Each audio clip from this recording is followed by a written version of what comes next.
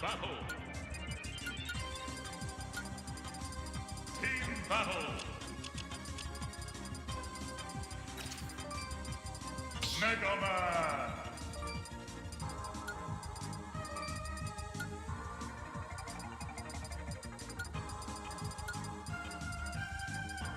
Pac-Man.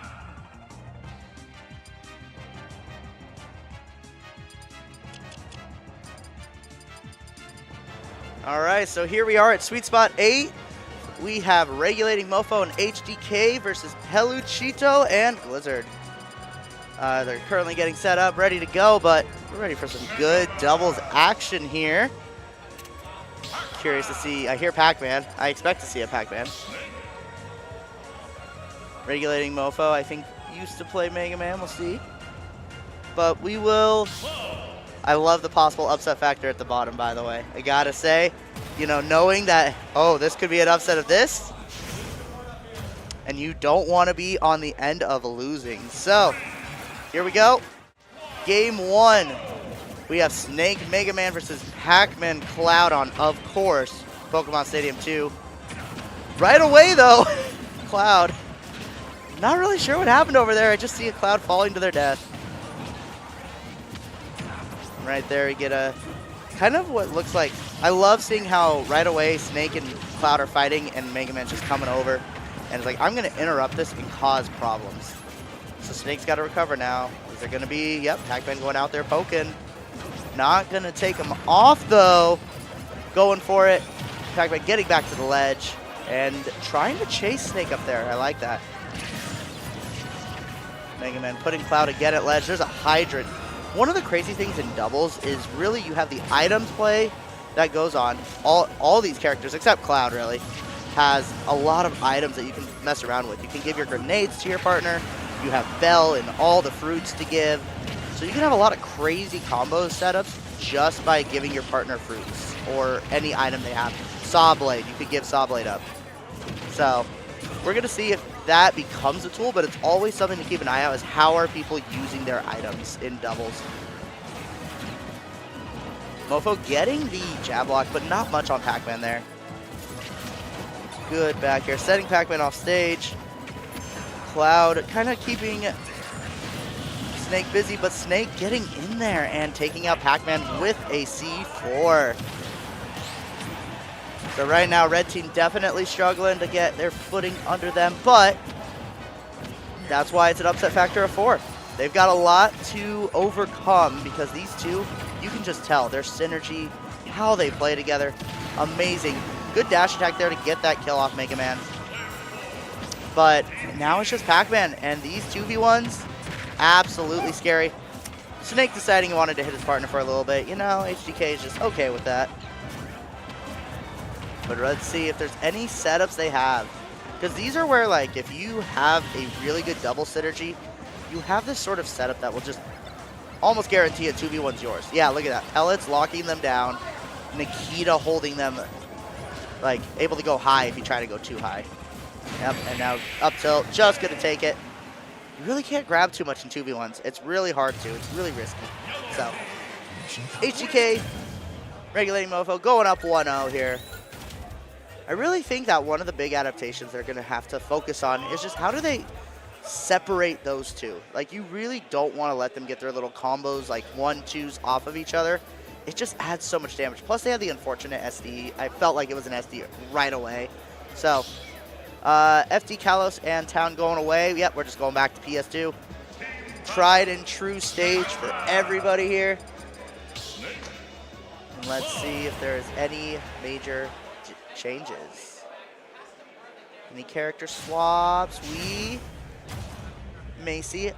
Honestly, most of the time you kind of have a doubles character picked out for your partner, and that's what we're going to see. You have your doubles, combos. Pac-Man Cloud, honestly, I feel like does have a lot of good stuff.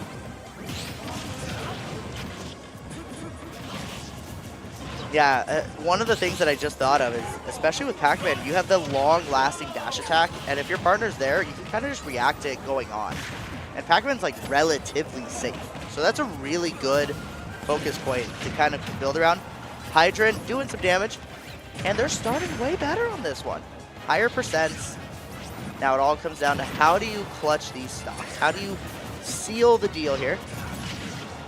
Yep, and the worst feeling is when you grab your partner and you're like, I don't know where to throw you. Cloud dying though, so the first stock does indeed go, but bringing it right back.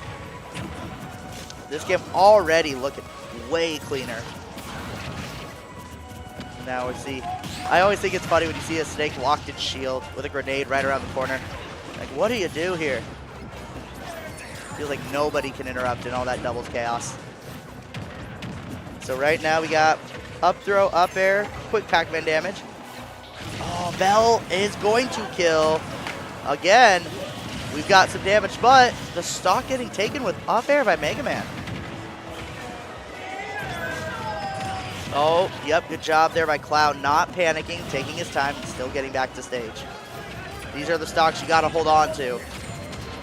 Good job overall. Cloud off stage, how is he gonna get back? Good job by Blizzard going there to cover his friend. Save him from likely getting just poked off stage with Mega Man, especially at 150. Yep, Snake just gonna throw out that up tilt. Still kills, even with a little bit of a damage nerf here. But Blizzard getting up there, getting HDK off the top. Way closer of a game. Oh, the C4 taking out his teammate. So right now, this is where you can definitely make a clean play. You do not want to let this lead go. Pac-Man wanting to live as long as possible. And you can see it. They're kind of trying to 2v1 here, which is so smart. You're trying to 2v1, keep poking at it, because you know that Pac-Man's going to kind of just hover around that ledge. So you want to get there and deal as much to Cloud. Like right now, you see the Cloud being focused on. And it's rough. And oh my god, Pac-Man's still living because of the grenade. Insane, but up tilt. Eventually going to take it. And we are going to see, it looks like a 2v1 with Pac-Man versus these two. Honestly, I kind of agree with that. Just from the potential of getting gimped off stage, I think it's a lot better to have Pac-Man who can recover. The item play, especially trying to get around all of this, Hydra being an annoyance, all of that gives you a good potential. Oftentimes you want to hear always take it in doubles, like always take the stock, but there are times where a 2v1 makes a little bit more sense to just fight through. Okay. Oh my gosh, I would be terrified. If you're Snake, you just can't afford to get hit by anything?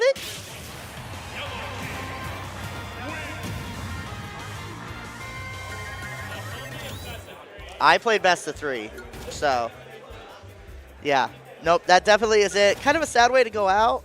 I was like surprised to see it just kind of fall there, but the adaptations by Peluchito and Blizzard were really good. They really started to come together as a team, connect more back and forth, get them off stage, get those high early kills. Really good by those two. But obviously, HDK, Regulating Mofo, really solid team here. So now we're going to see who is next. And now we wait. The best part of any tourney experience. But it's always like one of the best parts. Like you're waiting, you're nervous, your tension is building. Especially as a player, you get scared of who knows what's going to happen. So that's always my favorite part of tourneys, is just having that moment. I know eventually I will be going up, Chu here commentating for a little bit until I play. But, yep, and they will be searching for it. But pleasure to hop on just for a minute. Just for a minute of the commentary. Just wanted to give a game some commentary because doubles needs more spotlight. It's one of those game modes where we really don't see enough of players coming through, trying to enter it, because everybody looks at it and it's like, oh, it's chaos, it's impossible. No, you can play doubles, trust me. They even have the new thing in StarGG where you can get a random doubles partner. It's so good. So, play more doubles. That's my propaganda for the weekend. Play more doubles. So, I'm listening to see if it's... Okay. There they go. They called it. They've got people going up. I love it. Yippee! I love hearing yippies. It's just my favorite part of the day. So, big shout out to KU too for being a place that we can have these tourneys. Like if you are here, you see how amazing this ballroom is. It's awesome. There's like a podium that I really hope somebody says something from at the front. But it's just an amazing venue. There's food all around. So if you're not here, you're honestly missing out. It's a good time. You got Melee right now, doubles on the big screen. Always love seeing Melee doubles also. Just a huge fan of the format overall. Let's see. Oh, they're solving something up there. I see a lossless adapter. If you want my opinion on the lossless adapter question, if there are third-party adapters, like the really bad ones, then you should be allowed to use whatever adapter to get around that. So, but I understand not wanting to have that little adapter issue. So we have Justice and GamerDog. Very interesting team comp. I'm going to be curious to see what Justice goes. GamerDog and Mario for sure. Especially in doubles, I would trust Mario. Shampoo and Azael. Tags are the best part of Smash. I love seeing what tags people have. So, winners, quarters of pools. Okay, just to be clear, this is pools. But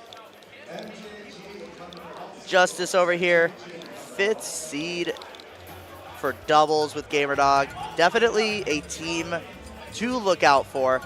A very strong doubles team here in Kansas that really is expected to do well. I mean, 5th seed overall, not bad at this kind of a stacked event here, where you have AK in dubs, you have Deathspade in dubs, you have Mr. Ping here in dubs. So, but best of 3 is where the chaos can happen. Are we going to just start PS2? Justice, are we doing it? Are we just doing PS2? They look like they want to just do PS2. They look too friendly. I need somebody to just say no PS2, pick your stage. That's the meta in the future.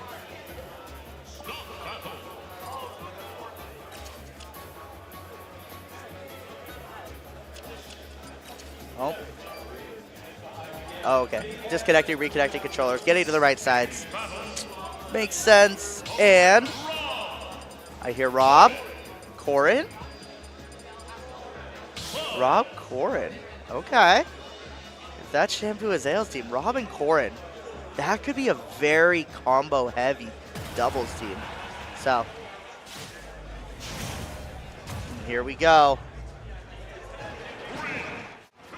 PS2. I was right. Of course. So, but GamerDog and Justice actually going Rob Palu.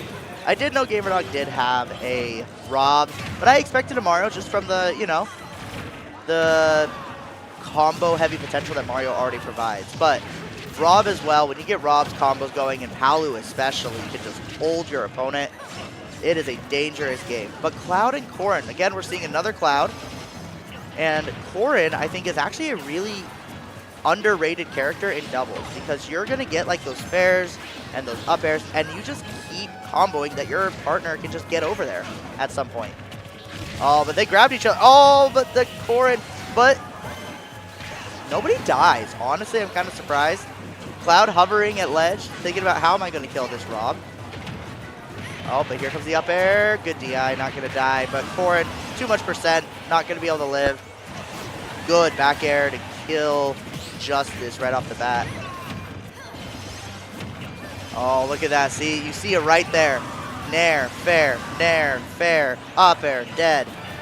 Great doubles comp, and that's why you see them as the 5th seed in doubles. You have to have those beautiful combos.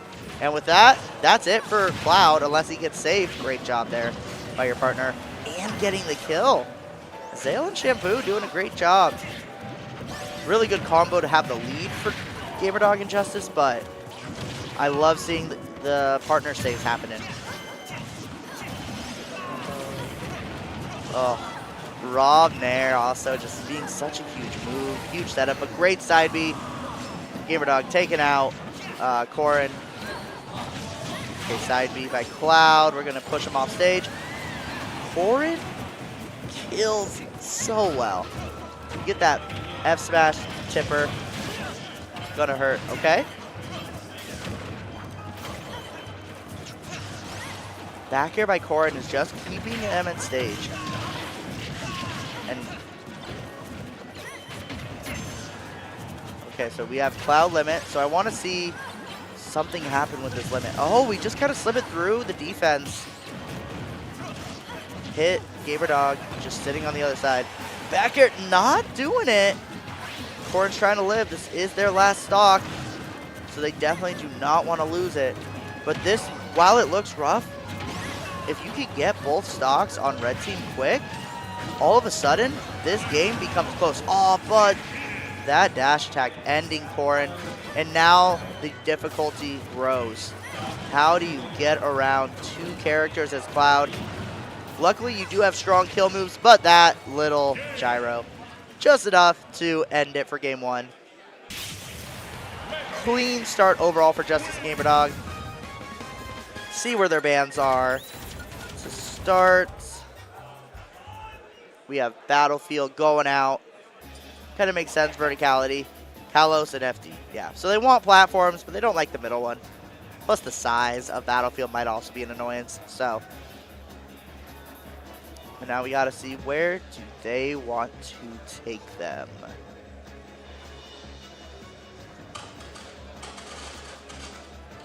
They are having a microphone fun time over here. It is very painful.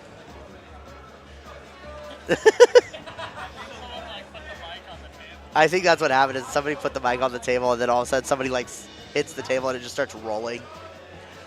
So they have decided to go to Smashville. Okay.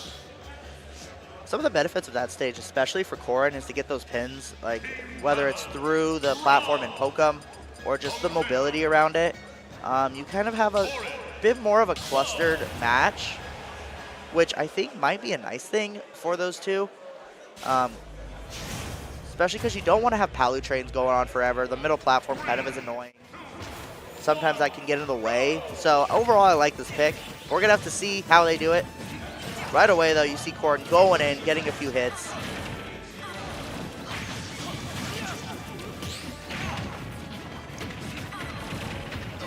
Oh, here we go, though. So I thought out of that, I was like, okay, I see Palu daring, and there's going to be a huge combo, but Palu getting everybody. Oh, that's something everybody needs to learn, is how to get out of Corrin F smash. It's really not too bad once you know, but it's SDIing specifically.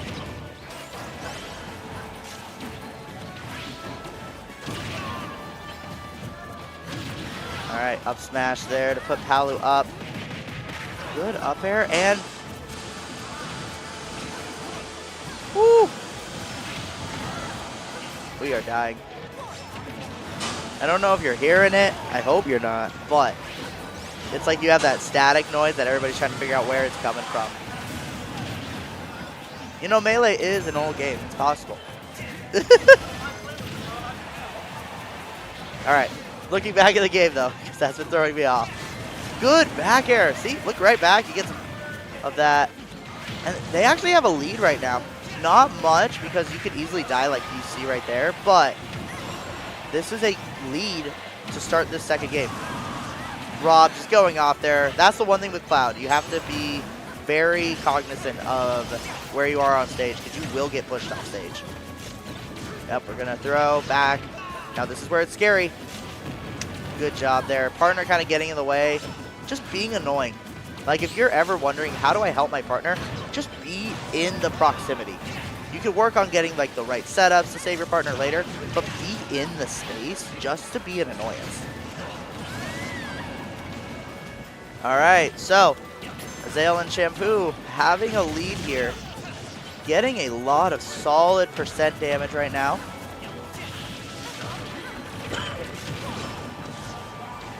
And you can just see it, like Corrin being able to like ladder him up. Oh, but that F smash really pushing them away. But Corrin pin, again, giving the lead right back to blue team.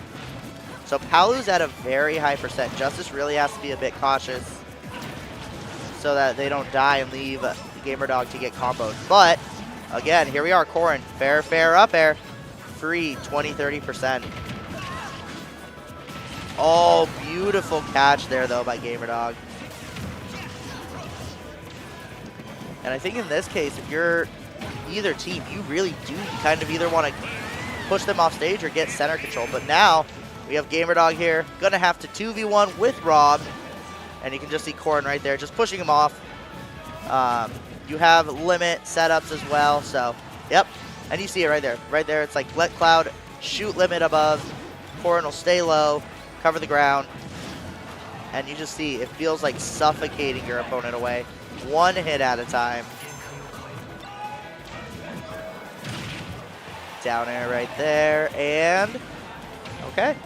Keep poking at it. You will eventually, oh, those are the things you really got to be careful. You don't want to risk it. But right now, I think Corrin has a kill throw potential. Pin going to do it here. 1-1 here. Definitely a great stage choice for those two. And right now, we have a game 3 here in the winner's quarter side of pool 1.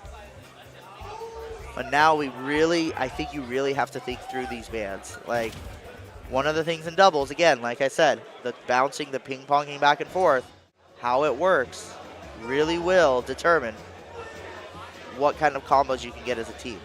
So, you can see it. They're looking at it. They're like, yep, agreed. And that's the thing. If you guys agree as a team, then no matter what they go, at least you've agreed. You know that this is what I'm okay with. So,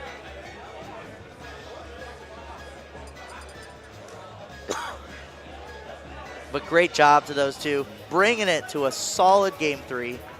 Honestly, looked very in control that game too. No early deaths, no real bad like miscues that were really like egregious or huge problems.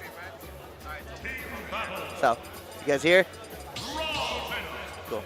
What's up? Got an interaction for me to take a picture of me.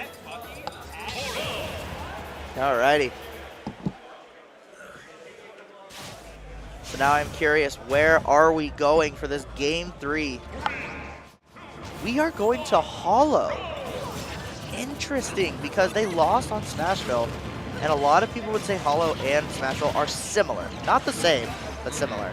Definitely similar layouts in terms of, you know, how where the platform is and whatnot. Different in Blastone, but it doesn't really, I mean, doubles definitely a more volatile game mode than singles, so things like that matter slightly less. I'm kind of, you know, coming into the middle of this set, game 3 here.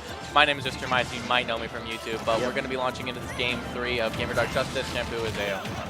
And so right now you see this side B there leading them up, and you just see this combo potential right now by Palu and Rob.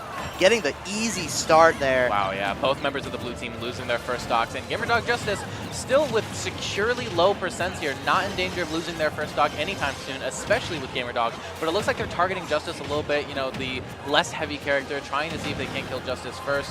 But yeah, both of the members of the blue team now on the ledge. It's a risky spot. And so one of those things that you're really looking for in doubles is, do I, when they're at high percent, go for the partner and try to rack that partner up at high percent, or get the kill? And that decision making is ultimately going to be what decides who you target, when you target, and where you chase. Ooh, there we go. The Laser Justice finally losing their first stock, but not without some consequences there. Shampoo losing their second. Yep. And you just kind of see it, this team combos doing it, but Rob dying as well.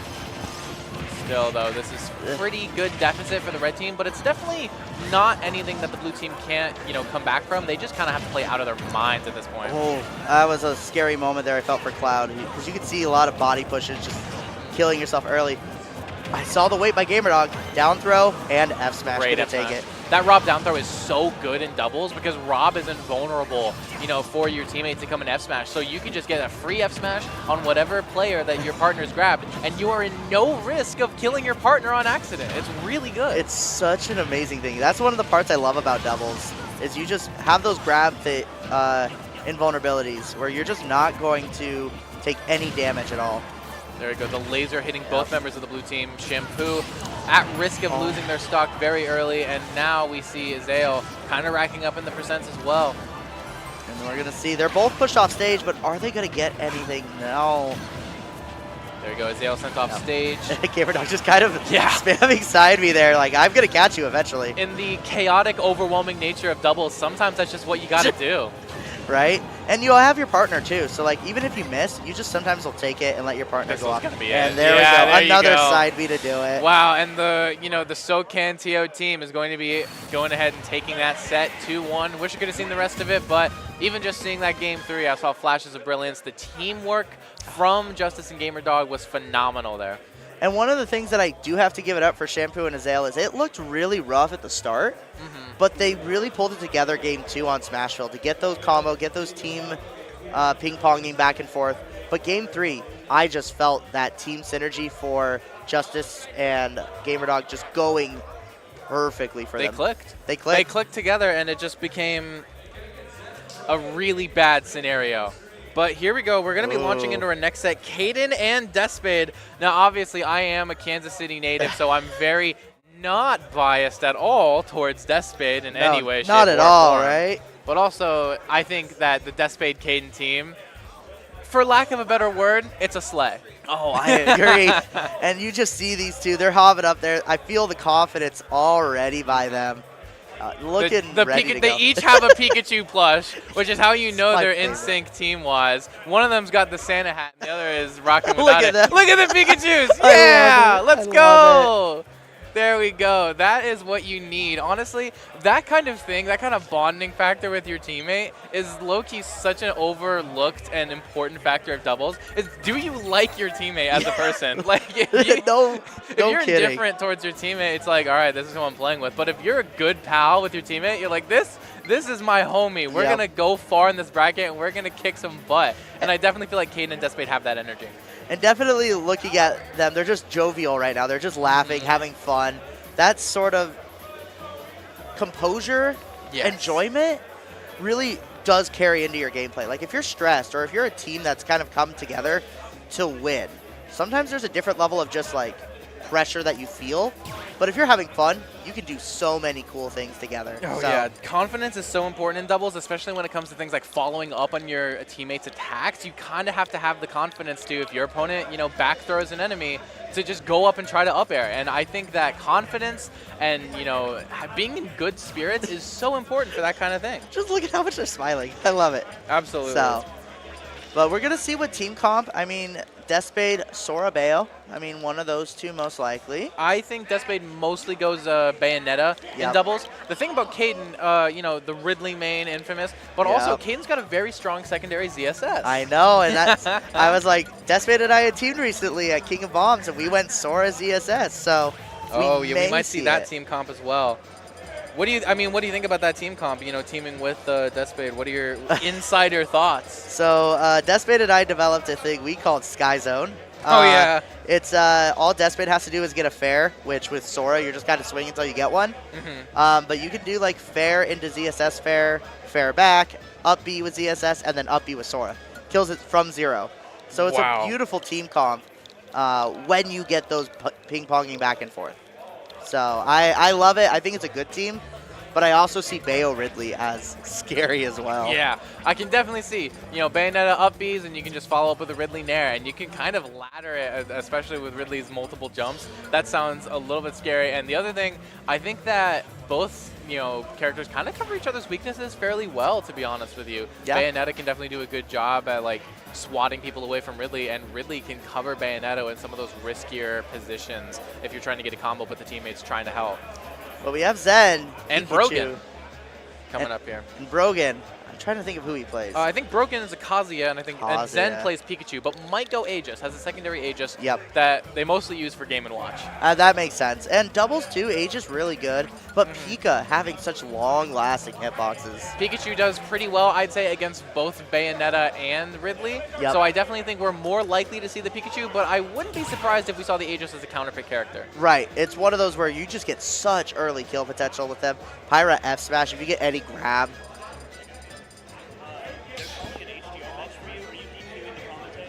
I could go to HDR. All right. I have to go to HDR. So, All right, thank you, sounds Mr. Vice. I will see you soon. See you soon. I'm rocking solo comms for today, and that's okay. I'm used to it. Here we go.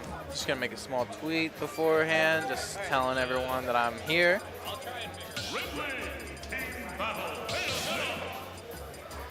All right. I definitely heard the Bayonetta on the character select screen. So we're going to see whether or not. I'm just curious about the character pool for both of these, team comps going into it. So we're definitely, yeah, Pikachu coming out here for Zen, not the Aegis at all. So we're going to see launching into this game 1, headed to PS2, and yeah, this is kind of the composition that we thought of, except for Brogan. Going to go ahead and with Snake here. I might have actually just been wrong in saying Kazuya, to be honest. That may have just been my bad, but this could also be a secondary Snake. Okay, Brogan's a multi-character specialist then. So I was right with the Kazuya main, thankfully. I was really worried for a second that I had just completely gotten that wrong and I was confusing Brogan for someone completely different. But thankfully I wasn't. So we're going to be launching into this game 1. Kaden taking a lot of damage early on into the start, really big body. It's to be expected. Getting comboed a little bit there by their own teammate, but it is what it is. The percents for all the other players in the ring are relatively even per se. Zen does have a little bit less percent than the other competitors, but that's not a huge deal, especially with Pikachu's lightweight. And there you go, Brogan is going to be the first one losing the stock, I think mostly because of that Ridley down smash, and we see Deathspade right afterward taking Zen's first stock. So we see the blue team going down in an early deficit, but nothing that is, able to be come back from. Especially with Deathspade losing that first stock to that Snake up tilt classic. We know that Snake typically considered to be a good matchup against Bayonetta. I know Deathspade considers that matchup to be even, and considering Deathspade's record against Apollo Kage, I'm inclined to believe Deathspade on that one. Kaden is living to 160, which is very impressive, but it's going to be Zen with that drag down nair up smash classic from Pikachu, taking that first stock away from Kaden here. And now we're looking at a relatively even game, all things considered. Snake is a little bit heavier, so, a little bit higher percent on the blue team doesn't quite matter as much. And, all things considered, we're looking at a pretty dead even game. Here we see Kaden and Deathspade. Yeah, they've got Zen in the corner. Brogan had to come back from off stage, and in that opportune window of time, Kaden and Deathspade were able to get that critical kill off of Zen, which was very important for this game, I think. Here we go, Kaden gets the down throw, trying to get a kill on Brogan right now with another back air, just like they did to Zen. Deathspade going super high to try to catch out a high Cypher recovery from Brogan. Wow, tried to get the up B there. Kaden not going to get punished for it, except the up tilt into the up smash. That's such a cool looking combo from Snake, and it's going to take Kaden's second stock. So now, after having the lead earlier on in the game, it is actually the blue team taking the lead at the latter half of this game 1. There we go, the up smash though from Deathspade is going to take Brogan's second stock. Oh, Zen is on their last stock, I hadn't noticed that. And now, just like that, red team is back in the lead again.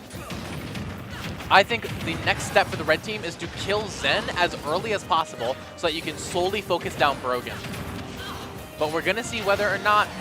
Yeah, there we go. That dash attack from Ridley, such a strong, underrated move. And it's going to kill Zen. And there you go, the up air right afterward. Kaden actually going to do most of the work in sweeping up those last 2 stocks of the other team and taking game 1. There you are. You love to see it. This team is demonic in nature. The team is demonic in nature, said Cam. Demonic in nature. Little dudes. It is. There's undertones. So we're going to see, launching into this game too, I do not believe there'd be any sort of character swaps from Zen or Brogan. I think the character composition was fine for that set, to be honest with you. I think most of the problems just came from, in-set adaptations that Zen and Brogan have to make launching into this game too. I think other than that, I think they're going to be fine, so I don't think there's a reason that we would see any sort of character swap, but I also wouldn't be surprised. We're going to be launching into this game too, see what happens. I'm also curious about the stage pick. You know, we saw PS2, one of the largest stages legally in the game, and we definitely saw a lot of, you know, one of the weaknesses of the Zen Brogan team was that Caden and Despades did such a good job at splitting them up. We saw that one instance where Brogan was trying to recover, and in that opportune moment, Caden and Despade just took the opportunity to kill Zen. So we're going to be seeing if they, you know, perhaps counterpick to a smaller stage so they can stay together more easily than they were in that game 1. Just in case you're tuning in here for the first time, we are launching into Game 2 of Caden and Despade versus Zen and Brogan. I'm Mr. Mice, and we're going to be running it back to PS2.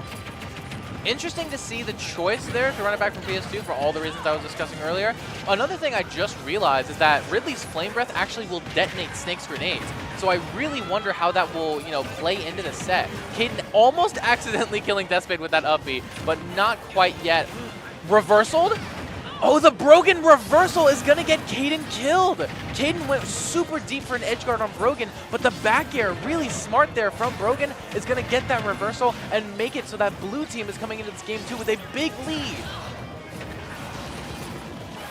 Okay, we see Zen launching in with some moves at the moment, trying to find some kills. Brogan going to lose their first stock.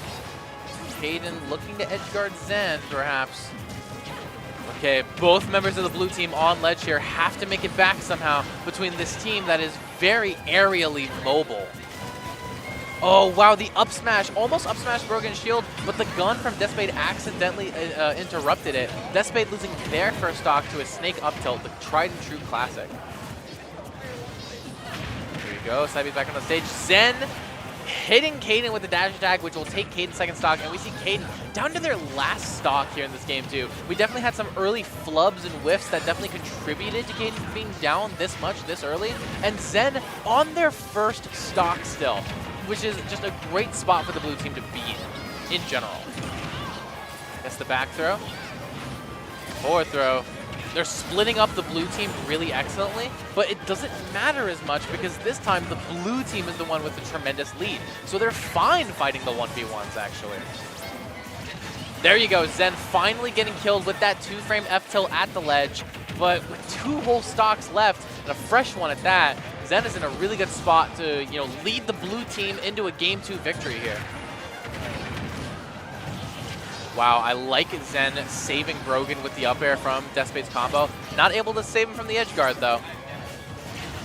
Gets F-tilted by Caden, down tilt, an edge guard coming out from Caden. A risky edge guard is what lost Caden their first stock in the first place. Oh, and the spike from Zen. Gonna be able to restock. Despade now went from having the most stocks on the red team to now being in most danger of dying. Able to get that combo on Zen, though, thankfully. Brogan and Caden fighting in the corner, but the up air from Brogan is going to take Despade's last stock. It is Caden versus the world here, and it's not looking good. Even if Caden is able to kill Brogan really soon here, which is unlikely given Snake's heavy weight, you'd still have 2 more stocks to contend with. And as Ridley has a big body with 2 characters that love to combo, that would be a very tall hill to climb. So these odds are not looking good for Caden at the moment. Hey, sorry, I did not get the updated schedule. Don't worry about it. Co-commentator jumping in here. Digit, right? Yeah. All right, I'm Mr. Mice. Pleasure to commentate with you. And we see Zen and Brogan going ahead and take that game 2, which means we're launching into a decisive game 3 of Caden and Despade versus Zen and Brogan. Do you have any horses in this fight? I know I'm from Kansas City, so I am kind of a little bit biased towards Despade from my home region. Is there anyone here who, you know, you're familiar with? No, actually. The most experience I have with anybody here is like when I played Deathspade, but that was really it. So okay. Like I've played him before. Sounds good. We have an unbiased voice here coming in from my co-commentator, Digit. You love to see it. Let's go. Digit. So we're going to be launching this game 3.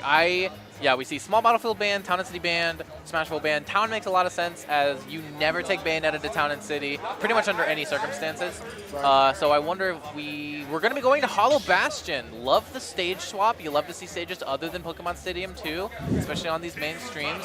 And I think the tighter stage actually kind of benefits Zen and Brogan for the reasons I was talking about launching into that game 2. But it's still Caden and Despade's counterpick. So obviously they're feeling very comfortable with Hollow Bastion, and they're looking to take advantage of that stage headed into this game 3. Pikachu, Ridley, staying the same. You're in the same thing here. No reason to swap characters at all, especially with such an even set. How was game 1? Was it close to game 2? I definitely think game 1 was definitely Caden Despade favored a lot, and then game 2, Caden lost a few stocks pretty early, which set the red team at a deficit that they just didn't ever come back from. So I think as long as they can avoid, losing their first stocks to whiffs and flubs, Caden Despade has, a better chance of taking this game 3. But Brogan and Zen have all the momentum coming in from that game 2, which cannot be understated. Here we go. Snake seems like a fairly good doubles character, however, he can be really tricky to deal with just because of all his traps all around the stage. So it can be very difficult to deal with as a teammate and as an opponent as well. There we go. Both members of the blue team getting sent sky high right now. Despade looking to finish off Brogan, and Will with that up air. There it is, yes. And there you go. Both members of the blue team losing their stocks off the top from each individual member, and the red team taking an early lead here in this game 3. Yeah. Going at the counter there from Despade, trying to catch any option from either Brogan or Zen. Unfortunately, not getting anything. Go. Another combo. That is not quite dead. Another up B definitely would have led to a kill situation. Like that! There you go. We see Despade chasing, not afraid to chase Brogan up into that blast zone to catch the high Cypher recovery, and getting an extremely early stock because of it. I think something that needs to be noticed here is how Caden was able to extend that combo kind of with Despade in order to set up that kill situation. It definitely shows the chemistry these two have as teammates for sure. Absolutely. Oh, there it is. Almost getting that conversion over there on the left side of the stage there with Despade and Brogan. There we go.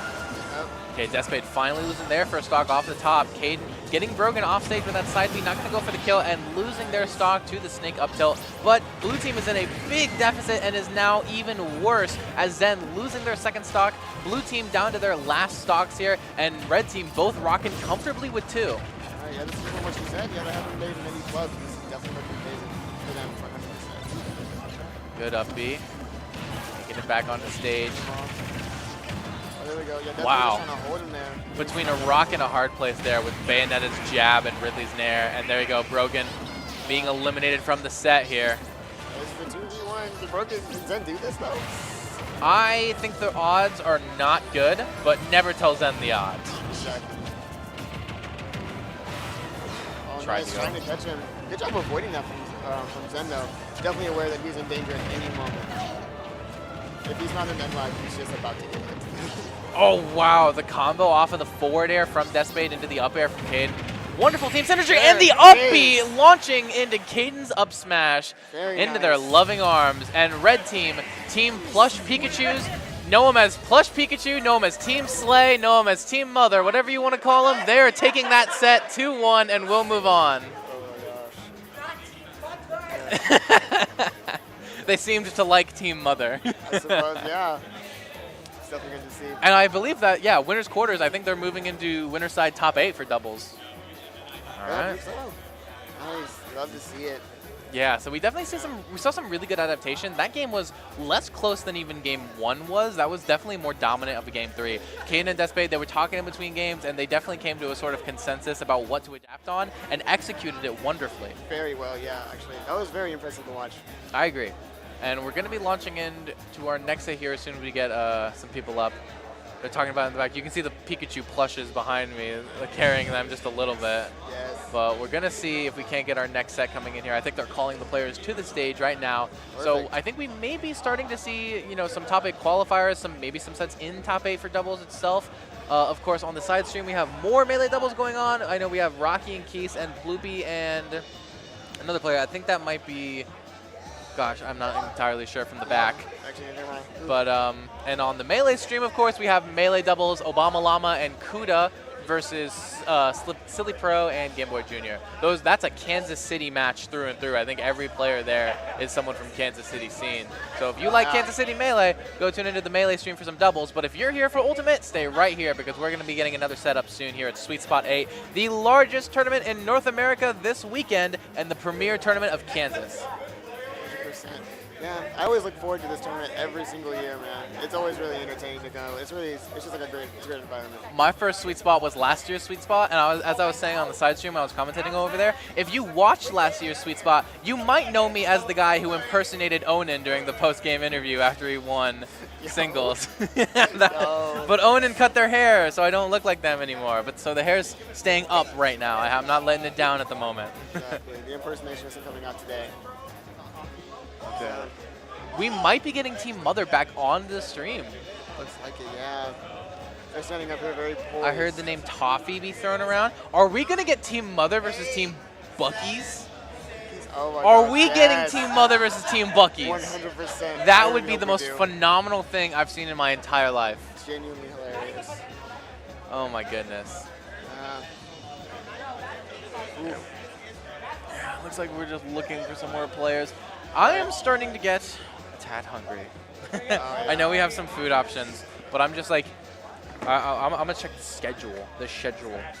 Oh yeah, Team Mother's sitting back up on there. I think we might be getting them against Team Bucky's. I have to get a photo with the Bucky's team because Oh, they're definitely one of the highlights. There's a lot of people in costume here actually. You know, we have Poji walking around in Min Min cosplay. Oh, you can see their hat right Ooh, wait. behind your head. Who's Apollo Kage teaming with? I don't recognize that person. Atreus. Oh my gosh, it's two of the top seeds. It's AK and Atreus. I have never seen Atreus before, so I didn't know. I didn't know what they looked like. But AK Atreus, that's definitely going to be a hard team for Team Mother to get past. 100%, yeah. But I think it's always doable. I mean, these are both really good players on each side. Absolutely, I think they can definitely pull out any stops that they need to if it gets down to it. So we're going to be seeing, presumably, I think without question, Snake and Palutena on the side of AK Atreus. And then Caden Despade, I think there's no reason for them to swap necessarily, but we do know that Despade has the Sora co-main, best Sora in North America, by the way. And we also have Caden, who has a fairly strong secondary Zero Suit Samus. Yes. So theoretically, they could come out, but against AK and Atreus, I think you really want to bring your A game. You want to bring your mains. So I don't think we're going to see the swaps. Yeah. It looks like Caden and Display are just having a lot of fun out there on that stage, man. They're just laughing it up, kicking back. They're definitely a lot more casual, laid back about this. Absolutely. And Which that is good. confidence is really important. Exactly, man. I mean, it's doubles, bro. You don't want to take everything too seriously. You want to keep all that that seriousness, that aggression for singles 100%. But it's definitely very good to see these And guys. you know, synergy is something I was talking about with Shu a little bit earlier. The synergy and the confidence is something that's especially important for doubles. If you're going to be following up on your teammates' moves, if your teammate back throws an opponent, you have to have the confidence and the synchronicity to try and go for a back air or an up air to follow up off of that throw. Exactly. And that's obviously something we've seen from both of these players for sure. Just that high level awareness just of everything on this team. They're always ready for a random setup or anything that their teammate might be ready to throw out. Plus, I feel like communication works really well with these guys as well. So if it gets down to it, they can always just talk. Yeah, exactly. I mean, a lot of players, wear headphones, but it's not something you see very often in doubles because of that critical factor of communication. And yeah, exactly. We're seeing just all the, mains come in here. We're not going to mess around with secondaries. This is a top 8 qualifier. They didn't quite make it into top 8 through winner's side just yet. They have to go through AK and Atreus in order to do that. Exactly. I think it's going to be a very hot set, though. It's going to be very interesting because of the individual matchups on the screen. It feels like the characters that AK and Atreus have, they'd win these matchups on paper, but that's in singles. Doubles is always a different beast. Absolutely. Palutena good against big bodies like Ridley. And Ridley, Kane's Ridley going to be losing the first stock of the set here thanks to a Snake up tilt classic. And, you might say that Bayonetta loses hard to Snake. Despade, on the other hand, thinks that matchup's even, and I'm inclined to believe Despade. But a critical miss with the down-angled side B is going to lead to an SD from Despade. And all of a sudden, Red Team is looking caught with their pants down a little bit, so to speak, in a big deficit to start off this game 1. Despade trying to go out there to save his teammate, but going very awry. Definitely weird. But we're seeing everything on the right side of the stage over here. Ooh, Good tech, good tech. yes. But you don't make it back because PS2. Yeah, we saw Caden get that tech, and then they jumped closer into the stage a little bit. That might have been a mistake on behalf of Caden, and that jump made it so that they couldn't make it back on the stage. So yeah, Caden on their last stock here, and both members of the blue team are comfortably rocking 3 until I say that, and Atreus loses their first to Caden's back air. Exactly. Commentators curse. I love it. I lean into it. People are afraid of commentators curse. I lean into it. I like it when it happens. Oh, yes, sir. It's a sense of power and control. Absolutely. The combo, did you see the combo from Apollo Kage? The Nair 1 into grab and a Nair 1 into, miss the follow-up. But it was still a great idea. Yeah, we definitely saw sparks of life. Oh my gosh, If wait. that had killed Atreus, I would have. Oh. Oh my gosh, yeah. And I was yeah. about to say that it was looking like a comeback, but I suppose not. You see Despade, the last stock of the red team, coming up against two blue team members who are both comfortably on 2 stocks at the moment. Righty. Just not looking good at the moment. It's not. All right, oh yeah, just tapping him out there, trying to get the steal. Oh, not being able to get it though. No, Yeah, that's probably Papalacagay it. is so ready for that. No resources left. Yep.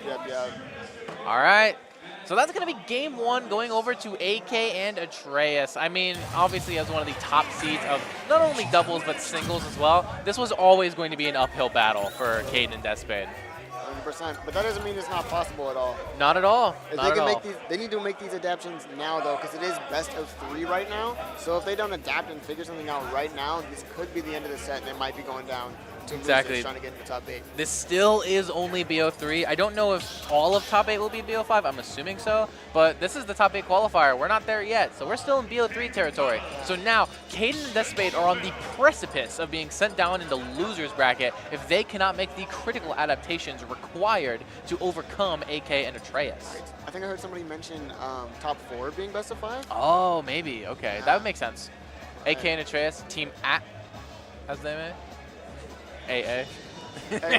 Oh. Ah. Ah. There we go. Ah. There's definitely a lot of conversation going on right now about adaptations that need to be made. Oh my gosh, Team Bucky's is walking behind us, going over to the side stream. Oh my god. That's hilarious. Legendary. Team We're Bucky. gonna see them in top 8, 100%. Oh, for sure, I hope so. They're raw. They might not be the highest seeded, but if seeding was done by how raw you were, they would be the top seeds.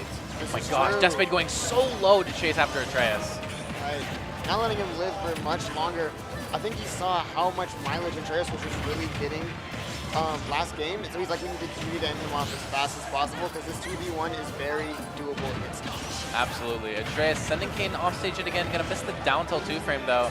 Avoiding the back air from Caden, but not the up air. Ooh, And it's gonna be Atreus losing their first stock here in this game too. On Hollow Bastion, this stage has been the tried and true counter pick for Team Mother this entire bracket run. And it's been doing wonders. It's doing really well. We saw it work very well game 3 of that last set we just watched with them in it. And I think that it'll work very well here as well. Just seeing by how this is starting, they seem to be fairly in control.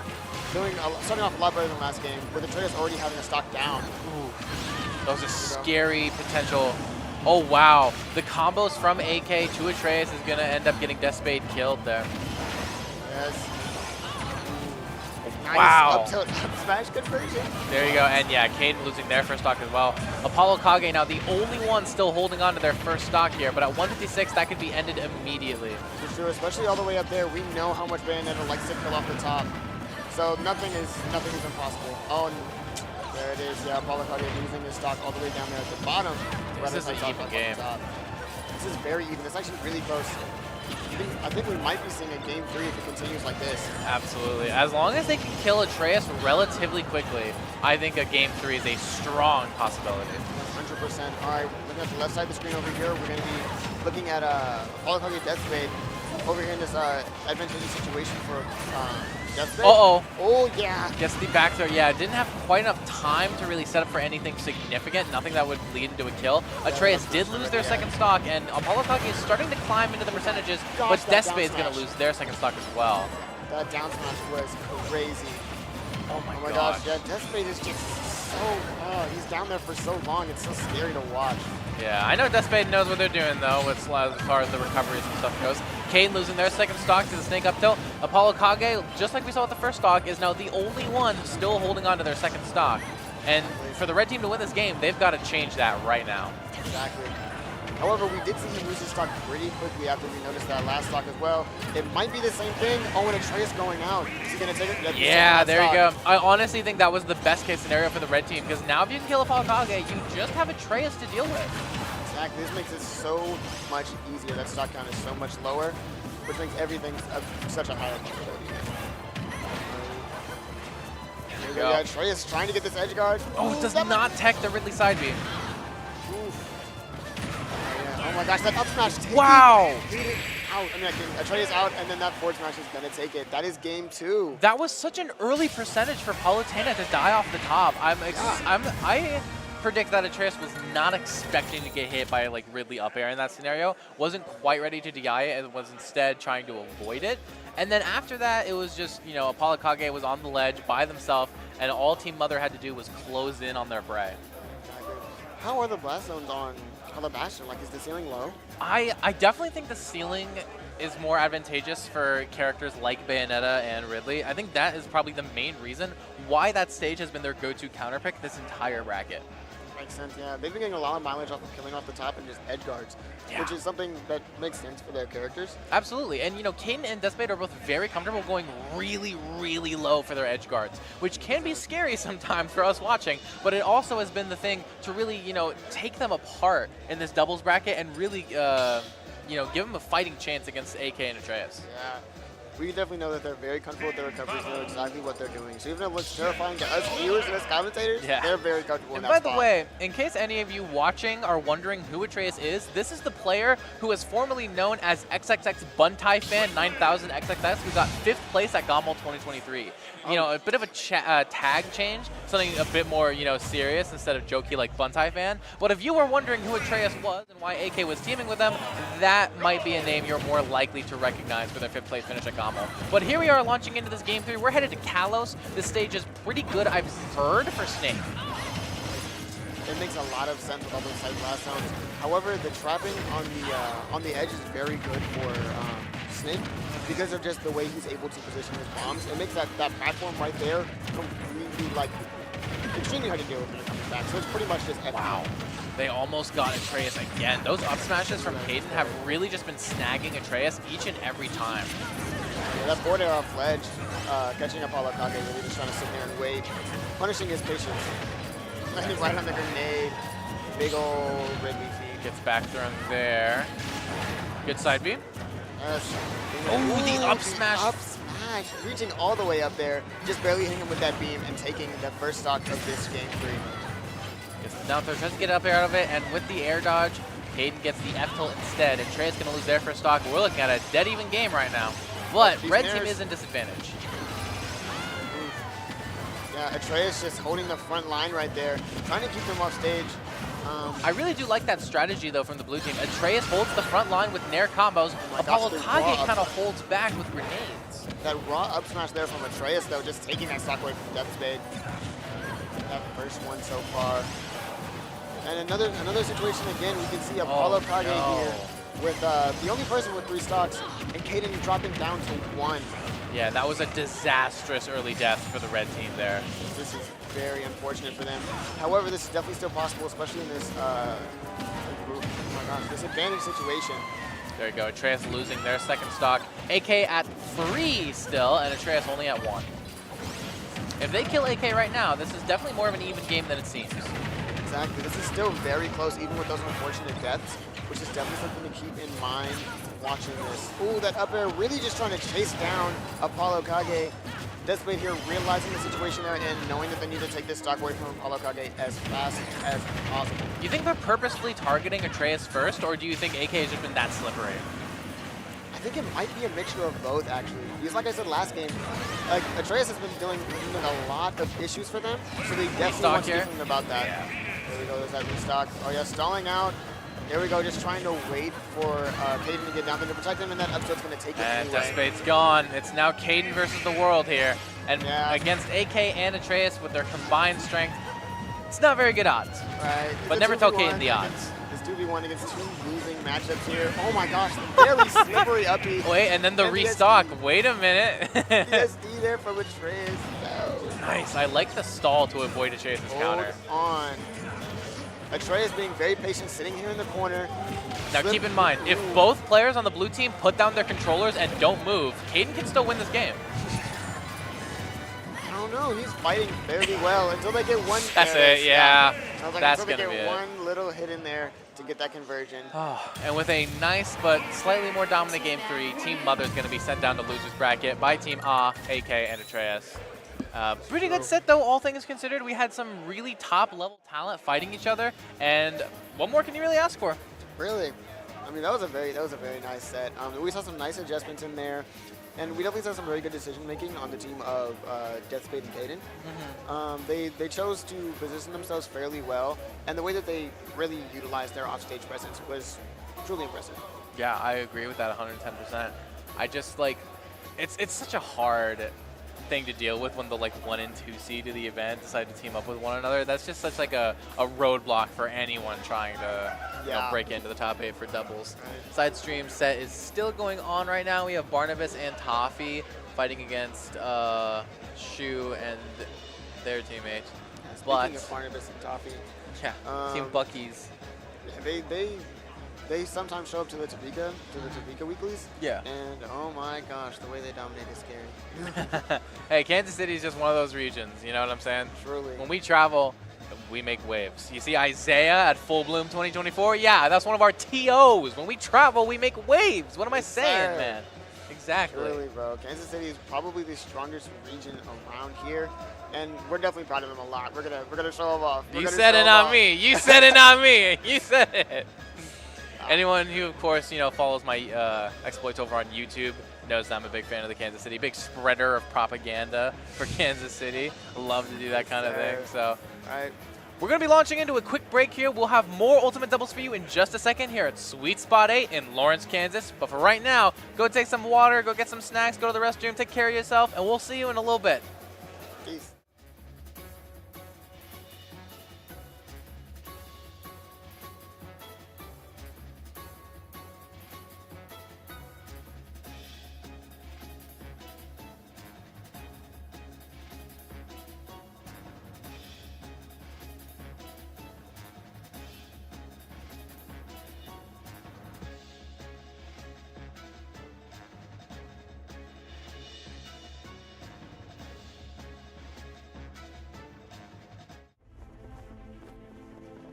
Together, we're elevating our potential, our pride, our traditions, and our dreams.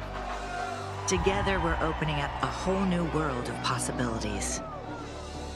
Elevate your University of Kansas experience with Jayhawk checking from Central Bank. Central Bank and KU, elevating together.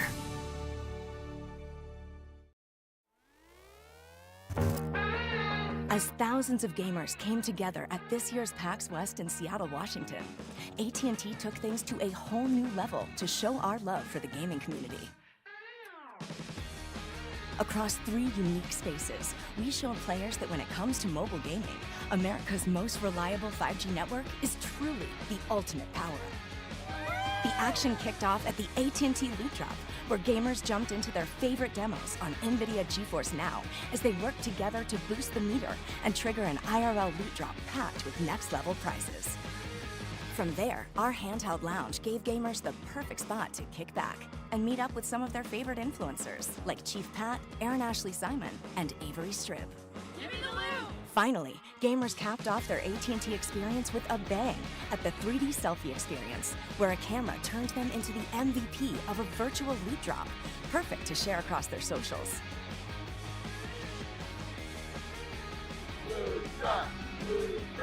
Boom! From epic real-life loot drops to HP-boosting lounges and mind-blowing photo experiences, AT&T brought out their best to PAX West.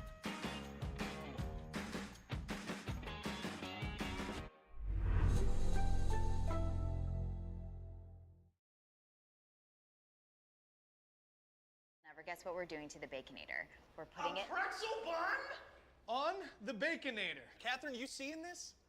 Posters everywhere. What? The Baconator you love with a new pretzel twist. Choose wisely. Choose Wendy's new Pretzel Baconator.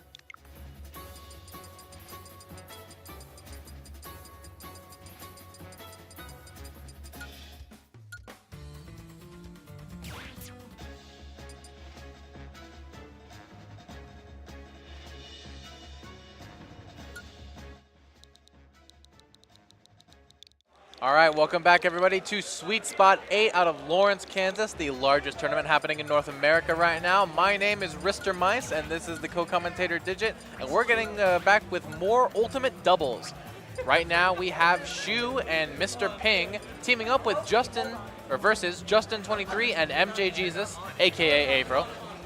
And these are two teams, again, fighting for a top 8 qualifier. You're likely familiar with Shu, and you're likely familiar with Mr. Ping. But Justin23, if you're not familiar, is a Kansas City talent, one of the best players in that region, who plays Yoshi. MJ Jesus plays Pyramithra. And even though MJ Jesus isn't much for singles, Justin23 specifically loves teaming with MJ Jesus as a static doubles partner whenever he can. So this is definitely an older team, kind of more based around how much they synchronize with each other as players rather than any form of like matchup sort of synchronicity. I definitely heard good things about Justin23. I've seen him play, and he is indeed a very good Yoshi. Yes. I haven't seen much personally from the other players here, but I definitely expect good things. I mean, they're all here qualifying for top 8, right? Yeah. So Justin23 is one of my favorite players because he's from Kansas City, and Shu's just one of my favorite players because Shu is wrong with the ZSS. And Mr. Ping, of course, a fantastic pick. So here we go. We're just going to be jumping right into it. Everyone's going to be playing their mains. So there's really no reason for anyone to counterpick to a secondary character here. You're bringing out your A game for this set here for top 8. Right. Oh, yes, that was a random upbeat, to be honest, from MJ Jesus. Oh, wait. Yeah, people know MJ Jesus as MJ Jesus, but I think the tag on strategy is still April right now. So it was kind of a swap that happened a while, but you can use either. People will know who you're talking about. Perfect. I'll say April just to be consistent. Right. But we're seeing the red team kind of getting tossed between the two blue team members. Shu and Mr. Ping doing a really good job at ping-ponging, ironically enough, the two red team players. Oh my gosh, the footstool? That's going to be it. Good stuff from Shu, taking that first stock there from April. Justin responding right back, though. Mr. Ping going to lose their first stock on that one. But still, phenomenal footstool coming out from Shu. We can see the blue team kind of opening up this game one with a little bit of momentum. But technically, from the percents, the red team is in the lead. But not for much longer, as Shu gets an amazing flip kick spike on Avro. Going to take out that first stock. But then, again, the red team just responds in turn and takes out Shu's first stock. Shu is looking very good in these edge guard situations. He has capitalized every opportunity he has gotten, which is actually really what you want to do against these two characters, because both Yoshi and Aegis are very good doubles characters, but if you can exploit the recovery somehow, they could be dead. It's their one weakness, and we see Shu. She already got that footstool kill on Justin, and she already got a flip kick spike on Avro. So Shu is clearly very prepared to take care of these characters' weaknesses and take full advantage of that. But Mr. Ping, going to be losing the second stock, is now the only player on the board on their last stock right now. Right. Alrighty, here we go. Yeah, Avro getting tossed off stage, but able to throw Mr. Ping between him and his teammate. Alright, yeah, look at them trying to team up over there on Justin. Knowing that this Yoshi could be a very big threat, just because of his confirms off of just stray hits. This Yoshi is a very stray hit character, especially even in doubles, and even more so, truly. Because of this, he has more situations to land his kill confirms and get you up on that blast zone, get you with that up air at like 80%, and you die for it. Great up smash coming out from Justin23, which is going to knock Shu and Mr. Ping off stage. Both of them end up making it back, and the forward throw coming out from Mr. Ping is going to combo into Shu's up air. That might have actually been down throw, my mistake. But Shu is going to be able to capitalize on it either way and get that kill on Justin there. So now this is looking like a little bit more of an even game, if not for Mr. Ping being at 110% on their last stock. That is the big disaster of the blue teams. Missing that up smash, that back throw into the up throw combo between MJ Jesus and Justin23. Mr. Ping going to restock, so now Shu is actually on her last stock at 146, which is not a good position you want to be in. This is definitely scary for Shu. However, we have seen Shu do very good things in this game. Just sitting back there, calming down, knowing that she's in danger, and running in could risk losing this stock for their team. I think you got to make some risky plays happen, though. I mean, this is true. The red team has a lead, but it's not too much of a lead. It's not insurmountable at this point. 100%. Right? Especially when MJ Jesus over here is on Mithra. This is the lighter character, meaning that it is a lot easier to kill. See, that probably would have killed Mipper. There we go. Great back air there. Going to take April's second stock. But yeah, the percent deficit is really big in favor of the red team, but the stocks are even. Right, almost dark red for both of them here. And that back air covering the flip kick, that is going to take that away from Shu. And now just a clutch out. I think I see clutch out if he wants to get anything out of this. Yeah, 140% on this pit right now. Both players are kind of tossing, trying not to make any critical mistakes that could cost them a game. Oh my gosh, the parry, hello? Justin almost up smashed his own teammate, but April was actually ready for the parry. How are you ready for that? Right, who's ready to cover the upside from their teammate? Oh, that egg not taking it. Oh my goodness. Hitting him, oh my gosh. Oh my just goodness! Waiting, just waited. That was so raw. He just sat there and waited. That's hilarious. What are we gonna see? So how do you kill? How do you kill this pit? You just need to get a nair there from Yoshi. However, at the same time, how is this pit supposed to get off? Like that, I guess. Oh, hold on. This is still a very bad situation. And there it is. 200%. That was ridiculous. Shu looks distraught a little bit. If I had to watch my partner get up to 200% and like lose like that, I would be a little bit distraught too, to be honest. That's terrifying. However, Yeah. in doubles, it's crazy to me how often we see people just kind of like lock into this defensive beast whenever it's a 2v1. It is crazy. Yeah, so Justin and MJG in this best of 3 set, let me remind the viewers, taking game 1, that's pretty critical there. Justin, why does Justin look so devious in the webcam? Look at that eyebrow raise. Is he like sneaking a look over at the other players? The creature is devious in nature. What is happening? He's plotting something. Plotting for sure. The 3rd seed for this doubles bracket, him and MJG. All right, look at their picking stage here. Did we see what stage they picked yet, or are they still deciding? I think there'll be a graphic. Yeah, there we go. So There we see it the is. bands are FD, Hollow, and Smashville. Makes sense, makes sense.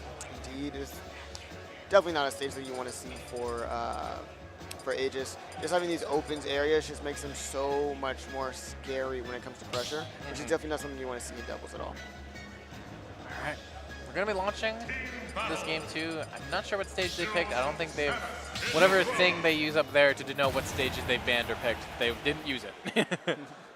But here we go. Looks like we'll be heading into this next game too. Launching right into it. Yeah, no reason to see any character swaps, but I am curious to see what the counter pick will be stage-wise, if there is one. Sounds like the game is starting now. Here we go. Town and City makes sense to me. Alrighty. Yeah, definitely this big stage is something you want to see. Gives Shu a lot of area to just move around, run, do whatever she needs to do to get out of these situations. Play defensive. Just really recover from the last game. There you go. Blue team really holding center stage really well right here. Got red team on the ropes a little bit. There you go. Yeah. Good back air. Doesn't connect into anything quite yet. April has both blue team members on the edge. Shu jumping back in to help out Mr. Ping. It is, yes. These, Oh, these wow. two-point situations almost getting that up B. That would have been so nasty and such an early kill, which would have been Mon-Yu mental. Yoshi, probably a double jump armor shenanigan, able to get out of the boost kick, which was just really sad considering the combo leading into that boost kick was insane from Shu and Mr. Ping. But unfortunately, it just didn't lead anything. And Shu is going to be the one losing the first stock here thanks to a Pyra up air. So and there's that back air, taking that stock off of Mr. Ping now. Blue team is down a whole 2 stocks so far, being the first team to lose 2 stocks. Yeah, I agree. This is not looking good. This is not an insurmountable deficit by any stretch of the imagination, but it is not negligible. That is 100% a dead Mytho right there. Getting caught by that down smash into that conversion. Basic, very basic ZSS things. Simple and sweet. True. Here we go. The B&Bs, man, you gotta have them down. Yeah, Justin, the only one still hanging on to their first stock at this point. MJG just throwing Justin off by accident. Yeah. Just running all the way There through you and go. smacking him with that sword. Ooh, Good the foresight foresight. again. Good awareness there from MJG to know that he still had to shield because it is a multi-hit and you can't really just get out of that. There we go. Good MJG's teamwork getting Justin out of that rapid jab. Here we go. Oh my gosh. Yeah, both kind of playing around. Mr. Ping kind of taking on the 2v1 a little bit. Shu hanging back a little bit more. Which is definitely a good thing because she was just so, ZSS is very good at just moving around, getting on the stage, getting to where you need to be. So any stray hits there from Ping can be easily comboed off of if she was just paying attention, knowing where she needs to be and getting these hits off. There we go. Oh, there we go. Okay, April sending both blue team players sky high. Mr. Ping almost getting killed by the Pyro up air. Tries to reversal it to get rid of Justin here. But April, Two forwarders out of mid-stun, sending them both off stage onto this left side over here. That was great coming out from April, though. Great, support for their teammate. Go. Ooh, nice down B there to stop that up smash there from Justin, keeping him alive. I mean, you got the kill on Shu, but April just wasn't able to make it back after that. But given the fact that Mr. Ping is at such a high percentage, I think the trade will still be to their benefit in the end, because it's an even game pretty much at this point. Oh my gosh. Yeah, MGG's just throwing Shu into that Mr. Ping forward air, getting that accidental combo. Definitely not something that Mr. Ping wanted to do. Oh, Yoshi. Actually, Justin's going to be losing second stock. Mr. Ping now is the only player on the board with their second stock still. Oh my gosh, missing that up smash conversion. That's very unfortunate. That could have led into a very good combo there from Shu. However, not being able to get it. Yeah, both members of the blue team now on the ledge in disadvantage at this point. There you go. There we go, that dash attack pushing him off, punishing him for hitting. This is definitely what you want to see in doubles. If you see anybody grabbing, punish that throw as soon as you can. Shu not being able to get that back air edge guard. Okay, the back air coming out. Mr. Ping at 192. This is a disastrous percentage for Pit to live up to. The red team really has got to take care of this Pit right now. 208. Oh my gosh. It's insane. They could also just kill Shu. Oh wow, spiking Justin through the platform, and now it is a 1v2. That was phenomenal. Yeah, Dead. that back air combo there That was is such a great team combo. The thing that really killed the red team's chances in that game was Mr. Ping holding on to that second stock for as long as they did. That was just killer for the red team. Yeah, they were just trying to get him into that blast zone, but it really was not working. Living to 208 and taking game 2. Absolutely, and now we're heading into a decisive game 3. Shu and Mr. Ping have the counter pick, or have the bans. Yeah, banning it looks like Battlefield, Small Battlefield, and Smashville. Okay. Leaving stages like FD and Carlos open, which are very good for Aegis. I feel like they prefer the taller ceilings of something like Town or Kalos because a lot of their stocks were lost from up airs from either Pyra or Yoshi. So I think leaving open the tall ceilings was actually a smart move by that team. And we're going to head over to PS2. Very neutral stage. I believe it's where they won game 1. So we're going to see whether or not that's going to be repeated here in this decisive game 3. Here we go. We're going to be launching into it. All right. Looking like MVG is staying back here, staying comfortable, just looking for these opportunities to just slide in, get some hits, punish any moves that may be hitting his teammate. Yeah, we saw Shu try to get a really good edge guard on April there, but just wasn't able to. April was able to smartly side B above everything. Shu almost getting the kill there with that flip kick. April again though, being able to live past it, but the boost kick not going to quite kill Justin just yet. Yoshi a bit heavier than that. There you go. Shu's holding center stage really well. That's the thing that she's doing pretty good in this entire set. Just being there to threaten back air or flip kick off of Mr. Ping's aerial is really good. Definitely scary space control, which is really very, very nice here. We see Mr. Ping just going in, getting these kills, like right there with that up smash, and then Shu just staying back, controlling space, punishing anything that needs to, and following up any conversions. This is very nice team play coming out here from Shu and Mr. Ping. I love that she was willing to go up there with that up B. Just willing to say, you know what, forget it, and just risk it all, because that is a bit of a commitment there, to go all the way up there with that up B, but it's worked out now for this game 3, and this is, if there was any time to make it work, it's in game 3. 100%. There we go, good F tilt. A lot of moves are getting, it's all coming together for the blue team right now. They are comboing Justin up there at the top. Oh my gosh, they're just smacking him around. Getting out of that boost kick yet again, but it doesn't quite matter at this point. All these forward airs though, weaving around, just pushing both Shu and Mr. Ping off the stage at the same time. That's not not gonna take be a it. dead Pyra, not yet. No, not yet. Especially not against Pyra though. It is the heavier of the two guys, harder to kill. Oh, wow. Oh my gosh. Justin now on their last stock at this point, and none of the blue team members have lost a single one. There's been some serious adaptation going on here on behalf of the blue team, and it is coming out in spades right now. Yes. It makes you wonder if maybe they should have picked a different stage that is more advantageous, or if this is just a very good adaptation from Shu and Mr. King. Maybe it's a combination of both. It may be. Mr. Ping and Shu both finally losing their first stocks, but this deficit looks really bad for the red team. That's going to be a dead Aegis. Yeah.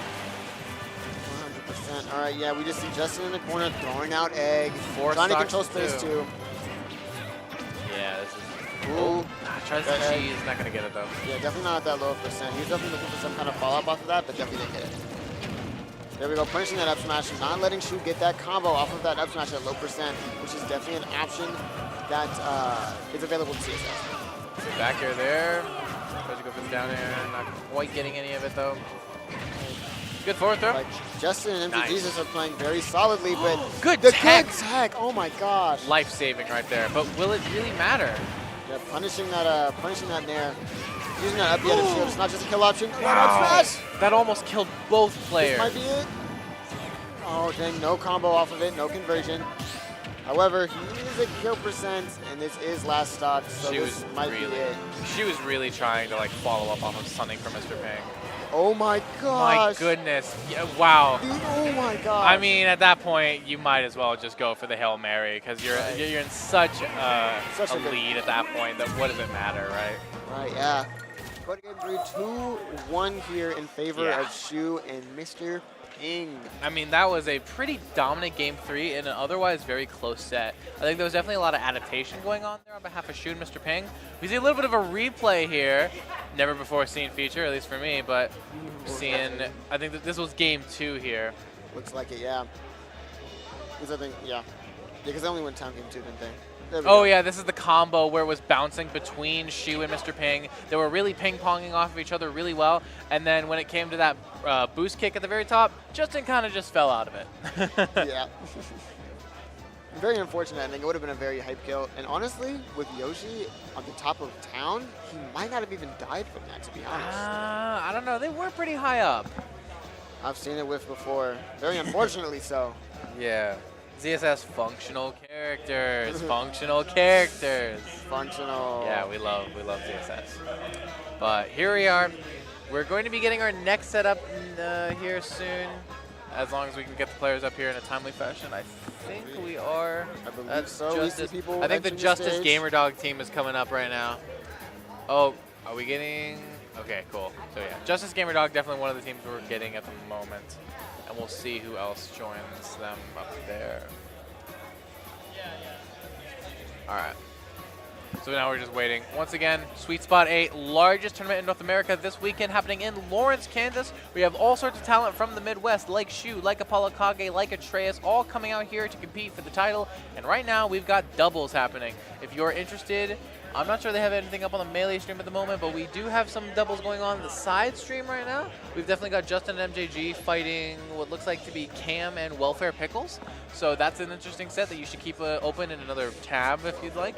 And it looks like the other team we're getting up here is Zen and Brogan versus the Justice Gamer Dog team. So that's going to be an interesting set. That is Pikachu and Snake is who Brogan used previously versus Politana and Rob. Brogan does, however, main Kazuya, so we might see that come out. Right.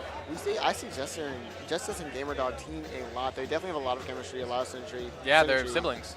Oh, really? Yeah. Oh my gosh, I didn't know that. Cool. So yeah, Perfect. I mean that's the main reason. I mean siblings, they have a great advantage for doubles and whatnot. You love to see it. I mean that is as static of a doubles teammate as you could possibly ask for. Right. You know what I'm saying? Perfect. You know, you got the other kind of double teams like that, like Linus and Lucy, or like Lucky and Loaf. And this is, you know, Kansas's very own version of that. 100%. So now we're just waiting. Oh, wait. No, what's going on? Are they not playing? No, they're being moved off stream. What? Oh, no. Tragedy has struck looks these like we're seeing players. Mr. Ping and Shu are both coming back. Right. Who are they playing against? Do you have bracket up? I do not. I'm just along for the ride, to be honest. True. True. All right. Yeah, no, I don't know. Zen seems to be moving away, so I don't think Zen or Brogan's going to be up here. Sadly. enough. Yeah. Maybe. Oh, this is singles bracket, not doubles. Yeah, I'm not sure. We're gonna find out. Alright, We're get there, gonna, good job. find out. Yeah, we're not in top 8 just yet. Oh, wait, no, this is Oh, winner this semis. This is winner semis. Oh, Rocky and Keys. Okay, Perfect. okay. So Perfect. Rocky and Keys. Rocky was been using Pac-Man main. Keys is a Wario main technically, but Keys has been using Mii Brawler all bracket. Oh, We have a nice. little bit of a glimpse of top 8 here. Winner semis, the one we're going to be seeing shortly, is Rocky and Keys versus Shu and Mr. Ping. The other side of winner semis is Apollo Kage Atreus versus HDK and Regulating Mofo. So we're going to start getting into those sets here now soon. And we can see that from earlier, Caden Getsway did. Oh, there you work go. their They made way- top 8. Exactly. They worked their way back into top 8 through loser's side. Then Team saying Mother. we're going to beat them again. Exactly. They're looking to go for grand finals 100% to see what they hope to be Apollo Kage and Atreus again, get their run back and prove themselves that they should not have lost that set. Yeah, absolutely. I'm really interested. I think the set going on in the side stream right now is probably a top 8 qualifier as well. The Justin MJG versus Cam and Welfare Pickles. That's probably a top 8 qualifier. And then there's probably just some other sets happening throughout the venue, the other top 8 qualifiers. Right, yeah. I would assume that all matches. Are we Yeah. just looking for Rocky? Okay. Yeah. So we're Rocky- waiting. We're waiting on Rocky Balboa, Kansas City's very own. True. I Rocky think- is a very impressive player, really. Yes. Whenever very I much see so. him, he's always doing something crazy. Yep. That one clip he hit that went on Beat Smash where he sniped with the apple, that was insane. That was truly insane. Rocky is definitely very good at those unique Pac-Man setups that the character is so well known and somewhat beloved for. Indeed. And Rocky Balboa, as the name would imply, very good with the bell. You know, the hold bell menacingly and to dash around with it is kind of the Rocky special. Yeah, bro. Honestly, he's a very menacing force. No matter where he is, just because of his ability to always set up, his conversions are very tight, and it's not that often that he misses a conversion off of a conversion into side B. I agree. Yeah, those kills are definitely like the most impressive, some of the most impressive Rocky gets. And it's so often too, you get Bell into side B, and Rocky's just able to make it so consistent. And Rocky, one of many, many, many Pac-Men in Kansas City. We are like the Pac-Man capital of the world here over in Kansas City, and maybe also the Yoshi capital of the world, maybe 2 of them. But hey, Missouri, at the very least, they are the Zelda capital of the world. So they have that title. Yeah. So maybe France. France has got a lot of nice Zeldas. I'm not seeing Rocky anywhere. Oh man, we could have been into game 1 with the other set by now. This is true. They were locked and they were ready too. I am. Let's just hope he's not trying to get something to eat right now. I know, right? That's what I want to do right now. Someone brought over like a McDonald's bag earlier, and Oh my I gosh. got a whiff of it, and I'm so hungry. Oh. I'm starving. I have a bag of sweet tarts in my bag, and that's it. That's all I'm getting. I have no snacks except for like potato lays that I got this morning that I left in Oh. the car. So Oh no, that's rough. yeah. I'm just like, I just want to get food. Truly. Chat, how are you guys doing? VGBC, I know this is the main kind of hub for Smash Bros, especially on Twitch. So I'm gonna drop into chat. How are you guys doing today? Have you guys enjoyed the sets that we've been running so far? Any sets looking at this projected top 8 you're particularly looking forward to? Yeah, here's Rocky finally getting up here All on the right. stage. Rocky and Keys finally here. So we're gonna launch into the preparation for this set. 100%. All right, they're sitting down, but set up their controllers. Greeting each other, you know, all this normal sportsman-like stuff. Is there any set history between any of these players? Well, Rocky and Keys are in the same region. They're both in Kansas City, so they've obviously played a while. I'm not entirely sure if Shu and Mr. Ping come from the same region. I would assume so if they're teaming, but I don't know that for sure. And I don't know if any of these players have fought before. I assume Shu actually won the Sweet Spot 8 pre-local. Last night at Code Red, that was the official pre-local for Sweet Spot 8.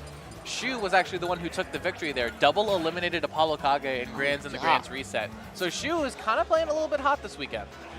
Yeah, I had heard that AK showed up. I just kind of assumed that he took it, but Yeah, no. very impressive from Shu. Very impressive. Pretty sure AK beat Shu in semis, and then Shu made it back into grands and won twice there. I'm pretty sure that's what happened. But Love to see it. All those losers sets, bro. You got to take it out. Rocky was another top 8 finisher of that pre-local. So Rocky also nothing to scoff at for sure. I think Shu might have actually beaten Rocky at the pre-local to make top 8. But that also might have been Justin. Who knows? All very good players, all Yes. on pairs this weekend. We're going to see them 100% do great things, singles and doubles. Doubles for now, though. Yes. So we shall see. Singles is projected to start at 2 p.m. CST. Right now it is 1:23 p.m. CST. So in about a little over half an hour, we are going to be starting Wave A of singles. So if you like singles, you don't really like this double stuff, then just tune in for about half an hour more, and we'll be getting into singles there. But for now, we've just got doubles for you for at least another half hour, and we're going to be running that until basically 2. So yeah, we've got it. But you know what? I like doubles. This is a fun, underrated game mode. Definitely the best side event in perhaps all of Smash history. True. So I definitely think it's worth your time to watch, especially if you like some of these players and you like watching people have fun, because people tend to have a lot more fun in doubles than they do in singles, in my experience. Yeah. It's competitive, but less competitive. Yes. And it's definitely something to appreciate. Yes. I also like to see a lot of, what is it called? I like to see a lot of Squad Strike. I think it's a very fun side love bracket. Squad Strike so much. I love Squad Strike. It's so good. Why did our locals stop doing it? Why did our locals stop doing Squad Strike? Squad Strike is always entertaining, bro, especially for players who play half the cast anyway. Yeah. Yeah. But kind of sucks for solo mains, though, because then you're like, who else do I? Who? Yeah, there are no solo mains in Ultimate anymore. Everyone's got Truly. some sort of pocket now. This is Even if you true. only use one character in bracket, you have some other character that you play in friendlies that you don't care about. Like Exactly. everyone does. Exactly. Barnabeezy. Barnabeezy. That's team Bucky's, bro. Team Sir. Bucky's. I gotta get a photo with Team Bucky's later. That's the Barnabeezy right there. Barndy Bass. That's the Barndy Bass. All right. We're going to be launching into this. Seems like we're just getting name tag set up and probably a Me Brawler setup. Yeah, I see the Me Brawler over on that monitor because Keese is going to be definitely playing. Why is Keese? Keese is kind of giving the webcam a death stare a little bit. You see that? Definitely He's just menacing. looking at the monitor, but the webcam is capturing that line of sight. I think it's pretty funny. But yeah, setting up a Me Brawler at the moment. If these players were truly raw, they would all go Me Sword Fighter.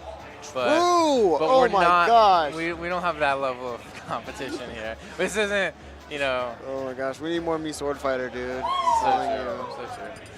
Such an underrated character, underused.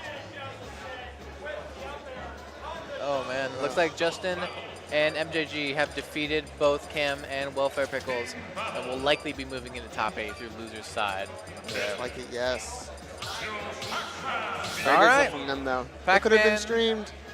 I love how they're finishing up their set right as this one starts. I know. You love to see it. You love to see it. They could have played. Looks like we'll be launching into winners semifinals of doubles here at Sweet Spot 8. All right, Peter Griffin. Oh my gosh! I love my how the gosh. tags for Keese and Rocky are swapped. Because Exactly. Rocky is playing Pac-Man and Keese is playing Me Brawler, but they've got it swapped over for right now for some reason. But you know, we got the ZSS in the pit that we were just watching alongside Pac-Man and Peter Griffin, both P starting characters. And we're going to see how that goes for them. They're pushing P, honestly. All right, here we go. That down throw. Yeah, having to shield because of the that dropping Hydra down there from Rocky. Exactly. 77% Oh, gets the nice bell. bell. Trying to get another conversion off of it, not being able to get it though. Pac-Man is supposed to do really good against CSS, low-key. We saw Isaiah at full bloom defeat Doorstop. So this is definitely good matchup-wise for the red team. But blue team definitely is a little bit more favored to win this set, I'd probably say, in terms of like seeding and common consensus likely. Mr. Pink getting the F smash there on Rocky, taking that first stock. That was a pretty good call out there from Mr. Pink. So we're going to see blue team taking the early lead, but definitely not impossible. The reflect. That was really nice. and that up smash, not being able to take it just yet though. And both blue team players getting killed there by Rocky, which was a forward smash? I believe so. The edge guard? And now Not it's taking it. Wow, Oh Shu my dies at gosh. 37. That was disastrous for the blue team. I was about to say Yeah. that the red team had a slight lead, but now with that extremely early kill, the red team has a big lead. Right. That might just be the nail in the coffin if they can continue to extend and just really capitalize on all these opportunities that they're getting. Rocky's showing why he is one of the best players out of Manhattan, right? Kansas City. Oh, Rocky's a Kansas City player? Yeah. Dang, I've only ever seen him in Manhattan. That's fair. Kansas City, I mean, we got Justin, Deathbait, and Rocky. Those are like our big three. Not to mention other talent like Toffee and Floopy. It's just so stacked here over here. Okay, Shu could have absolutely died there, and low-key, I don't know, another player would have just like sacrificed and went down with a ship in order to get Shu's stock there, but Rocky chose not to, chose to recover instead.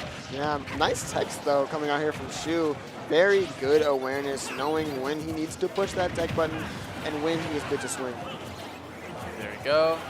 And Shu, throwing that bell out. She gets hit by the bell. Shu gets sent off stage and spikes her own teammate on accident. No. An unfortunate circumstance for the blue team. She must have assumed it was one of the red team members, and it just comes out sometimes. Or Shu likely flip kicked in order to recover, and Mr. Ping just happened to be in the wrong place at the wrong time, and it automatically spiked him. That is another thing. That's what I'm assuming. It could have been a spacing mishap on the part of Mr. Ping. But now, yeah, this is not looking good for Mr. Ping here. Against two red team members, one of whom has 2 stocks left, your odds are not looking the best. Right. Yeah, right here, yeah. There's really not much more to say about that. All right, bam. Good up tilt, at least. All right, yeah, just getting these straight hits. Good stuff from Mr. Ping, knowing not to follow up on that up air, not to follow up on that up tilt, because he needed to get punished there by Keys. Absolutely. Good bell coming out. Ooh, good Picks parry it there. back up. Oh, they're not going to stay back. Wow. Ooh, landing in between them. Very nice there from Rocky. That Good was such spacing. good spacing. Right. Like, there was like a pixel where you could get in between them and only hit that F smash in that certain way. And Rocky was just so comfortable just slotting himself right in there like a pachinko machine. He was just so ready for that scenario. True, true. Definitely showing Rocky's mastery over this character. He knows the field, he knows where he needs to be, and he knows how to move with this character when he needs to. Absolutely. So we're going to be launching into Game 2. It seems like our bans here from Rocky Keys are going to be Hollow, Smash Roll, and Battlefield. Makes sense to me, those stages. Pretty good for both the characters that the blue team is playing right now. So we're going to see what they pick as their counterpick stage here. Alrighty. Oh, looks like they played, was that Town City or was that Fast Smash Battle? Town City, Smashville was banned. Right. Alrighty. All right. Here we go, launching into Town and City, Peter Griffin and Pac-Man versus ZSS and Pit. A lot of P names in this game. Oh my gosh, yeah, Mr. Ping. Like, oh my gosh, there's a lot. Mr. Ping, Peter Griffin, Pac-Man, Pit. So many Ps. Oh. All right, here we go. Alright, yep, here we go. 32% on pretty much everyone at the moment. Yeah. Shu getting sent off stage so that the red team can focus down Mr. Ping, but she gets right back in there. Yes. Oh wow, great parries coming out from both red team members. I just imagined like a Family Guy skit of Peter Griffin doing a ZSS flip kick, and I think that's hilarious. This is worse than the time I teamed up with Rocky Balboa. There we go. Alright, Keith gets sent off stage here. Both blue team members are on opposite ledges, keeping the red team members in the middle right now. Trying to get that down. combo there from Shu. Mr. Ping and Shu have very good team combos. Like, I always see them converting off of something. They know where the opponent's going to be. Truly, they're very good at doubles. Like, this is very entertaining to watch. And when you think of doubles and you think of high-level play, this is what you want to see. Like, play from Shu and Mr. Ping. Okay, there we go. Both teams losing a stock early on. Mr. Ping losing stock for the blue team, and Keith losing stock for the red team. But in terms of the percent of the living members, Rocky's percent is far higher than Shu's is right now. Right. Gets up on Rocky, knowing when to parry there, popping out with that downer, trying to just get out of disadvantage right now, and achieving his goal. Throws Galaxian, but accidentally gets killed by the back air from their own teammate, Keith. Yep, they both went in for that punish right there, and it only worked out for one of them. So yeah, if you're red team, what you need to focus on right now is evening up the stock count which, and honestly, you could do that by defeating Shu or targeting Mr. Ping. Either one would work. Exactly. It just depends on what you value more here in this game. Do you Or who's want more to put... vulnerable. Exactly, this is true. Alright, it looks like they're still going for their classic 1v1. No! This is definitely not a situation you want to be in. You do not want to be in between Shu and Mr. Ping because they have shown many times again that they are very ready to combo off on a whim and just take whatever stocks they need to in order to get you out of here. Okay. Yeah, Keys has been off stage and disadvantaged for like 20 minutes and finally gets killed by that down air up smash. Missing But ledge. Shu Yeah. also dies. I mean, the stock count is 1 down for the red team, but other than that, the game is fairly even. If they can kill Mr. Ping here relatively quickly, they could have an even game on their hands. Oh Good my footstool. gosh. Not going to connect it, though, because Shu comes to her teammate's rescue there. That right there was very nice, though, from Rocky. The way that he utilized Bell there, very impressive.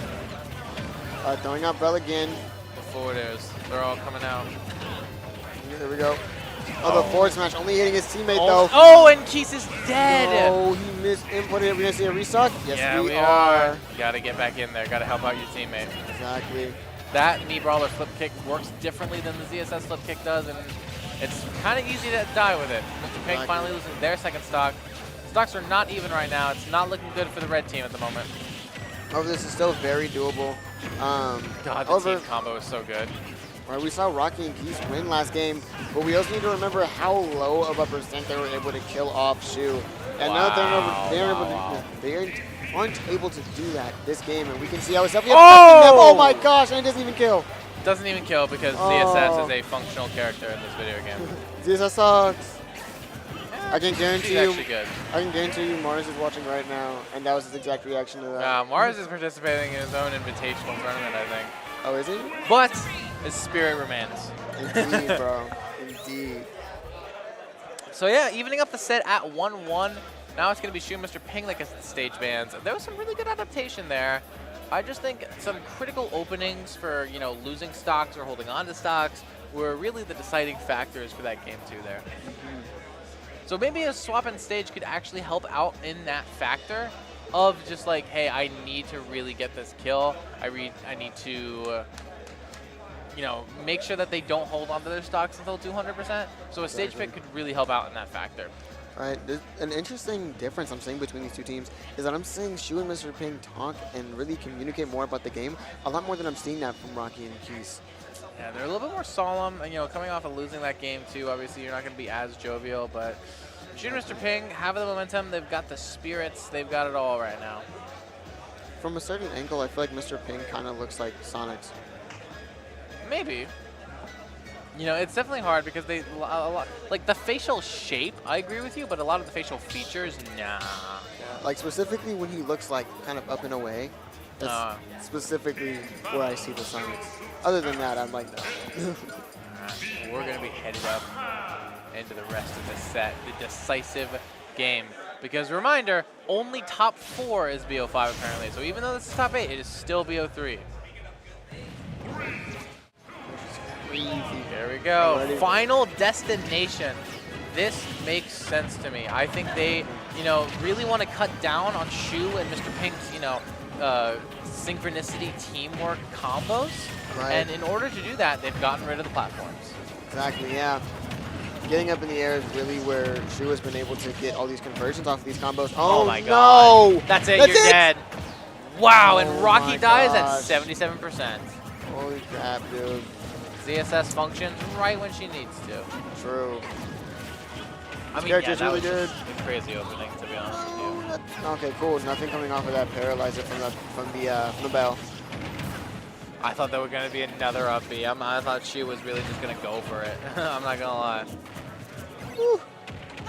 They're grabbing the back throw into that. The bell. Wow. Dang, but that bell not yet killing. I mean, when the blue team is using Pac-Man's items more effectively than Pac-Man is, that's a bad sign.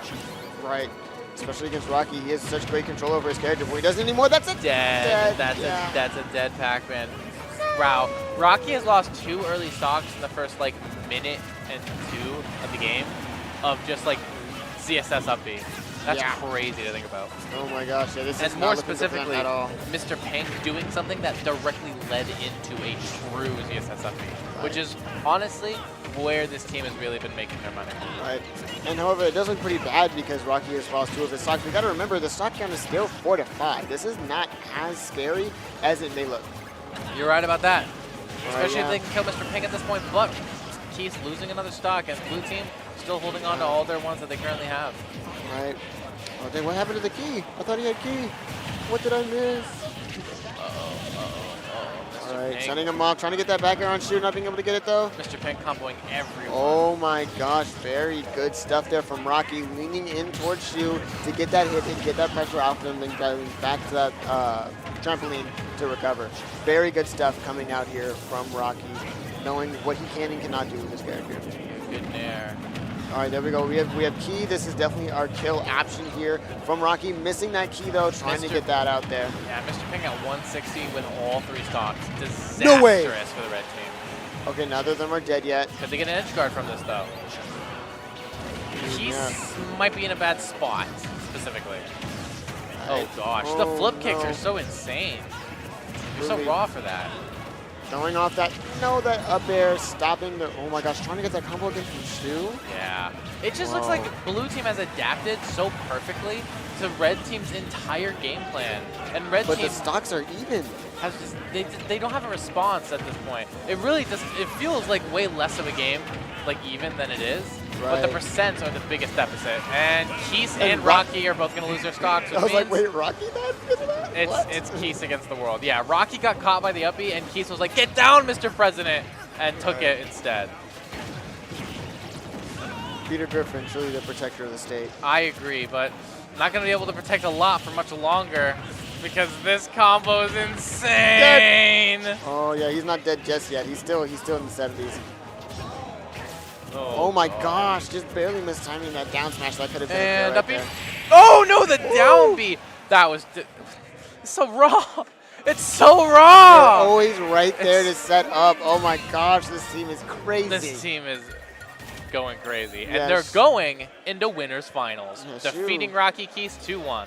Yeah, Shu and Mr. Pink always right there with those kill options. That is so nice to watch when you're looking at doubles. Yeah, Oh my god. that was pretty crazy. I'm not gonna lie to you. Yeah. I mean, that team slayed. For lack of a better term, they slayed. 100%. They ate that. They did. Left no crumbs. No crowds. Genuinely. Yeah, Looks like we see Apollo Kage headed up to the stage potentially. wow. That'll be interesting to see. Right. It felt like Shu was always in the right position. Just like, oh, cool. I'm right here. Forward air. Boost kick. Down B. Boost kick. Flip kick. Everything was ready. I'm Slide like, B. whew. And yeah, that's like that team synchronicity, that teamwork, the reliance that your teammate will be able to follow up on what you're doing that is so important in doubles. Really. So we're seeing Apollo Kage and Atreus versus HGK and Regulating Mofo. We see Justice and Gamerdog.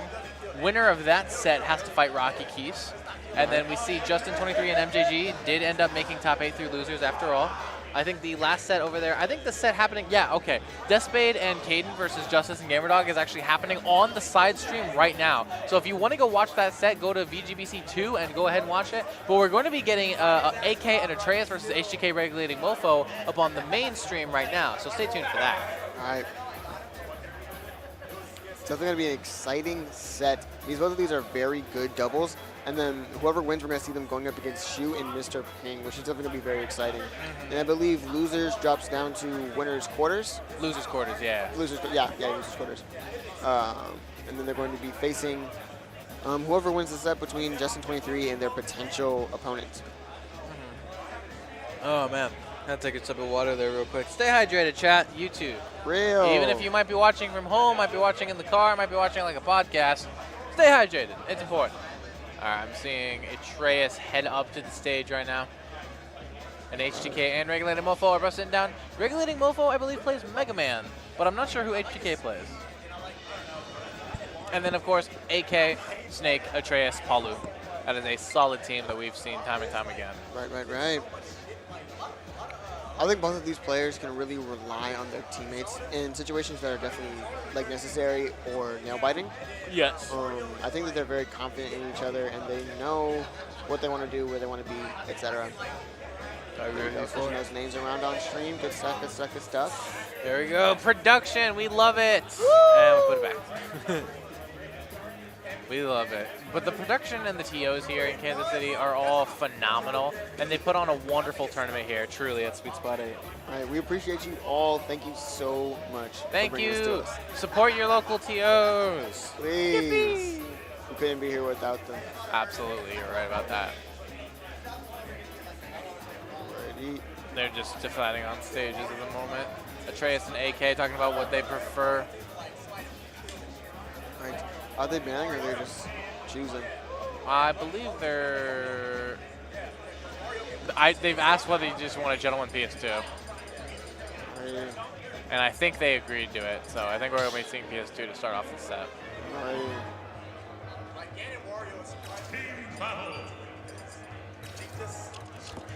We're going to be launching into it real quick here.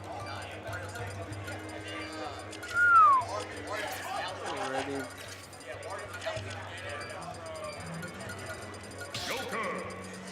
Is there a Okay, Joker? okay, that might be HDK. Yeah, I believe the Joker is HDK, who I'm actually not familiar with. They're the only player here who I have not heard of before. Yeah. I've heard of Regular Mofo before. Yeah, I'm not really sure who HDK is. But All right. I definitely We're think going to be finding out. Yeah, And there's no Joker. We have Snake. Alright, okay. Okay, so we have double Snake and Mega Man with Palu, so no Joker after all. Ooh. Yeah, the Snakes are kind of fighting each other, and we see Regulating and Atreus over there on the other side of the stage. This set has quickly devolved into just two 1v1s, but that's okay. We kind of merge back into the middle now here. That's how Devils is sometimes. Yeah. Especially when you're both in edge guard situations, you're just sitting over there waiting for your opponent. Oh yeah. Oh my gosh, yeah, that get up attack, getting hit by that forward tilt there from is that Regulating? Regulating is the Mega Man, HDK is the Snake. Gotcha. Alrighty. Go. Flamesword coming out. Yellow team holding center stage really well. Throws out some up airs. Not going to kill anyone because they know better than to jump in that position. Alright. I'm curious about this Audacity tag here from Apollo Kage. Maybe that's just keeping the A theme. Fair. Has the Apollo grenades. Kage, yeah. Apollo Kage, Audacity, Atreus. Oh, Regulated Mofo. Not going to quite make it back off the stage, and Yellow Team both down to their second stocks at this point. Might be down to their first if Atreus gets this kill. Oh, and Atreus will get the kill. Oh my gosh, yeah. Apollo Kage and Atreus are just looking very comfortable. Just This is sliding dominant. them around. I'll say how it is. So far, this game is dominant. Yellow Team is going to have to really make some adjustments if they want a chance to win this game or this set. Yeah. Atreus still yet to die. Almost getting hit by that C4 though. Not quite though. Yeah, there you go. Some explosions bouncing around. I don't know who C4 is whose. Apollo Kage suddenly on the last stop. Oh, that spike! Yeah, And then that the was immediate restock there from Wow. HDK. We just had like a span of 20 seconds where like 5 people lost their stocks. Oh my gosh. I don't even know how that's possible. There's only 4 people on screen. But somehow it happened. And it's still very dominant from Apollo Kage and Atreus. Yes. I mean, they had stocks to burn, and they did burn them. Right. Oh, the forward smash almost catching it. However, that wind box pushing him away so the grab misses. Okay, there go good back air from Regulating. Oh, the up air is coming out. Trying to land with that back air. Atreus getting that up air on HDK, sending him off. And now Apollo Kage with the edge guard situation. Getting sent off by that down tilt, but it's all right. He's Snake. He'll recover. Oh, my goodness. Down tilt, sending him up, sending him up. They're honestly, this is rough for Regulating. Apollo Kage definitely wants to hit Regulating all the way up in the air so we can get those up air conversions from Atreus. Because we've seen a lot of mileage off of those nice up airs. footstool, though, from Regulating. That was great. This way again. This might be it here. Yeah, Gosh, getting hit by his 167. own thing. Yeah, that's it. Jeez. Yeah. So we see the blue team kind of taking that game fairly dominantly. I think HDK and Regulating are going to need to make some serious adjustments if they want a chance of winning this set. Right. That was pretty dominant. Yeah, they got a lot of mileage off of the top, actually. I saw Atreus getting a lot of those up air conversions, a lot of those up air kills. Let's see if they're going to take that into account when banning stages. They immediately banned Carlos, which is interesting for sure. Yeah. Definitely a good stage for both Apollo Kage and Atreus. So it makes. I wonder if weird. they're worried about Mega Man up air. In that sense, it's like That there's makes so sense, much yeah. room to juggle with it. It on is Kalos. true. They were getting hit by a lot of Mega Man up air. With them getting kills off of it, but it was definitely a prevalent thing that was hitting them a lot. They're going to take out Hollow and they're going to take out Smashville. Okay. They're definitely looking for these higher ceilings, which is exactly what exactly what makes sense. Absolutely. A lot of smaller stages too. Battlefield, SBF, FD, some smaller stages, but Town and PS2 are the larger ones on this roster. And we're going to see PS2. They're just going to run it back pretty much. All right, here we go. I'm not sure about the wisdom of running it back, but I can understand it. Right. Probably just HDK and regulating, trying to lock in these adjustments that they think they need to make and see if it actually works. You know, trial and error, which is definitely interesting in a best of 3 set. Yes. Definitely just like believing it's more of a character issue, but more of an adaptation issue rather than a stage problem. Exactly. A lot of up airs coming up from Atreus already to start off this game too, which is great for that blue team. Oh yeah, good parry there from HDK. For Apollo Kage, I don't. There we go. All right, here we go. That down throw, trying to get the read on the tech option, missing that read though. Back air, sending off Atreus. HDK hits the C4, not going to kill it just yet though. Here we go. We can see regulating on the other side, trying to get this kill on Apollo Kage. Ooh, both of the up tilts hitting from both characters. However, only one of them killed, and that's going to be the first stock of the game actually, which Atreus immediately gets right back. There you go. The only two players, the only one player now on screen with their first stock still is Apollo Kage. All right, we've seen this a lot in his double Yeah, sets. He's always the last one to die. Apollo Kage is doing such a phenomenal job of just hanging on to stocks, better than maybe any other player in this doubles bracket today. Truly, man, he's been very proficient in just not dying. This is definitely something you want to get, you know? That hit and don't get hit mentality. Definitely very good to see coming out here from Apollo Kage. There we go. Alrighty. A lot Back of air. percents at the moment. All right, Apollo Kage looking for this edge guard situation, not being able to get that up air on HDK. There we go, 93. Yeah, the percents are pretty much even, except got him with the Atreus. sticky. Gonna lose that stock a little bit early, to be honest, that C4. Yeah, he was up in the air, he was in hit stun. This Boom. is an even game, dead even. Oh my god, yeah, it is. This is looking better than the last game. Doesn't feel as dominant from Apollo Kage and 8 from Atreus, but it does still feel like they have the advantage here. They still feel more, it looks like they feel more comfortable and more ready to just do what they need to do in order to take this. Covering that. Good stuff from regulating Mofo. Ready for Atreus to go above, but not ready for that up smash, taking him out. And now it is a 2v1 in between Apollo Kage and Atreus. Okay, yeah, I mean, the percents are pretty decent. I mean, you're at a low percent if you're regulating, and you could kill Atreus pretty early, at which point you're just dealing with one stock for each of the blue team members. But still, it's a 2v1 versus Atreus and AK. Those are two really good players. It's still a really bad position, but this is definitely not the worst comeback I've seen someone make in a doubles bracket. Right. So it's definitely possible. It's just not very likely. Right. For Mofo here, like really, he just needs to take whatever kills he can get. If there's a way he can kill without being killed, he needs to do that now. Oh, just like that, the restock coming out, and now making this a bit closer, just a little bit better of a situation for regulating Mofo. If regulating kills Apollo Kage right here, this is not a terrible situation. Exactly. Oh my gosh, and he does. did! The up smash not taking it yet though. This is Looking such for a- this up air chase. Okay. Get back Nah. in, taking it, yeah. Oof, There you go. Good Using the super stuff. using the super armor-ish of that back air to stuff out the metal blade attempt was really smart from Atreus. And that team is going to go ahead and take winner semis 2-0, moving into winners finals versus Shu and Mr. Payne. All right, yeah. With a pretty convincing 2-0. Yeah, I'd say Game so. 1 was definitely a lot less close than Game 2, but they made their adjustments and they seemed a lot more comfortable in Game 2, which is definitely something you like to see. I think it would have been a very exciting best-of-5 set. Me too. But top 4 will be best of 5, so thankfully we'll be able to see more of that. And Atreus and Apollo Kage versus Shu, Mr. Ping is hopefully going to be a banger set when that gets played.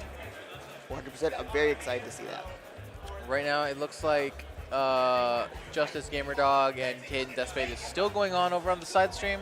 So if you want to catch the end of that set, you can go stop by over there right now. But over here for mainstream, we may be getting another double set. They have stats like that? They L do. cancel accuracy for Melee? That's crazy. On the Melee stream over there, they have all sorts of amazing stats available. So if you like some Melee, Melee has actually moved on to singles. Oh my god, that's actually so cool. I love that so much. Most common kill move. It looks as though we'll be getting winners finals on mainstream, as maybe one of our last sets here. This will be both 5. Is this the last set for this commentary block? Maybe, I don't know. We'll find out. I believe so. We're looking at Shu, Mr. Ping versus Apollo Kage Atreus coming up here now. We're getting winners finals. This is probably like the one set for this top 8 that I actually really did want to commentate and watch. So I'm glad we're getting this. I'm very excited from this thing, how they both performed so far. They both look very strong competitors. And it's best of 5. Who's freaking out? People are freaking out over at the side stream. Oh, they popped off. Good Justice job. and GamerDog have just defeated Caden and Deathspade in the losers 8s and move on into losers quarters versus Rocky and Keese. Justice and GamerDog had a simultaneous brother pop-off right there, and that is honestly just like the wholesome Really? family activities that you can do with your siblings at home. That is good stuff, yeah. You love to see that kind of pop-off, Really. especially from a TO too. Right? I mean, if you're going to TO, you're probably passionate about the game. So I actually am not surprised that a TO like pops off like that, because that's kind of like they have the most passion. Exactly. And there you go. It was 2-1. Yeah, last hit. I think maybe Justice made a comeback to like 2v1. That might have been what caused the pop off. They were going off. We love to see stuff like that. Love to see. Dang, the other side of losers day still hasn't even started. Yeah. I can see why we're doing winners finals right now. Right. All right. Whoever needs to play to get here, please do so. Please play. Oh, we're getting into it. Oh, wisdom. There you go. Looks like we're gonna start out the set. Looks like we're getting names and stuff sorted out, but it won't take very long because all these players are on this Switch already, so it'll be fine.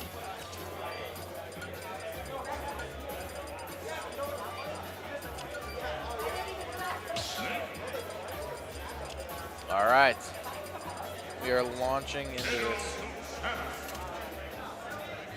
I don't expect we'll see any variations with characters. They're just going to bring their A game for this winners finals, and it is BO5, so at the very least we're going to get 3 games, and at most we'll get 5, which will be very fun to see. Indeed. I'm very excited for this game. I'm very excited for this set because it looks like it's going to be very good.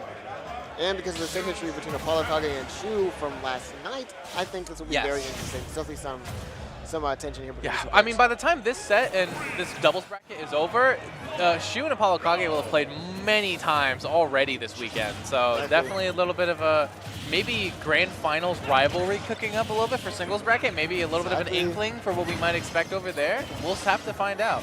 Definitely But we're going to be exciting. starting over here on PS2, as kind of expected, you know, bit of a default stage. This is about the players, you know. Ooh, trying to get that team combo again. Every time there's a grab coming out from either of these two, they're looking for a team combo somehow, and I love it. I love watching this. There you go. Tries to go. Yeah, I like how they're both trying to hold center, but both teams just kind of end up staying under one of the flats. Exactly. Mr. Pink holding off Apollo Kage Oh, while good Shu stuff from kills Shu. Atreus. Getting that two frame on that down smash. That was very such nice. good teamwork. I like everyone mentioned with teamwork in doubles, like, oh, combos, that's teamwork. No, that was a different type of teamwork that was just as important, because you saw Mr. Ping keep Apollo Kage away and prevent Apollo Kage from helping Atreus, and that allowed Shu to get that critical early kill on Atreus. That is one of the most important types of teamwork in this game, and one of the most important types of teamwork is also not killing your teammate like Atreus did to Apollo Kage just there. Definitely something you don't want to see from your teammate. No. Yeah, but they're just so very aware of everything that's going on. It's like they're like one little brain just controlling 2 characters at the same time, and they flow so well. They flow so well. They're a very good team. Some might say it's sharing the brain cell. I'm saying that it's sharing the whole mother brain, honestly. Exactly. Exactly. There we go. Little combo. Again, they're comboing AK. I think Oh. that really sets Shu and Mr. Ping apart in this doubles bracket. They have the best synchronicity and the best teamwork out of any team we've seen in this entire bracket. That was a great flip kick kill, killing Atreus off the top with flip kick. Wow. Shu there, taking that stock there. I Slight mean, stock lead for the blue team. Yeah, Atreus is doing like wonders for his team. He has been pulling off some very good kills, and he's still doing it in this game. We're still seeing how good of a player he is, even if they are performing worse than they want to. Exactly. Here we go. Oh my gosh. AK and Mr. Ping. Yeah, there we go. Mr. Ping misses the grab and gets up tilted by AK for it. Atreus gets sent off stage and is now being ping-ponged between Mr. Ping and Shu. Shu gets sent off stage to get back. The Orbitars. Yeah, Apollo and Atreus just holding center stage. They're like, listen, we both have tools to hit you all the way from over there. We will gladly sit here and wait for you to approach so we can do what we need to do. And stocks-wise, it's still pretty even between these two. It's definitely... Ooh, there you go. Mr. Ping getting that really well-placed and well-timed up smash on Apollo Kage and getting that stock. Both members of the red team now on their last stock, and Shu, only player on the board, still holding on to her second stock. So exactly. Yeah, they're just playing around center. This is some good neutral, though. You don't see too often in doubles. Exactly. There's a lot of swinging going on in doubles, but this is definitely a very neutral-heavy game so far. Good explosive flare. Yeah, they currently Apollo Kage and Atreus. Wow, the back throw from Shu comboed into the down air spike from Mr. Ping, and that is what I've been talking about this entire time. They're so synchronized, they're so on point with each other, willing to follow up on anything and everything, and not only are they willing to, they've been hitting it the entire bracket, and that has been the difference maker. All right, and this might be the game, honestly, because Apollo, Kage, and Atreus needed to protect Atreus' stock if they wanted a chance at winning this, and I think it might be over now. 2 stocks here from Shu, and 1 stock here from Mr. Ping to get these team combos down. I think that might be it. Wow, there it the is. Zerend up smash. Oh my gosh, these setups are insane, This bro. doubles team is cracked beyond absolute belief. Seriously. I'm honestly in awe. I'm honestly in awe about this. This is genuinely so impressive. So impressive. I'm shocked. I mean, it's crazy. Oh my It looks like the other side of Losers 8 is happening right now on the side stream. It is Team Bucky's versus Averill and Justin. Alrighty. They're banning FD, Smashville, and I'm sorry, not PS2, Small Battlefield. Yeah. Makes sense. Seems fine. Exactly. This is definitely good stuff. I mean, Coming they're out from these just players. so well synced. It's kind of like, how are you that good at Right? following up? How are you that good? It's honestly terrifying, man, because holy crap, these two are so good. However, we definitely can't discredit Apollo Kage and Atreus either, because they were still holding their own. While they were at pretty much a disadvantage the entire game, they were still holding their own and keeping their ground, trying to keep these stocks even and level as much as they could. Yes, I agree. All right. Here we go. We're going to be launching into game 2 here. Let's see what stage we got in store for us. We are going to Battlefield. I think this will help out a little bit with Atreus' combo game for sure, and a little bit of AK's camping. Platforms are kind of like walls in this game, but this will also kind of help out Shu and Mr. Ping because it makes some of their team combos a little bit easier, a little bit more longer per se with that top lap. So we're going to see who it ends up benefiting more. However, we could also see these platforms possibly mess up some combos from Shu and Mr. Ping. However, I don't doubt that they've still practiced this stuff anyway. Oh, nice. That explosion stopping that combo there from Shu. That might have been a dead Atreus if they were able to finish that combo. I agree. So it's so critical that Apollo Kage is able to step in and prevent Atreus from getting team combos. Right, like these traps from Apollo Kage are extremely important just to disrupt any flow they have, stop these team combos from happening, and protect these stocks. I agree. The grenades are getting tossed out willy-nilly. Good back air. Back air. The up air, setting them both up. Apollo Kage so just setting up his traps, being patient, hitting what he needs to. I love how Apollo Kage is just sticking to this game plan. I agree. His team wants him to sit back, set up his traps, throw his grenades in there, disrupt, and that's exactly what he's doing. He hasn't been approaching or trying to get any super crazy kills just by rushing in and being aggressive. He's staying back, holding his ground, and being backline support, exactly what he needs to be. Blue team is really putting the pressure on Atreus off stage. Atreus is in big trouble, but manages to snag a kill on Shu. Right, there's that first stock of a minute and a half in. Right? everybody at kill percent right now, other than Shu, who just lost his stock. Oh yeah, reading that roll, getting that up B. Oh, and did you see that that snipe there from Mr. Ping? Stopping that punish from Atreus that would not, it wouldn't have killed, but it definitely would have been a punish. So stopping that's very crucial. There we go, 153 on Atreus. The only player still holding on to their first stock. Exactly. But not for much longer. We're looking at a dead even game right here. Exactly. There we go. There we go. I don't know, it's scary. Like I said in game 1, neutral is a big part of this set right now, which is nothing you see a little often in doubles, but I am actually a fan of it, to be honest with you. Exactly. I do like the double neutral because it just shows the awareness and the game sense and just the patience. Everything that you want to see in a top player, you see in doubles neutral. That was a great spike from Atreus on Mr. Peng, and honestly, with this set where everyone's been living for ancient percents, getting that early kill on Mr. Peng is huge. Exactly. So now it's up 2 stocks to 4 right now for blue team and red team. And that up B does not kill yet. Not Too low for quite. percent there for Atreus. Oh man, Mr. Peng trying to get an up smash on a follow-up. Yeah. Sadly was not able to get that up there. Has the C4? Yeah, I saw that happen. Big boom. There we go. And now he's 4v1 stock. This looking like game 2 is pretty over. Yeah. I don't know, things just like really snowballed in favor of the red team in a very dramatic fashion.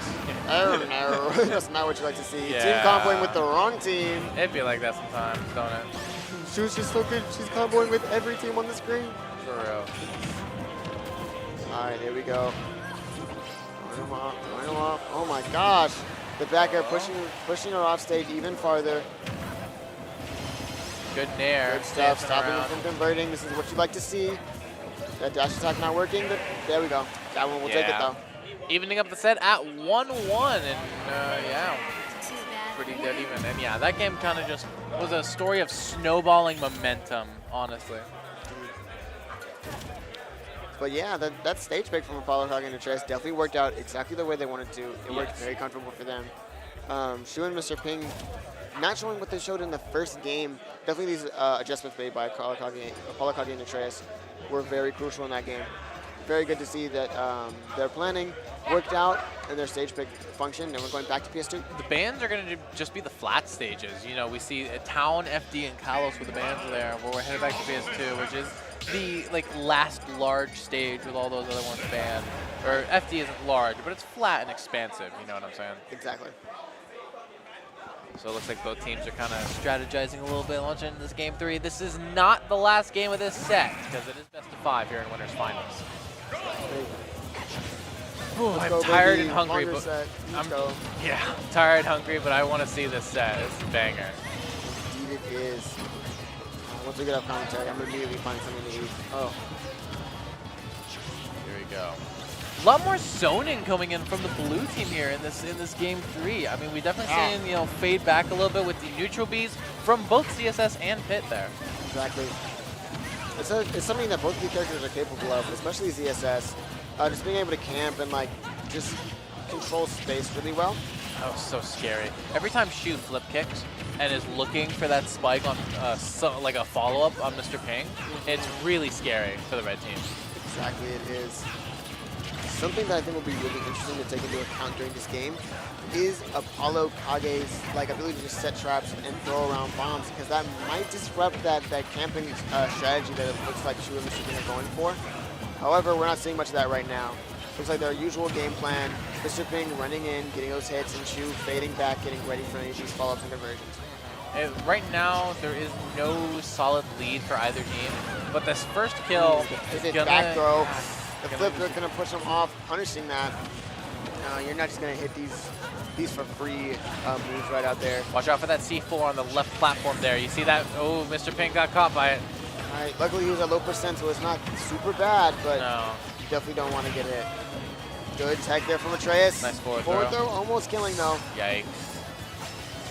Here we go. All right, up into the center stage. Good nair. Yep, and then forward smash going to take that, punishing that explosive flare. Atreus getting a bit too willy-nilly with these explosive flares. He's kind of punished for 2 of them now. It is fairly even still at the moment. 84% on Mr. Ping compared to 20 on Atreus is the biggest deficit at the moment. But other than that, this game is looking pretty even. Yeah, Shu and Apollo Kage, definitely the singles favorites in this. Both with their 3 stocks right now. Nice. Never mind, Red as I spoke it. Apollo Kage going to be losing that stock. Oh, Ooh, wow. Trying to get that back throw down air once again, missing it this time though. Yeah, I think it's a spike hitbox. That Yeah. back killing Mr. Ping. Unfortunate. An unfortunate victim of a follow-up where they both got hit and sent off stage just in the same direction. Exactly. Shu we go still forward holding on to tilt. her first stock though. Okay, Shu, she's gonna be able to make it back there. Down throw. There we go. Try to go for that up B. I really like that Shu is not afraid to go for that. Exactly. Definitely something we like to see. Okay. Gets the back air there with the shield. Throws out the explosive flame. Mr. Ping makes it back. Wow. Getting that dash attack. Blue team members are both on the ledge, pinned down by Atreus' back air. Exactly. Okay, No, the you sticky's stick on with your teammate, Atreus. stick with your teammate. Now it's on Apollo Kage. Run up and shield. It's Oh on his my face. God. It's on his Okay. face. Oh yeah, there There he you go. Dropped it off on him. Throwing back. Boom. That is All gonna right. be a dead shoot. The blue team has the stock lead, but if Mr. Ping loses this stock pretty soon, it could be even game. Okay, well, as long as they can kill Mr. Ping, this is even once again. There it is. There's that kill on Mr. Ping. there's the restock. Very even game. Very even. Here we are. It's around good nair. Jab. God, just, yeah, more zoning with the grenades and Pit's arrows especially.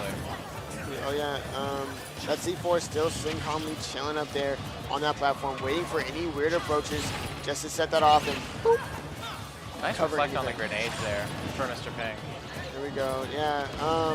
Apollo Kage exploding that C4, putting it right back in the same place, just reloading it, make sure it doesn't explode by accident when he doesn't want it to. Then, yeah, we can just see Apollo Kage and Atreus in the corner just camping it out, and it's working. It is Blue working. team is slowly, gradually encroaching on their territory, pinning the red team in the corner, which might be the key to the success, except that Mr. Ping dies to the sticky, and now it is Shu and a... Oh no, Mr. Ping's alive. It was Atreus that died. I don't know how I missaw that, but I did. So now it's actually AK in the 1v2. I don't know how I mixed that up. There you go. There we go, yeah. Apollo Kage trying his hardest to fight back from this. This is definitely doable. So scary, so but it's scary. still a lot scarier than you would want it to be. If AK can get a kill on Shu somehow, this game becomes infinitely more doable. Right. Wait a minute. Matter of fact, there we go. There's that kill on Hold. that.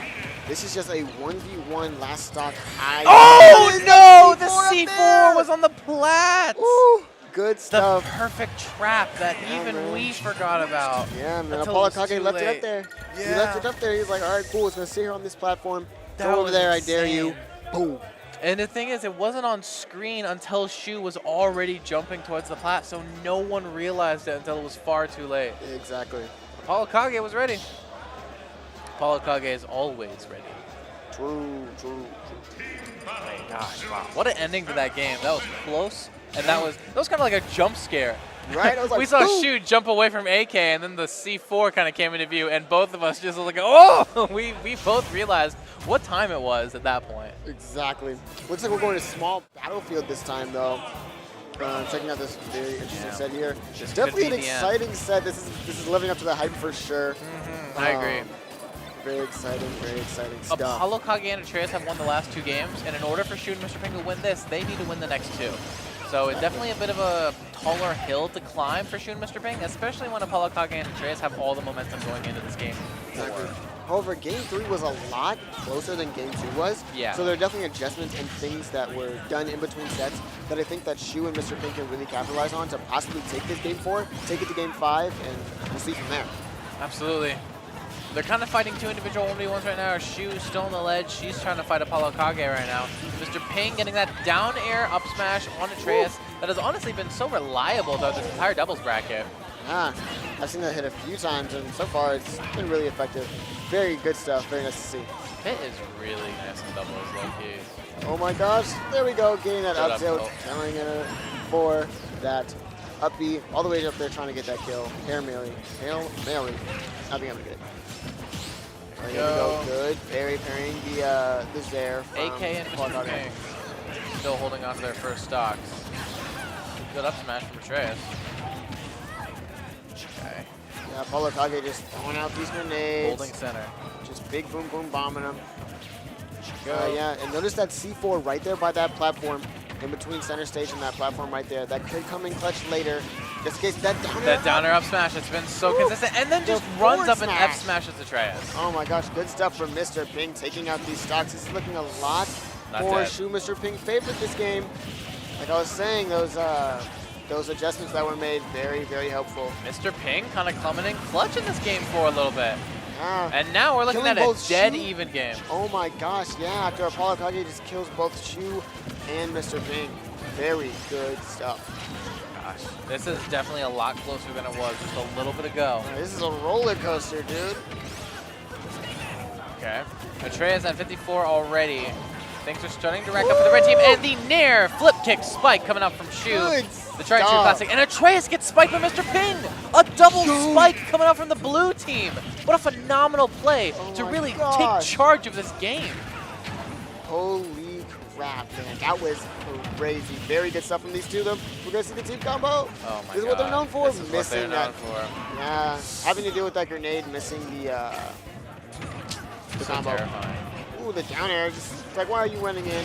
Let me swing real quick and get you out of my face. I don't want you anywhere near me. If he needs to make this back, he probably really just needs to pick his poison and pick his battles very, very specifically. Oh, the up tilt kills Mr. Ping, but the double up tilt? What? All right, pushing him off, trying to get that back air, but good DI from Paulo Kage and the spike covering that up air. Blue team got how many spikes in that game 4? Too many to count. I mean, that was the difference maker for that game 4. So we're headed into a decisive game 5. Yeah, Shu and Mr. Ping immediately banning Battlefield. They saw how that went for them. Was it game 2 or it was game 2 or game 3? Oh gosh, one of them. I think it was game 2. One of them. Yeah, like immediately getting rid of that Battlefield, knowing that's not the best stage. Still thinking about bans right now. This is the thing about Shu and Mr. Ping. They think a lot, and they're very smart players, and they're very intelligent. They know what they want to do. They know where to be and how to do it. So seeing them execute is definitely something for the books, man. Absolutely. Yeah, a lot of discussions going on about the stage. Obviously, the stage has actually been a far more important factor in this set than any of us had thought it would be. So they're taking a lot of time to think about it, for sure. Right. Both of them in their thinker stance, hitting that, in that philosophical mind state. Yes. We're looking at Apollo Kage here. They're also discussing their game plan as well. So remember, they also lost that game, so they need to make their adjustments accordingly as well to figure out what they need to do to come back and take this set game 5. All right, yep. I'm still thinking. There's a lot of she's stuff sponsored? going down. I'm not sure. What? I don't think I have a sponsor. Yeah, that might be the spot for it. Yep. When she gets one. Sponsor Shu, she's great. Please do. Here we go. So yeah, the other bands are going to be PS2, which is interesting, and Kalos. So now AK and Atreus have to pick between those remaining stages. Exactly. It looks like they were trying to opt out of stages with, well, no, I don't know. I'm not completely sure what the thought process was behind these stage bans, but I know that it was definitely something important. I trust them. I trust them, I yeah. believe. I believe. Whatever it is, it's most definitely very critical. Why is this up on Let's see what stage they're going to pick from here.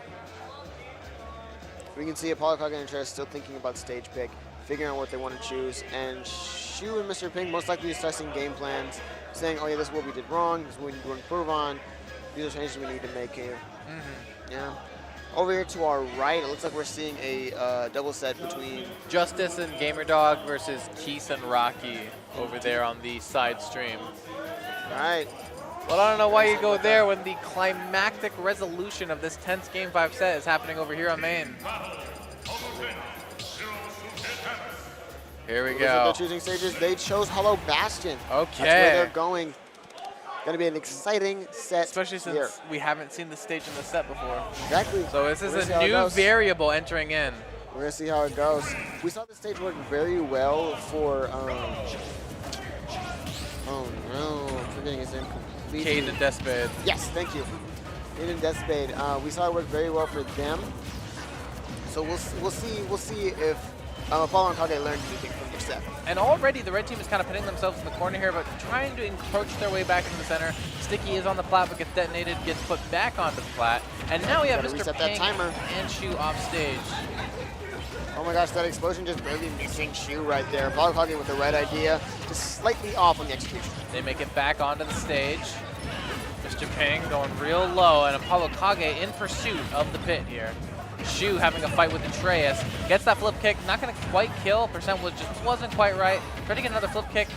Shu's advantage state, it's been really good. She's just never letting up on Atreus here. Yep, there's that back throw there from Apollo Kage throwing Shu off stage.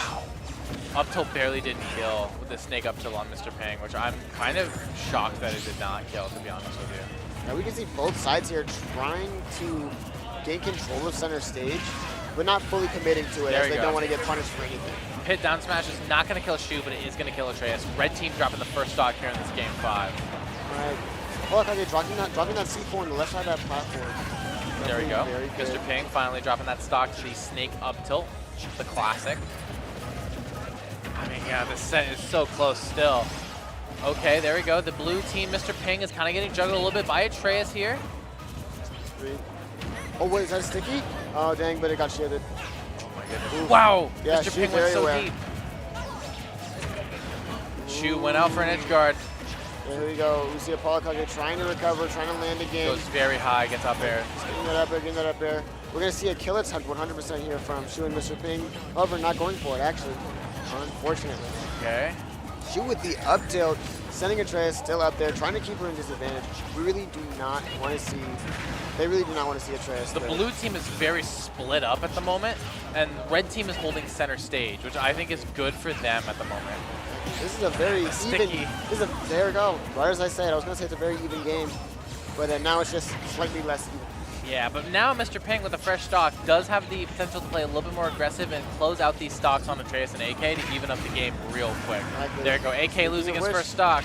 Yeah, there's that up air And conversion. Atreus. There it is. Seether always ready for those combos. Exactly. It's like, oh, we got to grab. Let me get all the way up here to the top right of the screen and up air you into that blast. Shu is now the only player who still has their first stock and now starts to combo AK. There Gets it back is. aired though. She loses her first stock, and we're looking at a dead even game once again. Exactly. Very good stuff from these two players. So scary. Just Shu is getting put into disadvantage. If they get an early kill on Shu, that'd be disastrous. Shu flip kicking over to help out Mr. Ping, and Atreus missing doesn't the tech. tech. Misses the tech and has to take Apollo Kage's stock. That was a very early kill, especially for how close this set has been. That was disastrous. But Mr. Ping loses on the stock, and all of a sudden, red team is in the lead. Exactly. As Yeah, long with, as Shu can hold on to the stock, blue team is still in a good position. Exactly. I feel like that was kind of the game plan there from Apollo and Atreus. Put a lot of percent on Shu, kill Mr. Ping, so they're in a lot scarier of a situation than they were just a second ago. Immediately upping all of that pressure and making them a lot more scared, more prone to mistakes. It's so scary. Shu flip kicking away, avoids the up tilt and the up air from AK, gets the F tilt there. A second one on Atreus. Oh, it's so Atreus okay. is not dead. I thought Atreus was dead. I Me was so too. scared. I was like, there's no way. Gets the grab, there we go. Good down tilt from that parry off of Apollo Kage. That was really nice there from I Apollo love the Kage. edge guard attempt as well. This is starting to get really tense because it's so close There now. there's Apollo Kage dropping some bombs. Oh my No, God. exploding Atreus. No. Almost killing Atreus on accident. Definitely not something The you want to see. C4 Last is on the stock. plat. This is so scary, dude. The zoning has gotten real. They're both at AK kill just percent. approaches. They're both no. Atreus. They have both almost killed their teammates so far. This I is know. so bad. It's so scary. The C4's gone. There's a little Yeah. bit less risk in approaching now. Oh wait, he put the sticky on his teammates so he can run forward. No, Try and it's- put it on the opponent. Who's it on? Is he this gonna on risk AK? it by detonating? Shu is dead. AK lives, and that is it. Oh Apollo my Kage and gosh. Atreus take it in a tense Game 5 last hit scenario over Shu and Mr. Ping, moving into grand finals from winner's side. Oh my gosh. And now we're going to see Shu and Mr. Pink go down to losers finals. All right. See if we can see it. And that, on that climactic high note, is going to be where we'll be ending doubles for today, everyone. We are going to be moving on into Ultimate Singles, starting with Wave A. The rest of Ultimate Doubles will be taking place on VGBC 2, the side stream, but that is going to be it for doubles on VGBC 1, the main stream. And with that, that's also going to be it for our commentary block as well. This has been a phenomenal block to have. We've had so many hype sets, so many insane moments, and I'm looking forward to enjoying the rest of this tournament, including going and playing in singles in Wave A. So I've been Mr. Mice. You can find me anywhere at Mr. Mice. You probably know me from my YouTube videos. If you don't, that's okay. Go check them out. Digit, where can they find you? You can really just take Discord. Like, I'm not on much. That's all right. That's okay, too. Social media can be bad for you. But, hey, we've been really enjoying our time here. Stay tuned for some singles, and we'll be right back with that. See ya.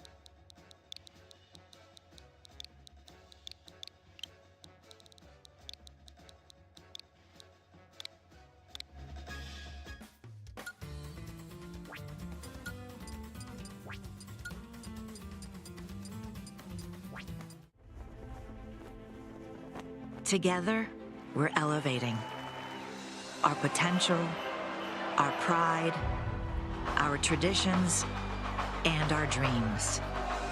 Together, we're opening up a whole new world of possibilities. Elevate your University of Kansas experience with Jayhawk checking from Central Bank. Central Bank and KU, elevating together.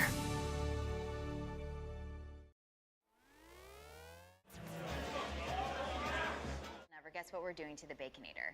We're putting it pretzel bun on the Baconator. Catherine, you seeing this? Posters everywhere. What? The Baconator you love with a new pretzel twist. Choose wisely. Choose Wendy's new Pretzel Baconator.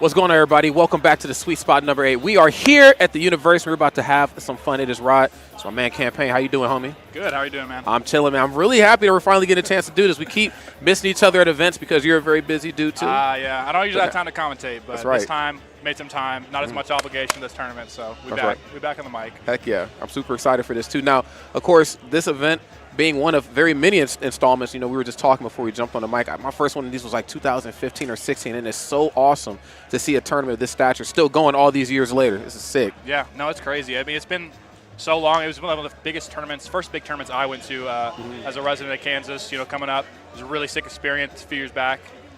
Really brought me into the scene, like of those larger tournament regionals. I was like, wow. Yeah. When I started running them a little bit later. Hey, I'm about to say, and I'm glad that, you know what I'm saying, you picked up that mantle, man. Your work is fire. No, I appreciate it. Yeah, no, it's been a good time. The scene around this area, so supportive, so strong, so many good players. Oh, yeah. So it's really easy. It's not too hard to get too many players out here, you know. Oh, no doubt about it. And on the topic of very strong players, we have two right here on the big stage. About to bring us something, I guess, dare I say, maybe a little unconventional. I mean, of course, we have seen these two different characters, you know, in different matchups, but it's very rare that we get to see Samus and Min Min faced off against each other. There's a part of my brain that thinks it knows how this matchup is going to go, but again, this is still Min Min and Samus. Yeah, Lord knows. Yeah. I don't see this too often, but both these characters, you know, known for their strong ledge trapping, known for the strong advantage states. So I feel like it's really going to be like, you know, who gets the first opening, you know, it's all about that. Yeah, I think openings are huge in a matchup like this, man, especially for a character like Samus. She has that frame 6 forwarder. She kind of uses that to fake you out on space. You get close. You think it's your turn to swing, then boom, she's already in your face with it.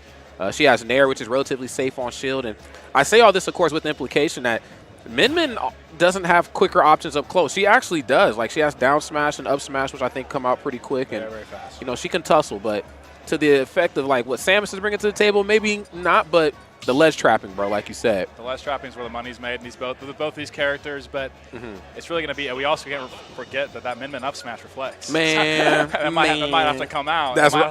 Oh, God. Yeah, no, it'll definitely. We'll see how they manage that neutral. It's really going to be about like that charge shot, and can the arms clank with the charge shot? Yes. Which arms clank with what charges? You know what I mean? That's what's really going to, I think, decide the neutral in this matchup. That's facts, and definitely manageability of your tools on Samus' side, but definitely Min Min's side too, because you know the Ram arm, I believe, is a frame or two faster than the other two arms. So you know how you swing and throw that one around is really going to make all the difference here. Here we go, game number 1, and okay, fresh off the gate, it's Pogi just again. Drawn blood first is really trying to set the tone. I think both of these two characters really want that, but when you just have that much reach physically, it's a lot easier for Pogi to do that. Yeah, Hold up. Poking. I mean, we're seeing a lot of poking. We're seeing a lot of prodding. It's really not too much happening just yet, but we'll see how they find their big opening. Who gets that first one? It's really going to set the tone for this set. Oh, no doubt about it. I like that. Also, staying up underneath that platform, namely because she's so long, she can do that, but also up underneath that platform in the event that Censored wants to jump in, I have short hop Nair immediately, just covers that space in between. Yeah, that is definitely that blind spot that people talk about that Min Min has, that 45-degree angle approach. Yes. Which we'll see how we can cover that. That's a great 2-frame. Okay. Oh, nice. Was able to actually get in there at the last second. Okay, gets back to the ledge. Approaching with the Zair. And okay, first hit on standing jab there right there. Maybe just checking the temperature, seeing what Censored's going to do, but whatever they were going to do didn't get done properly. Pogi goes up a stock right here. And, I mean, these are some characters like, you know, characters like this, Sonic, Snake, you know, they go up a stock like it feels like 2 stocks sometimes. Yeah, we all know the vibes. It's really tough after those first. The vibes are being checked right now. Yeah, no, that neutral's really playing out in Pogi's favor. He's getting those mid-range wins, and that's really where the money's made in these matchups. It's tough to really come back with these characters as well versus Min Min if they play it safe. You know what, though? Min Min does have well, she has a couple glaring weaknesses, but I think the biggest one in her toolkit, of course, is her off-stage presence. And Samus, I think, takes no prisoners off there. Again, you have that Nair. You have forwarder as well, too. I mean, again, she's pretty dangerous when those boots leave the ground. So, great stuff right here. Uh-oh. It's getting spooky. What's going on? An inconsequential moment at the very least. We'll see if they are going to take the stock or not. They're all good. They fist bump. Let me say, they're better people than we are. Because I'm like, give me that. Hey, you take those stocks on stream. You play on stream round 1. We taking those stocks. Don't play with me. Shoot. Especially if it's Min Min? You man, bro. Okay, so I'm glad I'm not the only one in this boat. It's a character-dependent thing on me. Yeah, it's like, do I feel like I could just lose in a few seconds here? It's like, the answer is yes. I'm taking that stock. That's right. Now, I think, Samus, when they start to hit these darker represents, I think their whole plan starts to shift a little bit more, too. Now they're going to break away and start going for charge shots and things like that to kind of bait you out of the corner. But now I'm curious, too. Like, the arms are swinging. Can they swing through the charge shot, and how charged does it need to be before the arms start clanking? You know what I mean? Yeah, it really just depends on what arm they have as well. We're not seeing a lot of it happen. We're seeing the stuff, getting stuff out more often than not. Yeah. While charging that charge shot, he doesn't really let it fly too early. Okay. We'll see. He's avoiding the kill moves really well here. Living, it really doesn't, the percent matters, but I mean, at this point, it's just about avoiding those kill moves. Yeah, no, oh my goodness. Narrowly escaping danger right there. The Dragon Breath doesn't get anything off of that, and air dodges back to the top platform. This is good. Now, of course, Censored always landing back down to the ground with an aerial, namely Narrow Forder, just in case Pokey wants to get a little too haphazard. And again, there's that attack right there, man. That's a tough one right here for Censored to work around. Yeah, it'll catch you landing from a different zip code, unfortunately. I think he got caught there, but honestly, not an unwinnable game. Not in a terrible spot here to pick up a stock. And there it is, I guess. Lost the jump. Yeah, if I had one piece of advice to Censored, it would be to go off stage a little bit more. I just can't trust in the potency in some of Samus's like grounded options, like forward smash and up smash to get these stocks taken. Like you are going to have to go off stage and try to bait an air dodge. Min Min has very limited time out there. Love that. That's safe. Okay. Nice. There's that up smash we were talking about before. But wait a minute. Who said that? Scary. Oh! This is some spicy ramen right here. Who said we can't tussle up close? We got to be careful with those charge shots. Wasn't looking for the up smash there, but it definitely could send him packing early. Yeah, he's really trying to get in that, find that mix-up, find that read on this defensive panic options. And again, we were just setting the scene so well because you're just so much longer than your opponent physically. You can bait and punish a lot easier. You toss something that feels punishable out, you jump up close, and then boom, it's a throw once again. In this corner, Censored back against the ropes. Maybe just a little scared on how they're going to jump out, but knowing that they do need to jump out here and fast. Uh-oh, the fake outs. Uh-oh, and you're talking about the reflects. Looking for it. Looking for it. Oh, that could have been, he had the execution there. Maybe got a back air, but doesn't quite get it. Good damage, though, nonetheless. Okay, this one, bit of a slow burner right now. Both sides trying to fill each other out, and I think that was supposed to be the start of a dash attack, but it's a little off the mark. Got to watch how you play off stage. Holding shield. Surprise, no grab there, no back throw. That's crazy. Oh! Trap rolling. Down smash catches Censored. Bad spot here. Can he avoid the 2-frame? It's back. Ram arm. Uh-oh. Can't jump for free either versus this character. She's an anti-airing machine. At the very least, that Censored has all those timing mix-ups off stage that are invaluable in this matchup. Okay, working with very minimal shield too. You can't allow them to apply pressure on you like that. Pokey, of course, very synced in this match, knows exactly what the win condition is. And again, up underneath that platform, you think it's your friend. We didn't see the nair that time. It was up smash. Pokey closes it out for game one. And that was a great adaptation from Poggy. Saw, when Censored was coming back to that stage, wanted to air dodge that platform, wanted center so bad, and he recognized that. We got 5 games to play with here, so, I mean, not too bad of a first showing for Censored. Yeah. So that's definitely not over. No, definitely not, especially for these two characters. I feel like in my bones, and I ain't trying to curse us, but this might go all 5 games. It just might. It just might.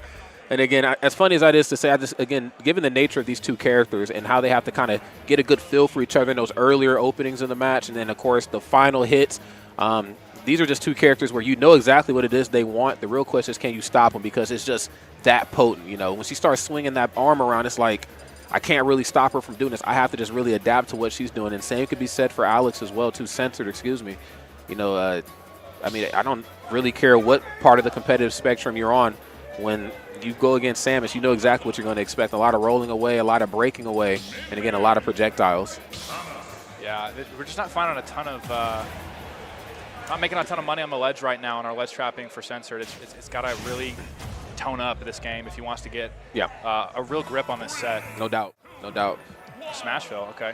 Smaller stage? Yeah, much smaller stage. I'm really glad you brought up the importance of ledge trapping, because I think that's something in Samus's toolkit. It's not that we forget about, but because we don't get to see Samus as much, we forget how dangerous it actually is. That Samus in the right hands is not the aerials that you should be worried about. It's not as much the projectiles that you should be worried about as it is the ledge trapping when done properly. We've seen it with Icy Mist.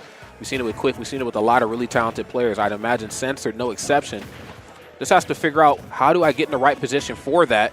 Because every time you get close, this happens. Poggy just pushes you away. Yeah, I think one of the issues is he's gripping with himself. Like, do I want to run off stage and get that early kill, or do I want to take the easy damage?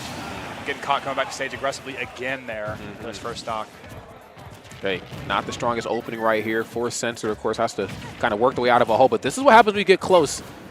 Samus has some like nice early to like mid% things she can do to. I'd almost argue some of her combo system might be a little bit better than ZSS is given the right percent, man. It's kind of crazy. Yeah, that's not super uncommon.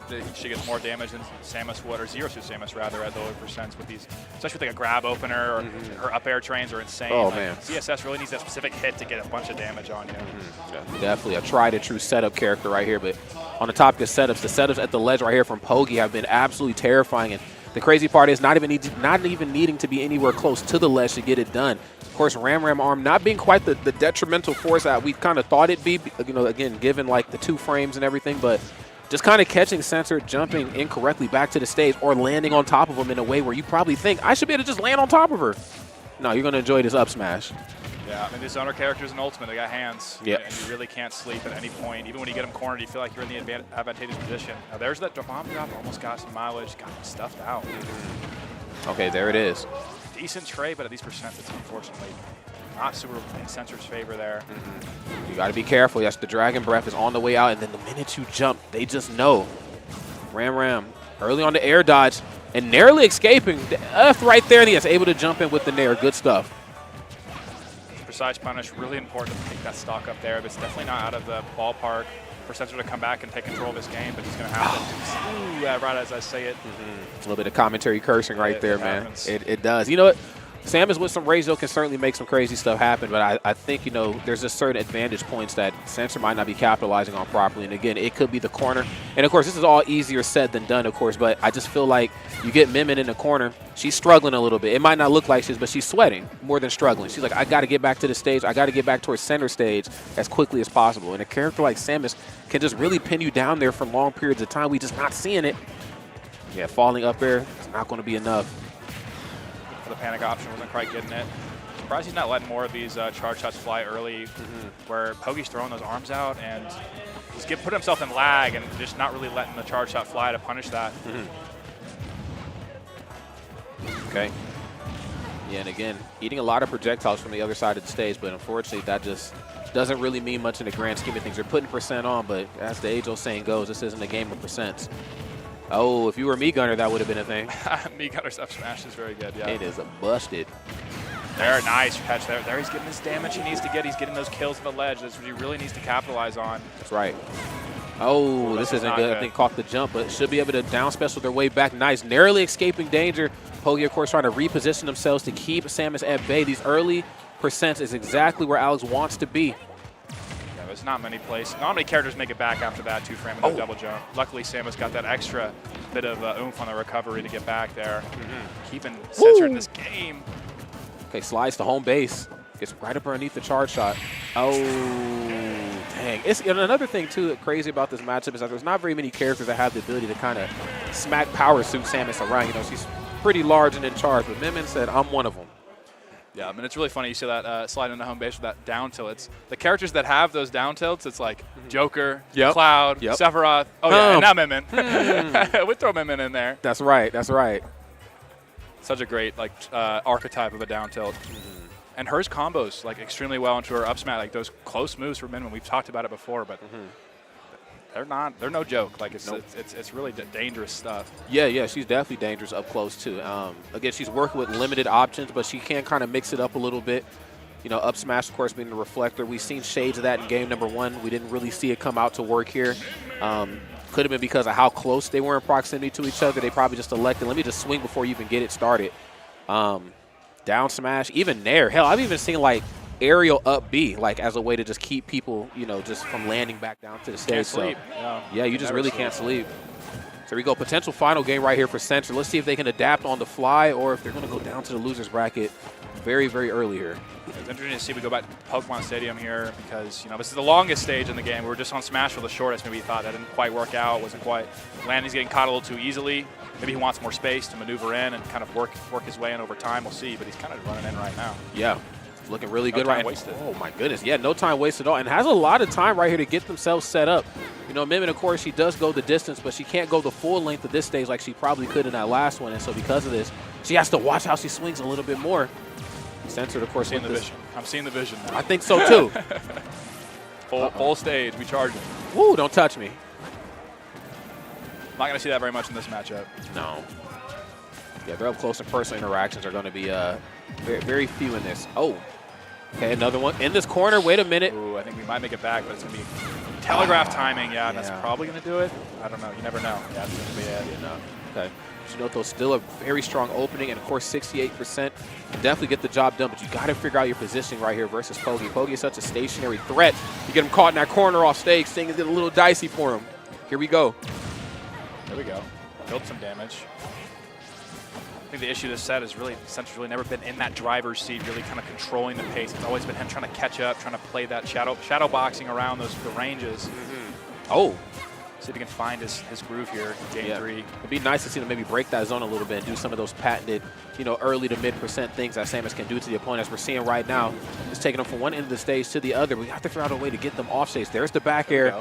Okay, hanging out in the corner. Nair, very good. Nair off stage and on stage, very good too. I believe Nair is like -5 or something crazy on hit too. So if you can break that zone, I don't know what the numbers are on Minmin's moves, but she's going to struggle dealing with some of Samus's aerials. Yeah, as long as you're out of range of that up smash, you don't got many options to hit you immediately. So see if you can find the stock. Oh, it's tough. Both these players are really in that kill range now. Both trying to avoid each other's win cons here. Okay, get a lot of mileage off of these slightly charged neutral specials too. Kind of mixing it up ever so slightly. Pogi, of course, back into this corner. Nice, and I like the delay too. Just a game of chicken. Am I going to throw the second one, or are you going to jump in and I'm going to hit you with an aerial? So great patience on both of their behalves. Pretty boy Pogi starting to bleed out here. Oh, there we go, the up throw, going to kill. I got a little range too, said Sensor. Yeah, surprised we're not seeing more grabs from Sensor. That's a nice little equalizer when they throw that. They want to check you with one arm and immediately shield in case you try to dash in with some kind of grab or some kind of punish rather. And finally seeing the grab come out. Yeah. Taking that stock. Yeah, that's a really good point. I think also just given the nature of how big this stage is, maybe Sensor hasn't had the confidence to just run up and do it, Uh-oh. Okay, nice jumping. You're back into the corner. Oh, I see what's happening here. Kind of getting a little taste of their own medicine right now. We're trying to maybe force a bit of a over-eager approach from Pogi with these taunts. But they're swinging with the right arms now. He's able to punch through that slightly charged neutral special, and yes, it's a day late and $1 short, right and the double teabag back. Good Lord. It's hostile out here, man. It's round one. We're round one. We're already starting with his energy. I'm afraid to see what top 8 is going to look like, I tell you. Okay, Ram arm getting busy right now. Quicker options up close and personal. Eating a charge shot, though. Match getting a little out of control. You can't allow Minmin to push you out of favor, though. Okay, approaching with a lot of nairs. Pogi, I'm loving this. The great movement options. And really just more importantly, being able to shimmy in a platform fighter just gives you so much leverage versus your opponents. It's scary, man. Being able to move while they're doing hitboxes. They wanted to do that in DLC Pack 2. We got Steve, we got Minmin now. And these characters just so mobile while threatening you. It's insane. It's very hard to deal with. Just poking and prodding with that forward air or that side B. Oh, and again, just a little off the mark. Can't say the same for Pogi, though. Pogi, of course, just swinging away right here in a big way. Not a lot of percent separating these two. Whoa! Wait a minute. I'm in your face with it. Oh, my goodness. Out to the back. 1% differential. Ow! They were just one hit away. The DI wasn't ready. Probably trying to dash back. Gets caught. Super unfortunate. Oh, damn. In the chat saying this is why Censored is a commentator. That is. This player, he just got a facial reconstruction surgery a couple weeks ago. Man, now wait a damn minute. Now hold up a minute. Now what is that's me. What the heck? You're just making stuff up in chat now. That's crazy. Respect it though, But you know what though? We were both wrong. It didn't go to game 5. It didn't go to game 5. It felt like it did though. It didn't really feel like that set moved very much. It was very much the same pace, the same type of interactions happening the entire time where Pogi's kind of finding those mid-range hits. Centered struggling to get in, couldn't really figure out the advantage state, and it just ended up being in Pogi's favor, really commanding 3-0. Yeah, it felt like a game of chess. And, we see it with a couple characters in the game, like, again, Snake and Sonic, and characters that can really slow the match down to a crawl. But, again, it's Minmin and it's Samus. I mean, if there's ever two characters that are going to slow it down, it's definitely going to be them. And I think, a lot of that matchup was kind of Pogi just playing the game that they wanted to play, and maybe Sensor being forced a little bit out of their comfort zone. Like, now I have to approach a little bit more, which is something she's going to do sooner or later, probably more sooner than later. But now that I have to jump in and around these arms, I just don't have the movement options to evade that and then get in and hit you. I can only really do one or the other. Yeah, so the issue there, like you're playing Samus, you got a lot of movement options. You got a lot of B reverses, you got the bomb, you got the what is it called? Morph ball. Yeah. So you got a lot of air acceleration, a lot of stuff, but that's kind of more about mixing up your landings. It's not so much about approaching. Like it's really difficult to approach a character like that when you have that lower air speed, the lower ground speed. It's tough. Couldn't really find a stride. Yeah. That's why you really got to maintain. When you do win that neutral, you have that advantage that you really got to press it. You really got to lock in, and you know what, bro, I'm going to be real. I think all Samus, like, when they get you in the corner, like Min or not, you have to really tap into that just – dare I say, like the things that make Samus very annoying, you have to lock in that corner. And I just felt like, Sensor just let Pogi off the hook a lot of those interactions. So Pogi moves on. Sensor drops down to the loser side of bracket. We got 2 new competitors sitting on the big stage. I believe we have a Blue Jay getting ready to face off against Spice here. Oh, boy, Spice the hero. This is we'll see what this happens. is Spice the hero. Yes, the Spice the hero. Okay. You've probably seen him on Twitter. Yes, I've seen the takes and they be talking. Yeah, Spice. They be getting interactions, one way or another. That's right. That's right. But you know what, though? The takes are never bad. That's one thing I can give Spice. You know what? I'm glad I'm not on the receiving end of whatever's going on here. No, I've seen him play. I saw him play last month, the Miles Monthly. It's Springfield, Missouri regional. They took a set over Loopy, which is one of the best players in Kansas City, one of the higher seeds for this tournament. Really? Commanding 3-0. Yeah, oh, my. It was very, very solid hero player. Has been doing really well locally in Springfield. Sure. Decent scene over there, and really good players they're taking wins off of. So see what they can do here. I'm not super familiar with Blue Jay, though. Actually. Yeah, me neither. But it says they're from Nebraska, which is that's something I got some homework to do. Maybe a newer player, maybe some kind of my instincts lean towards Sonic. Sonic, the you Blue Jay, feeling it? The blue, Not Falco, bro? Oh, it's possible. Maybe. That would be more on point. And we are at the Jayhawks campus right now. We are here. It's all topical right now. I actually thought it was a home game this week, and I was super excited. I found out that they're playing Baylor at Baylor. I'm just like, this sucks. Yeah. I missed it again. Oh, man, the Allen Fieldhouse is crazy. Yeah. It's a great time. Anyone at home, any college basketball fans, if you ever make it out to Kansas, Lawrence, Kansas, or Kansas City, try to swing by a Jayhawk basketball game. It's a good time. It is a religious experience. It is something very, very different. I'll put it that way. Yeah. All right, so seed 50 ready to face off against seed 79. This is going to be a great one right here. Winners round 2 for those of us who are just tuning in, and everything is best of 5. Yes, we are granting all these wonderful players best of 5 sets. Pools A2. I'm sure Blue Jay's going to – oh, Blue Jay's getting left on the hook right now. Oh, dang. No fist bumps. Don't say good luck. Oh. It's a power move going into this set. That's right. It's out in your brain mentally. RNG Spice. Is that Rise and Grind Spice? Is that what the RNG stands for? It's just random. Oh, random. we playing hero. Oh, okay. I see. Just leaning into it even more. We take those. Okay. Audience coming alive behind us right here in a traditional Kansas fashion. This is going to be a great one right here. Nice. Ariel's getting busy early on right now with Diddy, but of course you can't swing for free. This is still a gentleman with a disc joint in their hand. So you're going to have to be careful. Disc joint and good out of shield. Man, it's crazy. Yeah, that whoosh coming out of a swift frame 6. And ooh, holding in. We know better there. Yeah, one thing that Spice is exceptionally good at in my that could have been it. That could have been it. One thing I will say that I've seen of Spice gameplay, what they're really good at is reading that menu extremely quickly. Yes. Throwing out those burst options, those unreactables, those strong moves. That's right. That's that young man resiliency, or that young player resiliency, excuse me. Just that ability to be able to read on the fly. I don't have that. Or something. They're like 16 years old. They got that quick. They got no excuses. Yeah. See, I don't have that anymore. Too many years of playing Adult Link, it just messed my brain up. Okay, caught in this corner right now. Reflect on lock just in case they try to throw banana peel. And I like that standing jab. Let's slow this match down. Trying to put Diddy Kong to sleep. Can't get anything off it, but you still have to respect the aerials that Diddy's he gonna die, yeah. Uh-oh. Oh, he actually almost had it. He pulled Zoom on that first menu and had no mana for it. I thought it was just over. Oh, got to Zoom again. Couldn't press the A button fast enough. Okay, banana peel. Uh-oh, nice. Being able to spot dodge the standing jab. I like that, too, from Spice, to using standing jab and just slowing it down ever so slightly. Decon's going to get up close and personal. They're going to go for dash attack. They're going to go for, like, down tilt, which I think is, like, frame 4 or something on shit. Like, it's very, very good. And then, of course, fastest up smash in the game, if I'm not mistaken. Diddy Kong is very well equipped. Make them think twice before swinging up close. Really those nair downers at the ledge. Ooh, I love that option. Hitting that downer, you got a tech. I mean, why not throw that down B out? That covers every option. You find a flame slash, crackle slash. So many options that'll cover on reaction. Liking that fall away fair. Trying to put Diddy Kong to sleep here.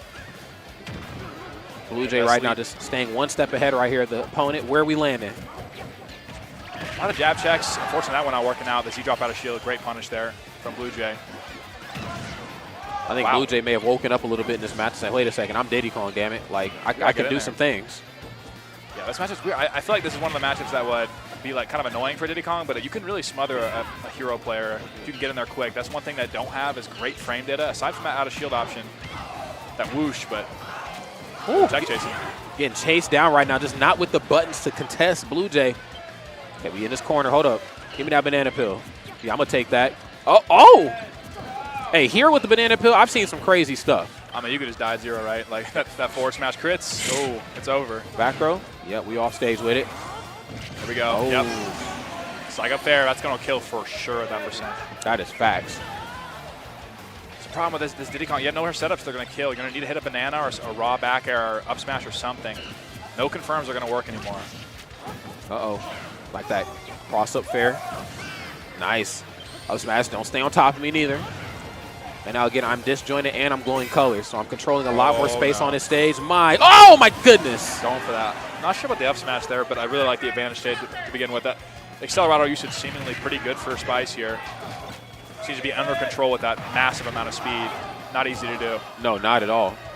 Uh-oh! Oh, no! We awake. Forward smash.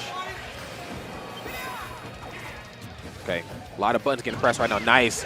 Going for just 2 of the 3 jabs, faking them out just a little bit. I love these little jab checks we're doing in neutral from Spice, trying to keep that zone occupied. Okay. Okay, we haven't quite seen Spice go off stage for Blue Jay, but that is certainly an option. Diddy Kong, of course, very susceptible to danger out there. Whoa! The Matrix. What the? That up tilt jump, man, it dodges a lot of moves, actually. You get pretty high off the ground there. Both characters going to struggle to find that up throw. Might kill. No, forward throwing, good option. Up throw probably does not kill there. Oh, that's not good. Wanted it maybe just a little too much. Ooh. Maybe just a tad too spicy, but you know what, though? I'm liking the game plan that we've seen. Honestly, I'm liking the game plan. Yeah. If you're going to lose a game, you better do it in style. With confidence, you know. I know that's right. So, you know what? I got the next one. Like, that's right. I don't know if I agree with it, but, you know, that's as long as you are confident in making that decision, I think Spice is in control of most of that game. Yes. Just kind of a little over-eager towards the end there. We'll see how Blue Jay adjusts here, see what kind of stages he's banning. I mean, you have to operate with a generalized level of fear going to get somebody like Spice. You know, just kind of given the itinerary that you gave before we jumped on the mic, and again, just also given the nature of Hero, you have to be just a little bit afraid, you know, going into this. I think a character like Diddy Kong has to stay so up close and personal for a good chunk of the match, especially to get stocks taken. I have a disjoint. I can also kill you at 0% in multiple ways. I can also hurt you off stage, too. You have to always kind of keep that in the back of your head, and I think Blue Jay never really let up. But again, like you said, that was only game 1. The fact that it was that close means that game 2 could go either way. Yeah, Town City definitely known for being a pretty good hero stage. You can kind of upbeat to these platforms out of shield. It's very safe, and you can get true combos on these high platforms. We'll see if we see that this game. But just more space in general for Hero to work with, really beneficial for him. He doesn't really have to engage as often. Like you see that uppie there. That'll combo if he gets hit by those later hits of that move. Oh, 100%. Right now, Hero's glowing, so this is very dangerous waters we're treading here. Oh, I love these empty jumps up close to fearlessness. You have to, right? You have as a hero to. player, like you got to have those mix-ups. You cannot do as many like mix-ups of timing because your arrows are so slow. Like you kind of just have to have that natural fundamental mix. Oh, nice. The air dodge, just narrowly escaping that down tilt there. Caught in his corner, nothing off the up B on the way back, but again, you just have to be unrelenting. Not letting up off stage. It's looking good right now. Down tilt, dash attack. This is just the Diddy Kong one-on-one stuff here. Getting that damage. Oh, that's not good. That's a lot of damage. Misses the second. Oh, that's a great conversion. Great conversion from Blue Jay. A lot of awareness. In the mixer, has the wherewithal to throw that nair out and finish that kill confirm. Well played by him there. Yeah, great situation awareness. Diddy Kong said, I ain't going to sleep right here. Blue Jay looking good. Caught in ice. So curious. Man, the timing is almost there. I mean, you see it with Sora, right? It's kind of a similar thing. You just kind of, you know, hopefully this works. Can't react to it. Just got to guess. Yeah. Okay. Liking these mix-ups when they're coming back to the stage, too. Am I going to snap ledge? Am I just going to actually jump over? I mean, little things like that kind of keeping Blue Jay on their toes. Am I going to throw a giant fireball? It's going to explode and kill you at 60? Who knows? You know, there's so many things to worry about with this character. And I think another thing to really highlight about Spice is how well they play without the menu. I mean, when they have the menu, of course, they become even more dangerous, but they're very, very comfortable without it. Whoa, back air. Okay, we off stage with it. Where we landed. Banana peel, no, monkey flip. Of course, a little haphazard on doing that. You know, Sora, excuse me, not Sora, but Sora too, and also Hero. Very well equipped to anti-air Diddy Kong out. So, probably not wanting to monkey flip as much here, but there's the kick this time. Okay, gets the reset on the platform. I'm coming down. Oh! Blue's got a good read on how, you know, we can see the zoom come out. He's almost always ready to option it. Up there, going to kill. Wow. Yeah, very, very often. The boot. We're going to call that the rage. We're going to say that's a rage there. It wasn't a bad DI. Spice working with a bit of rage right here themselves. Maxed out, if you will. Just demanding space. Back up. Oh, and then catch them fastest up smash in the Wild Wild West. The Wild Wild Midwest. Oh, damn! Outplayed, unfortunately. You got hit by a big old smash attack that killed at 50, unfortunately. Oh, we got ourselves a match right here. I mean, again, this is just the nature of Diddy Kong, I think, and also Hero. Like, Diddy Kong could be living off stage and die from one tap, and Hero, I mean, can be losing and then thwacked or whacked, and that's the game. It's just random. That's what RNG is what that tag's for. It's a bad omen for Blue Jay now. That thwack coming through 50%. Not a super high chance that kills a 50. Yeah. It's not insignificant, but it's not high. You know what I mean? It's like, it happens, though. You just got to hold that, unfortunately. Okay. Get your landing caught. One game apiece right here. And keep in mind, friends, if you're just tuning in, this goes best of 5. So both of these two talented players have a lot of time to get it together. Seed 50 versus Seed 79. The Blue Jay drove 3 hours. I almost said a long way. 3 hours ain't long if you're from the Midwest. Drove a considerable amount just to get here and get thwacked and whacked. So, but we'll see how this game goes. Costume shift right here on Spice's behalf. Here we go. I mean, there's that fireball I was talking about. You're taking 26. Back up. You gotta be on your toes at all times. Oh, going for that nair dare. We're getting that nair dare a lot, but Spice having the knowledge to know you gotta hold in on that, not getting killed at 40%. It's the only way that Diddy Kong's going to kill you really early is those down airs. That down air is extremely strong. If you can avoid that, you're living for a while. Okay, but fortunately find themselves back off stage again, a spot where Rice hasn't been able to find a lot of success. Excuse me, Spice not able to find a lot of success versus Blue Jay off stage. I mean, trying like some of those earlier up specials, trying to get out there with like Nair, but it's always off the mark. Got to give it to Blue Jay, just keeping that approach back to the ledge. Very ambiguous. Wait a minute. Oh, I love that. That just didn't work out. We're seeing Spice DI in on these down throws constantly. It's going to get him killed if he's not careful. See if that comes into play in this set. Wants to take that banana peel away from Blue Jay as well. By understanding, I can't really, I mean, I have limited movement options. I can't really afford to lose access to any part of the stage because banana peel's there. Got to make them think twice on throwing it. Blue Jay said, I'm coming through, bro. Bye. Oh, up tilt. I forgot how great that move is. It'll kill. It's really weird. It's those combo. It's one of those great moves in this game. Kaboom, gonna work. Saw Colorado fall victim to that. Akakisu, pronounced that wrong, my fault. But the other day, I forgot what term was it. Genesis. He almost beat Akakisu, and that move killed him. Yes. Left side of the stage on Hollow Bash, and it's like that move is something. Deja vu. Uh-oh. I thought we were gonna have some fun on that platform. Okay, F tilt, banana peel at the ledge, of course. Can't really afford to get out of harm's way. Smart to just hold shield. You know down tilt's coming. I'd imagine Blue Jay not wanting to run up and go for like a throw with it. You know, idea that maybe up B out of shield may happen or just really anything. Just playing it safe with down tilts. Oh, that's dangerous. Oh, and the backswing of the up smash. Man, that thing's been an MVP for Blue Jay this set so far. Up smash catching so many of Spice's mistakes. Yeah. That's goodness. Good Lord, the airbender right here. He's throwing it out. Man, all the elements. It's the Avatar. It's a new series just dropped. Okay. Spice right now looking good. Nice. Has to reflect on light. I'll take that. Thank you. Huge. Uh-oh. What's going on in this corner? Nice. Probably expecting to roll back on. Blue Jay doing a good job of keeping these like options in check. Up throw not going to kill. But he's really keeping Spice honest, playing in his range, keeping him threatened, so he can't really be as comfortable as you want to be.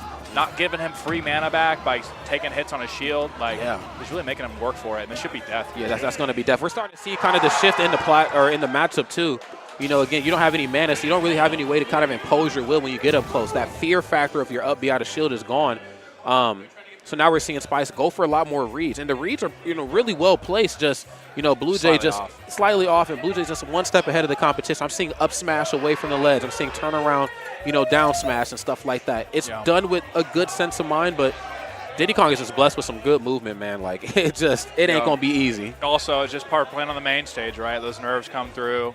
Both these players, I don't think, have too much experience on the main stage at an event of this caliber, so it's definitely like you got to slow yourself down, right? And I feel like Blue Jay had that at the beginning, and I think Spice kind of feeling the pressure towards now, like towards this later part of this set, and really missing those small things that you're like, man. Yep. On their day, they probably aren't doing that, but today, we got to lock in. This Kansas audience, I'm trying to tell you, I've seen a lot of rowdy ones. I've been to CEO, I've been to Gamo, I've seen a lot of crazy audiences, and Kansas is right up in there in that top 5. Like, you're going to play on this stream on the big stage, you better bring it. Spice right now saying it is brought. I did win game number 2. I just heard you got this, Spice. Yeah, we'll see what happens in this game. I'm curious to see what stage they went to. Kind of missed out on the overlay. Looks like PS2 are back. We needs that more space, maybe. I think that's where we're going back here. Definitely makes sense. More time to pull those menus. More time to make more informed decisions on like what you want to pull here. Oh, yeah, no doubt about it. Just a little bit of breathing space doesn't hurt either. Not to say that Blue Jay's been jumping in for free. I still think, of course, they are operating with the idea that, you know, this is still a sortie. They still have something disjointed in their hand. Up B out of shield is something I need to keep in mind because that opens up the door for just a lot of just unnecessary damage that hero can put on you. But the more space, certainly the merrier here. Uh-oh. Oh, I felt like that was going to be a fake out. Yeah, we're finding these full range monkey flips constantly.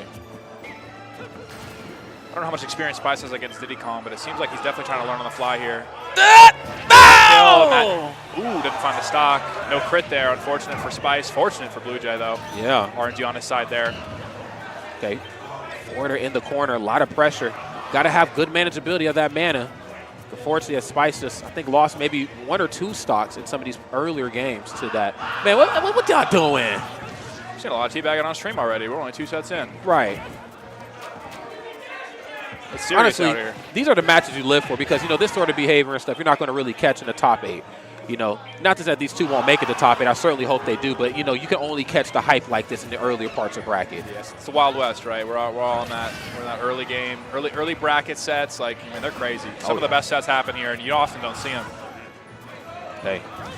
Nice. It's that no MP needed, my friend. I can get it done with only a 3. Uh-oh, up tilt. Not this time. Banana Peel on lock, though, and I don't think enough mana to go for the reflect. So has to just try to maneuver it the right way. Uh-oh. Look. Get off me. We're constantly on low mana here, but we're out of those kill ranges, right? Where we're not hitting forward air, we're not hitting back air out of that down tilt. This is where you can really make some money here as Spice tries to pile this lead on. Oh, my goodness. But, yes, just a day late and a dollar short up tilt.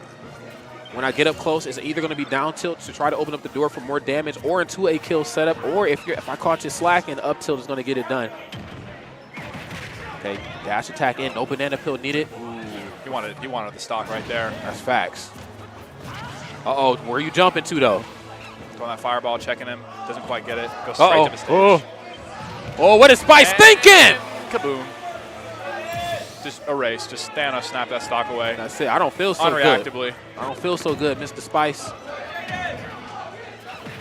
Nice. Boom. What I will say is Blue Jay's really finding these strings. When he gets these stray hits, he's finding the damage off it. He's getting those advantage states started in good spots. Like, he's entering his combos in good ways to maintain that.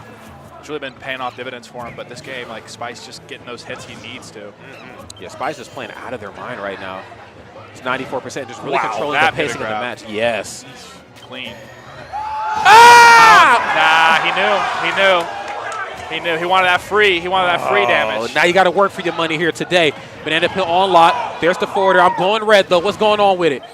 You got to think, man. You're feeling the pressure. You went for that kamikaze. Didn't quite work out. Now you're in a really tough spot here where you could just lose very quickly. The Christmas colors, though, are present. Hold up. Okay.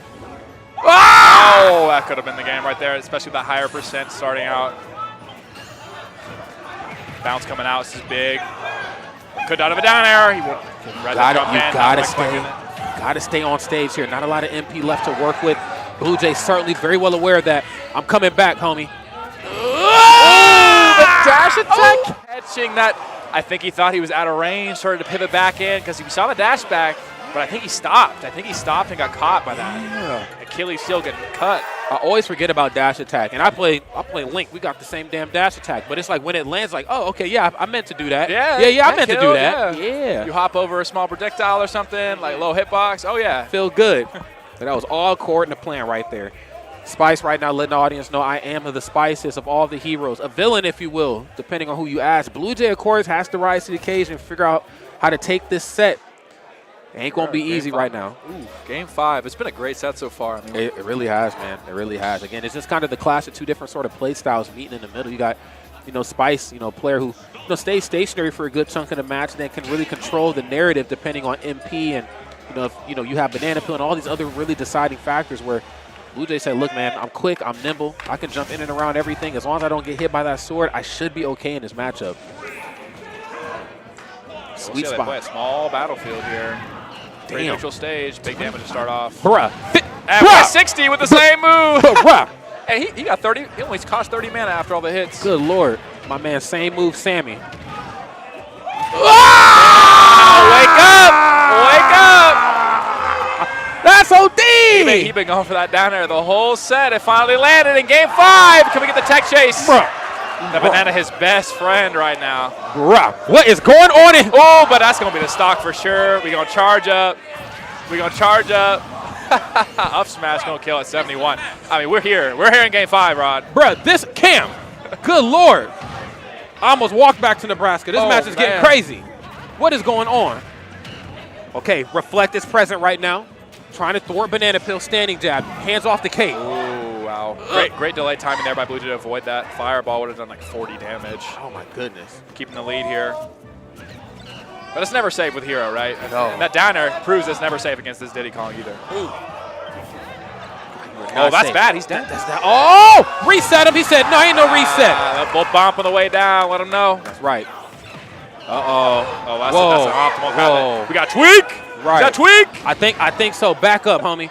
Okay. A little bit of electricity to ash. He tried to get it done early. I like that right here from Spice, but this is anything but good. Oh, good job. Holding that down, mixing up the timing. Almost out of a down air. We're DIing in on those down throws still. Sheesh, man.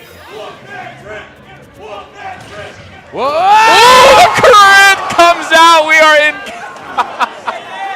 This is just comical character. What a entertainment. This is content, as they say. This is a very, very silly match, but silly in a good way. Try to put him to sleep. Okay, so I'm awake at the wheel. Oh, wake up! Coming back with a fireball. That could have been the game right there. What a way that would be. Standing jab. No jump here. Oh, the read! Oh, Spice the hero. No RNG required. Spice the hero with the handshake this time, letting the audience know it's all love at the end of the day, but sometimes love hurts, my friend. I had to put the hurting on you. The Nebraska crowd falling to their knees. Good Lord. Oh, man. The people's champ. Spice is not a fan of Diddy Kong, I've heard. He said he's not approved. But had some 4-letter words for Diddy Kong. He showed that. That, oh, man, that lightning strike from the heavens, man, going to take him out. That's unbelievable. Yeah, I don't know. I feel like we just peaked. Cam, how do you even follow up that match? I don't know. I thought we just peaked for the whole weekend. I said we all just go home and get dinner. That's good. Yeah, we good. Right, we just go. All the entertainment we could have ever asked for in that second set of the day. Second single set on stream. That's right. Oh, man, wow. We got champions and we got people's champions, friends, and okay? It's like the difference between, like, Avatar, the blue people, and Avatar, the last airbender. Yeah. When I say Avatar, people think of the blue people. I'm like, have your billions. You'll never have the streets. You'll never have the people. the people. You'll the never people back home. You'll never have us. Wow, great stuff right there. And again, if this doesn't incentivize you to stay here and kick it with Cam, I don't know what the hell will. You ain't going to get matches like this at any other tournament. You might as well stay right here and kick it with us. My God. Yeah, no, man. I can't think of a better way to open up. Like, that's – we had the Min-Min. We had the Min-Min in the Samus round 1. Wasn't too bad. There was something to digest there, but that was just like – yeah. Cinema. It was cinema. That was cinema Perfect. right there. Right. When you interview Martin Scorsese about what he thinks cinema is, he's going to say, you know what? It's going to be the sweet spot, my friends. You're going to pull that last setup. That was You catch that sweet spot, eh? You catch that Spice versus Blue Jay. I don't know. good Lord. Okay. Wow. Got to come down off of that high if I can even do that. I believe in this next match we have Big M and Trey John, two players, of course, I know we're very familiar with as Midwesterners. Big M just rising through the ranks, of course, in commentary, doing his damn thing. I know we had a talk with him at I believe it was RNG. We're like, yo, you just got to get out there and want it. And here we are, back on the mic playing and casting. Yeah, absolutely. Big M been traveling a lot lately. Yeah. More so for the commentary, but he be playing. He be getting some wins. You never know. He's facts. got that X factor. There's those days where you see Big M and he's on, and it's just like, man, where's this player at? Why is he suddenly going crazy out of state? Maybe. That's right. Like we'll see how this goes. Trey John just moved to Kansas, actually. Wichita State University player now. Okay. So this is a Kansas matchup right here. Okay. Not too surprising at the Kansas Regional.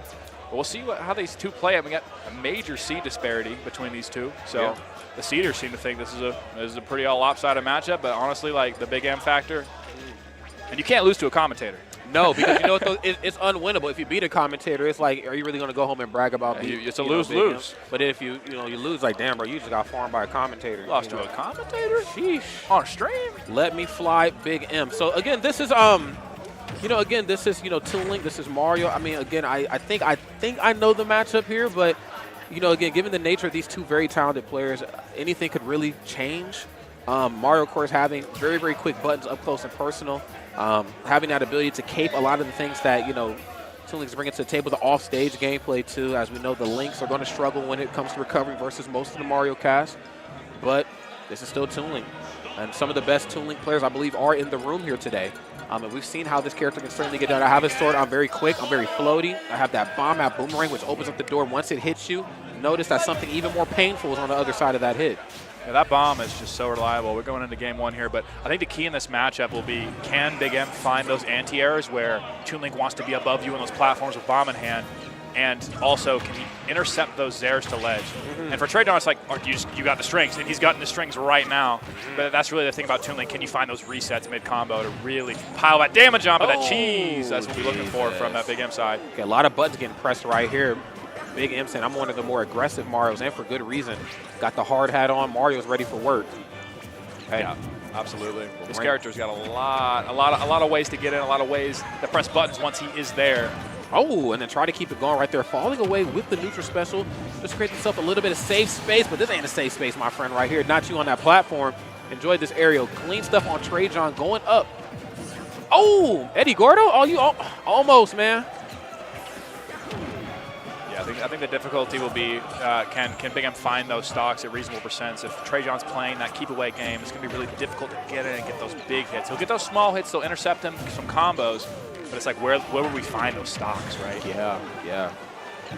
That is the million-dollar question here. I think Trey John, of course, very, very comfortable with having the lead. I have Zaire to kind of, poke and pry at Big M just to keep him at bay. I have my boomerang. It's always on its way back. Now you have to wonder, am I going to force you to shield so it doesn't bonk you? Are you going to elect to go for the cape? You go for the cape, and you're worried about the boomerang. I can still hit you. And again, that bomb theory that we talked about kind of going into this match is certainly starting to pay off. Saw a little punish, not a lot of lag on that move, so good job to find that back here. But, man, Trey John just fighting back. Not taking that disadvantage for even a minute here. Yeah, Big M getting caught with that air dodge. The up smash going to catch it. Great chase by Trey John. There's the up smash. There we go. Hard hat on. Okay, it's overtime today. Okay, neutral special. Always a good entry point into getting yourself out of the corner, or at least just trying to find some damage. Or really, at the bare minimum, just trying to find some footing. Fireball comes out, your opponent's going to be forced to shield. That should be your opportunity to get in and start moving around a little bit more. Uh-oh. Trey's not working in your favor. This is another thing you have to kind of take into consideration. Mario has to get a lot of clean and very finesse-happy hits. Can't elect to trade anymore with Toon Link. Yeah, when you have this deficit, it can be difficult if you're not finding those, forward air conversions off stage or those ladders off the top, which the floaty character like Toon Link, it's probably not too easy to find those. Ooh, he looked for it right there. That forward smash on the landing, almost had it. Okay. Another Zaire in the corner. This keep away game that Trey John's bringing to the table is so good. I like that. Shifting the hurt box on up tilt. Boom. That's going to be enough. Yeah. Second one. Not going to drop a second one. We got those. Yeah, barely avoiding that first one. You know, I'd almost argue, and feel free to correct me. I think in the air, Toon Link might be definitely better than Big Link. I could almost argue that in a lot of ways, they kind of have the edge on Young Link. Like, just at least when it comes to bomb and, like, direct follows after things. Like, when you get hit with bomb and uppers on this way, I'm like, damn, dog. Like, I don't feel that same level of oomph with Young Link. There's not that much fear like that up air don't kill. Like, I don't think, maybe if you can't really convert into the up air like that on a Young Link, where that up tilt on Toon Link, that's a combo tool. And definitely, like, you've just seen the Toon Links kind of start picking up some momentum as the Young Links are kind of simultaneously kind of falling back. So you're seeing a lot of people look at this character again and be like, hey, wait. What is this character like? This character's got some stuff. Yeah. Like, you know, those up airs, like you said, the air speed, the ground speed, he's fast. Yeah, this character ain't slow at all. No, the other two are pretty slow. Yes, definitely. We're seeing that speed kind of pay off in a big way, especially versus Mario. I mean, Mario, of course, very well equipped to get in up airs, very safe on shield. Nair is frame like 3 or something crazy. Like, this character can just, you know, once I'm in, I'm in. Oh, he said reverse me if you want. I'm with that. A little misinput coming out from Big M there, being off stage for seemingly no reason, but, you know, maybe a little mix-up, a little psych up. I don't know. Oh, nice. Ooh, I like that idea. Was able to air dodge down and then tag away. Great split-second decision-making right here from Big M. Up air, yeah, you're not going to be able to air dodge through that, really. That's one of those moves you actually just have to try to maneuver out of the way of. Oh, there we go. They damn. can't find that first time. That's big in this matchup. Huge. Forcing that Toon Link to come into you with those committal options that he needs to find those kills with. Oh, man, damn. Wow. That was a pickup. That was a pickup I've ever seen one. My God. I love the idea there. Didn't quite make it. Big M is hungry. This is a Mario that likes to hold forward. Very Zen-esque, if you will. You know, dude, like those, when I get in, I'm in your face with it. Dude, those like forward air tech chases, it's like stomped. You know, it's like that aggressive. Like, I caught you. Like, you're gonna be right here. I'm gonna pop you up. That's right. You're under my boot. Okay, nothing off the F tilt. And yes, respecting Boomerang a little bit more in this match. We didn't quite see it in the last game where, you know, I toss Boomerang out. Am I going to hold shield and wait for, you know, it to come back? If you do that, I have a little bit more, if an easier time trying to grab you now that with Toon Link, you know, I have a tether grab. But if you're holding shield, I'm in your face. You know, there's a lot of things right here that we just kind of have to take into consideration. I think Big M just slowly but surely starting to figure it out. Oh, my goodness. Yeah, he's finding those up tilt. I think that's one of the main things that Big M really needs to adjust is, like, just really avoiding those. I think he needs the reverse hit for that up tilt to combo into up air. So if you just avoid that specific setup, I mean, you'll live a lot longer. He's catching up with a lot of landings with up tilt and up smash. That's right. Second stock this game. I mean, I feel like it's not out of characteristic for Mario and Luigi to land, or even Mario too. Most of the Mario characters to just land with buttons. Like, their nairs, their aerials in general, just really, really good. Most characters in the cast can't really punish it. No let's trump, whoa! But Toon Link, unfortunately for Big M, certainly one that's going to make you pay for landing improperly, especially on top of me, but same could be said for Big M. Only 38% up smash equalizing these stocks. Percent's slightly different story, but let's see what they can do here. We've seen basically all 4 stocks go the same way, right? Just a landing catch with an up smash from both respective characters. Yeah. Seems to be the name of the game is that anti-air.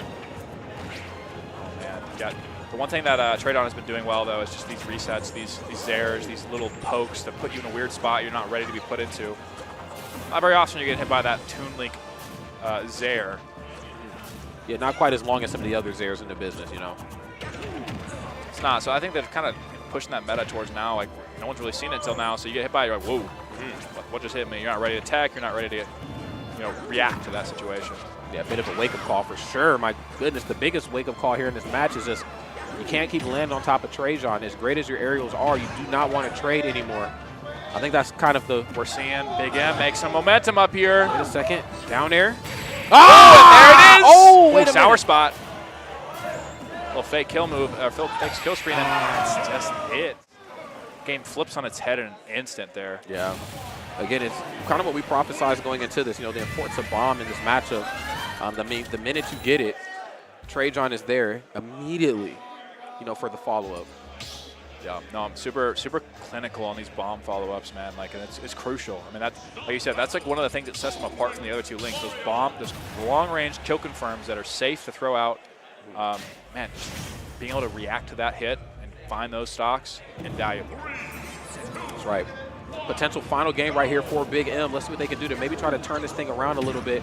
Trajan playing complete out of their mind. The up-close and personal game certainly in their favor. Boomerang just in your face. Just here, bro. Eat this. Damn.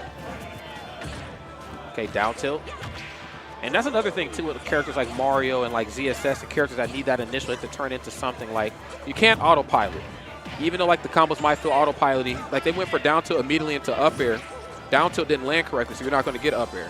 You know, you have to make sure that, you know, you stay concise, you know, throughout the majority of this match.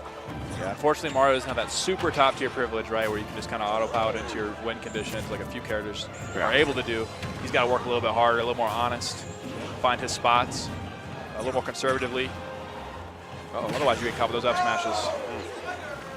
There's one. I'd like to see another one. I would like to see it. Back air. Oh, wait up there. Oh, he made him drop the bomb as well, so if it went a little farther away, would have taken the stock, but not quite. Bomb in your face. And then just knows every time, like, the trajectory of where you're going to fly after the explosion. That is crazy. But can Big M equalize? Hold up. Oh, damn, that move lasts forever. Dash attack is not okay. Neither is up smash, but we'll take it, though. Big M said, look, man, we going to game 5. I don't know what you were told, okay? They're definitely trying to work to get that game 4. Really, man, we're dead even here, but we kind of were there last game as well. I mean, Big M had his opportunities, didn't quite capitalize. Trying to change that here. Okay. Oh, nice. Okay, falling there. This is good here. Definitely corner cheese. Yo, you know what, though? I almost argue, too. The bomb at the ledge isn't also just a way for it to physically hit you, but the smoke lasts just long enough for Trajan to be able to figure out where I need to get in and around this. Feels like Big M is just kind of struggling. Like, you know, bomb comes out and it's like, damn, which way is he going? Using the bomb to off-skate your like ledge option, definitely not something you think about too much, but it's a real thing. Like look how long that lasts. That's a long time. Yeah, that's crazy. Like a full second after you drop it. That's much longer than the ledge startup animations are. Definitely mashed that for sure. Uh-oh. Okay. Big Up's lucky that didn't catch his 2-frame there, that bomb. Probably would have been a stock. Oh, yeah. I like that. Bow and arrows right here, the slower ones. Trying to outlast Big M off stage. Nice. Whoa. Arrow? No jump. Whoa, what the? No jump. He went for that drop down jump option and it got stuffed out. So no jump there. Knew it. Get that arrow out. Surefire way to get the stock without risking yourself. Knows every time they're going to land with the aerial. Great parry into up smash there. Big M has to get the stock taken here and quick. But you know what, though? Same could be said for Trajan, too. Again, this is still a sortie. A lot of their approach options are going to be very telegraphed. The bomb isn't involved. Ooh, I love this string. Yeah, a lot of resets here. Almost finding a stock right there. Okay, tried it. There's back air. Yeah, Less Trump seems like very interesting, but it's not that quick. So we're seeing them buffer through it very often. Ooh, back throw not ready for the DI. I always forget that back throw is a thing on Toon Link. Just snacks you up. Like it's just like that ZSS like up throw. You get grabbed by that long range grab, and then suddenly you're getting sent into the blast zone. It's not something that's easy to react to if you're not anticipating it, for sure. 100%. And then it also doesn't help too that you don't see it till like the very end of a match or on a stock. Like, oh crap! Like I forgot he could even do that. Saving that one. Yeah. No, it's definitely. Yeah. So I mean, you see a lot of the lower end like Toon Link's players like do those newer Toon Link players. They'll be fishing for that grab in the corner to find those kills. Whereas Trajan, he's like, I don't need that. I'm gonna do the bomb, confirms, I'm gonna do all that. And then when I really need it, when I'm in that last stock situation, tossing you back. Then it's time to go. Yeah, great stuff right there to Big M, of course. Valiant effort, going to drop down a little bit earlier than they probably wanted to. But you know what, though? All that means that there's another killer shark in that water. So great stuff on Big M's behalf. And, of course, Trajan moving on. Yeah. No, I mean, we'll see how he continues to do in the bracket for both these players. Really unfortunate for Big M. He had just spots where he was kind of figuring it out, but Trajan was always that one step ahead, man. He just found his conversions, found his resets. That's all it takes. Yeah, it really is. I think Mario, in a lot of ways, is kind of a not to be disrespectful, Mario is definitely a scrub killer character. Like a character where if my opponent doesn't know how to like punish me for just landing with aerials all the time, or like, you know, how I feel like I can dash attack for free or throw fireball for free. Those key things right there, Mario cleans up a lot of characters in the cast. They're going to struggle with that. But the minute a player kind of wakes up in the simulation and says, wait a minute, you just can't nair on me for free. You know, you just can't you approach if you want, but I have a sword in my hand. I'm not going to let you just keep crossing me up and jumping in on me. I got to put a hitbox out to try to contest. The minute a player starts doing that, Mario's going to struggle a little bit too. And this isn't to say that like Toon Link is the longest swordsman in the world. I'd almost maybe say he's probably the shortest one in the game. If not, yeah. But the fact that this is still disjointed and is on its way out, like trades now become not a thing anymore for Mario. Every hit has to be clean or I'm taking a lot of percent. Yeah, I mean, you see like the best Marios in the world, they'll definitely slow the pace down if there's a situation where they feel like they're at a disadvantage in terms of the scrap, in terms of the approach. It's like they got to slow it down. Like it's just, you love to jump in with with your combo starter, with the grabs, but sometimes you just gotta wait. You gotta wait. Gotta show a little bit of patience. Then we got Pikachu, we got Zen from Nebraska, we got Poppin from Kansas City. We'll see who Poppin plays. He plays a handful of characters, but I'm pretty sure we're gonna get the Zen Pikachu. No doubt. And I also want to give Zen an apology too, man. I was on the mic at Genesis and I was commentating Base Mage versus ESAM. They played, and I think I said something to the effect of like, I don't know where Base Mage's like knowledge of how to deal with Pikachu came from, or like how much experience he has in this rodeo. And I was like, oh shit. Then after I got off the mic, I was like, I literally stood behind Zen at Genesis 9 and watched him play Base Mage and how it came down to some final hits. I was like, crap. But definitely owe Zen an apology for that too, man. So shout out to Zen, of course, holding down Nebraska, one of the best players that ever stepped foot on Nebraska soil, period. You know, he's up there in that himself, you know, Skilliger, you know, sort of tier of player. Getting ready to face off against Poppin, Dr. Mario, bro. Yeah, no, Dr. Mario, not surprising coming from him. He plays a lot of low tiers. Okay. The Dr. Mario, the Little Mac, even a Ganon. It's weird. I don't know. He's gotten a lot of success. A lot of good wins in Kansas City on our best players. Looks like his controller a little malfunction here. Probably need a reset here. Yeah, definitely. At least a controller replug. But yeah, definitely a player that plays a lot of those low tier characters, but he can make it work. He's not bad at all. A lot of good wins with these characters. So yeah. See how it comes out. I mean, we're talking, you know, Mario Pikachu is considered a good matchup. I mean, same moves. Obviously, we're very susceptible off stage with Pikachu edge guarding. But regardless, like the big damage coming out from a small character, he doesn't really struggle to hit Pikachu. That's one of the biggest battles when you're fighting a character like Pikachu. And very similar to what we've seen in like the Trajan Big M match. You know, we have that one move that opens up into a lot. And I believe there's fixed knockback on Dr. Mario's neutral special, which means I know exactly what my follow-up is going to be every time it lands. But not landing correctly back onto stage. In fact, they're landing the opposite way out into the blast zone. Poppin, of course, dropping a little early right now. Zen, of course, going to go up. And Pikachu's going to switch up the flow a little bit. Where I was holding forward a little bit more to try to outbutton you, now I'm going to just Thunder Jolt. I'm going to Thunder Jolt away, and then I'm going to let that be my opener, and then I'm going to follow up. Yeah, whoa, triple? Yeah. Similar to those pills being a set like situation, I mean, that recovery is the same way. We're coming back the same type of ways. He's got a couple mix-ups, but they're not great. Like, yes. That is probably the biggest thing holding this character back is that deaths off stage are just so common. And then whatever mix-ups you do have, like, I mean, most characters have how much time off stage? Like, if we just had to guess, maybe like 3-4 seconds before they have to start figuring things out. If you could cut that in half for Dr. Mario, he has like no time to figure it out. Yeah, he's got to go. He gets no hide off his down special, his tornado. His up B goes very short. It's a very short button. It's just tough, man. He's so slow in the air. That's the thing. That's the difference between Mario and this character. Mario's got that air speed, and that's just got to catch it, man. Zen just deleting all three stocks. That was a dragon click right there. Yeah, unfortunate stuff right there. I think, you know, the controller thing plus like just kind of the weird start to the match kind of threw Poppin off a little bit. I'd like to say that we could get a better game number 2. Dr. Mario, of course, still having that tornado makes it very difficult sometimes for opponents to get in. I think he's either super disjointed or he's intangible. He's one of the two. On the ground. If you do it grounded, they buffed it so where he like is intangible for a few frames. Similar, like kind of similar to Luigi's. That's right. So Luigi's that's big. Just all the time. Like it is a nice buff. It probably would have been better if you got it in the air too. But they didn't want to make Dr. Mario too good now. Yeah, like, he'd be ridiculous. We can't make him too good. That's right. So yeah, Poppin, of course, having that. Of course, you have the fixed knockback on the pills, but you're also playing a similar game to Pikachu. Pikachu's using neutral special to try to, you know, get in and whatever on you. Yeah, this is just going to be a tough one right here for Dr. Mario, but this isn't to say that it can be. Oh my! We're back to the Mac. Like I said, he got the Mac. Similar problems here, so we'll see. Maybe he's a little more comfortable with the Mac right now. I mean, the main thing about playing on these stages is, are you comfortable? Like, if you're not comfortable with your character, the stage is going to make you even more uncomfortable on stage. So we'll see how he can adapt here. Play it a little bit slower. Wait a minute. Now, some good damage. Already doing better than last game. Now, Cam, hear me out, bro. If anybody should know this matchup, it should definitely be Zen. Yeah, let's keep it a stack. That is one thing to consider. I don't know if Poppin really is familiar with Nebraska scene as much as most of us are. Got that Quaz matchup practice. Got probably hundreds and hundreds of games against this character. It's one of the best Macs in the country, really. 100%. 100%. It's crazy to think, you know, not to talk too much about Quaz. I remember playing him in some of his first tournaments. He's playing 3DS Mac. You know what I'm saying? He's using that as a control, and I'm farming him. Then one day, I just show up to a tournament, he just whoops me, and I'm just like, he's ready.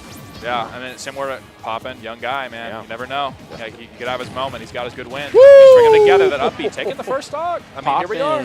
Yes, Poppin off right here. You know, some of the more, not underutilized moves in Max Toolkit, but yeah, same jump. But some of the things that I think people sometimes sleep on with Little Mac is how good down tilt and up tilt are. Up tilt covers the space around, Mac frame 4 option. You have down tilt 2, which is 3. Like, it's just very quick. And honestly, you're going to need all the frame data resiliency versus Pikachu. Nice, like that. Steps into that and tilted it down that time.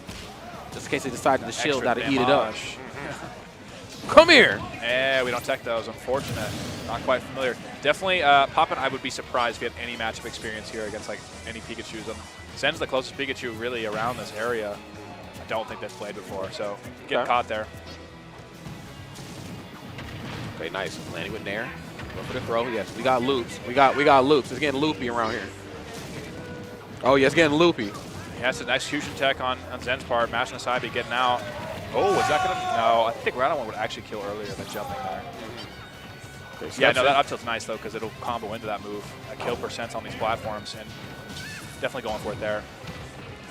Okay, nice. That time not rolling out. I think he was probably anticipating Zen was like, oh, he's going to roll out. I'm going to down smash and get him off stage. He actually stood up and went for a get-up attack. Smart. I mean, here we are. He's going to have KO Punch next hit. There it is. I mean, you never know. Jolt Haymaker, got to respect that. All it takes is one hit. Like we're watching Hero again. Bro. Thunder Jolt. Not going to send in a tumble. He's going to keep that KO Punch. It's going to be a lot of percent until I send in the tumble, as far as I understand. Okay, does the KO Punch kill, though, at 6? Dude, I want to say no, but, bro, Little Mac is a very silly fellow. Yeah, who knows? It's not going to hit the platform, though, so I think Zen can be safe playing around these platforms, just waiting for his opening. He's got to send in a tumble again. No, it's definitely killing now. It's definitely killing now. He could have, if he fired that. Yeah, there it is. Great check there. Okay, going to Jolt Haymaker. Of course, Zen doing a really good job of respecting that. The mix! Whoa, Wait a minute. Wait a minute, Spider-Man. You ever seen that from Quaz? Who knows? Man, Quaz, I think somewhere in the audience taking notes. He's like, okay.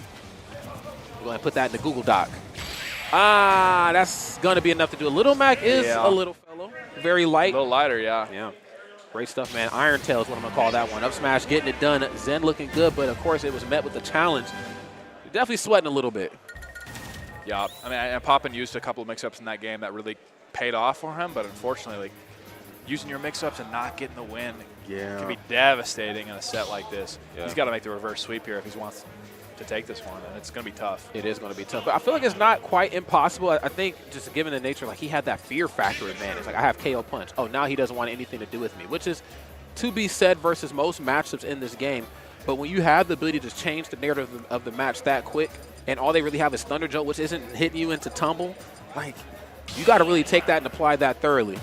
Yeah, I mean, to get that hit, to knock that KO Punch away, he has to be in range of it, right? So, I mean, he got that hit check with that forward tilt after the forward air. Yeah. Great option, calling him out.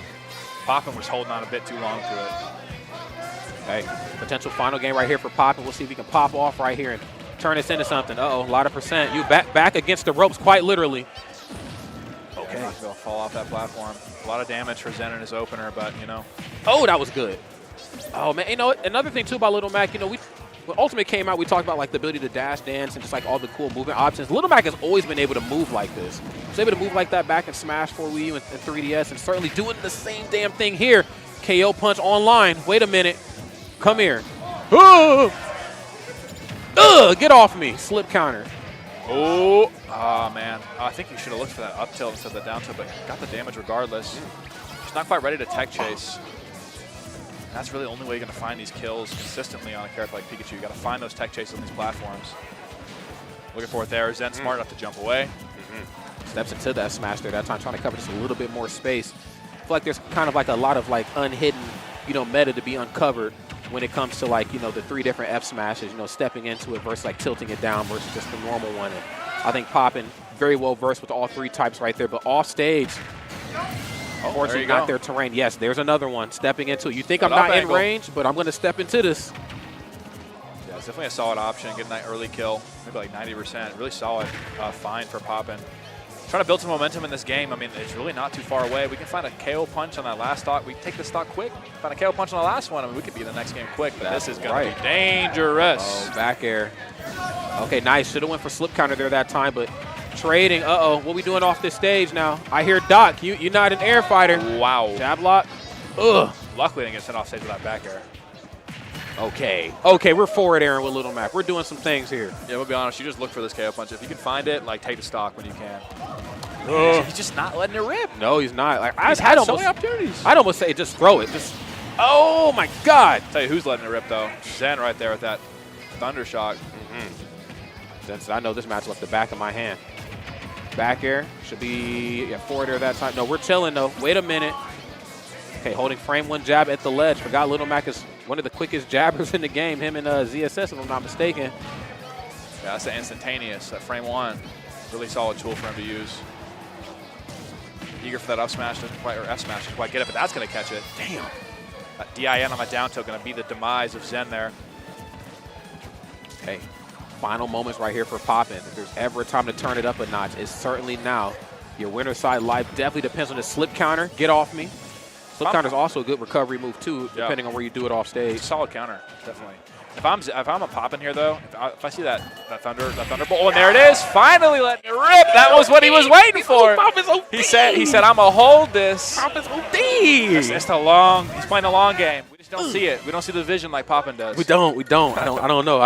I'm just a grasshopper. I'm a novice into the proficiency that is Poppin. My goodness. We thought he let out all the cards in game 2, but really, he was just setting them up. He said, there's plenty more where this came from. And now it makes you wonder, in the event that he does lose this match, there's always going to be that, should I have went Mac that first game? That's unfortunate. But we'll see if he can hold this one out and avoid that dilemma altogether.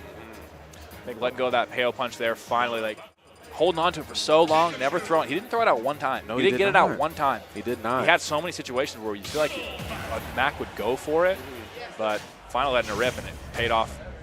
Getting that game 3. And it really feels like you can hold on to it for as long as you want, but you really can't. It's almost like, I play Adult Link, and like I can only use Blade Beam at 0. But then think about how long you're actually going to be at 0 in the game. It's like it's so seldom, man. It's very rare. Very, very rare.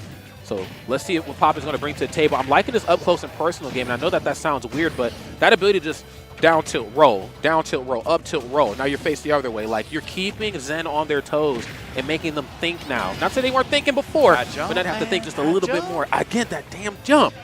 The same jump 3 times this set. 3 times. Same jump there. Got to mix it up a little bit because Zen said, this is my favorite dance move right here. Yeah. The smash throw, man, this can go either way, right? Like, it's cool getting back with that regressive option. You got to be careful next time, though. Zen scouts that out. It could be curtains for his next stock, really. Yeah. But the smaller stage might help Little Mac out, but the taller platform, harder to tech chase on for these characters who want to jump up there and follow you around. Does up smash reach up there? Absolutely not. Not even on PS2, and this one's even higher than PS2. Yeah, so, I mean, you lose that kind of option, too.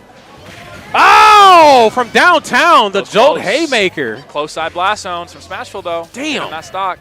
We take those, and I think we got to find this stock here, but that waiting on the back throw doesn't quite get rid of the KO punch. That's going to be a stock. Yeah, we're vibing. Oh, not going to be enough to do it. 8% right here, only on Zen's behalf. Poppin has so much work right here to make up. You got to figure out a way to break that zone. Thunder Jolt is stopping you from swinging or clanking with your punches, and then it's Zen's turn. But if you go for like those jabs, 1-2 jab, roll, down tilt, roll, up tilt, roll, a little bit of patience. Let them show their hand first. You can go for a trade. You got super armor. Oh, damn. Yeah, that just, man, that's so tough. Because you want to, like, wait. You want to get that extra damage off those down tilts, but, like, sometimes you just got to take it. You got to. And unfortunately, like, getting caught in the corner. Zen playing in that corner for, like, the last minute of that game, just looking for that back throw, looking for that setup to knock him off stage. And just cost him his life. It really did. It really did. Yeah, I mean, when opportunity's there, you really got to strike me. You can't knock on open doors. Great stuff right there to Poppin. Of course, played very, very well. But Zen, of course, seed 16 for a reason. And seed 16, as great as he is, that means that there's a lot of talented individuals here. So this is a sweet spot. Okay, this ain't your average, super regional, major, whatever you want to call it. You really got to bring your A game here. Yeah, I mean, a lot of the talent from the Midwest coming out. Yeah. We got the Atreus. From formerly known as Midnight from SoCal, lives in Minnesota now, came down here for this. Apollo Kage, obviously, no introduction needed. Players like Atomic from Dallas came up. Like, we got a lot of just players of high caliber coming out here, and we're seeing it in the sets here. And we have AK come up to the stage right now, it looks like, actually. No doubt about it. Certainly one of my favorite players to watch, and really one of my favorite players to watch grow. We had the opportunity to commentate their matches last year. So glad that they're back at the sweet spot again. And then, of course, we got them to watch the throne. Me and the boys did. So that was really awesome. Of course, didn't quite have the showing that they probably wanted to have, but, he still played out of his mind. Snake is still Snake, and more importantly, I like the fact that Apollo Kage is kind of leading the Smash Ultimate Renaissance, and what I mean by that is a lot of early meta characters that kind of fell out of favor because DLC just became so dominant are starting to kind of circle back again with players like Apollo Kage and Mutaze. Starting to see the return of Peach and Daisy. We're seeing more Pokemon trainers pop up too, like Quid and so many others. So early meta characters are still here, friends, and Apollo Kage is going to prove it. Yeah, no, Snake has been a particularly interesting case of, like, early on, a couple top players doing really well with him. And then it kind of had a lull for a little bit. Like, he was very strong in the beginning. Yeah. You saw him drop into those tier lists towards that COVID era. And towards post, I mean, we're seeing players like Alan Dis. We're seeing players like Apollo Kage. We're seeing players like Hurt from Japan making massive waves. Like, everywhere they're going, like, it's been a momentous, like, rise for Snake back-to-back. Like, he got top 5 in the last top player poll for, like, the tier list. Yes, so, absolutely. I mean, he's skyrocketing back to the top. No doubt about it. And, of course, as you say that, these placements certainly proving that fact. Code Red, I think I've seen Genesis, King Khan as well, too. I believe they went out to France and was able to have some fun out there. So, again, this is certainly a World Warrior if I've ever seen one. And for good reason, too. That Snake, best in the business. I don't care who you ask, but you know what? There are some other Snakes who are climbing through the ranks as well that I'm sure we'll see more of here in the near future. So let's see how it goes. And, of course, the opponent, I'm looking, oh, there it is. Okay, so yeah, 33rd is Snowball smash out. Code Red, so it looks like they were both there in attendance. The Full Bloom pre-local, big shout out, of course, to Full Bloom. Almost made it there this year, but work was working your boy. We'll put it that way. The Zoo 4, Super Smash Tuesdays 33, and so many others, man. Big shout out, of course, to production for putting this together for us. This is awesome. Yeah, Oniwa definitely a legacy KC player, but playing some Smash 4. She's been ranked for many seasons, hasn't been competing as much recently. Definitely focuses more on the art side these days. She runs booths at all these events she's at. The art is awesome. Here today. She had made a great poster for the event. Sure, that'll be somewhere on Twitter if you keep your eyes out. If you want to pick that up, it's a really sick piece of art. But she's been great. She did a Level Up Arena like GTA themed art. Like that poster. Rest in peace, the GTA theming on that. Prayers up. Prayers up. Rockstar. See, I was like, why did they CND this? Is so weird. And then I saw GTA 6 get teased. I'm like, oh, we're going back to Vice City. Oh, I get it now. Okay. Yep. I understand. You Read already between know. the lines. You already know. We're back. I mean, that just means that y'all had like the future focus. And y'all just knew. If only I had that intuition, I could have known that it was coming back. But that's right. Here we are. Me Brawler. This is definitely a character that Oniwa's been playing recently. She's been kind of known to play the King K. Rool, the Richter, the Belmonts, and then also Byleth. But recently it's been a lot of Brawler. Got a couple good wins. She's beaten Rocky with this Brawler.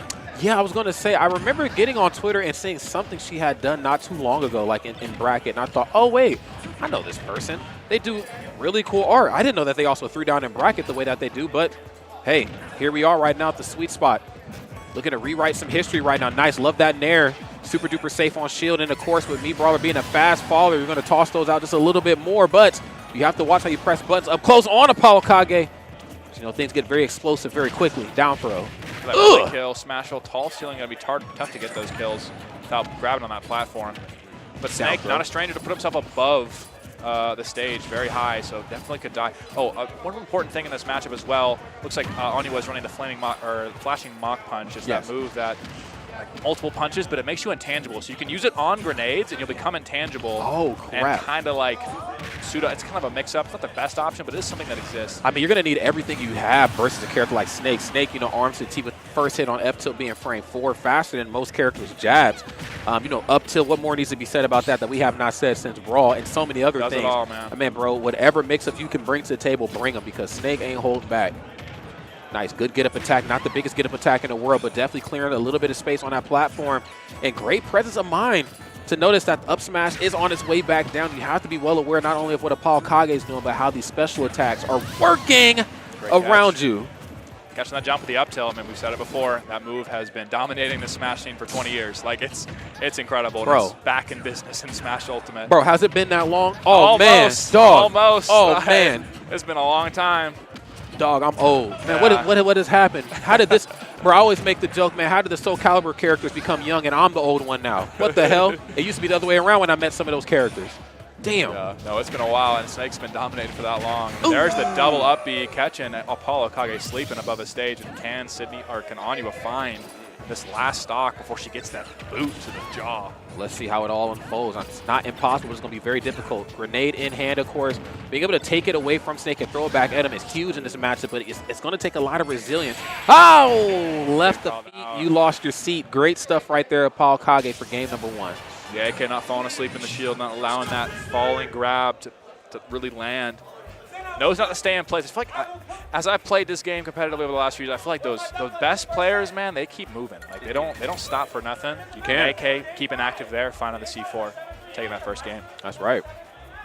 It might seem like they're like backing off and playing super defensive or whatever, and I guess in a lot of ways they are, but there is method to that madness, you know, especially for a character who doesn't have really any. I think B-Bro has one projectile, which is the shot put, right? Shot put. I don't think she's running it. Yeah, she's not running it, so you can't really contest. Shot put can be good against Snake too. If it snipes the Cypher, it will just take it off, and if Snake doesn't get hit, he's falls. So, but it's a little bit difficult. I don't hate the flashing Mach punch option. We've seen it. God, who was we're back to Byleth here. Byleth. I like this. I mean, yeah, Anu has picked up a Goblin with his Byleth. At a Lua pre-local many years ago. Okay. So it ain't no stranger to upsets, so it's definitely possible. There we go. I kind of like the switch here. I do too. You know, you have the ability to harass a little bit better now with Snake on their way back down to the ground. You can also get Snake off stage a little bit easier. You have that physical reach that, Me-Bro just definitely does not have, and thank God they don't. And so many other things, so. Think about that back air. That's that little 50-50 that Snake puts you in when he's landing. Damn! Catching that jump. Anya will liking the jump from the ledge, and Apollo Kage scouting it. Timing that, that's crazy, getting that twice in 2 games. Try to put the axe kick right down on top. Little off the mark, nice. I like that scoop. Great anti-air option. Not to say that Snake does a lot of jumping in the neutral, but in the event that they do, you have that ability to kind of scoop them away out the corner and then catch them. But Rage, yeah. Mr. Pliskin is getting busy right now. Nice. Back here gets it done.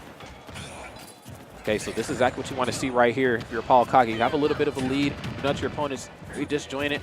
Very dangerous up close, too. Unlike some of the other sorties, Byleth and characters like Korn have that ability to also kind of combo you to death, at all points of the match. Like, it doesn't stop after a certain percent. It just keeps going. So I know Paul Kage is trying to keep Byleth out for that. Yeah, that's tough because, these combos are solid. Like, Byleth has those good setups, but the way that AK plays the game, he's always got that insurance, that grenade on the ground next to him. So if you don't get him away from that, if your move takes too long, it's gone. You're back to neutral versus character that's such a strong neutral game. Oh, yeah. No doubt about it. Unfortunately for Anuna, the damage is unfortunately not stopping. Paul Kage, of course, just holding forward here, but not in the way that most players are probably used to. Uh-oh. Nice. Going to go for the throw off their feet and nothing off that. Oh! I could have been able to until I take it anyway, yeah. It's going to do it. Smash with that close side blast on, man. It's going to curtains. Yeah, it also doesn't help, too, that the minute you break the zone, very similar to what we've seen with, like, the Pogi and Censored match, you break the zone that Snake is bringing to the table, which is a different sort of one, that... Definitely different. Definitely different. More flexible. Now you have to fight Snake physically. And that dude got some of the best hands in the business. The CQC, okay, you got down there, it's frame 3, you got F tilt, you got up tilt, you got just the jab itself. Like, Snake is no slouch up close, and also, as heavy as they are, they hit like a ton of bricks. So, you have those 2 factors kind of working against you. Frame that he's got is just insane. He's got some of the best. He's got the best set, one of the best sets of grounded options in the game. I once read that Snake's hitboxes were wonky and brawl because the character model for Snake was actually supposed to be taller. And so at the final moment, Sakurai went and actually lowered his character model but didn't change any of the hitboxes. Yeah, that is notorious like old the days before patches, man. That stuff just... Man, it's absolute insanity. We complain we don't get any patches now, but there just weren't any patches back then. You just got to hold that. You just had to hold that. And luckily for Melee, the game was pretty good. And we see Anya coming out in this game. Like I said, has the K rule, and one of the best K rules in the business in terms of this character doesn't have a lot of representation, and she does a good job with this character. We'll see if she can find her stride in this game. AK been in control this entire time. Yeah, K-Roll, of course, received a pretty notable buff, I think, towards the tail end of Smash Ultimate's, patch art. I believe it was Nair that was a little bit quicker now or a little bit safer, something of the sort, but it allowed the K-Rules to be able to approach in the neutral a little differently here. Now, of course, this is Snake we're talking about, and Snake can apply just as much pressure away as he can up close using his projectiles. So that might be just invalidated here, but we'll see how it goes. That's another thing. A lot of characters cannot deal with K. Rool's recovery that well. Like, they can't really kill him for it. Nikita does not care. No, it doesn't. It'll find you. But I will be curious to see, and I know Anua is no stranger to going for those early KOs, if we see the uppy off the top attempt come when AK goes high. We've seen that against Snake so many times over the years. I didn't even think of that yet. It's so funny. It's such a funny thing to happen, but we'll see if he goes for it. Or if she goes for it, rather, and AK just piling the damage on, though. Anua got to find her stock here. Nice, try to air dodge away, but those hitboxes are large. And then charge. He said, put the remote up. I heard it start up, too. Calling AK's bluff there and just swinging, getting the stock. Right. Easy come, easy go. Final stock right here. I hope she can figure some things out, too. Okay. I'm loving the setups. You understand Snake's weaknesses. You just have to try to get Snake in those scenarios. Belly time. It's tummy time, friends. And Snake not a complete stranger. We don't have any Snakes really currently in the Kansas City scene that Anua plays in normally, but back in the day we had a Rayquaza for years, so she's not completely unversed in the matchup, can really find those spots. I love to see it. And that belly armor going through those like grenade ledge setups too, like saying, hey, I know you normally checkmate here and I can't do anything, but Sydney finding that hit. I'm telling you, man, tummy time is serious. Big boy season going a little long this year, and for good reason. The survivability that K. Rool has, I mean, it's definitely needed in a matchup like this. Apollo Kage is this is just the all-star game for him right now. It just feels like he's just trying out new setups because they can on a big body like K. Rool, but you don't want to sleep on your opponent because K. Rool is very silly. Put the crown up. Oh, no, yeah, that rolling getting caught, that big body of K. Rool going against Anua there. She gets caught in that roll.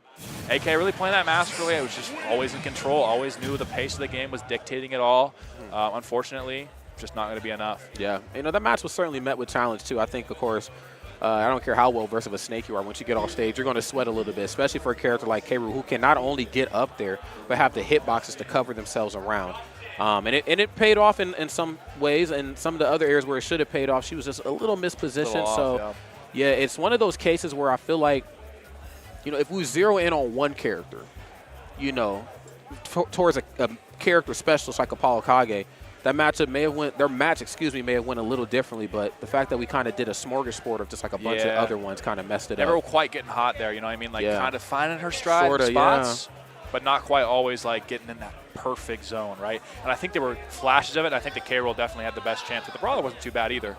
It was pretty good. Like, the K. Rool had its spots where it really looked dangerous, but it just didn't quite come to fruition. And part of that might be just the lack of comfort, maybe the lack of being warm. Sure. Like, it just happens. You know? It does happen. I think of all the characters that she played, I think I like the K. Rool the most, as weird as that is to say.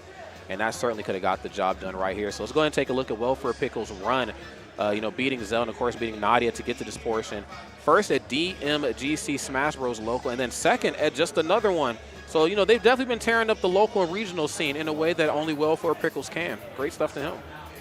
Yeah, the Iowa scene really dominated by a handful of players, one being Welfare Pickles, and then P-Easy, who was also at Sweet Spot today.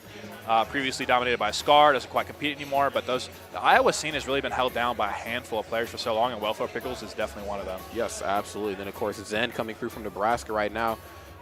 Did really well at the free local just the other day. The Gamers Oasis, wonderful venue, big shout out to them. Third at both of those and so many other events. So Zen, of course, no slouch, to the big stage, very comfortable, up here playing in the hot seat. Same could be said for Welfare Pickles, and this is letting me know that we're starting to get towards the later portion right here of pools into the top 32. This is a prime time set right here. We got the 16 versus 17 seed. Both these players could easily get top 8 of this event if they play well. And both of them, I know Welfare Pickles at least has gotten top 8 in the past. At Sweet Spot 6, I believe, back in 2021. So it's been a while, but definitely not out of Welfare Pickles' wheelhouse. Zen always has that caliber, of course. We'll see how this plays out. This might be one of the best sets you'll see in terms of skill, disparity. There's very little, if at all, between these two. 100%. I also love the matchup history between these two characters. I know kind of coming into Ultimate, remember it was very much, the running narrative that Snake cannot fight Pikachu. And then Don't Park on the Grass happened, and MVD was able to take it over ESAM, and we were like, maybe the matchups aren't exactly what we thought, and maybe we shouldn't even be talking about definitive matchups in a game that isn't even 3 months old. And then, things progress, and I I think this is a difficult matchup for Snake. I still think Snake is the better of the two characters, though. So we'll see how this crazy to say these days. Like, think yeah, about where we were early on. I know, right?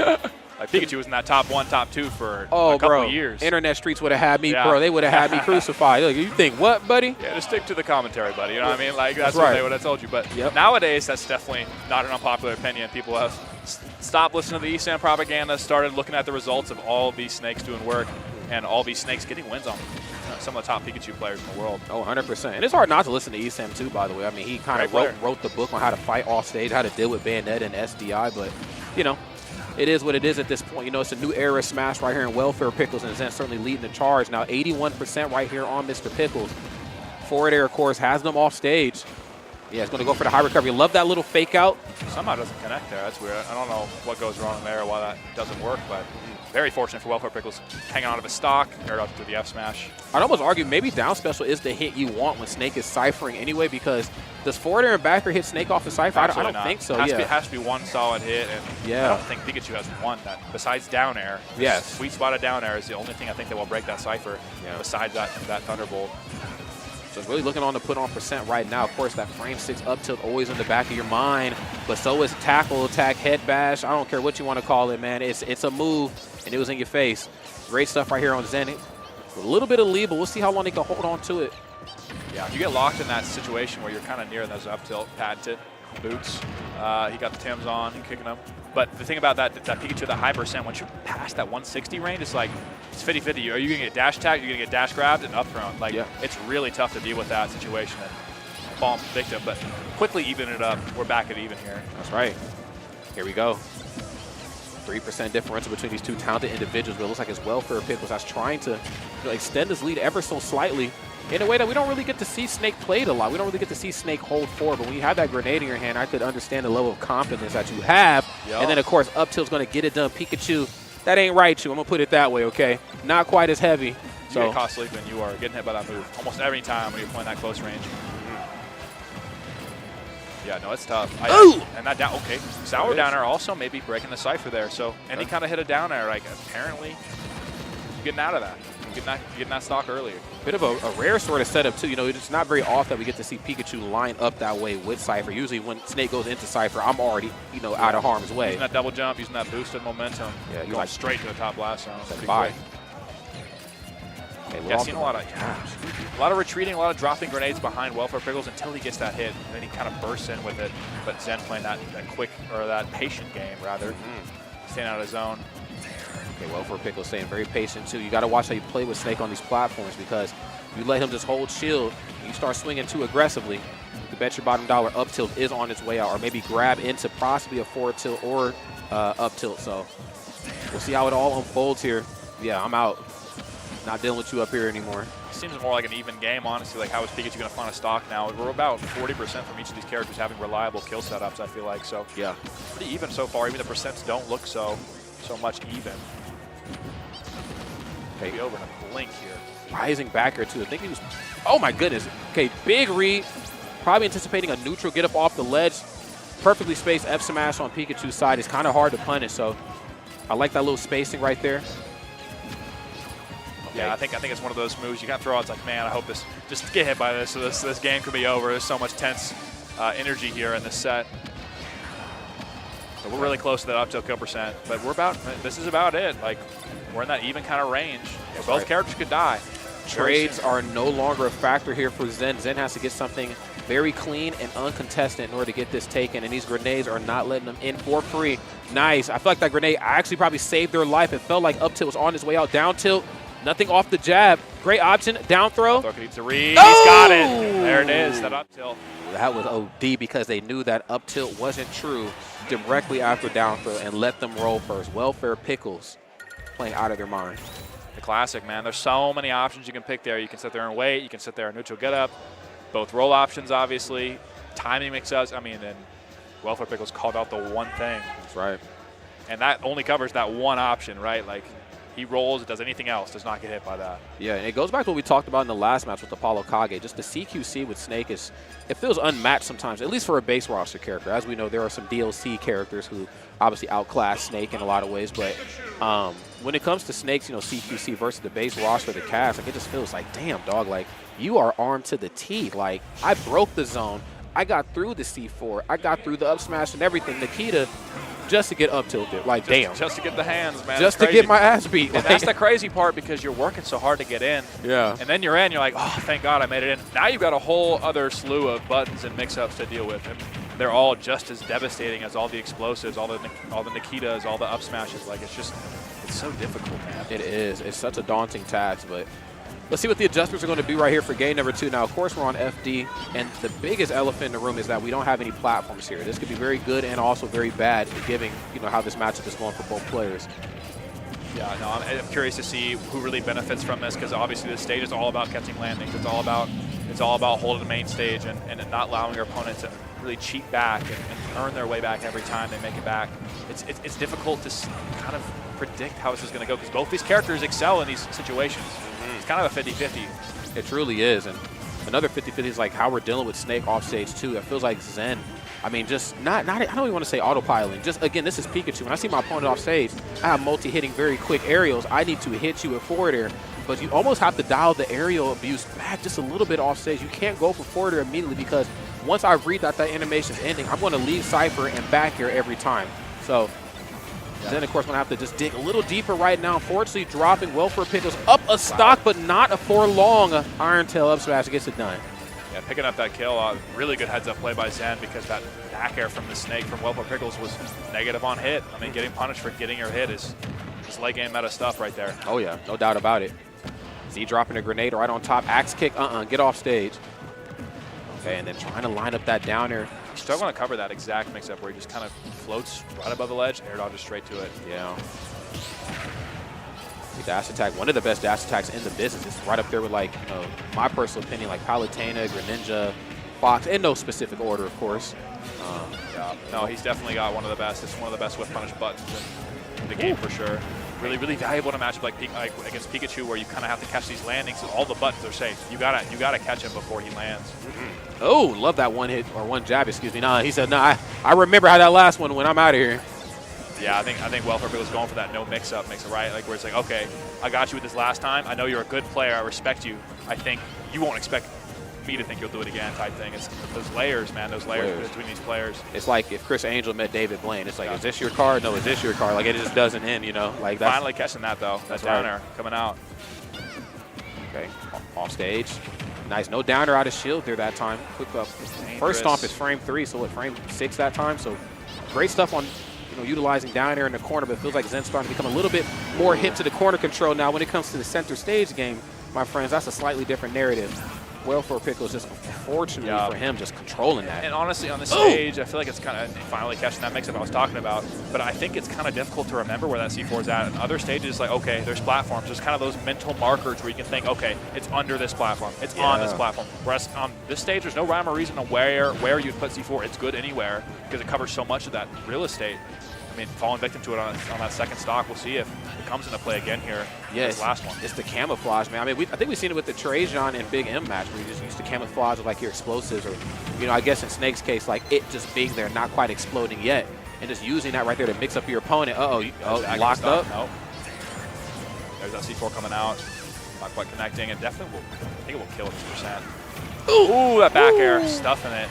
That's what I'm talking about. Connecting. These air-to-airs is not paying off in Zen's favor. Snake gets in the air. You think you can out-frame down him, out-butt him. Oh! That's scary, but so much time. Nikita, that's a beautiful kill from Zen. Wow. He knew the up smash was on the way down and had to nair forward air over, because usually they would probably go for like a fall-away one in the corner, probably anticipating an up tilt afterwards, but had to go over.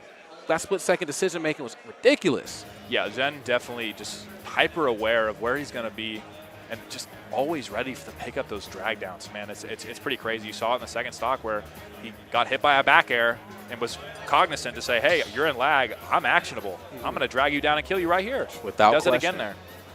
Yeah.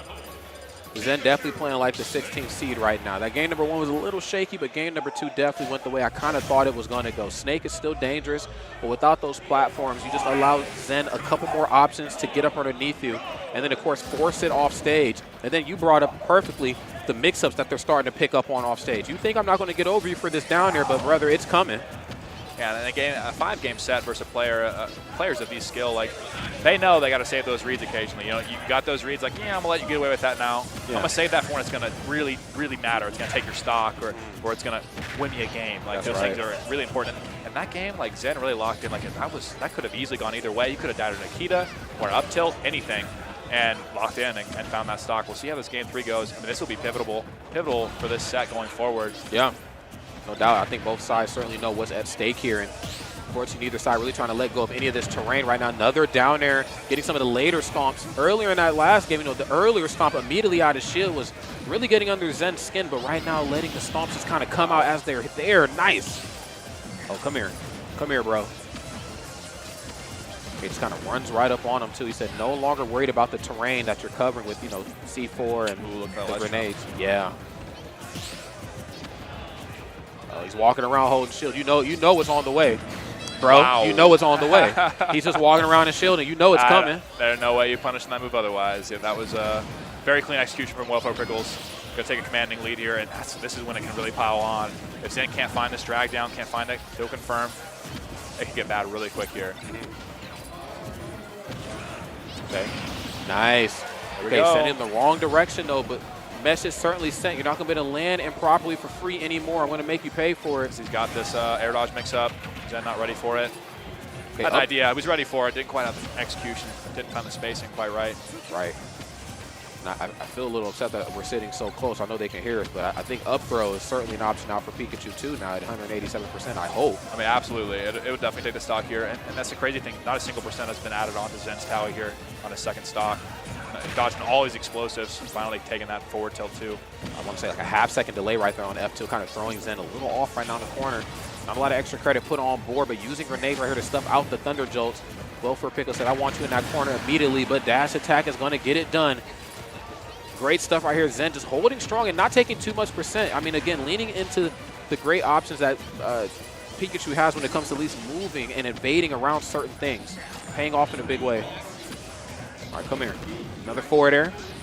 Yeah, and this is just, it's playing out pretty much exactly how I expected, really. These two are just quite neck and neck, man. It's back and forth with the reads, with the adaptations. Who can really kind of take gas pedal and put it to the floor is really going to decide who's going to take control of this thing, man. It's really hard to see because they're playing it so methodically, so slow. But you got to think one of these explosive plays is going to come out soon. Yeah. And I think Zen is trying to start up because he knows that whatever it is that he needs to get done is going to result in him, both of these players, being off stage. But the problem is you always have to think twice now about hitting Snake off stage. If he's in Cypher, can I really afford to go for forward air? He's going to eat damage, but once he leaves Cypher, he's going to back air me every time or hit me with some sort of aerial. And there we go. Finally, Zen finding so many of those openings for those drag downs. That's been his bread and butter for this set. Okay, the run off, run back on into back air is clean. Okay, he's looking good here. This is exactly what you want to see right now if you're Zen. I have the lead. I get to use the safety in my aerials to just, again, dance around Snake. And I say that because, this is still Snake and you have to really respect him, but you have a little bit more leeway right now in the matchup. Okay, yeah, Thunder Jolts. Almost catching him. He was ready for it, had that shield ready on that landing. It was real close, but another drag down, waiting for the explosion. Goes for the confirm, doesn't quite get the Thunder to connect. Oh my goodness, Skull Bash. Uh-oh, out of the picture. One stock apiece right now. Now, I've seen crazier comebacks, I'm going to be honest with you. Snake with a little bit of race. Yeah, he's built for this. I mean, he has been in some bouts in his time. Oh! Another downer out of shield. Oh, wait a minute. And that's wow. Should they have fast fell the downer? I think you're just toast right there. Unless I think it's either a matter of drift, whether or not you get away from that up smash or not. Maybe get to the back end of the up smash for the sour spot, but I don't know. I mean, it's unsafe enough that up smash is going to connect if you land in front of him there. And I don't blame Welfare Pickles for trying to tussle with Zen up close. I think I have rage. Playing the long-range game has not been working. He's playing the keep-away game with Thunder Jolt, eating up my grenades, and also using the real safe option in his aerials to get in and around me. I think I should just pin this rat down and start beating him up. Yeah, no, I mean, I don't blame him at all for going for that downer. That's a lot of damage. He landed with that nair. Usually, I don't know what the frame data is on it, but I would imagine it's close to getting punished for that downer most of the time. But Zen just getting low enough or something. Didn't quite get hit by it, was ready for the punish. I mean, I feel like downer is such a good option for Snake, but it only really I ain't gonna say it doesn't matter if it's not the first hit, but once you land that first hit, like with it being that fast, it's like, okay, I'm in down there. Versus like I'm tossing this out and hoping that any of the hits hit you.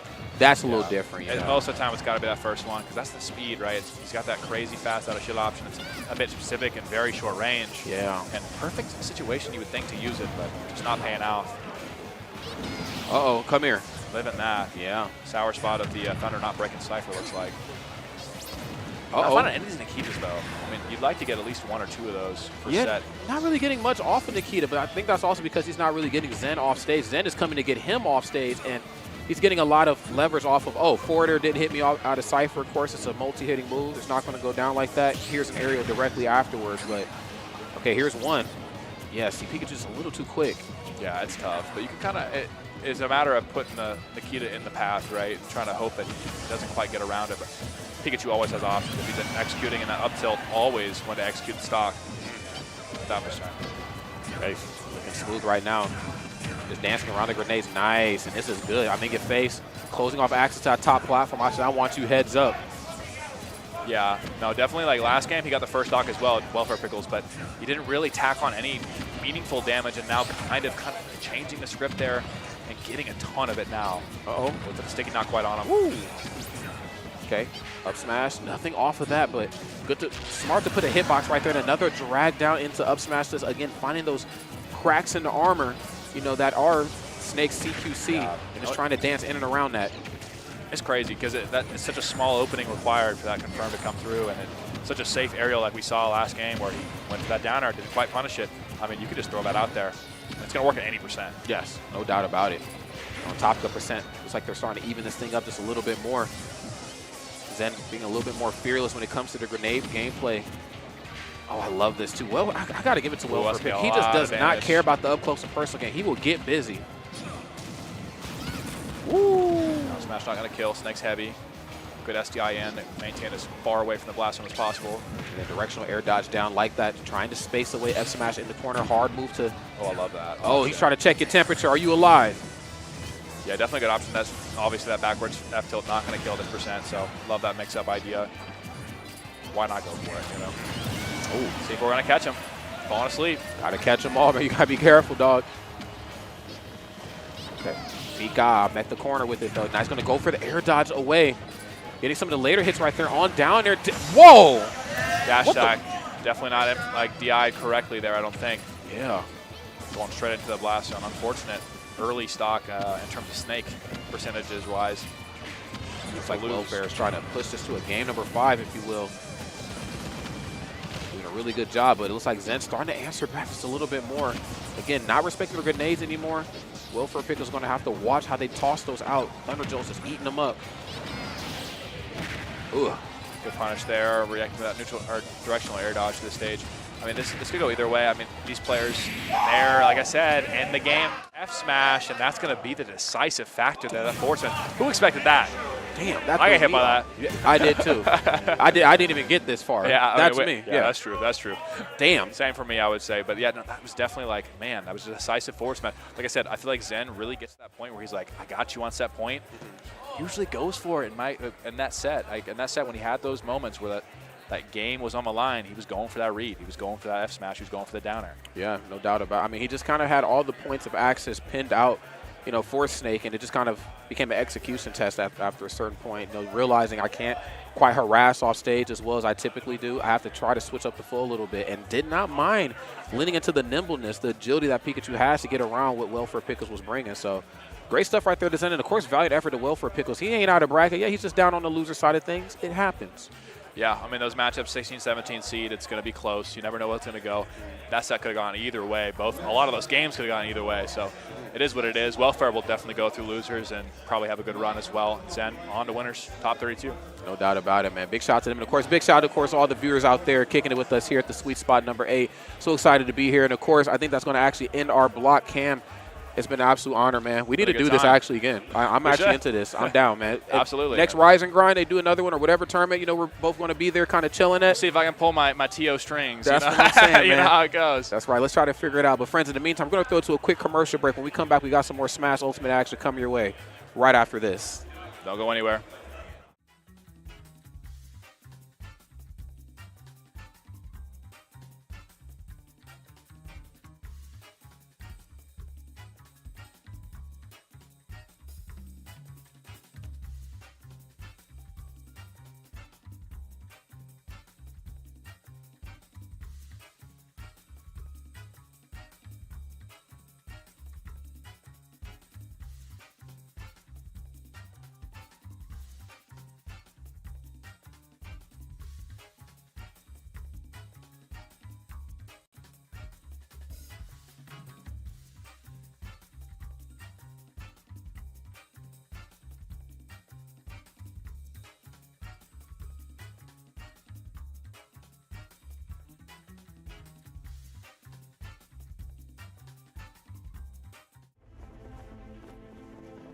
Together, we're elevating our potential, our pride, our traditions, and our dreams.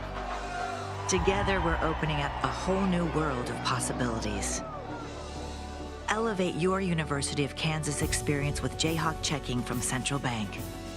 Central Bank and KU, elevating together.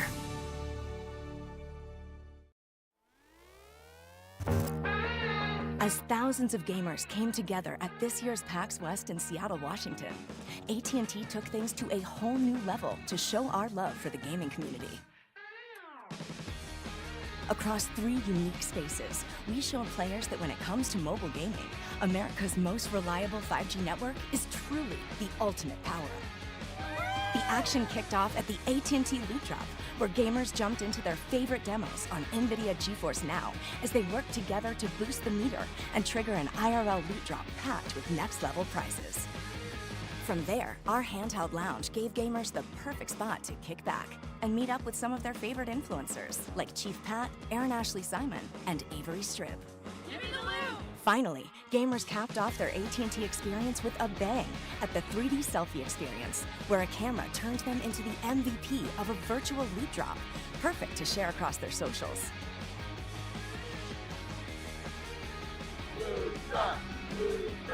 Boom! From epic real-life loot drops to HP-boosting lounges and mind-blowing photo experiences, AT&T brought out their best to PAX West.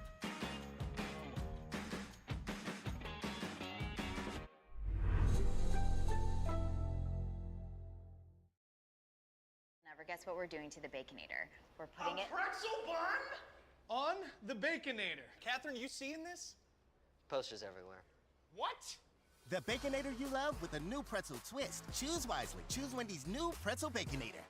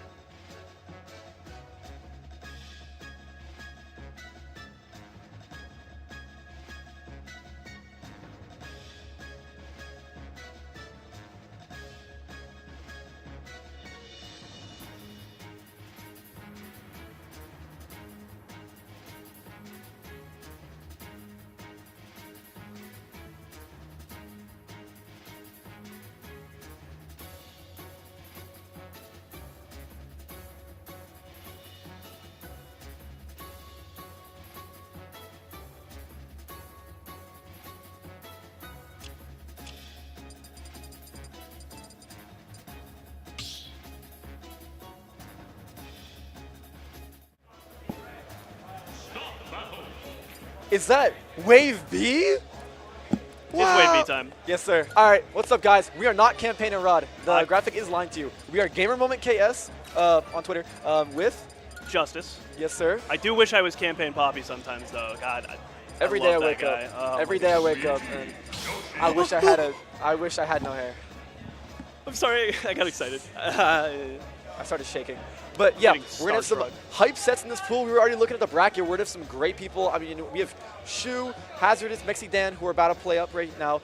We have other players I can't remember, but they're great players. So I saw we're gonna be getting Gamerdog and Timprater later. We're gonna be getting Asel and Budabam later, and a couple others that I don't remember off the top of my head. But yeah. It's gonna be banger after banger. None of that boring stuff. It's gonna be high octane action here in the Midwest. These are some sets to bet all your life savings on. So. Yeah, mine's already gone. So you guys need to catch up. Come on. I lost it on Raise on Love. Look at you bully. Okay. Anyways, Sweet Spot 8, I mean, honestly, it's looking to be very good. Sweet Spot 7 was a masterclass with a lot of the Michigan people coming down, but this time we got a lot of people from Nebraska. We got Atreus, who was where's he from now? Like Michigan? I think he's Minnesota. Did he move? He was from SoCal. He was from SoCal, and now apparently he's like #1 in the PR in Minnesota or something. I did not know about that. Honestly, my information is outdated. I might be wrong. I saw a Twitter post about it, but Twitter does lie. Never trust Twitter.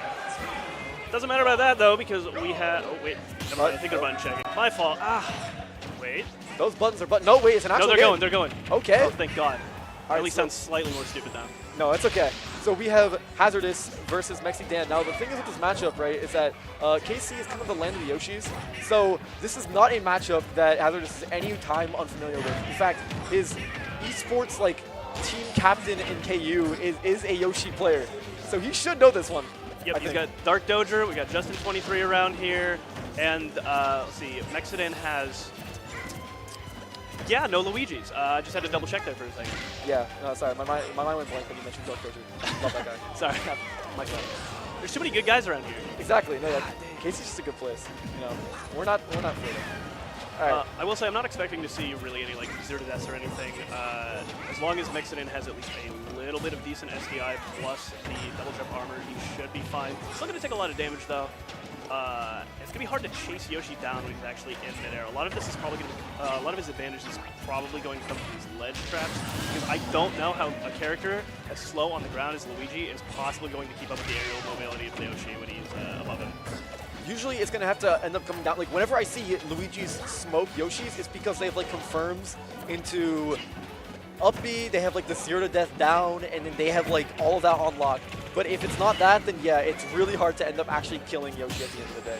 Like, look, 162%, I was going to say it's looking rough, but he got the back air, so nice catch. You got to watch this lazy eggs at the ledge there. You need to be going to ledge with the eggs, or you need to be drifting back with them. Especially against a character that doesn't really have a disjoint like this, because you can hit the egg and you can extend through it. If you have a disjoint, and some non-disjoint moves too. Of course, egg doesn't have that much priority. Oh my! Little setups into up B. You can't armor that. You can't armor that. You know why? Because you're in hit stun. Yeah, no, at that point, that's just true. Exactly. Someone else kill him. So we have some very, we have a vibrant crowd out here today. Like, I think the best times for crowds are like wave round 2 or 3, where it's just like your local like 2 tours all playing for like no stakes almost, but it's just really funny. Oh yeah, I mean later you get to watch your Apollo Kages, you get to watch your Atreuses, but right now this is the only time you get to see Mexidan and Hazardous. On God. And that is no, this will be grand finals. Trust me. Whoever loses this will be they'll come through. I believe in him. I believe in him. Sir. All right. Some fisticuffs coming out here, and right now it's going to be at least going to last stock. Too high a percent for the Yoinky Sploinky, but it doesn't matter if you just chase him down anyways. Again, Luigi's speed, both in the air and on the ground, not the greatest, so most characters have the ability to track him. The difficult part about it being Tornado, having higher priority than like everything, a little bit of invincibility, but a lot of end lag. Sir, and oh God. Oh God. Okay, see, Still if he like ran down there with Nair and like tried to like edge guard, maybe it could have been over. But now he's on the receiving end of this ledge trap. See, we're getting those eggs. He's trying to land with the eggs, and there's that little spot underneath him where Luigi can just kind of slip in. That actually could have been a head smash. Might have been able to kill him. Oh, okay. Wow. third time in a row. See, I think he should have gone for it all at some scenarios there. He should have gone off stage and pressure him more, because what's Luigi going to do? He's not really going to, like, reversal you off stage. The thing is that he's just trying to make it back on stage whenever possible. So he kind of let Hazardous have too much space to work with. Yeah, there's a couple of opportunities that you have to edge guard Yoshi. One is when he's off stage. Even if he has a jump, if you just kind of go out there and fall with him, especially with Yoshi, characters that are very floaty and take a long time to fall, they have a lot better time of doing this. You can just kind of fall with him. If he side Bs into you, then he's just kind of stuck there, and then he has to go there again. You can waste his jump anyways. Yeah, and you can also just wait until he's at the end of his side B, react to it, and spike him. If he does get below ledge, really the only thing Yoshi's going to do outside of ledge trapping is probably like turn around and like forward air towards the stage and just try and get the timing. Down tilt's pretty good at 2-framing if you want to go for that, but I don't think it's really going to get much accomplished outside of like low damage rinse and repeat. Yeah, and hey, shout out to Sevens once again, immaculate production, graphics, literally everything for the stream, and it's telling us that there's a real storyline on the set, that this could be a possible upset factor of 1 if Hazardous wins. So I'd be holding on to your seatbelts. That's a big deal. No, that's huge. That's huge. 1 is like no one's best ever done number. that. You want to get first place, right? So 1's the best number. Exactly. Upset factor of 1. Upset factor of 13. That's like 13th place. Like. Hazardous has 1 game. So I think he's already won the set, frankly. MKLeo last week at King Kong got a upset factor of 2, and he got first place. So like, you know, higher upset factor better. Was it 1? No, I'm saying, but like it wasn't a 1, so it was a worse upset factor, right? No, that's true. Yeah. Oh, F tilt into up air. All right, not gonna get the most you could have. Good down B. Down B, yeah. See, Luigi knows all about getting to things with down B. So that's what we need to see right there. It is an incredibly laggy move. Okay. Both these characters kind of fraudulent down Bs. Like, it's crazy. Like, the things they do is... look, right there. Okay, well... One of them is a little bit more safe than the other one. A little. Well, sorry. Hey, 1 break shield. No Yoshi hate, but also Yoshi hate. Yeah, exactly.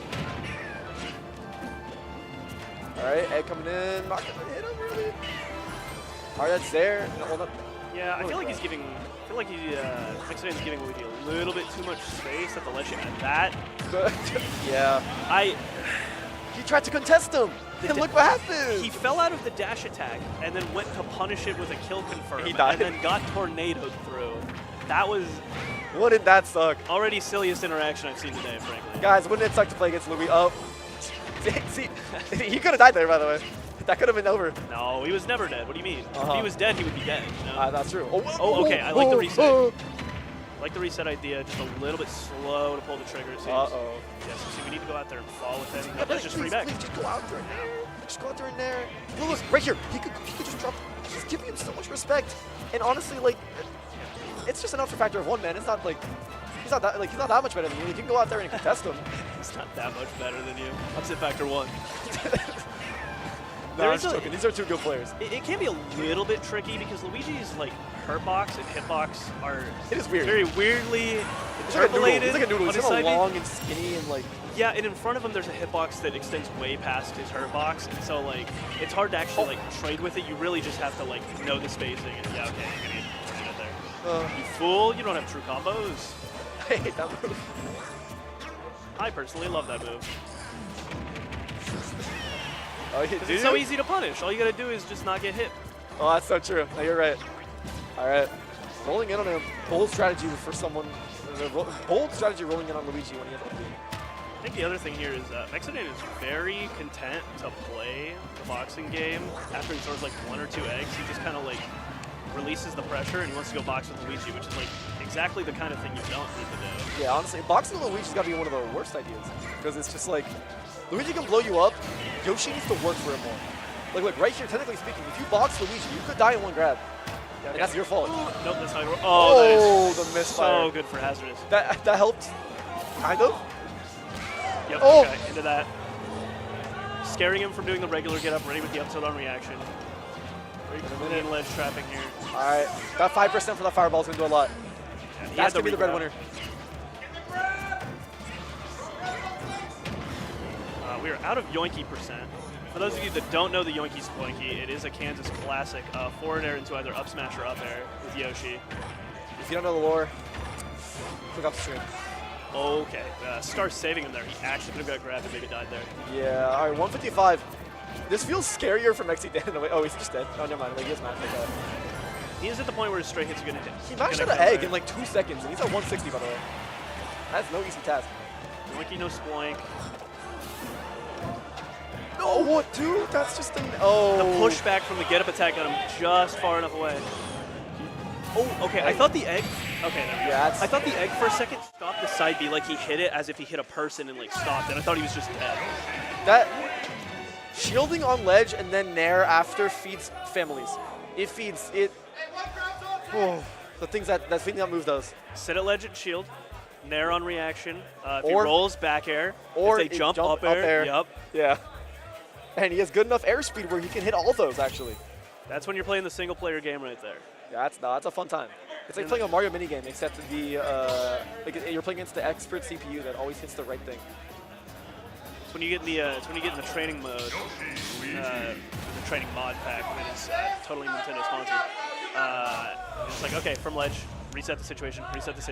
That's the kind of thing you practice in the lab day in, day out. Yeah, helps with the reactions a lot. It's like you can like just constantly know what to look for. Was he pink last game? No, he's powered up. I think last game he was... I thought he was green. Yeah, he was. I think it's because he came back to the bathroom and he just immediately just clicked Luigi and start because he like was a little late. Well, last game was game 2. He didn't come back to the bathroom at that Oh, game. right. No, that's right. Yeah, wait. Okay. Wait, no, he's maybe powering up. maybe No, with he's the powering up. background, because we are in the... He kind of fits in with the background here. Yeah, it's like Super Saiyan Goku kind of thing. You know, it's just like, gotta power up. Dan is getting so much mileage from just sitting there at roll distance patiently. I haven't not getting enough mileage out of the pink outfit. Spacing the forward air was perfect. No Luigi in the world is going to be punished for that. Yeah, it's good movement on the platform, actually. Really contesting things like jump or just contesting him in the air a little more. Egg coming out. At that point, how long is he going to be tossing eggs before he wants to get back in there again? How long before he gets impatient?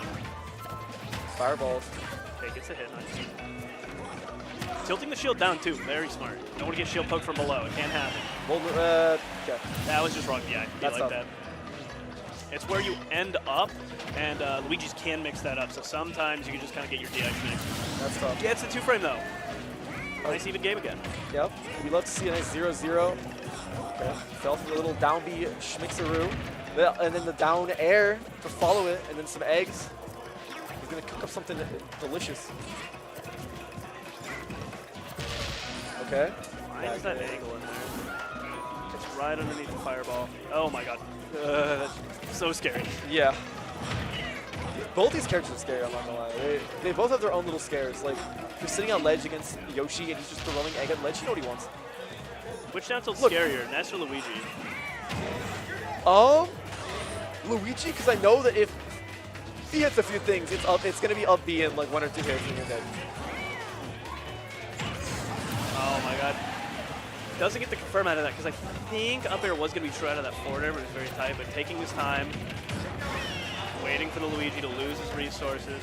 Even though he dropped Finishing game it. 1, Mexican's looking actually very composed. He's playing a lot better, I think, now. And putting a lot more pressure on Hatris. That is why we play best of 5, ladies and gentlemen. If this was best of 3, he would be shaking in his boots right now. He'd be so scared. He would have lost game 2, 3 stock. Would have been over, man. That's Literally what no I'm saying. chance. The parlays, Mexican, the parlays for a comeback would not have hit. Okay. Oh, He's at least getting these residual egg hits, which is paying off because he only likes to wait 1 or 2 eggs before he actually goes in. So, I mean, if he's getting the hit, at that point, yeah, it's exactly. fine. And like low key, why not just spam them? Like, what's Luigi gonna do? Contest? Okay, so he didn't nair there. He broke the lifelong pact that every Yoshi player makes. Oh, that too low a percent to confirm. Got Tough. it. Okay, cool. Oh, free back to Yup. He's get him back into stage for free. Huge when he's at this high percent. Yoshi notoriously difficult to kill. Luigi, what's he gonna do? Like the only thing he can do to wow, yeah, the only thing he can do to really punish the high recovery is like double jump, down B, and you need to catch them well, and like after the armor's over. So is it likely? No, but And And honestly, there seems like there's a little bit of a role reversal I was noticing during that game. So like the game when I was talking about how Mexidan had his eggs, and he was like landing onto the stage with him, and he was getting punished under the egg like 3 times, I think it was. But the last 2 stocks that Dan did was like the reversal. Hazardous threw out a fireball that was like going above him, just right underneath it, slide off fair. Yeah, those fair spikes, man, it's something. I don't know why Yoshi can drift so quick into just getting a spike and killing you. I don't know what it is about Yoshi, but you always know when they're going to throw out fair, and for some reason you're still guaranteed to get hit by at least 2 or 3 of them every game. Yeah, it's just like, you know what they're going for. Like, I bet I could call out every future fair. Guys, watch it. Oh. All right, anyways. All right, rolling in, bold strategy into a grabbing Luigi, but, you know, you gotta take risks. No swing there at all. Both players just wanted to get back to that ledge. I would gamble that egg roll did almost nothing and in fact killed him. I don't actually know if you have to read the DI on a down throw up B or if it's like something you can react to. I feel like it's just a read, right? Yeah, I think it's read DI. I'm pretty sure. Okay. Yeah, not quite gonna get that. He needed to drip back a little bit on that last dare. See, if I was that Yoshi, he would have hit that on me. Oh my god. That's scary. Oh. A little bit of sploink to add on to the yoink. Didn't kill though, so it did. Oh, egg lay? Wait, Does he have the mash? No, he's still got to jump and everything. Yeah, that's fine. You do get popped up when you mash out and stuff like that, so it's not necessarily a death sentence, even if you don't have your jump there. I think if he didn't have his jump, he was still fine, honestly. Egg lay, alright. Dude, he's grabbing. He wants him gone. We just want one thing, and it is in fact disgusting. It's yep, here it comes, Sometimes you just got to shield there. You just got to shield, get your licks in after the down B. Let's see, make the comeback.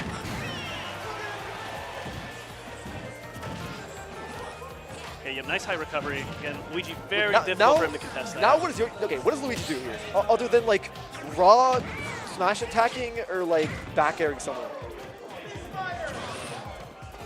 Try to forward air, yep. See? I mean, like, it's tough because like back air is your real like raw killing move, but again, you're so floaty that like committing to a short hop and to try and back air them is it's a lot of frames. It's a lot of frames that you're just vulnerable to them deciding to swing at you. Tomahawk grabbing is pretty difficult to do when you're a floaty character as well. Yeah, it just feels weird here. Okay, does Hazardous end him right now or take him to 150% and then end it there? Armor throw into the nair, yep. So you gotta nice. Rinse and repeat, rinse and repeat. Look. It's nice that you can also up smash that. You just see you get hit on the shield. The get up attack is ridiculously laggy. You can just up smash that with most any character. Okay, you're dead.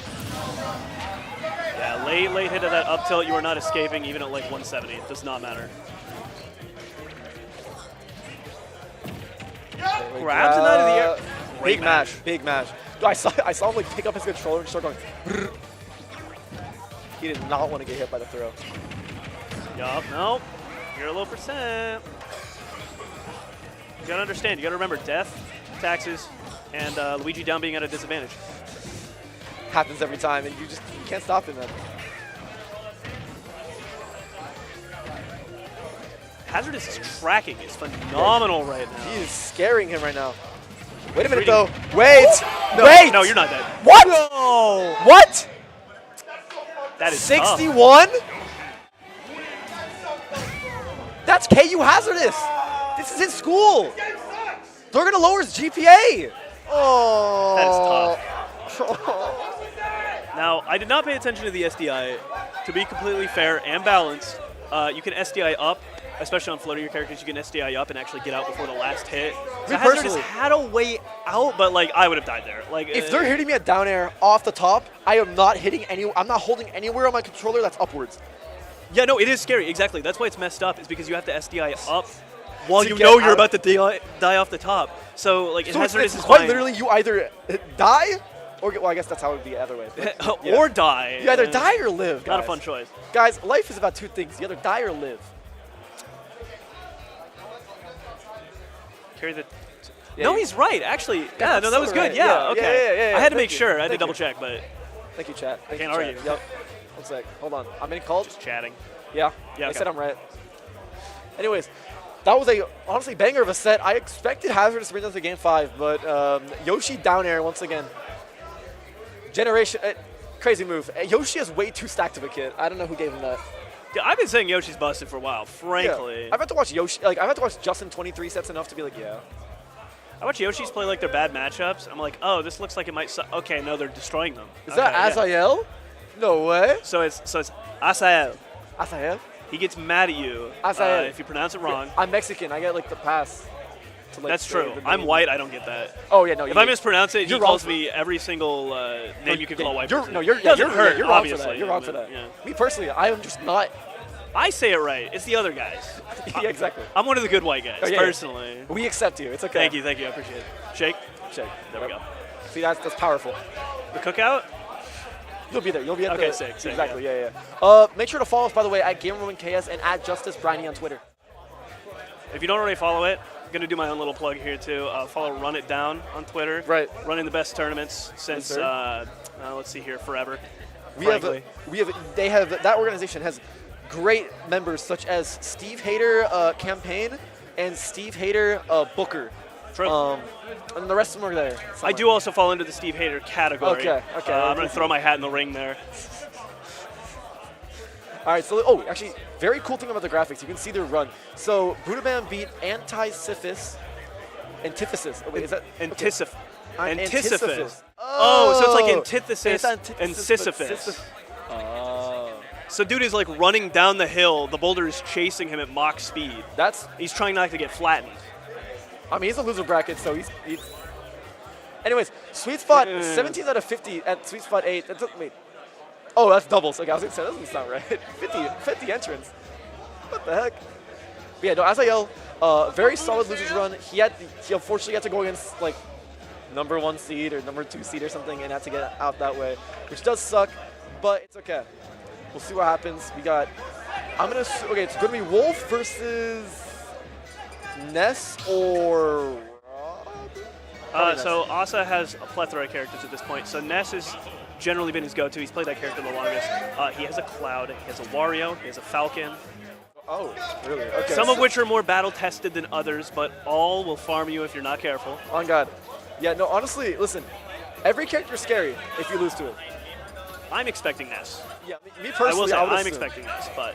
Ness doesn't do that bad into Wolf, except he does die early. But to be fair, I don't know who doesn't die early to Wolf. That's true.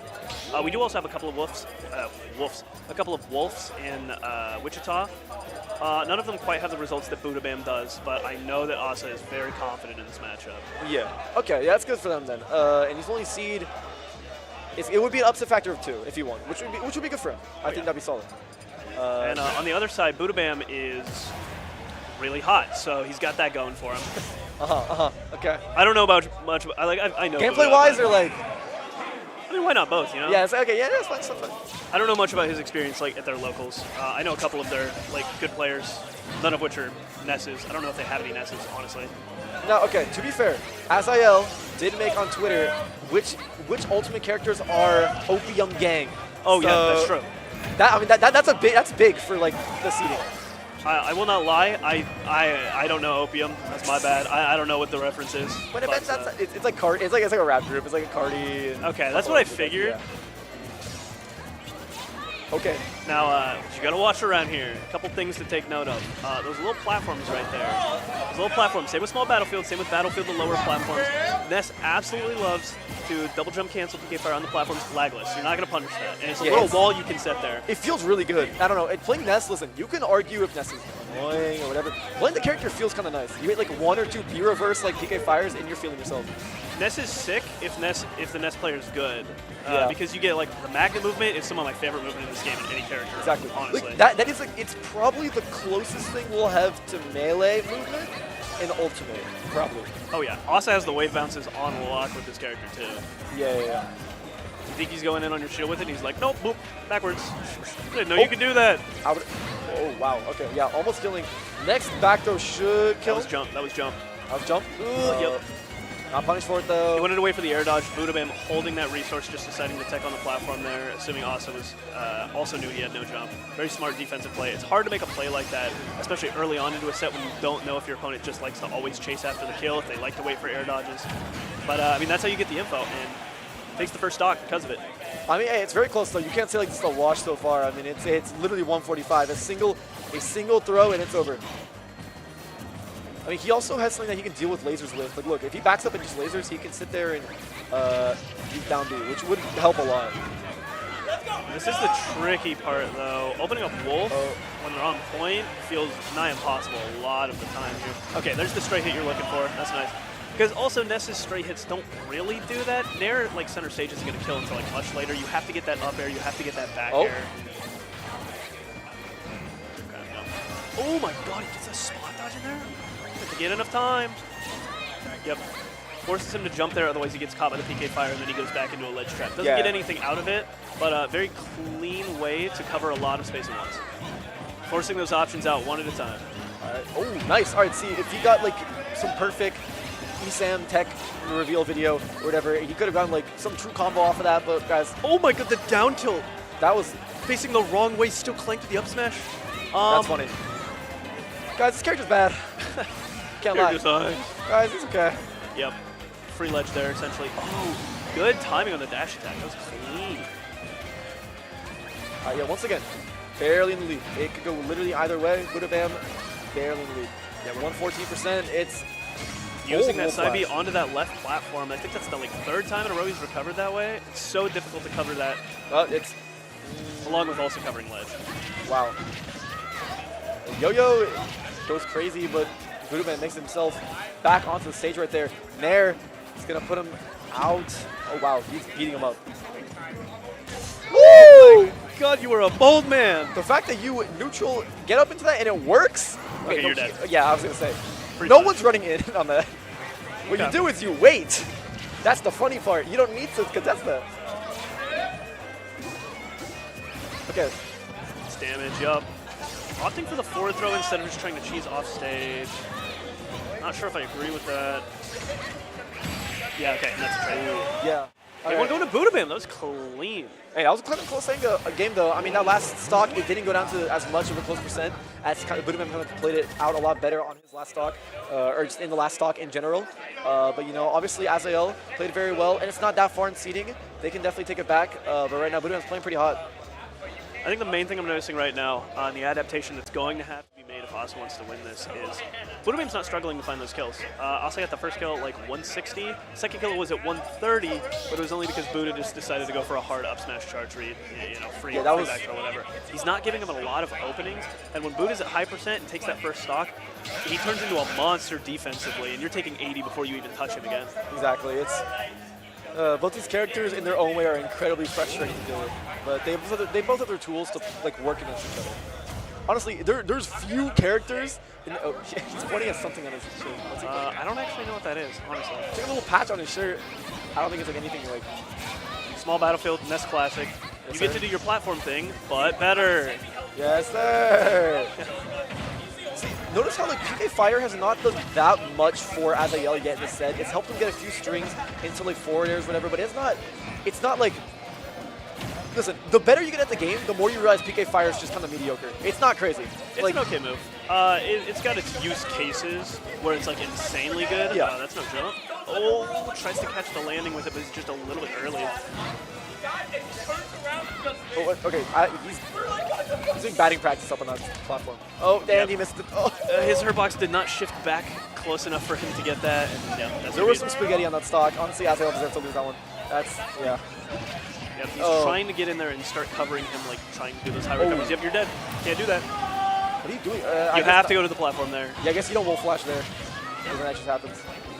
Yeah, as long as he's ready for it, because he's trying to hit the trail on you to send you further out, like without a jump. And then also, since he's already turning it back around, he's ready to go and react to that. He gets to cover like both options at the same time. Yeah.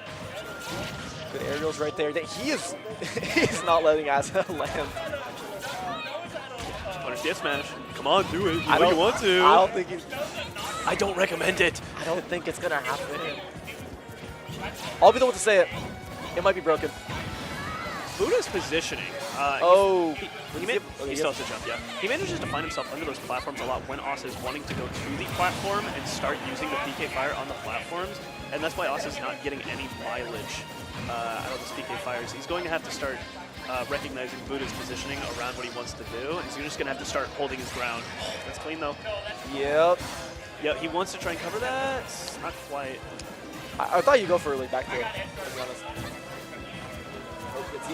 He wants these grabs now. He wants to just put Wolf in his advantage and just punish him for it. He's done a lot of good, like he's gotten a lot of good stocks off Buddha Band whenever he just like back throws them, puts him in the corner, rinse and repeat, just kind of get him down, whittle him down. But right now, like in terms of neutral, Buddha Band's usually the one getting the better of him there. Oh! The Wolf Flash. For some reason, I thought it would kill. That would not kill. Here we go again. The damage is racking up. We're in a really tough spot for Austin to find a kill here. Yep. Yeah. Oh, man. That's a 2-stock coming in from Buddha. Well, yep, up 2-0 right now. And a 2-stock. Double 2s. Now it's up to Azael to really make this reverse 3-0. But it's not looking great for the winner's run so far, the winner's side. With that extra option to go to the top platform with Wolf Flash, it seems actually more difficult than you might expect to edgeguard Wolf in this matchup, honestly. Yeah, no, it's harder. At least to do it and be able to cover every option, because he's hard committing to one option because he wants to get the kill, and so if he whiffs, then he's back center stage and Buddha Bam's just playing neutral again. Yeah, and honestly, the less neutral with Buddha Bam, the better, I think. Oh, Palu. Switch, yeah. Okay, I did forget to mention Palu's. Oh, no, Cloud. Wait, what do we got? What? Wait. Yup, it's Cloud. Okay, it's Cloud. This is notoriously, I believe, a bad matchup for Cloud, but Osa's Cloud is probably tied for his second best character. Palu has been working on his Palu a lot recently, too. Yeah, it's not a great matchup for Cloud, especially since, like, things like Wolf's Laser get kind of frustrating right here, where it's like he'll try to charge up limit, but then, like, he'll have a laser come in, or, like, then Wolf can kind of mix you up, and then just, like, F-tilt at ledge destroys Cloud's up B. It's not great.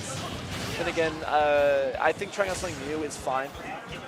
I also know that Buddha has Lum in the region, who is a Cloud player, so I know he at least has experience in this matchup. I don't know if their set count or anything looks like. I don't know. I'll agree, though. Yeah, I agree. Anyways, missed cross slash right there. You do hate to see that limit get used up for almost nothing. Back air. Oh, yeah, tried to be a little cheeky there. I don't know if he was trying to grab the ledge with it or if he actually meant to go fully above the ledge. Ooh! Yep, that's a trade, though. That's a trade. He's just a little bit late. Guys, chat, someone put that. All right. Chat, please. Try to pick a few. I don't have access. We need our 13 cents in, like, channel points, or money. Okay, back throw off stage. Look, now this is the position that Cloud does not want to be in. Never mind, Azael's doing just fine. But, like, usually that would go to something worse. Right now, actually, keeping it a lot more even than whenever the Nest was playing. Got that Nair coverage, almost covered the full platform. If he did anything other than roll out, he was actually going to continue that combo that was clean. Yes, sir. But Buddha's defense is top-notch right now. Yeah, it's kind of hard to get in on Buddha. I don't know what I'd do to get on Buddha. Yeah. Oh, yeah, look, no jump there, and he's just dead. Not enough limit there either, even if he gets the charge. God, this is not looking great for Azael right now. Up 2-0, Buddha Bam is just looking to seal out this last stock and just get it done. Yeah. We're going to need something kind of crazy, maybe like our finishing touch move, maybe. Bring it to like a game 3, game 4, game whatever. I'll say, Osa's Cloud, known for being explosive, he will not be afraid to go for fair into finishing touch if it presents itself as an opportunity. Oh! Down air shield, yeah. Forward air. Okay, we're good. Back air. Just find this kill. Oh, he jumped. He didn't do it out of shield directly. I will say, I guess one of the... Whoa. He's trying to... doesn't have a jump. He was trying to cook with that there. I was going to say, one of the things I was noticing there is that, like, he was having trouble finishing on stocks with Ness, and so, like, finding a straight hit is, like, a big issue with Ness, especially when Buddha's being as elusive as he is. And so at least having that tool like Cloud back air, being able to just kind of golf swing sometimes if you really feel like you want to catch their landing on that, makes sense with the switch. But no, Buddha, super clean 3-0 there. Yeah, no, he played that last game actually really well. 1 sec. Funny moment coming in. Wait, oh my funny God, moment. guys, Funny everybody, moment. everybody, DBZ, everybody. Guys. Hiya! And he's dead. Yeah, Isn't that what they say in DBZ? I never watched it. Is it like, hiya? I don't know. Don't they do like little flying kicks, ninja kicks or something? There's a lot of I don't know the show. Yeah, they like kick each other. Yeah, there's like a lot of yelling. They scream a lot. Oh, okay. I couldn't do that personally. I have very sensitive ears. That's why I didn't watch the show. Yeah, exactly. It's too much yelling for me. But hey, We got Tiger Nope and I don't know. I don't recognize the other person. Me too. Where's Tiger Nope? Not that pool. Let's look at the other pool. Is it this pool? It's not this pool. Is he in? That's the same pool I was looking at before for some reason. B3?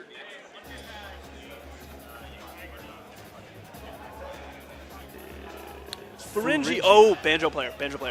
Oh! They were at Honeypot. I think they made like top 16 at Honeypot. Yeah, I saw them practicing with Deathfade earlier. Apparently, very good Banjo. I wonder how they're going to do in this bracket. Banjo is not a very orthodox character. In fact, most people have little to no experience with them unless that you are playing against a Chewy Face. And if you've played Chewy Face, you still don't have Banjo experience because nobody plays the game like Chewy Face. Chewy Face is a one-of-a-kind player. A unique brand, a generational talent, some would say. Tech Chase SSB. Okay, wait, so we're expecting some Tech Chases then. That's his Twitter. So hold on, one second. Hold on. I'm going to check out his Twitter. It was side B. Wait, hold on. A little bit of Wonder Wing tech chasing action. Wait, the more followers, the better the person. Let me see. One sec. Bigger number, better person. That is true. I've heard that said a time or two. Tech Chase SSB. Wait, it's Tech underscore Chase. Tech Chase underscore SSB.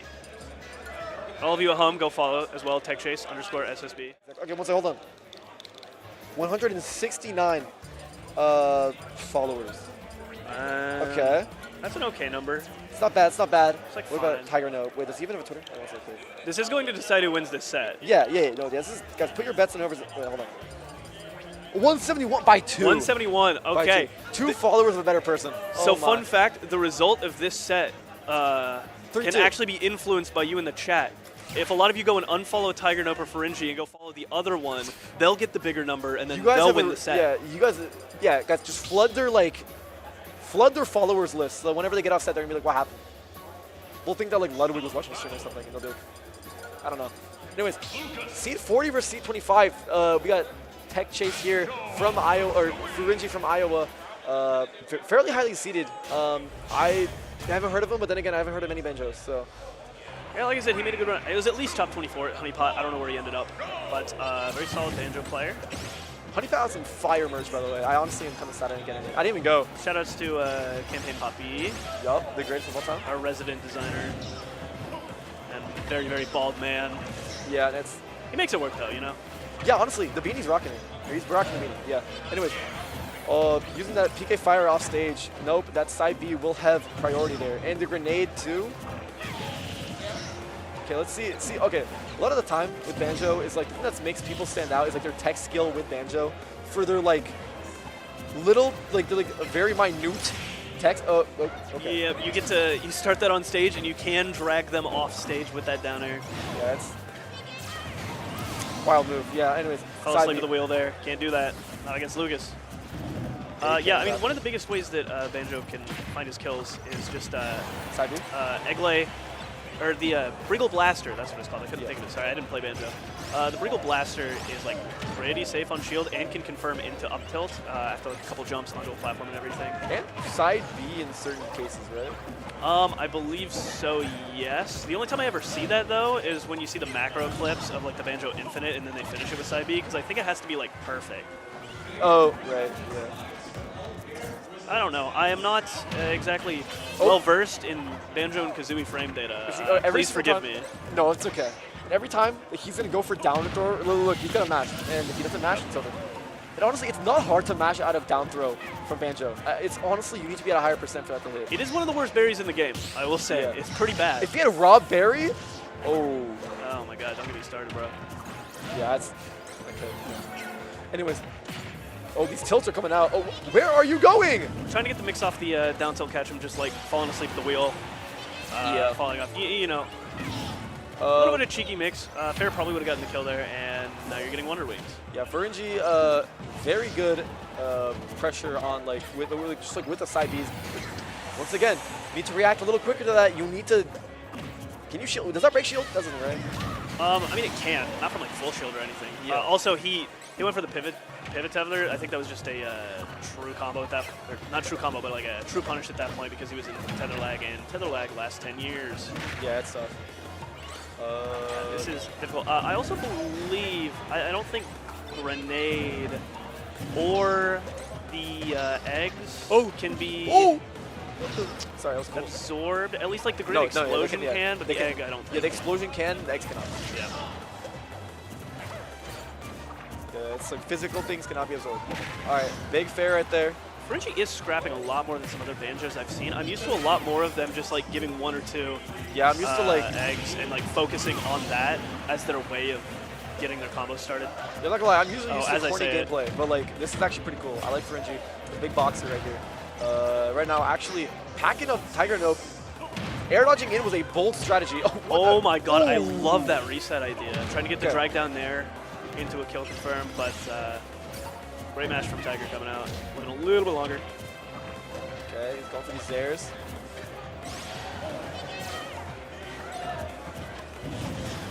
Down tilt. Actually completely got rid of the knockback. And the 2 frame? Okay, down smash? I feel like you could just like down tilt or F tilt and it's a lot easier to hit. Lucas has a huge Or head. there, yeah. Okay, it doesn't matter. Yeah, use it. Lucas has a huge head. That thing sticks way up above the ledge when he's trying to like grab the Yeah, ledge. that kid's thinking about something. Fun fact about Lucas, you can, it's like quote unquote a 2 frame almost. You can actually hit him on the way up from his tether because his head is that big. Really? So tethers don't have a 2 frame, but Lucas just gets hit if your thing hits low enough because his big head gets there before he actually grabs the ledge. That's so tough. It's really cool. What a cool character. You could say it loud enough to start mid-set coaching. Listen, I'm sure that these players are so much better at the Banjo and Lucas matchup than I ever will be, okay? They don't need this information. But There's by a the way- reason they're up there and I'm down here, and it's because I play at 6. Yeah, you're gonna. Yeah. You'll be in top 8. Excuse me. Something going around. There's like a good chance that we're just pronouncing Frenchie's name wrong, by the way. Like that you could be pronounced anyway. It could be like, Listen, accents on letters aren't real, so that's not my problem. I think that's like a Swedish thing. I don't know. It's like we all know Europeans aren't real. Yeah, I've been to Europe. I've never seen that in quite a few English. times. Dude, I used to travel before I got into Smash. I could have gone to like play Gluteny at a local. Imagine. Damn. I know. Anyways, F throw off stage. This grenade and egg pressure. I'm not gonna lie, this looks annoying. Look, Oh, now no, it there's is. jump. Don't you worry. Yeah, you're dead. That was beautiful. Yeah, and then egg. Oh, you could. Oh. Into the fair. Hold on. Oh god. Oh god. Oh god. Oh, no. Danger. Danger. What is happening? Stranger danger. What? Oh, he's dead somehow. I can't. Flawless edge guard from Tiger Nope. Fantastic at the matchup. As I was just saying earlier, I know that they're both well versed. Yeah. They've played this one out before for sure. Yeah, I'm sure they both have a Lucas and a Banjo in the regions respectively. Yeah, Tiger Nope's been playing the Banjo at our local for sure. Clean tech chase though. That was like a quick 50 out of nowhere, and then tossed an egg at himself. Clean But tech chase, you say. And what's their Twitter handle? oh my God, the prophecy has been foretold. Oh my god. How did you know? See, Tiger Nope's lingering on this ledge for quite a while to where those grenades and eggs can just kind of take him and kill him. Oh, Are you god. dead? No, yeah. He's a little bit late on the release, I think. Grab. Couldn't quite get there for like an F smash or anything. Good recognition on what time he actually had to, punish.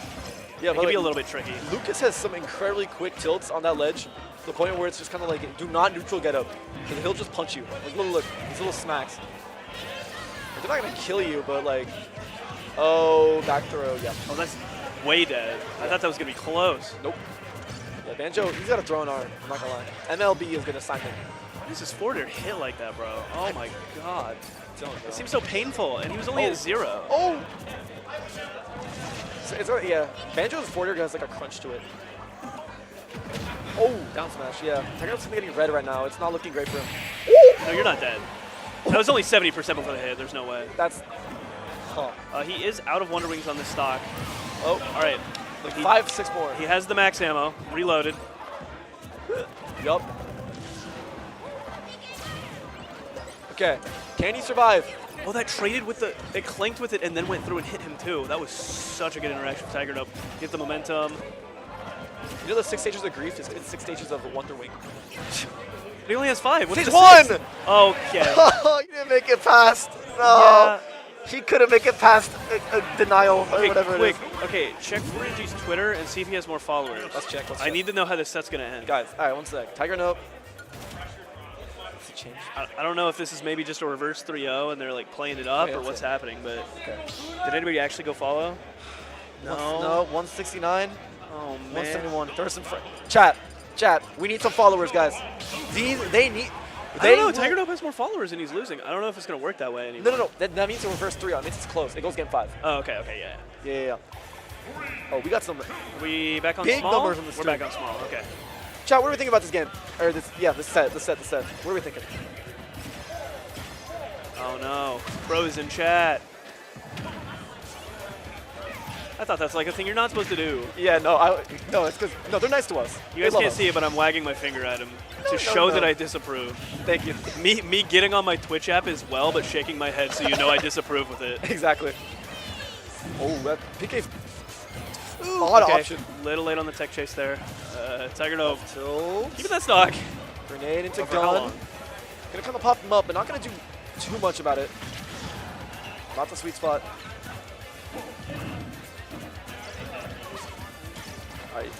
They're trying to catch something. It's just not really working. Really feeling each other out here. Yeah, they want something. Oh, egg up tilt. Waited to see what the tech option was, Set knowing tech. that was a tech chase, and then reacted too. He didn't just like commit to it. That was really good. All right, throw, F throw. All right, what's the move for today? Getting hit. All right. Oh, that was right at the startup of it too. Oh my god. It has armor the rest of it, right? Yeah, no, it has like special armor. The only thing you can do to it, it's like he's invincible, but you can grab him out of it. Oh. Out of Nobody ever does that. Yes. Yeah, okay, I'm not If gonna. you wonder I wings am at never you, contesting that. you know, if you wonder wings straight at you, you just grab. Should you do it? No, because if you shield it, then you can just S-smash. But like there are better punishes. But in theory, you could do that if you want to be baller. That's true. It would be really cool. It is goofy. Wait, everything about both these characters are kind of goofy. Like it is a child throwing around fire, and it's a bird and like a. Is that a bear? I actually don't know. Yeah, he's a bear. Oh, okay. Oh, big forward air. Almost gonna kill. Next one for sure. 100%. Yeah. Good. Why is he able to? Yeah, even with.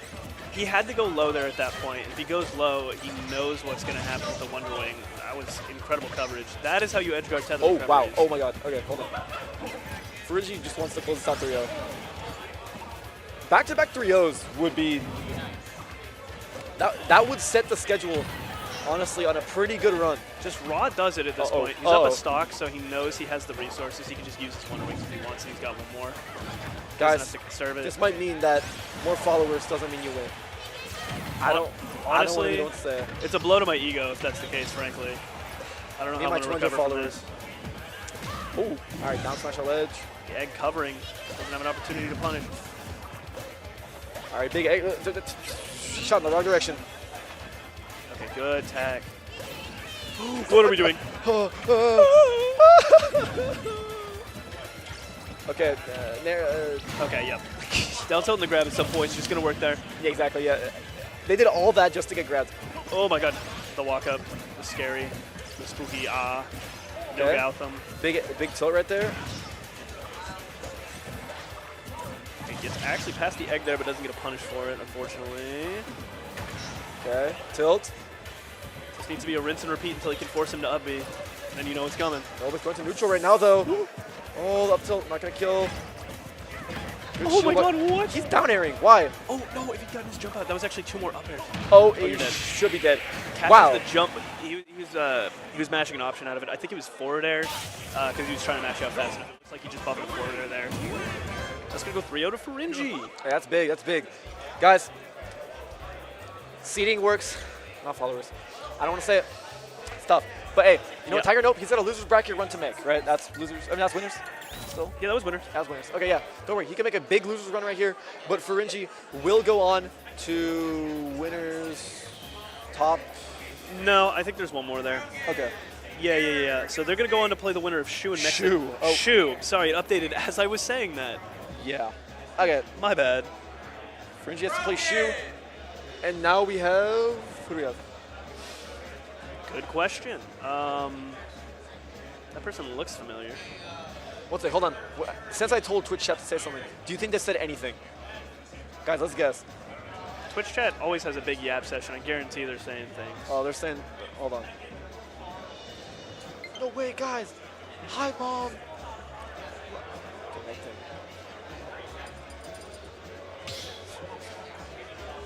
There's just people saying stuff about Banjo. They do love Banjo. Yeah, okay. So do you have any good weather stories? Weather stories. Any good weather stories? So, okay. One day, right, I am literally sweating in my house. It is so hot, okay? And I wake up, I'm like, okay. So I put on shorts and a short sleeve shirt, because I'm like, okay, surely it'll be consistent, because it's Kansas, right? So definitely be consistent. I walk outside, there's snow. Yeah. Why is there snow on a back-to-back day? That, like, bipolar weather. This weather thinks it's like Kanye. Or wait, no, that's by... Yeah. Oh, okay, wait, hold on. So this is Air, the Pikachu, and it looks like they made an upset over Aaron. They beat Kyoto Hawk and Aaron. Kyoto Hawk and Aaron. What the? Which pool is this in? Those are 2 good wins. Hold on. And then we got the one and only Brogan Keith. We got Brogan. Yeah, because I know this was seeded to be Aaron and Brogan, because Aaron was talking about they were confident in this matchup. Honestly, I was kind of like prepared to... I kind of was excited to see some top-level me sword fighter. Okay, we have some pretty interesting sets on the side. We got Budabam versus Deathspade.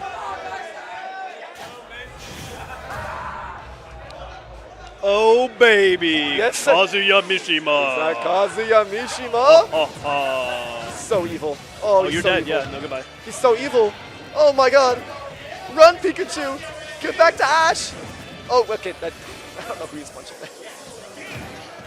Run, Pikachu. So I feel like I'm going to see a lot of T-Jolts here. What do you think? Yeah, I think he's going to try to, like, if he's smart about it, he'll try to circle camp and not go near Kazuya, because I think that's the debatably like, wrong thing to do is go near Kazuya now, in any matchup. Now, we do need to keep in mind here, Brogan lives in the same region as Zen, another very solid Pikachu player. I imagine he's played this matchup a time or two, if I had to venture a guess. Those two have probably played at least like 100 times. It's apparently they're always like at the same events whenever Nebraska comes out. It's always like a little gang of like Nebraskans coming out to like Kansas events, and we appreciate them and we love them for that. Also, it's scary because he can reflect his T-Jolt and it'd probably do like 100 because Kazuya's multiplier on reflection is ridiculous. Give or take like 20%. Yeah, no, it's bad. Bad. I do imagine Pikachu's probably got an awkward enough hurt box that he's not going to get like 0 to death. Oh yeah, true without it being incredibly difficult. But having invincible hitboxes against the character whose biggest weakness is his stubbiness definitely does not hurt. Yeah, right now, I mean, he can. Pikachu has the fun part about low profiling everything. So if you low profile a lot of these combos, something a lot harder for them to start up or finish in general. And that's kind of not what Brogan wants. However, once again, as you said, very familiar matchup for Brogan. I'm sure this is not a thing that he has not seen before. And look, right now he's just gonna. It's either tries to pack out some more damage and then gets his down B. However, 7% more, 5% more, and then it's gone. He needs to get the grab now to get these. I believe is it Gates of Hell? I forget. Yeah, there we go. No, Hell's Gate is like the one where he like throws him back and it zooms in on him. I think. I don't know what the actual. I think it's just called. It's just Rage Drive. Yeah, it's just Rage Drive. Rage Drive is both. No, because Rage is the glowing extra damage. Rage Drive is the move. That's what it was. Yeah. Okay. I was thinking Rage Drive is. I don't play Tekken. You gotta understand. Yeah, I don't. You guys can get mad at me as much as you want. Smash Ultimate better. Come on. I'm bad at video games. You gotta Guys, understand. does Tekken Tekken's have hard. Ultimate? Does Tekken have Minecraft Steve? No. You know, maybe I should play Tekken. No. You're making it sound great to me personally. If they can build blocks in Tekken, that'd be awesome. All right. Anyways, drag down, but not gonna get the front-facing hit of up smash. I thought every fighting game had blocks. Oh wait. You get the block. No, you're still right. Is that funny? Brogan. He does the... Chat, type 1 in chat if that was really, really, really funny. Please and thank you. I'll type in chat. Don't look. Don't look. We don't need to... I know what they're saying. You don't have to... I'll take it. I'm very confident that they would, do as I ask. You don't have to check. You don't have to... don't laugh. Yes, someone do exclamation point bracket if it makes you feel any better. Oh, okay. Anyways. Up air, forward air. Trying to get the catch with the drag down, but it's not going to happen. Right now, Brogan looking very confident in this. Yep. Didn't get the electric hit, just the normal wind got this. Oh, wait. That's scary. I'm not trying to be right in front of Kazuya as he's just like staring at me. Ooh. Drag down into down smash. Oh, even with the charge, yeah, that's not going to be close. A B, forward smash. Good spacing on that. Catching That's that crazy. landing. That was perfect. Tipper. Nebraska right now. Nebraska Yelling. gets loud. Let me tell you. yeah. You guys can probably hear them behind us. Like, yeah, like the entirety of Nebraska is in this venue right here cheering for Brogan. It's crazy. Yeah, look, Herrera once again not trying to just fight him one-on-one. He's kind of trying to like back up, throw out some T-jolts, feel him out a little bit, but he could just die right here. Kind of backer to tech chase. I'm surprised it wasn't just an up B choice, but maybe he didn't want to stale it, so it'd kill next time. Oh no, there's just another back air. Never mind. We get in there. Back air, trip. Wait, this is big. Ooh. Big damage. Good delay. Good delay, realizing that down air was like the only way he dies right there. Oh, dash attack. If he makes his comeback, that would be crazy. Brogan was in the solid lead this entire time. Then again, though, Herrera is on a little bit of a break. If he just finished that, it's dead. What are you? Spinning is hard. Okay. Have you ever tried to spin like that 3 times in a row that fast? You get dizzy. I'll do it on camera. I'll do it whenever they put the camera on us. And you know what? I will talk. Okay, but can you do it with the force of kicking a rat like 500 feet horizontally while you're doing the spinning? I've seen at least like 10 New Yorkers do that. Okay, and where are you from? Kansas. Okay, that's what I thought. Okay. Oh my god, the laser delay! That's not dead, that's not dead. Okay, yeah, okay. Forward air's fake. Forward air's fake as hell. Yeah, it does not kill. Okay, delay. Right now, though, if it hit right now, it would kill. At ledge, yes. F tilt. Okay. Oh, read the roll, but just not. And dash attack kills. Yeah. He dash attacked a little bit too early, so he ran through him with the invincibility. Brogan doesn't look too hurt about that. I think he knows he can just lock in. Yeah, he's laughing it off. Nebraska is.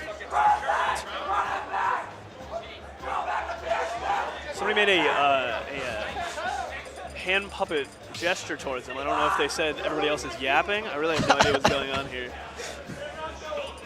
Yeah, there's a loud crowd. I'm not sure if it picks up on the mic, but there are some fans. I mean, wait, by the way, Herrera's from South Dakota? Came down all this way to Kansas, to little old Kansas. Please, Kansas is like New York to South Dakota. Let's be real for a second here. That's actually true. I don't know what that means, but I agree.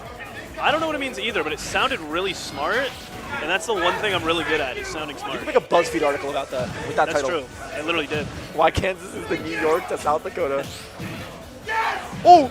It's a BuzzFeed good catch! where it tells you which state is the New York of your state, actually. Oh, right. Yeah, it's based on like population and other things. Couldn't tell you. Oh, you're dead, though. You got super duper punched, I think is the official name in Tekken of that move. Okay, down throw, back air. Try to drag him down. Not gonna happen though. Man, these Thunder's broken. Air loves Thunder in these offstage positions. Good. It's a rainy day in Thundery day is not Thunder. It's a rainy day in Hollow Bastion world. Bro needs somebody to do rain dance. His Thunders keep missing. Oh god! Gotta bypass that accuracy check. No, this is a Pokemon battle outside, but like Kazuya's like he's a fighting type, and then I'm not sure how like does until like he's a fighting dark type. Yeah, maybe dragon or devil. Do demons? Would that qualify? He's like a dragon fist move, right? Isn't that what it's called? Like dragon fist. Yeah, but I mean like non-dragon types can learn Dragon Claw, right? Oh, you're dead. Goodbye. Oh, that is. Yeah. I've never seen a more dead Pikachu in my life, honestly. Yeah, no, yeah. Brogan, he gave him a little. He gave him the classic. Oh my god, he's in his head. That's 54 on the spot dodge read. Oh god. Okay, Rare right now was kind of getting packed up. Brogan still has quite a bit of life left in him, honestly. Kazuya's not dying just yet. See, that's the issue. Pikachu, such a great character until you have to kill someone. And then it's like, how do I do that? Because that's not killing. You need to win by 2. You need to win once by hitting them off stage, and then you need to hit them again into a, with a good move. You also have 2 rage drives to go through, too, still. Yeah, it's not He's good. still alive. That was a fantastic recovery. Kazuya's gotta be one of the hardest characters to make a comeback against. Oh, no, you're good, you're fine there. Yeah. Okay, read the roll, nice. All right, that's the start. Hit the next rave drive. Arrow was down over a stock the last game, too. Oh my god. Wait, how does he do it? He's scared. Herrera is shaking his head, smiling. The technical prowess. My god. to do down, left, and then down left. Dude, I can't do that personally. I'd miss after one. Yeah, at some point, you're going to get punished for those thunders there. Yeah, big dip. Also very laggy. Yeah, doing it right under your opponent, whoever's spiking there, is a bold move. I mean, at that point, he's at like 50%. You need to choose a stock around. Like, I don't think it was a bad idea. It's just like, yeah, you got to accept that you're dead there if you miss it. Yeah, exactly. And he has not been hitting them. All right, all right. Gonna drink his Celsius. Not sponsored, by the way. Pepsi on top. Bro, aren't we in America? Isn't that shit called Fahrenheit? I'm pretty sure that's what we call it. Yeah, you know what? Were we just talking about how much we hate Europe, and now we're using their measurement system as a name for our drink? Yeah, fraud company. Fraud company. This is disgusting. Change it to Fahrenheit, I might buy something. I am on Aaron's side completely now. I agree. Brogan is sold out. He's from Nebraska, too. He's from Tony's region, and he's over here cavorting with the Europeans. This is ridiculous. Yeah, here we go. Bridges. Yeah. Get him. Yeah, Get let's him. go. Get him. Get him. Yes. Yes. Woo. Oh, wait, I haven't done the follower count yet. I don't know who has more followers. I think that's already fraudulent because we are 0 for 1 on that working. So I think we should just leave that bit in the past, frankly. Man. I don't like being wrong. Yeah, being wrong is something I do too often. Dead? Oh, he's dead. No. Okay, so if he hit the let's Electric God Fist, he could have maybe hit the up B after. Unfortunately, though, inputs do matter. I think maybe the percent was wrong there, and that's why he went for the reset. He wants it so bad. He wants it so bad. No, you have to get a bit more, a pivot more to the right there to get that to kill because you have to tip red. Otherwise, it does not send like anywhere. First stock going to air, game 3. Rando up smash is a play you make. Sometimes that's what you got to do to interrupt Pikachu. His uppy is deceivingly obnoxious to deal with. Ooh. Okay, there you go, nice. Okay, never mind. Random up smash works. Yeah, keep doing it. We take those misinputs to the bank. Exactly. T-Jolt better if you don't want that to happen to you. On ledge right now, Pikachu does not really care about getting ledge trap. Pikachu has... No, Pikachu ignores ledge trapping. Like, yeah, it's not. He's one of the few characters that can just kind of like get away from it.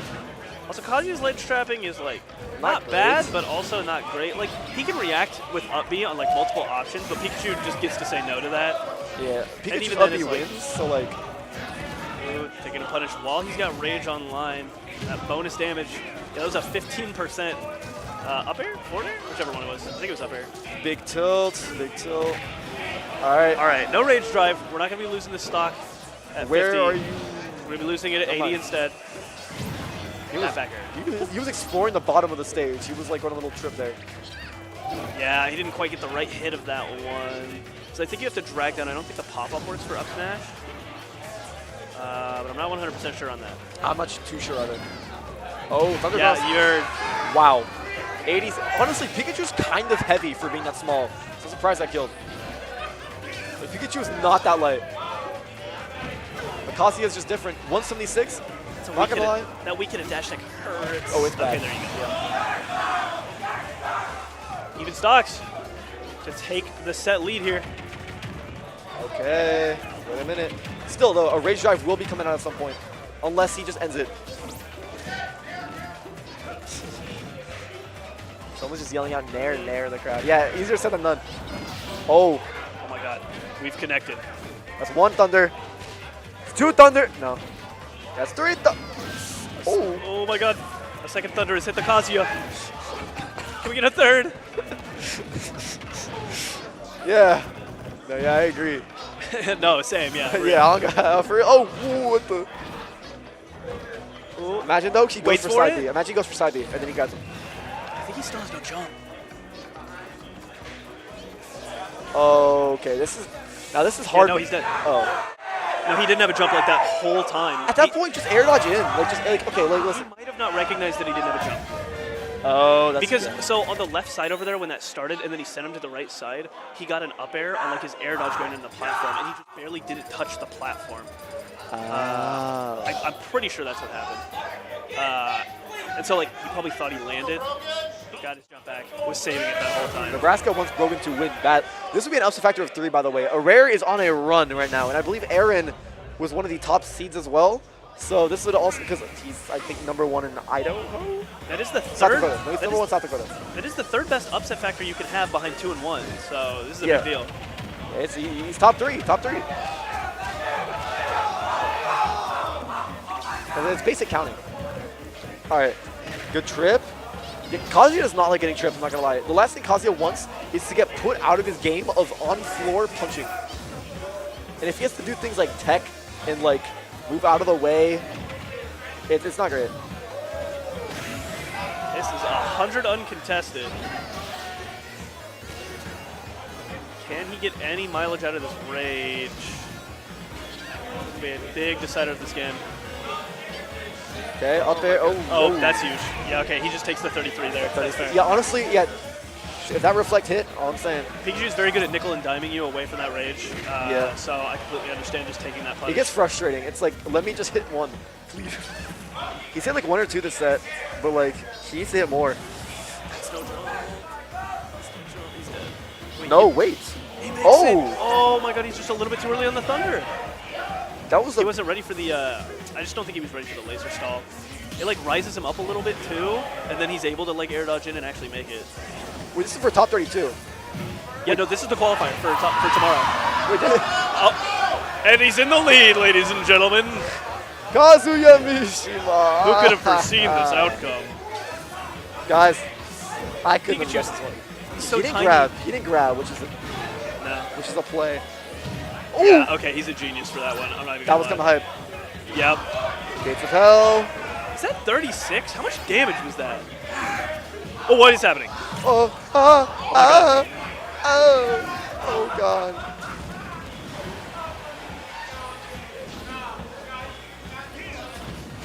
Okay, yeah, fair at 192.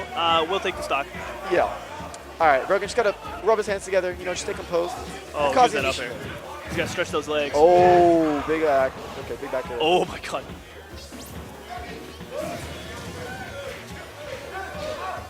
Oh, he Clean wants to drag 39, down. quick, easy. Oh, yeah, he just armored. Genius! The GOAT! He's a genius! Seed 14! Okay, up there. Yeah, okay. Didn't quite get the little back air punish on the Thunder. Can't get them all.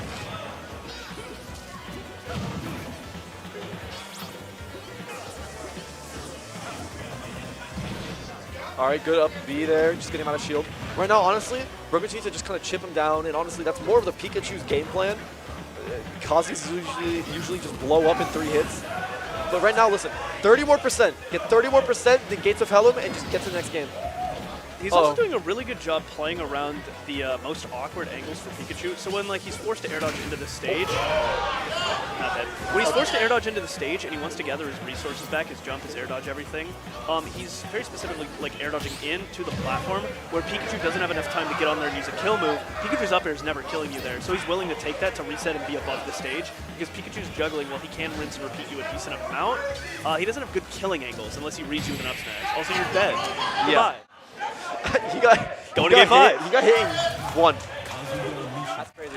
Yeah, he took 120% completely uncontested to start out the game, and then 2 Still brought it back. That's crazy. Hey, the crowd's loving this one right now. The Nebraska crowd is in full force for their boy. Oh, they want him to win.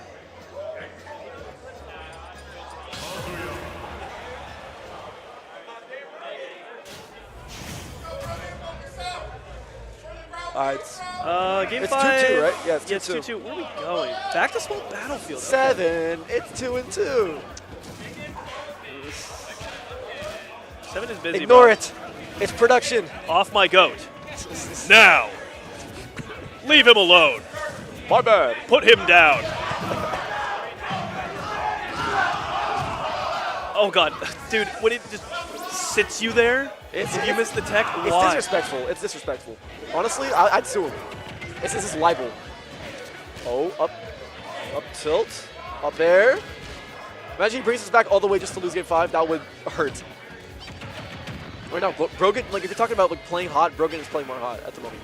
He's going a little bit stupid, a little bit insane, some would say. A little bit goofy. That's some Mickey Mouse Clubhouse goofiness. Okay, that's not quite rage percent. There it is. Yeah, I was gonna say one little poke. Honestly, I don't know if he wanted. I'll to say get, it. like, Maybe he wants to use his rage drive. I don't know if he should have like.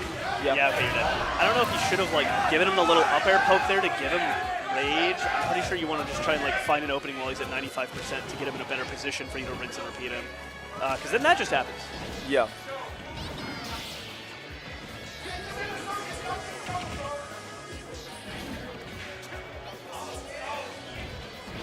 Ooh, not gonna find that down there. We've not been seeing any of those this game. Really. Oh, down throw. Doesn't even connect. Pikachu is so short. I think that might have. What the? See, once again, went under the punches. Yeah, now he's just incredibly content to trade. All of his moves do more damage than Pikachu's does.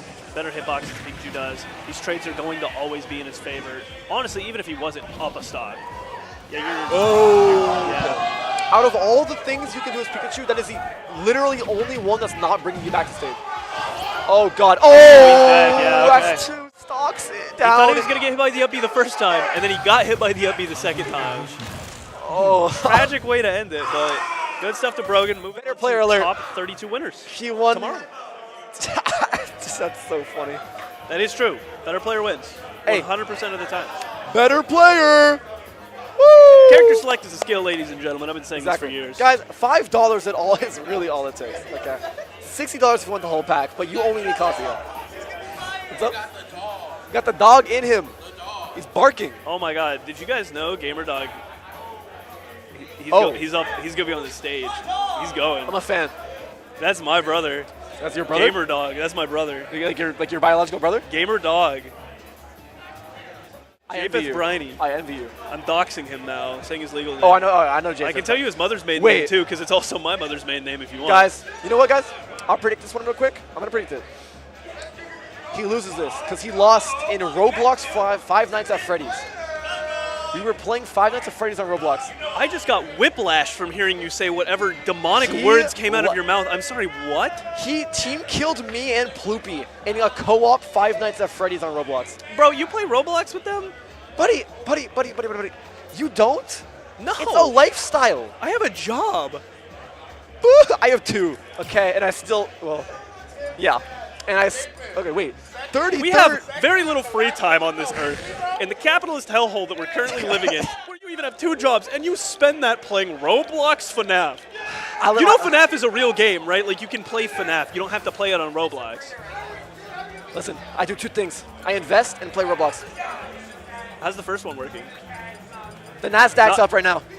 I was going to say maybe not well because you have 2 jobs. No, okay. The S&P 500 is up, okay? The NASDAQ is up. Okay. Dow Jones is up, okay? Buzzwords, yeah. I'm crossing. Did you invest in those? In 3 of them. Or are you just saying that they're up? In 3 of them. Listen, I'm just going to go and pick random stocks that are up, and I'm going to say they're up, and I'm going to seem like I'm making a lot of money, but in reality, I haven't invested in any of them. Look, one sec, hold on. The money's up. Oh my, no, it's actually going down. Uh-oh. It's most recently going down. Okay, I put in 155 in total. I'm at 154.89. Yeah. So we're down 11 cents technically. Oh my God. You know, we're up. You're going to have to pick up that 3rd job soon, man. Yeah, you got to be careful. No more Roblox for you. WSU L Mexico. Okay, so Mexiclan. WSU is Wichita State University. He L? plays L. I think it's Left. just an L, and MXC is Mexiclan. It's a crew down in Oklahoma, Stillwater. Can they recruit me? I'm Mexican. Dude, if you want. That's kind of the thing. Mexidan's the one that runs it. The Yoshi was playing earlier. Oh. Where's Dan? He's probably playing a Yes, bracket. sir. I'll get in there one day. We'll talk. Guys. I know the owner. Okay. Yeah, you got big connections. So I believe set count between these two is currently 2-1 Tim Prater favor Lifetime. Oh, they've played before. But I don't think they've played in a little while. And Rob can hit some, so Rob likes bigger characters to hit like the funny combos on. And I mean, that tail extends. So. Yeah, but it's Tim Prater. You got to get that hit first. I'm going to keep it a buck with you, man. No, I've seen Tim farm some STL players. I can't lie. It's bad. Oh, we're switching sides. Pochita is moving. Oh. Gamer dog got a gamer dog. Hold on, wait. You can get some great chat interaction. Guys, what do you think about Chainsaw Man? What do you think about anime, guys? Guys, what do you think? Guys, can you bat chest him? Any bat chests in chat? Chainsaw Man, do you guys like it? Guys, what do you think me about baiting interactions in a Guys, Twitch chat that doesn't matter? Guys, guys, what do you think about Makimo? Guys, what do you think about? Bro, listen, this is on YouTube, and you tell them to like, comment, and subscribe. I get it. Oh. Them chatting doesn't make us more money, you know what I'm saying? Someone said mid. Chainsaw Man is, and then a word. And there it goes. And this is what I was trying to avoid, because now you've pulled up your phone and you're about to type. I saw your fingers I'm not getting gonna type. Bro was about to type. No. Bro was about to Verified defend accounts- Chainsaw Man. If you want real anime, I'm not. Okay. It's about to go crazy. Not that you shouldn't. Like, if you like a show, that's fine. But like, you made the sandwich, man. That's a great point. You know, so I asked. if You they baited and you're getting baited. I asked if they liked anime, and then someone said watch the NBA instead. What's the correlation? Okay, you know that's a good point. No, that's fair. No. No, they're right. See, anime is one of those topics that people like to talk at you, not talk with you about. That's a good point. So he's like, oh, you like that one? Okay, let me talk about my favorite now and not comment on what you just said, actually. Yeah, no, it's like I haven't watched yours, but I don't care. Okay, I imagine we're having a clean PS2 start here. I don't Guys, think we're the best games are played. I'll we go. steal the line from Big M because he's not. Oh, never mind, he's right there. me win PS2? Yes! I love PS2. Okay. I do also know that Tim Prater has blue on his region, so I know that he plays this matchup. Oh, It's yeah, not like he knows wrong. He's going to be super uncomfortable with it. Here's the thing, though. Here's the thing. They had some interesting tags. What do we think about Dog Blart? Dog Blart is the goated tag. What's the meaning behind it? I mean, have you ever seen Paul Paul Blart? Blart? Mall Yeah, Cop? Mall Cop. So we were going to this tournament. Oh, he's gamer dog. Yeah, okay. So yeah, we were going to this tournament, and we were staying over at La Ploopster's house. It was like 3 in the morning. We were going to leave at like 6 in the morning. And we stayed up watching Paul Blart Mall Cop the whole time. And so I think I got like an hour of sleep before that tournament, and I was the driver. It was very fun. But it was worth it for Paul Blart. I would not trust you behind that wheel. Dude, I'm the go-to driver. You don't even know. But we went to that tournament, we played doubles, and we did Dog Blart Mall Cop. Oh, okay, that's fine. Never mind. That's good. That's good. That's good reason for not getting any sleep and then driving. All right, anyways. Yeah, that's good. Okay, Dog Blart though, getting F tilted. Maybe Tim. Oh my God, he's raw. Oh. That was a kill from center stage. Big call out. Okay, you're dead though. Yeah. Nice catch. Not giving him any time to breathe, any time to understand what options he wants to pick an advantage. Just taking that kill. All right, good gyro action right there. He wants to keep his distance. I mean, Shadow Ball is also a broken projectile. Doesn't it do like what, like 20? Maybe. I think it does a lot of damage. Okay. Going for a little bit of extra mix on that confusion, not disable. Those are different moves. That's confusion. I think. Confusion, yeah. Pretty sure. Sounds right. We've gone back-to-back Pokemon people.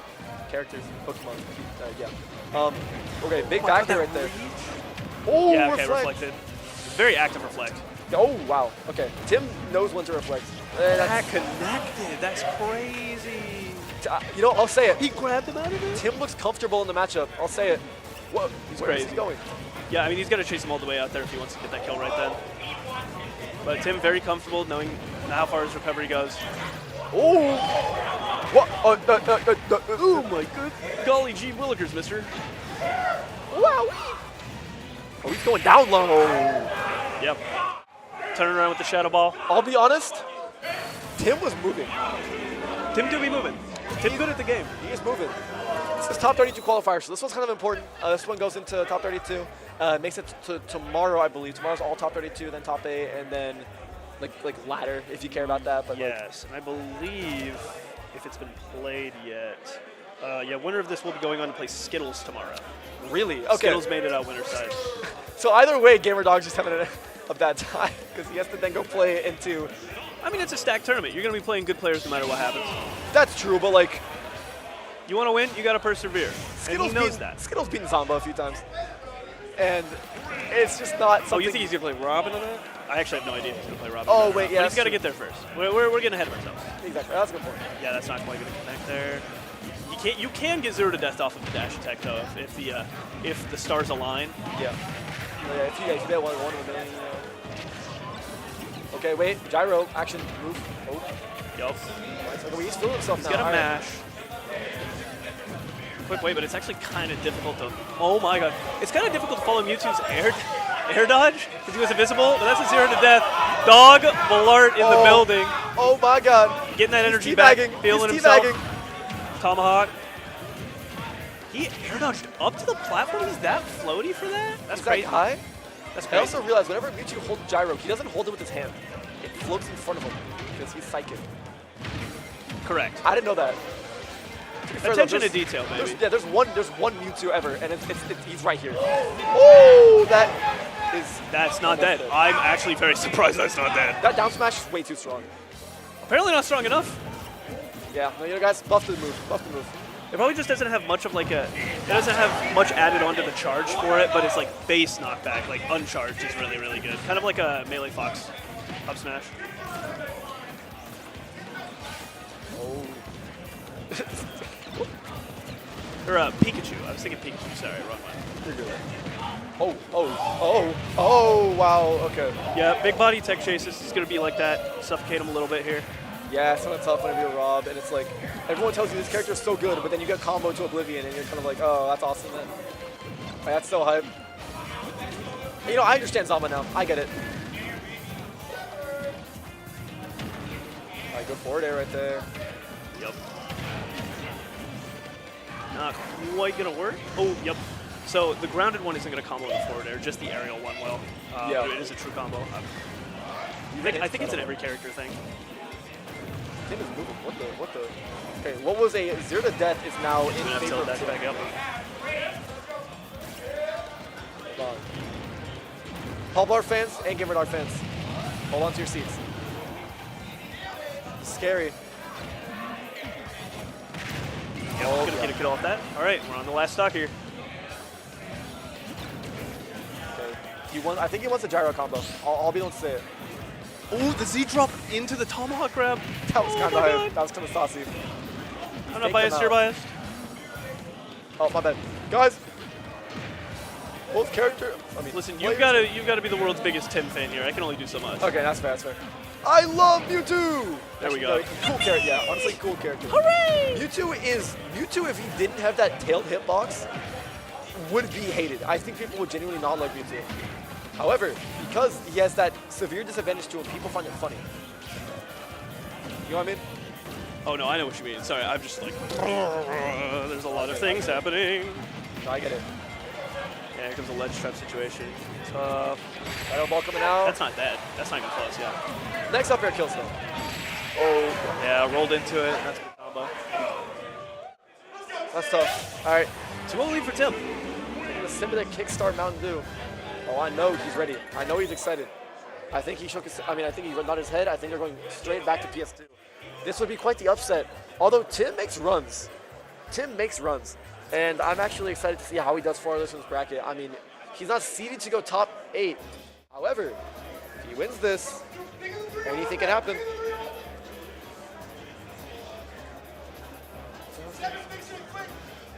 It's like we're taking a breather here. Taking your time in between games. Yeah, yeah. You just gotta like look down, just kind of like, you gotta think about things, you know.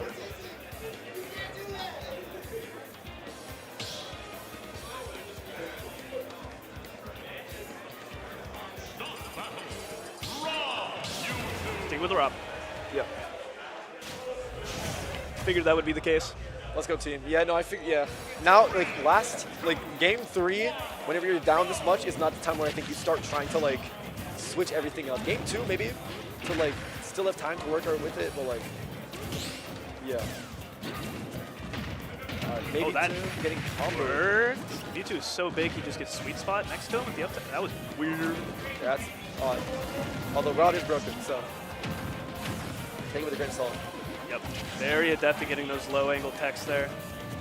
I also feel like it's harder with big bodies sometimes because I can never tell what portion I actually have to like tech on. Yeah.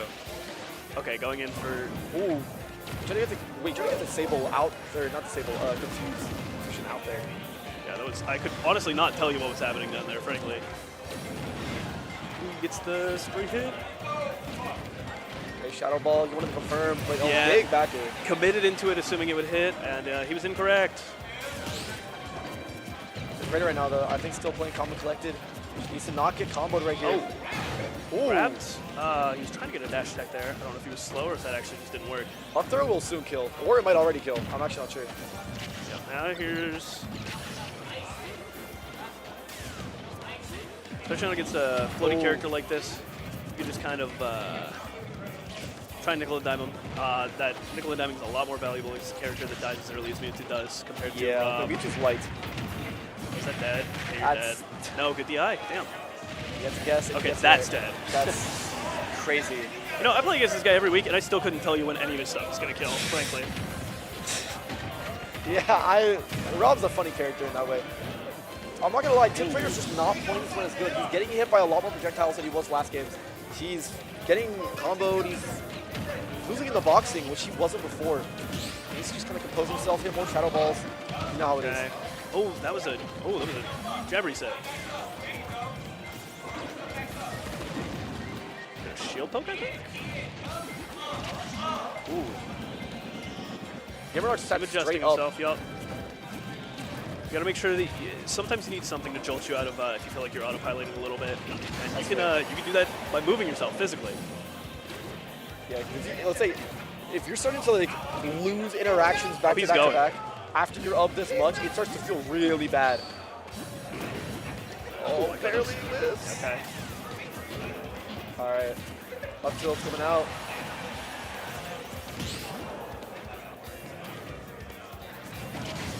Oh, wow. Connected. Big got all the way up character, there. big forwarder. We're going into the last stock here. Oh yeah, Gamerdog's all the way leading in. But right now he's getting comboed. Oh, he wants it. Nice. I love Rob. I love up tilt up. I love up tilt up there. That killed way too quick. I love undertime slopper. I love undertime slopper. Love undertime slopper. Had to jolt himself back into reality there a little bit. Yeah. Maybe get a little bit too comfortable with the 3-stock to 1 lead, but being able to close out that game the way that it was going is very big for the mental. Yeah, it's Although to be fair, if you don't, then you lose the set. So you don't need the mental anymore, huh? That's true. That's true. It's a big vitamin water bottle.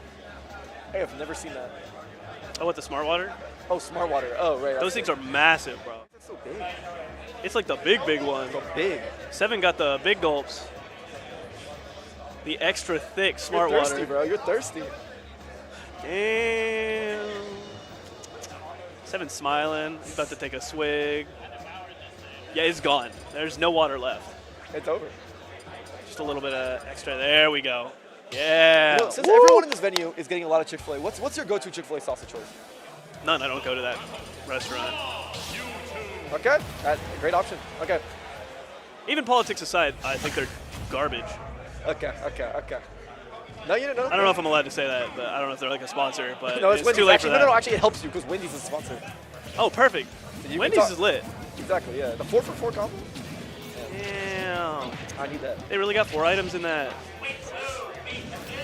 Oh, he's going. Oh, what? He's Off we across go. the stage. United Airlines.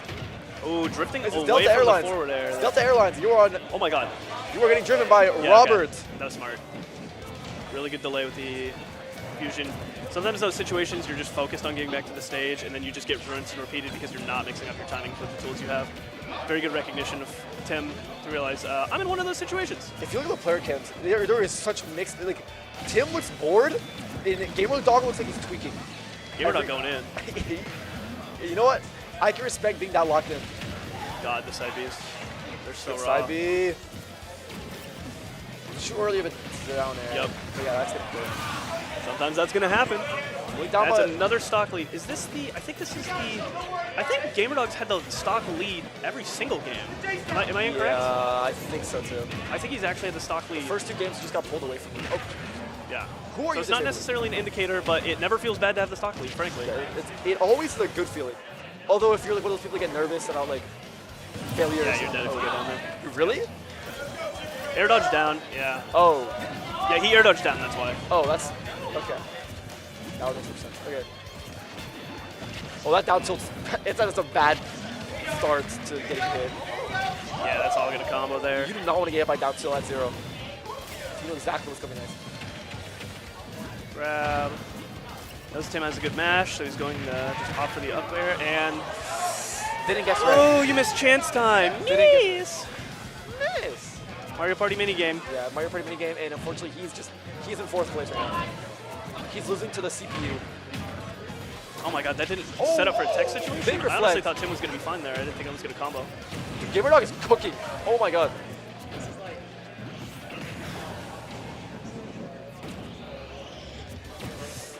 Yeah, how do you land sometimes? Tim knows this matchup very, very well, so it's just like, you know, he's got something up his sleeve he hasn't shown you yet either. Oh, it's going for it again. If you get another one. Okay, even if he gets rid of this dog Balart, stuff. Oh, that's... Up tilt works there? Up tilt works there? Up tilt up there? That's... We're going into game 5. Yeah, it's game 5. Gamer Dog is Cleaning it up a bringing it bit. back. That's actually kind of crazy. It looked, I'm not gonna lie, if you looked at how he was looking, like, the way, okay, Tim Prater did not win 3-2. That's not how that works. That's not, yeah, okay. But yeah, if you looked at how Gamer Dog, like, was, like, looking almost mentally, and how he was playing at the start of the set, you would not assume it'd be game 5 right now. But he played a lot better as the game went on.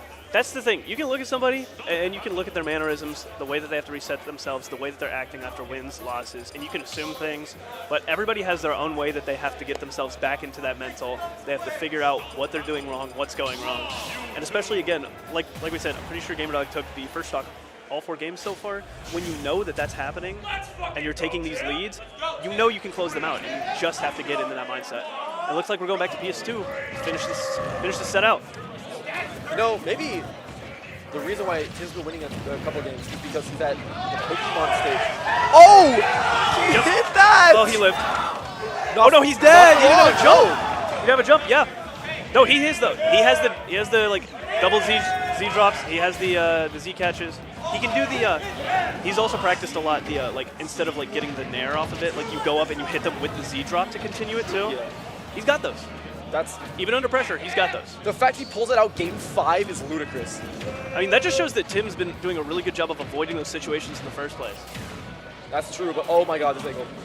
Yeah, okay.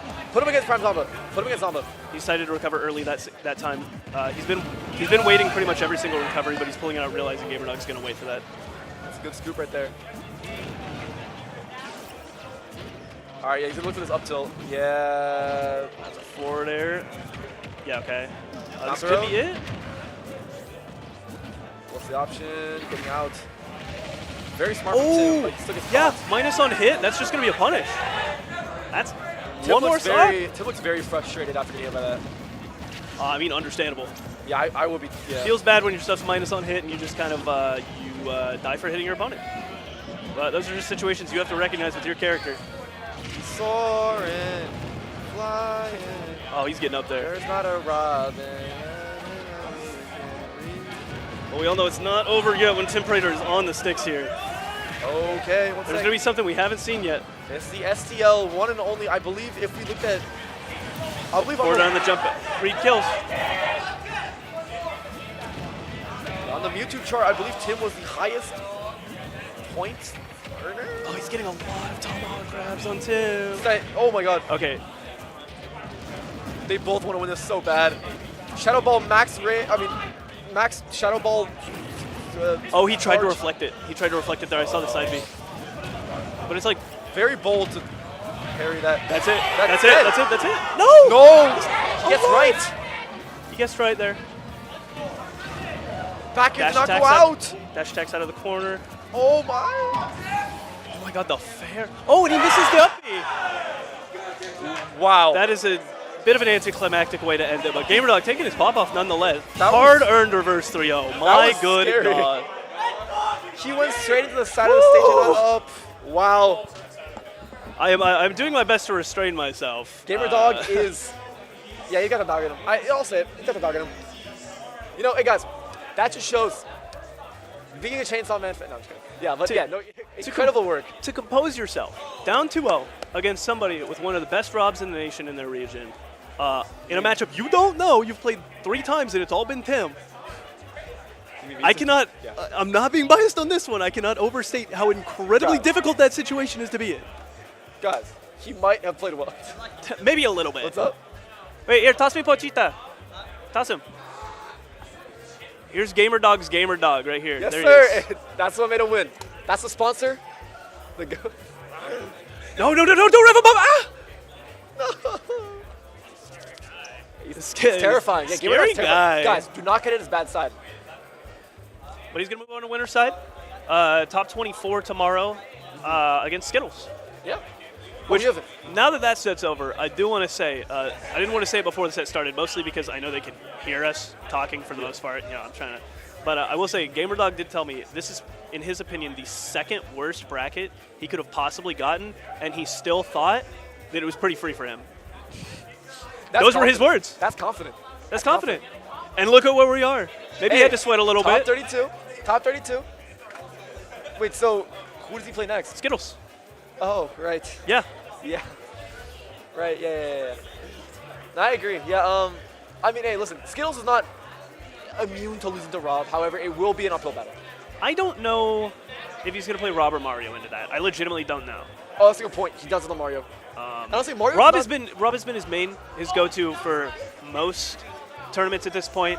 It's turned into a Mario secondary. I would say. Fair, but Mario does well into Young Link, from what I know. I would imagine so. Yeah. Having Cape just to reflect things like Boomerang and Fire Arrow, although if you're reacting to Fire Arrow with Cape, it's kind of... Yeah. I mean, he's going to throw 3 in a row, so you're going to get one of them, right? That's true. Yeah. All right.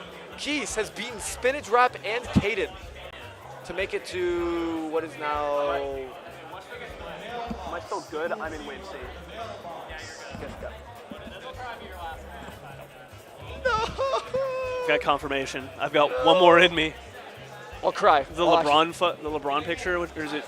I don't remember who it was on the picture. It's like that. The 0.0 rebound, 0. I got one more in me. I got one more in me. One more. One more in me. One more set. Keys making an upset over Caden to get right here. Yeah, that's a pretty good win. Caden plays Ridley, right? Yes, from Oklahoma as well. To be fair, Wario has combos, and there are a few characters that are easier to combo than Ridley. I mean, yeah. Yeah, big dragon, you'd assume. Do be like that. Where's the Keys Lord? You know what? He might be scared of Nico. Also snagging 4th at doubles this tournament too with Rocky. They played exceptionally. I don't want to let that one sneak through. Ended up knocking me out of losers, unfortunately, so I'm a bit mad about that. But aside from that, she's got to win with a me brawler. You know how it is. You know what? Me and Keith have played Wi-Fi fairly recently, so honestly, I'll blame it on me. He's been having a good bracket run because of me. Sorry, everybody. Guys, if Keith wins the tournament, I do take 50% of the credit. I am taking my half the fault. prize, guys. I apologize to all of his opponents. I'll say it. Wait, hold on one sec. This is kind of raw. Keith, the first and last letter are KS. That makes up Kansas. Keith is from Kansas. You know? Yeah. Yeah. That's a YouTube short, guys. That's so true. That's a YouTube short. Guys, air that. 1 billion views. Upload it now. Put someone squishing like slime on the video for that. Now, I don't know how Keist does against Chumples because I don't think Keist goes to too many locals anymore, but he does have a Shulk in his region. This is not going to be a matchup check necessarily. Yeah, it's... sorry, I just saw a very wild tweet. No, you're good, I saw a wild tweet, I can't lie. But yeah, Keith, there is a Shulk, but how often those two play together, I don't know. I forget if they go to the same locals. You'd assume that me being like KC, I'd like know that, but like no, I don't. Nico, yeah, 3rd seed from California, Dark Paladin 420 on Twitter. Make sure to, I think, yeah, he like changed his tag on Twitter or something. So also make sure to follow Keith, the GOAT, super nice guy, love him. This is great. And yeah, Wario is getting locked in here. This is not a common matchup. Wario is actually a fairly rare character. He's one of those characters that's fallen off in the meta. DLC has only harmed him. Yeah, it's I feel hurt like. him. Gluto's still staying up there with the best of them because he is the best of them. Yeah, but put Gluto in a path against the. I mean, you got Kazuya's, you got Steve's, bro. You got Min Min. It's just. Well, okay, actually, I've heard that Wario doesn't do too bad in the Min Min. Yeah, Bike does help. Bike helps a lot. But yeah, no, Keith is a very big fan of using Bike almost as a projectile. In the fact that where like he'll kind of like build up almost like it'll build like a wall where like he'll just grab Bike, throw out a few aerials, try to catch you. If you get hit by them, try to tech in, you'll get up tilted, you'll get wafted, you'll die at 20. You know, normal stuff, normal Wario things. So honestly, I'm fairly confident that he can do well against Nico, but we'll see how good this Shulk main does from California. I know that he was staying in, I forgot where he was staying actually, but I know he was staying at Bloopy's place, was he? I believe. I think yeah, so. They had a whole group that was playing Mario Party or something. I think they were streaming Mario Party either 2 or 6 last night. They hadn't decided when they left the pre-local. PM or AM? Huh? You said 2 or 6. Or... Yeah, like the Mario Party. Oh! Wait, who was Mario Party 2? Wait. I understand. Okay, I get your confusion, but no, they were picking between Mario Party 2 and Mario Party 6. You guys told me you guys stayed up watching Paul Blart until like 5 a.m. Yeah, not last night. I was trying to convince him to watch Paul Blart too. Dude, Nico yesterday, I taught Nico. Nico did not know that Mall Cop 2 was a thing. Yeah, he's a fraud. He's living the set. Yeah. Nico loves Paul Blart Mall Cop, especially the sequel. I was like explaining the plot, and he's like, "This sounds fake as hell." And he looks it up. He's like, "We have forever changed the trajectory of this man's life." He'll win the tournament now because of this, by the way. Real. You guys get half his prize pot, or like his prize winnings. I need to ask them who won Mario Party, by the way. I need to figure that out. Yeah, but yeah, because it's one of those. Yeah, it's one of those things where like, is it like a good luck charm or a bad luck charm that you win right before? Looks like we are doing a town start. No PS2 for these fellas. Also, odd choice that he doesn't start with speed art immediately, or like Buster, or either of the ones to like rack up damage, right? Okay, well, never mind. But I mean, the thing is, you definitely need to at least have a little bit of data before you start going into arts, because every art, oh my god, you're dead. Every art has its benefits, and every art has its weakness, right? So like, especially going into Buster, if you don't have any information on your opponent, is generally going to be something you don't want to do unless you're that confident that you know what this person's going to do, or you're going to be winning neutral. Speed, you move around really fast, but kind of a little bit of no jump height, and so you can kind of wall him out a little bit. Like Wario could probably kind of sit in place with Nair. Well, Wario, I don't know what Wario could do, honestly. But like, it limits your mobility vertically, right? And so you know where he's approaching from. Jump. What Jump's weakness is just that he gets lighter. So like, Jump is a lot harder to deal with, in my opinion. But Jump's it's not a annoying. neutral. It's not really a neutral tool. It's a recovery Unless tool. you're Rob that can fly to the top and catch him. Jump's weird. And also, Key's great comeback so far in this. Oh yeah, he got that down tilt dash attack. I don't know if he. I would imagine he can art through it. I don't know if he had the storage set up or not. But yeah, he did 11% when he lost his first stock, and now it's dead even. By the way, Keith is going to be scary whenever he has Waft on deck, and then like Nico needs to make sure whenever he has Waft, he does not have any of the arts that make him die earlier. So he could just die. What if he has arts up that make him die earlier? And he gets hit by Waft. Can't he die at 0? Probably. I wouldn't be surprised, honestly. Oh, see right there, I'm telling you, he uses it like a projectile. He just kind of grabs a bike and he'll wait for what, like, he'll bait you.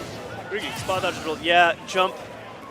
Not gonna be much you can do. It's, like the Bowser Fair. Everybody talks about the Bowser Fair. Bowser Fair. This is just Bowser Fair on crack. Which, to be fair, yeah, big sword. It should be. But no, that covers high, that covers low. You don't have a jump. You don't have any bonus tools in your arsenal. If he doesn't have bike ready, he's just dead. I don't even think bike would have saved him there. He was just in a bad angle. Oh, trying to go for a little run-up grab. Not going to get it. He's filibustering just a little bit right now. He can't hit any of these aerials to land any of his combo starters. He needs to just get like a down tilt, dash attack, literally anything. Yeah, look, now he can sit in shield and kind of... No, never mind. Nico also very much seems to like to switch arts fast. He's not sitting there and using all of his smash art when he's at kill percent. If he kind of like gets into a disadvantageous position, or he like doesn't even have his advantage, he's back in neutral, he's going back to regular show and just saving his arts for when he wants to push that advantage with them. Yeah, no, I know what you mean, but okay. Ooh, it's getting pressure. Listen, Mario Drift going to right save him. Yep, delay for the down air. He needs to get a combo. Wait, that's one. I'm just saying, Wario could do the impossible. Oh, he wanted to roll in. Yup, no, he wants to roll in. He wants it so bad. Oh! Shield art, yup. Shield art. Shield art, he cheated. He cheated. That's fine though, it's even percent here still. This is fully even. You don't need it, it just would have been nice, It would have been nice to win the game immediately. Winning the game would help. It does help you win the set. And also, this would be, I believe, an upset factor of around 8. Something pretty big.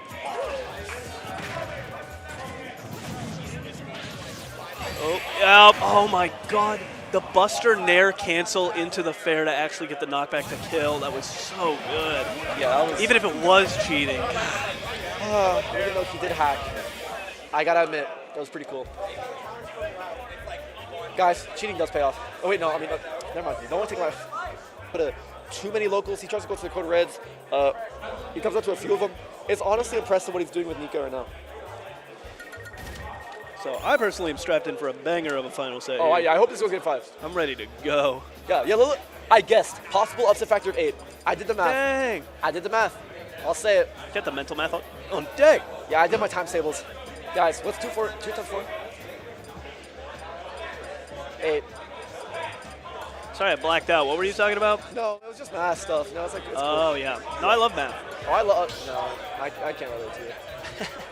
Because AT&T, by the way, thank you so much for that sponsorship. We love you, AT&T. Thank you for keeping our internet healthy and like stable. I don't know. Hate me. Okay, anyways. Coming from big California, honestly, if I was Nico, I'd hate being here because I'd step out and I'd be like with my like summer clothes, and then it'd be like 30 degrees outside, and it'd be like, oh, that's awesome. That's what we in the business like to call a skill issue. That's what we have to call it. That's what we You like come to the Midwest, you're going to run into a lot of those. No, well, if you go to like the Texas Midwest, it's just always gonna be hot. If you go to the Kansas Midwest, you never know. You coin flip. All right, we got Buster out. Keith's honestly goal is to just be don't get hit as much as possible. And honestly, I'll say it, that might be his goal in general. I was going to say that seems, you know, I don't have much to say about that one. That seems like a generally pretty good game plan for fighting games to not get hit. Nah. I'd wait. All right, anyways. There. He's got that thing on him. Nice. Wario's incredible aerial mobility really helping him out when he manages to get above Shulk, because Shulk's hitboxes that hit above him are incredibly skinny, and it's going to be hard to track down Wario. But like while I was trying to say that, he took 55 off 3 up airs. So. Yeah. Bike coming out, gonna toss him out. Wait, there's no jump? Wait. Yep. Should be done here.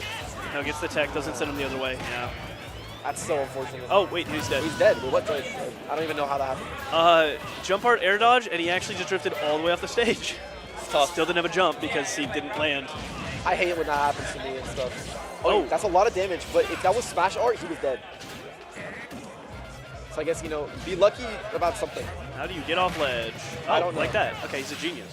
Never mind, he's so smart. Genius! Okay. Do you think he'll try to shield art walk? I mean, if it's given the opportunity, I imagine so. It worked out for him the first time he did it.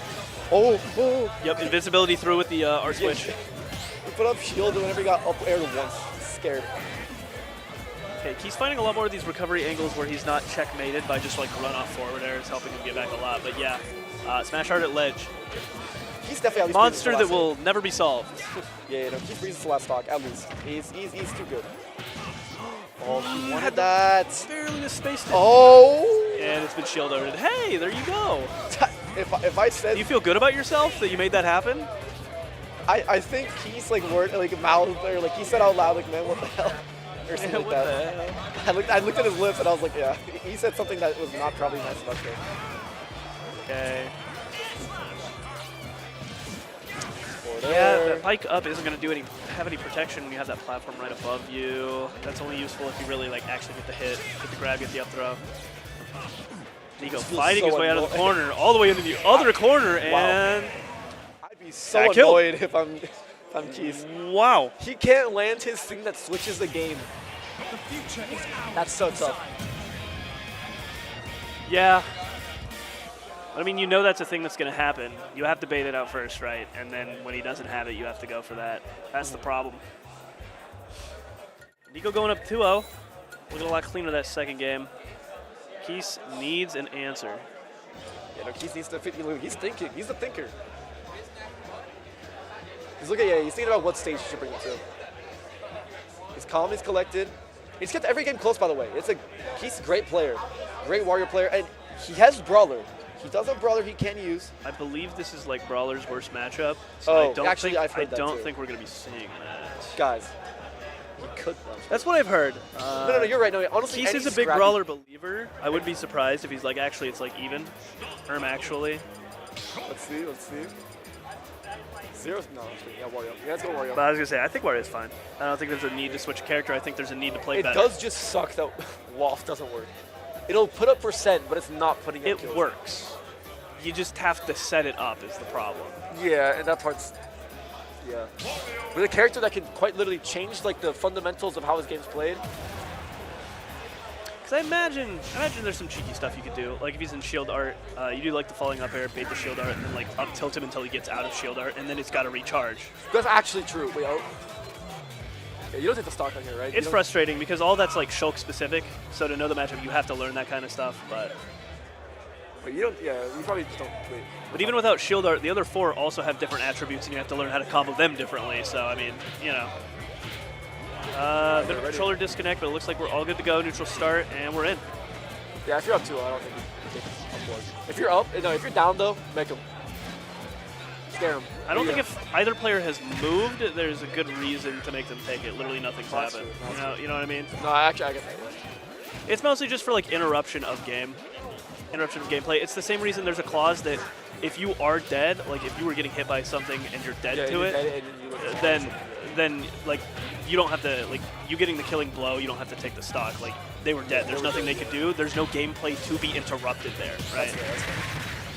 There we go. Okay. All right, one sec. He's throwing a little bit of hands. He's scrapping. A little bit of up B at a shield on the shield art. I believe those aerials are going to be weaker because they just do less damage and knockback, so they're going to be weaker on shield, less save. Hey, listen. To be fair, she's put on the helmet. He put on the goggles. That's real. He can see. Exactly, yeah. Now he can Bro see. is not blind. Now he can see what color. It's like the color. If it's colorblind like goggles, then he can see what color Shulk is glowing, and then he can. Oh, okay, going for it. I respect that. Trying to catch him falling asleep at the wheel a little bit, getting too comfy off stage. What is the answer, man? Oh, trying to get down tilt in the grab, but the smash art probably just pushed him too far away, and he wasn't expecting to be. For that to not work. Probably could have gotten dash tech though, but you know, again, that's knowing what you could do against an individual art. Oh my good lord. Crazy player. That side B is pretty bad too, but knowing to do that is that's pretty good. Good maneuver right there. He's gonna have to put him into more some of these tech scenarios where you can try to get the tech chases off. But look, yep, see, there we go. Anytime. Oh, look at that. Now I think it's gonna be. Anytime he's like gonna get into some sort of situation where he can hit the waft, he immediately pops shield out of fear. Oh, that's there. Doesn't have a conversion there, so just uses that time to scare him while also getting action ability to turn into smash art. Oh man. Oh, you have shield art. Just keep down tilting, I think. Yeah, see, like you might put him. Yeah, might just trap him. He's just uncomfortable with how he needs to combo shield art. It's tough. Okay. Almost killed. Almost. Now that's gonna be safe, yeah. Yeah, now smash art's coming out with rage too. Yep, catches the jump out of shield there. Smart. Okay, he has waft. He needs to get rid of the stock right now. Then use. Yeah. Okay, good. There we go. First one. That's how you need to take that. Nice and clean. Nice and slow. Then you need to get waft on one of these next 2 stocks, preferably this stock, so you can build up a half waft at least.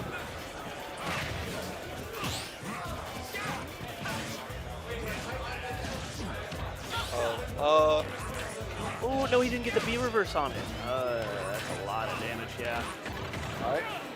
Good bite right there. You know, if you get bite on Shulk with Bust Art, it should heal more too. Can I be honest?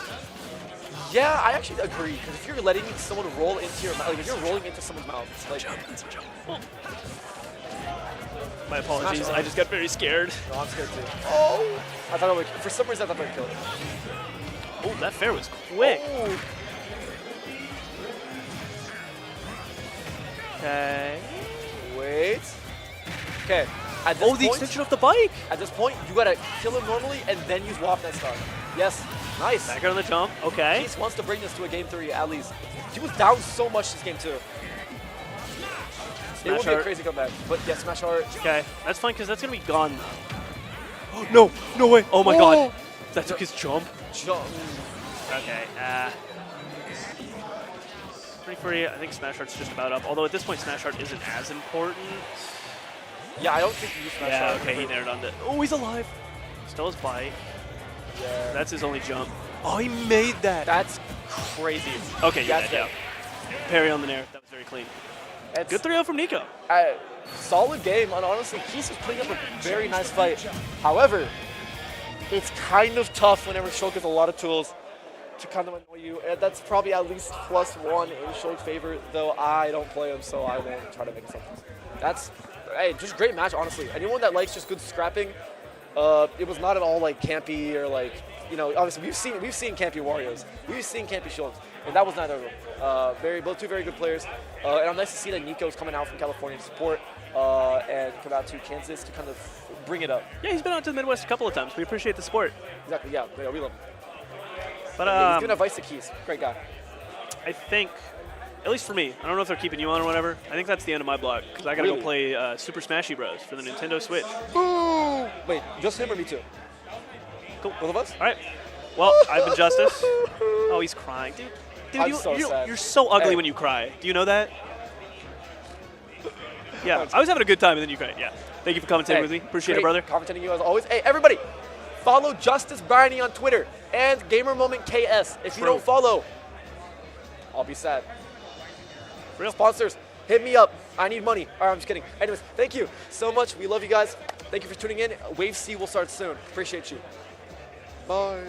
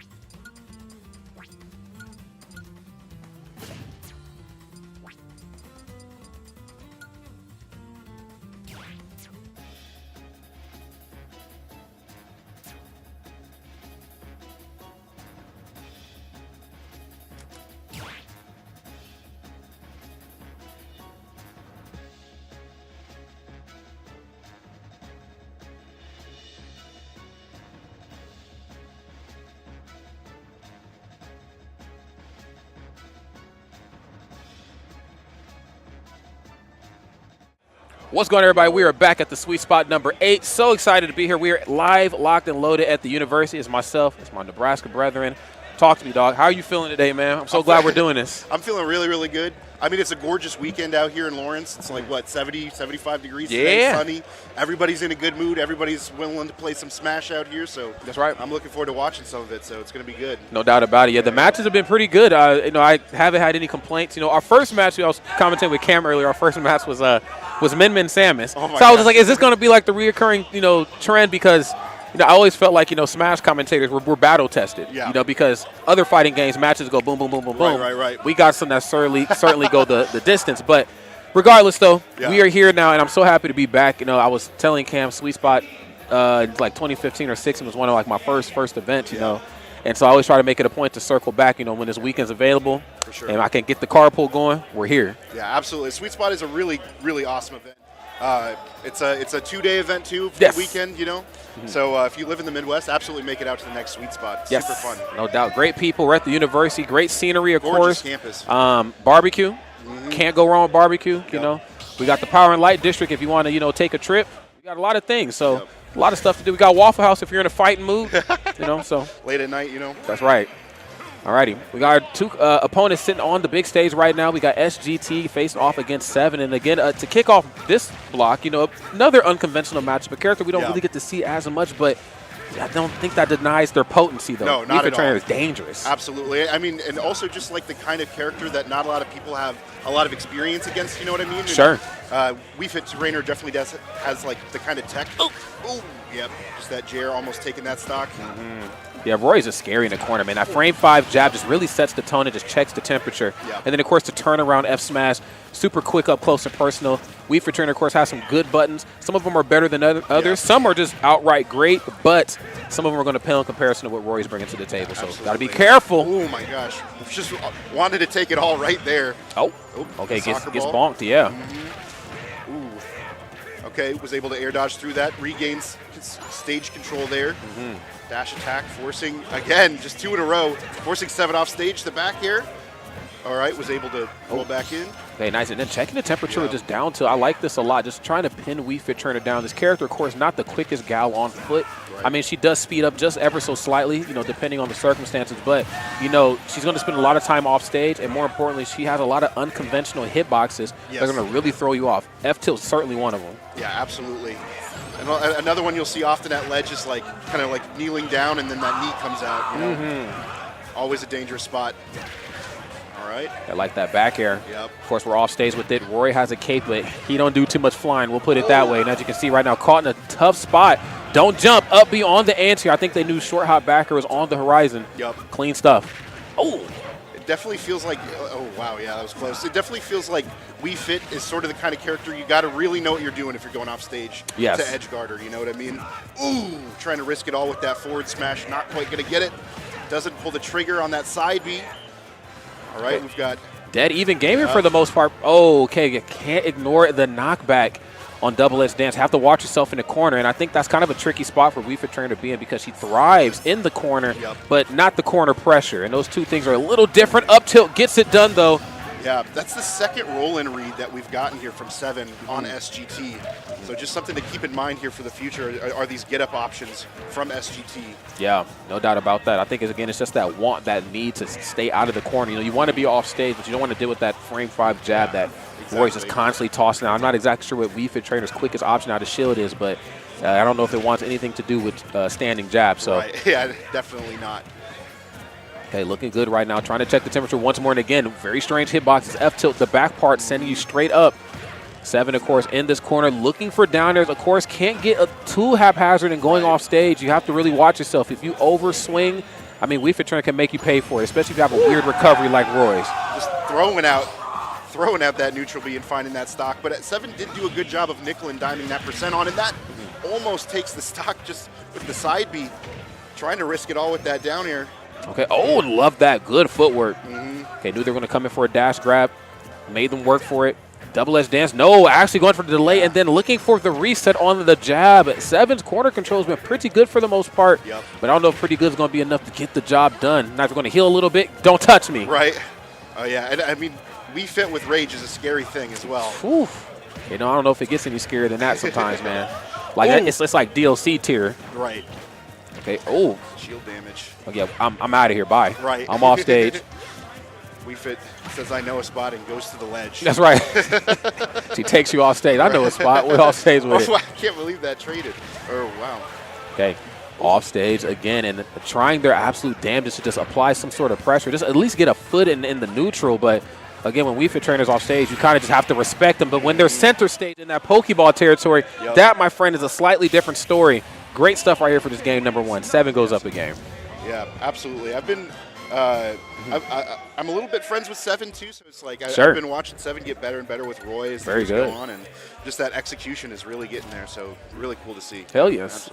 Seed 55, but I think we're starting to hit that point of the night where the seeds stop mattering at this point. You know what I mean? Like, of course, they're obviously good for the TOs because we need to determine where everybody's going to go, but it's up to you to maintain your legitimacy and holding on to that seed. And we got 2 very talented individuals, 100%. 2 very different parts of the bracket, but South Dakota came all the way through to do the damn thing.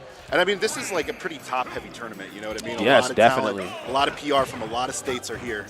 So anything could happen at this phase of the tournament, like you said. Let's see how it all unfolds right here. This match looking like a rinse and repeat of the last one. 7 right now cooking, as you see right here, getting that right hit on the nair. Then, of course, being able to string it from the middle stage right off to the center, or excuse me, right off to the right side. Yeah. Okay. Oh, looking for that Jer. Okay, but this is where Wii Fit Trainer kind of thrives at times, when she can kind of stay just in that little hub in the middle. You know, I know if you're on that top platform, you're going to try to jump over me or jump around me. Like, I want to keep you off your feet. You know, Roy, very easy combo food, very easy to smack around when he's in disadvantage. You can't hang out for free, bro. Come on. Not when that soccer ball is looming. Ooh, okay. And that soccer ball is just so good as a tool to get back onto the stage. Ooh. My goodness, just cannot find that right hit, but right as I say, that does get the KO off the top.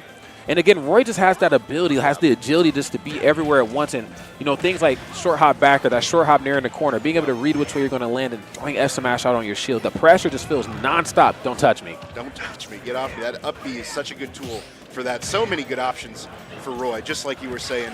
Really good aerials, has that ability to get around. And just the spot dodge coming through. All right, forcing Roy off stage. Edge guard situation here, doing a good job of keeping him there. Oh, but did not. Okay, probably thought that was going to be enough. Maybe not realizing that they still had to jump. But, you know, again, not to talk about woulda, coulda, shouldas or whatever, but I really do feel like SGT has to go off stage a little bit more versus Roy. I know it's a task much easier said than done. A character with the linear recovery like this played at this level, the opponent is certainly going to know how to mix things up in the best way that they can, but you got to get out there and show yourself. 100%. And I mean, I feel like Wii Fit is the kind of character that can go off stage. Yes, she lives out there, man. Right? Yeah. And just that forward smash, cleaning up that stock. Full stock lead now for 7. Ooh, my goodness. Damage. Okay, maybe dash dance just one too many times right there. Definitely had a free grab, but maybe was playing with too many layers in mind right there. Right. I was expecting just like a full read, just a forward smash there or something. Ooh. Okay, this match starting to get a little out of control. Jab on the reset. Nothing off the first swing. A double-edged dance, but F smash is going to do it in 2 games on 7's behalf right now. 1 more, and SGT is going to drop down to the loser side of bracket. Now, again, to be a Wii Fit trainer of this caliber, to get this close, I certainly know that they are very, very talented. I'm curious to see what the adjustments are going to be, man. Totally. And I feel like this is another good reminding point, too. Everything in singles is best of 5. So yes. Just keep that in mind. That's why we're still playing here. That's right. Pretty cool that Kansas is able to pull that off. Yeah, definitely. I think, you know, when you do a 2-day event, and again, not every TO can assemble a team well enough to do a 2-day event, you know, hell, let alone a 1-day event. So the fact that we're doing this all these years later, I think really just speaks volumes to how great Kansas is of a region, you know. Yeah, really cool people here, very motivated. Always fun to come down. Oh, yeah. Okay, potential final game right here on SGT's behalf. If there's ever time to lock in, damn it, it is most definitely now. Right. Let's see how this is going to go right here. Potential final game. Let's get it. Let's get it. Oh, unfortunately missing that deep breathing. There we go. Okay, there we go. Oh, nice. The jab lock on the first swing of double-edged dance to the jab, right to the sour F smash, and then almost rolling into another one right here, SGT. So many just like barely whiffed moves here, but that jump inside B has been doing so much work for 7. All right. I just want to see them when they're in this mode right here to get a little bit more handsy with Roy. I know, again, you're getting a little outclassed in terms of just speed and potency, but dude, Roy is so easy to smack around. And Wii Fit trainer, again, unconventional hitboxes, sheer damage output, her ability to be off stage. She's OD. Just like you said, that was exactly the adjustment that you were looking for. And yeah, STG jumps out, pulls the trigger, and it pays dividends. Yes, no doubt about it. So let's see if they can hold on to this once upon a time lead right here. Starting to be taken away from him. He's getting his jab. Nice. There's the roll. Uh-oh. Uh-oh, high recovery. Where's the punish? No punish there, yeah. Oh, bro. A little bit of a string of some spaghetti there, unfortunately. Well, maybe some of the nerves setting in. But, I mean, we've seen SGT make some good adjustments here. Maybe they can bounce back from this. Wow, okay, that lasted quite a bit of time. Good Lord. The jab lock? No way. Yeah. Okay. I'm about to say, you playing with your food right now, but this ain't the time for that. Definitely not. Okay, nice. Up tilt, right into the up air. This is good stuff. I feel like her limbs, are they disjointed? Is up tilt? A little bit. It has to be a little bit, right? It's not quite as good as Roy, obviously, but it's able to contest some of the things, or at least trade with some of these things. So, all right. Ooh. Oh, a little late. I feel like we're just going for the same thing a little too often now. Mix it up off stage a little bit. Good SDI to get out of that side beam. All right. Oh. Salute the Sun not quite finding its mark. Get off of me. I like that short hop forward there, though. Anticipating just an early jump off the ledge. Again, just as much as, Wii Fit doesn't want to be in the corner dealing with down tilt and standing jab. Yep. Roy certainly does not want to be in the corner either, because the corner probably means that they're going to end up off stage here pretty soon. And as you see right there, dash attack, knocking them off stage out into the blast zone. One stock apiece, but the percents, you know what I'm saying, I can't ignore the elephant in the room. Is not looking good right now for SGT. Yeah, absolutely not. But I will say, Wii Fit is definitely the kind of character that can nick that percent back on. Look at that, 50% just off of that one interaction. But the back here, forcing SGT off stage, dangerous spot. Oh, you playing with Wii Fit. That's regrab. Okay, you playing with Wii Fit off stage. Nothing off F tilt. Okay, looking for some quicker options and some safer options up close and personal. Kind of hard to get a word in the neutral right now when Roy is just swinging big. Closer he gets, the more dangerous he is, of course. Ooh. Oh, double ends dance. Yeah. Yep. You know what, though? I felt like they were definitely starting to figure some stuff out. Definitely. It came a little late, but SGT was figuring it out on the fly. I agree.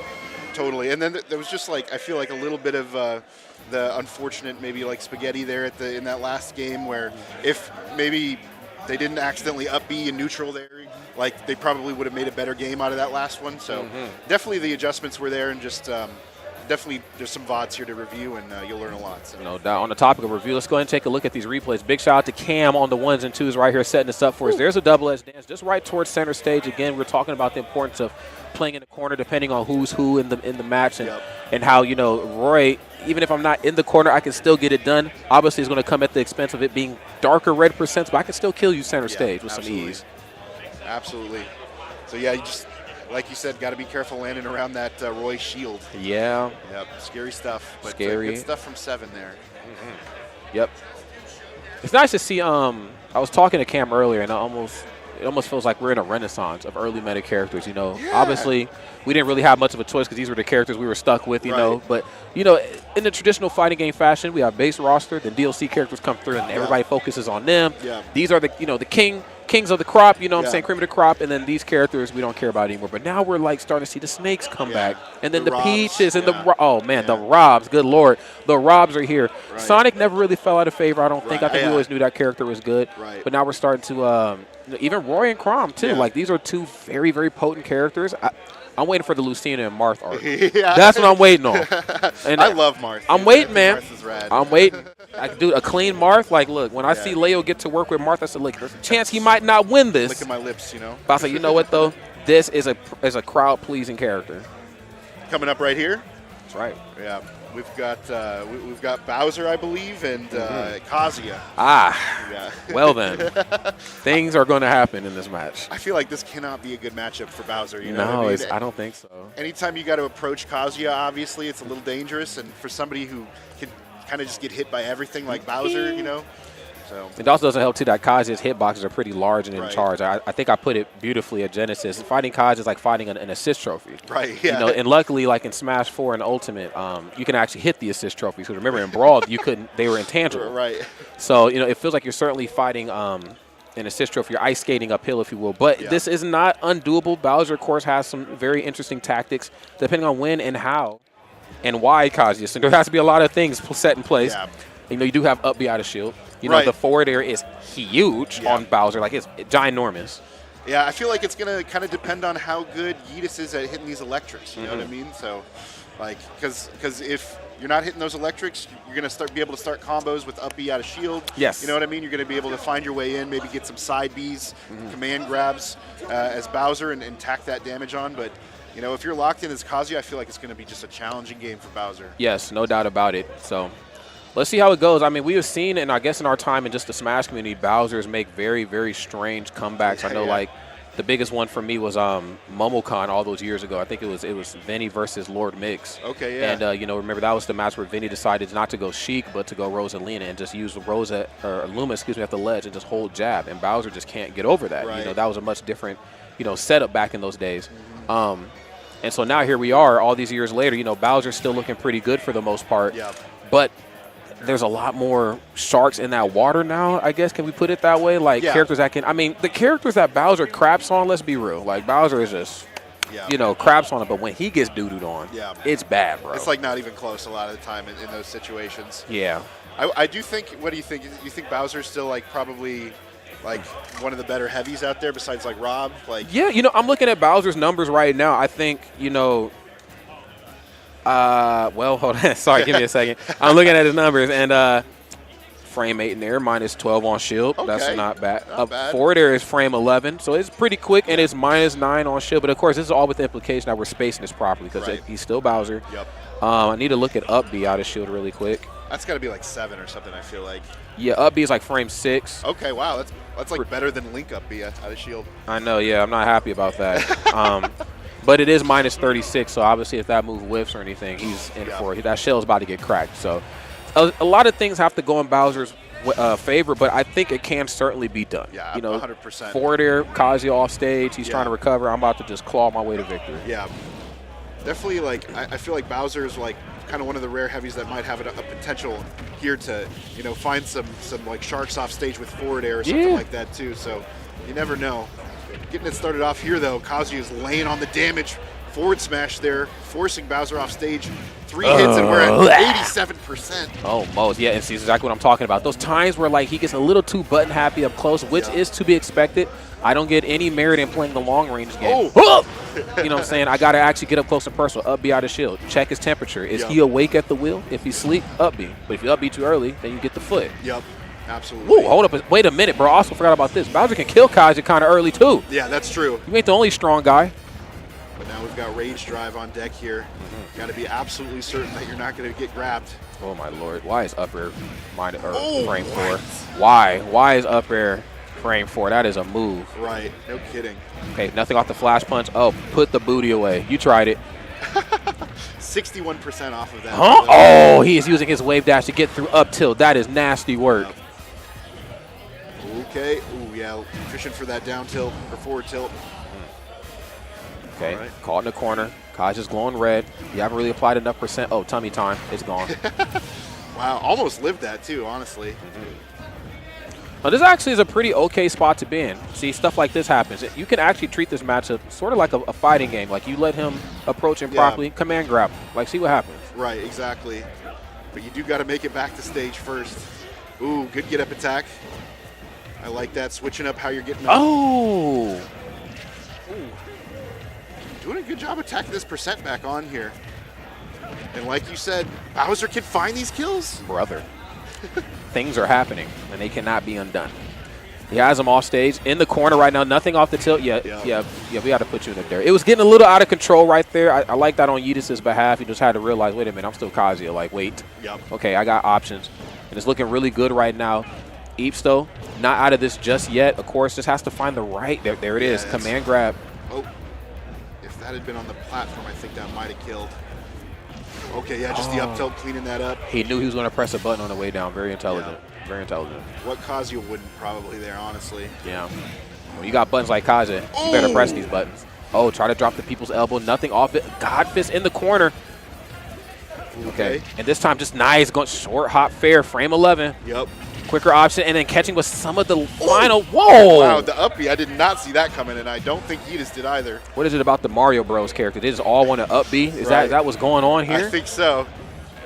But now getting back to center stage, throwing out another up B out of shield. Slowing this match down, bro. This is what big characters are going to do. This is what big characters and fighting game characters both share. They both want to play the let me slow this match. What the? Wow. Bro, neutral is being played right here. Got to be careful of this wake up rage, though. Laser, got to get back into position. Oh, he caught you. He caught you. Okay. Oh, but wait a minute. Bowser's heavy. You know, I'm a big fellow. Yup. Oh. Is that in? Not quite. Oh, damn. My gosh. These two juggernauts, bro, they're tussling right now. Oh, okay. Oh, no. That should be it. Okay, yeah, we got the platform assist. Okay. Damn, bro. Oh, bro. Out here. Bro, did I say that Bowser couldn't do this? What I meant to say was the right Bowser, the wrong Bowser can't do this. Exactly. This one can. Shh, man, bro. That couldn't have been us. Damn, dude. All right, I'm looking forward to seeing if they change stages here. I feel like stage could like play a role in this, obviously. So like, yeah, because I mean, you definitely don't want to be going to like FD here. No, I believe so. So we'll see. But definitely, if I'm Yeetus in that situation, I'm a little shook up. A little shook up. Yeah. Well, you know what?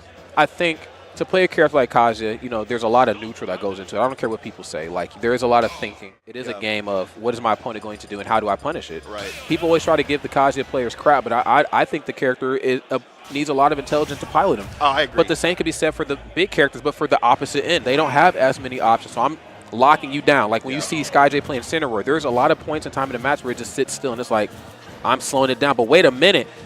We're Bayonet, the Umbra Witch? Bro. Now, we've seen in the past how Bayonetta deals with big characters. Yeah. Remember? Like, I kind of like Kaji a little bit better here. I agree, and we can also already see that like Eeps is doing a really good job of SDIing out of these Bayo combos. You can tell the SDI is kind of unlocked for Eeps here. Oh yeah. And that like I'm already getting a little nervous if I'm seeing that as he is. All right, but tacking that damage on all the same. I guess if you're not even if what? I cannot believe that didn't hit. The Wicked Weaves, unfortunately, just not able to find the mark in the corner. Yeah, this is starting to get a little out of control right now. This is what Bayonetta's always going to struggle with. You know, wait a minute. I spoke too soon. Up tilt. Okay, there's backer. Not the right hit, but we'll take it. I got you off stage. Oh, the footstool? Up. Oh, damn, bro. What the heck? Wow, unfortunate. Oh. Okay, Madama Butterfly came through with the punch. Uh-oh. No, we saved the jump. Yeah, smart stuff. Oh, and then facing the wrong way with the witch twist because, you know, you fly based on which way she's facing, right? Absolutely. Okay, still looking good right now. Nice. Drops the leg on him. That's something that both Bayonetta and Kazuya both share. When that leg comes down, you need to move. That's absolutely true. Okay, up tilt. Nice. Going to go for the reverse up air that time. No back air he needed quite yet. Of course, percent's not quite high enough. Ooh. Okay. Ooh, using that nair effectively. All right. Oh, just throwing out that up smash, trying to find something big. And getting punished heavily for it. Might be dead for it. Oh, no! Not quite. Actually able to hold on for dear life, and this is something I think is going to really become a thorn, I think, in Yeetus' side, is this inability to KO Bowser when you need to get it done. Yeah. You know, again, he lasts for so long, and then on top of that, that rage. You start applying that properly, and you've seen what happened in the last game, so. Yeah. Okay, nice. Go for the grab here this time. Up throw. Yep. No upper, but going to bait out the air dodge, and nothing off of the dash attack. Back air is so strong. I feel like eventually we're going to start seeing, I don't even know if up tilt would work anymore for the conversion for Yeetus, like up tilt into back air or something like that. I mean, you might just throw it out just for the utility on the button. You know, it's frame 7, so it's a lot quicker than whatever Bowser's bringing to the table. But yeah, like just looking for that initial setup, like it's probably, there ain't no problem. You're definitely out of that window now. Right, yeah. Okay. Max rage now for Bowser. Back air still not killing it. Wasn't all the way across the stage. Good tech. That sent it a crazy angle. Off the backboard, you in trouble though. 204% now on Eeps. Going for a big read. Almost had it too. Oh man. Is that going to be enough? No, nothing off the leg. Yeah. Oh yeah, that's it. That's it. Yeah. And smart. I like that little frame trap option too. Standard, you know, rapid jab with Bayonetta, pretty lackluster. You know, it's frame 9 startup. Like it's not the best jab in the business, but like once you're in it, like you're in it. Whoa! Huh? What the? Okay. is able to make it back to ledge safely there. I was worried for a moment she was going to land on stage and just have the most end leg you've ever seen in your life. Because that is how Bayo works. The more she uses those specials off stage, the longer end leg she has. But Madama Butterfly, brother. Just stomping him down. That's right. Damn. Yeah. Once again, proving us wrong. You know what I mean? I didn't think Bayonetta would be the one to get it done, but I guess, you know, any character that can put Bowser or Heavies basically into like a sandbag situation where I'm just comboing the heck out of you. Like, you always at least get to control that aspect of the match. And as long as you don't allow the opponent a chance to reset neutral or, you know, attack, you know, you're technically kind of winning. So true. Just like kind of never letting it be Bowser's turn, basically. You know what I mean? So it was never his turn. Right. Well, let's see how this next one goes, too. I'd imagine we're probably going to stay on Bayonetta, but then again, we also have to factor in the stages, too. You know, I think Kaja excels certainly on most stages, but, you know, stages like FD, he's pretty good on. Yeah. I wonder, is it character first here, I wonder? I think it is. Yeah, I think that's what the most the Midwest has been doing recently, which I like. I'm a fan of. I do, too. Yeah. That just makes the most sense. Yeah. Counterpicks being Hollow Bastion, Kalos, and Final Destination. Of course, I'd imagine we probably don't want to go to FD. Right, yeah. But then we know we also have at starters Battlefield, Small Battlefield, PS2, Town and City, and Smashville. And, dude, I don't know what the hell I'm talking about. I don't really actually know anything. Like, every time I say something's not going to happen, it ends up happening. Well, I imagine it is just because probably it is character first, so maybe Eeps felt more safe going to FD with that, with knowing that they were sticking with Bayonetta. And definitely playing the matchup the way that we certainly expected to. Never a chance to reset the neutral, no platforms. Bowser's in a lot of trouble off stage, on stage, landing it properly as Smash gets it done. This is the very, very rough start for Eeps right here. Early on the up B out of shield. And of course, you don't really have as much luxury in using that move since Bayonetta can just kind of fly off of your shield with like, you know, quarter circle, you know, afterburner kick or just, you know, really anything. She just flies right by you. But I think where you lose that, you also get up smash though, which I did see in the last game. They tried to scout out a few times. Like, yes. Yeah.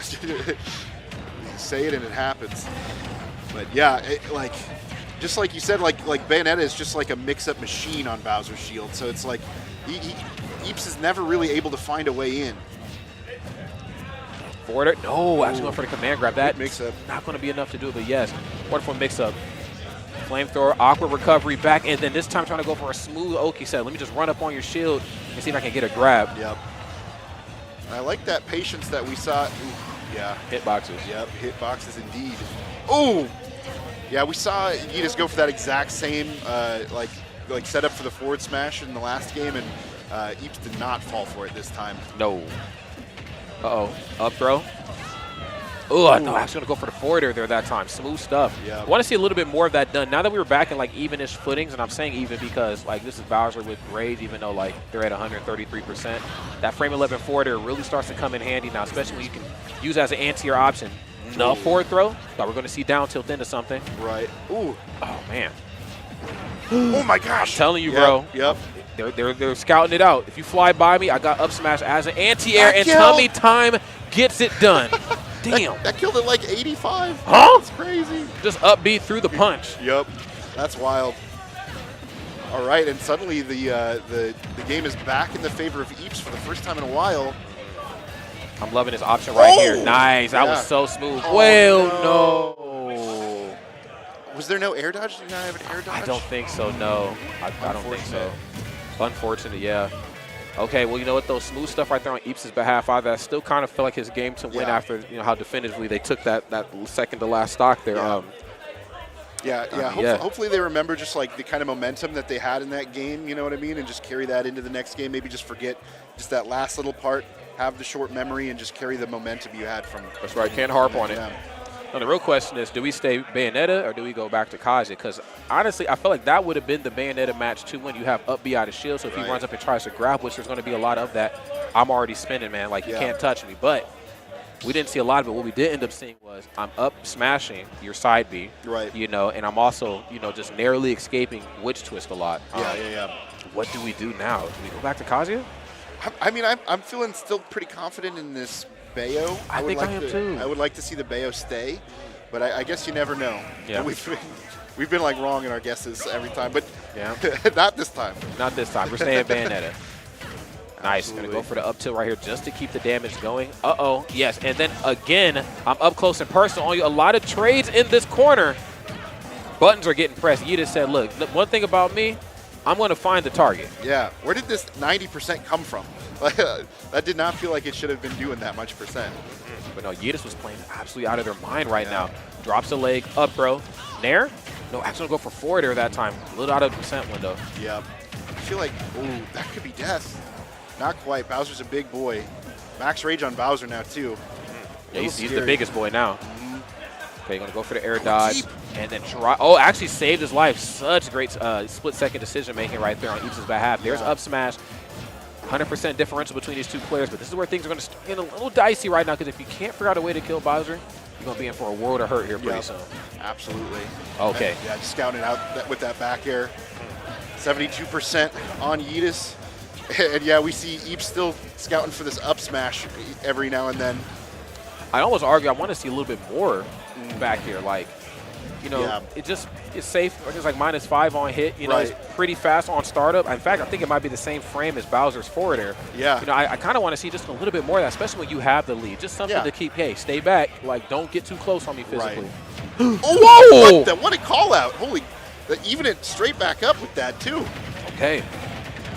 Eeps playing out of their mind right now. There's all 3 hits of the forward air. Not very often we get to see all of that. Yep. Okay. Expecting a quick recovery there with that down smash. I like just scouting for it just in case. And it's smart right here on Eeps to get to the right position towards center stage. When I see afterburner kicker, which was coming, if I parry any part of that while her feet are off the ground, she's in trouble. Yep, 100%. Up Good throw. grab. There's fair. Good damage. Okay, nice dive kick back in. Whoa! Whoa! That was crazy. Just like a crazy air dodge, and then just calling that out with that up smash. Big damage. Ooh. Oh, that's re-grab. Like, I guess down smash punishes re-grabs. Right.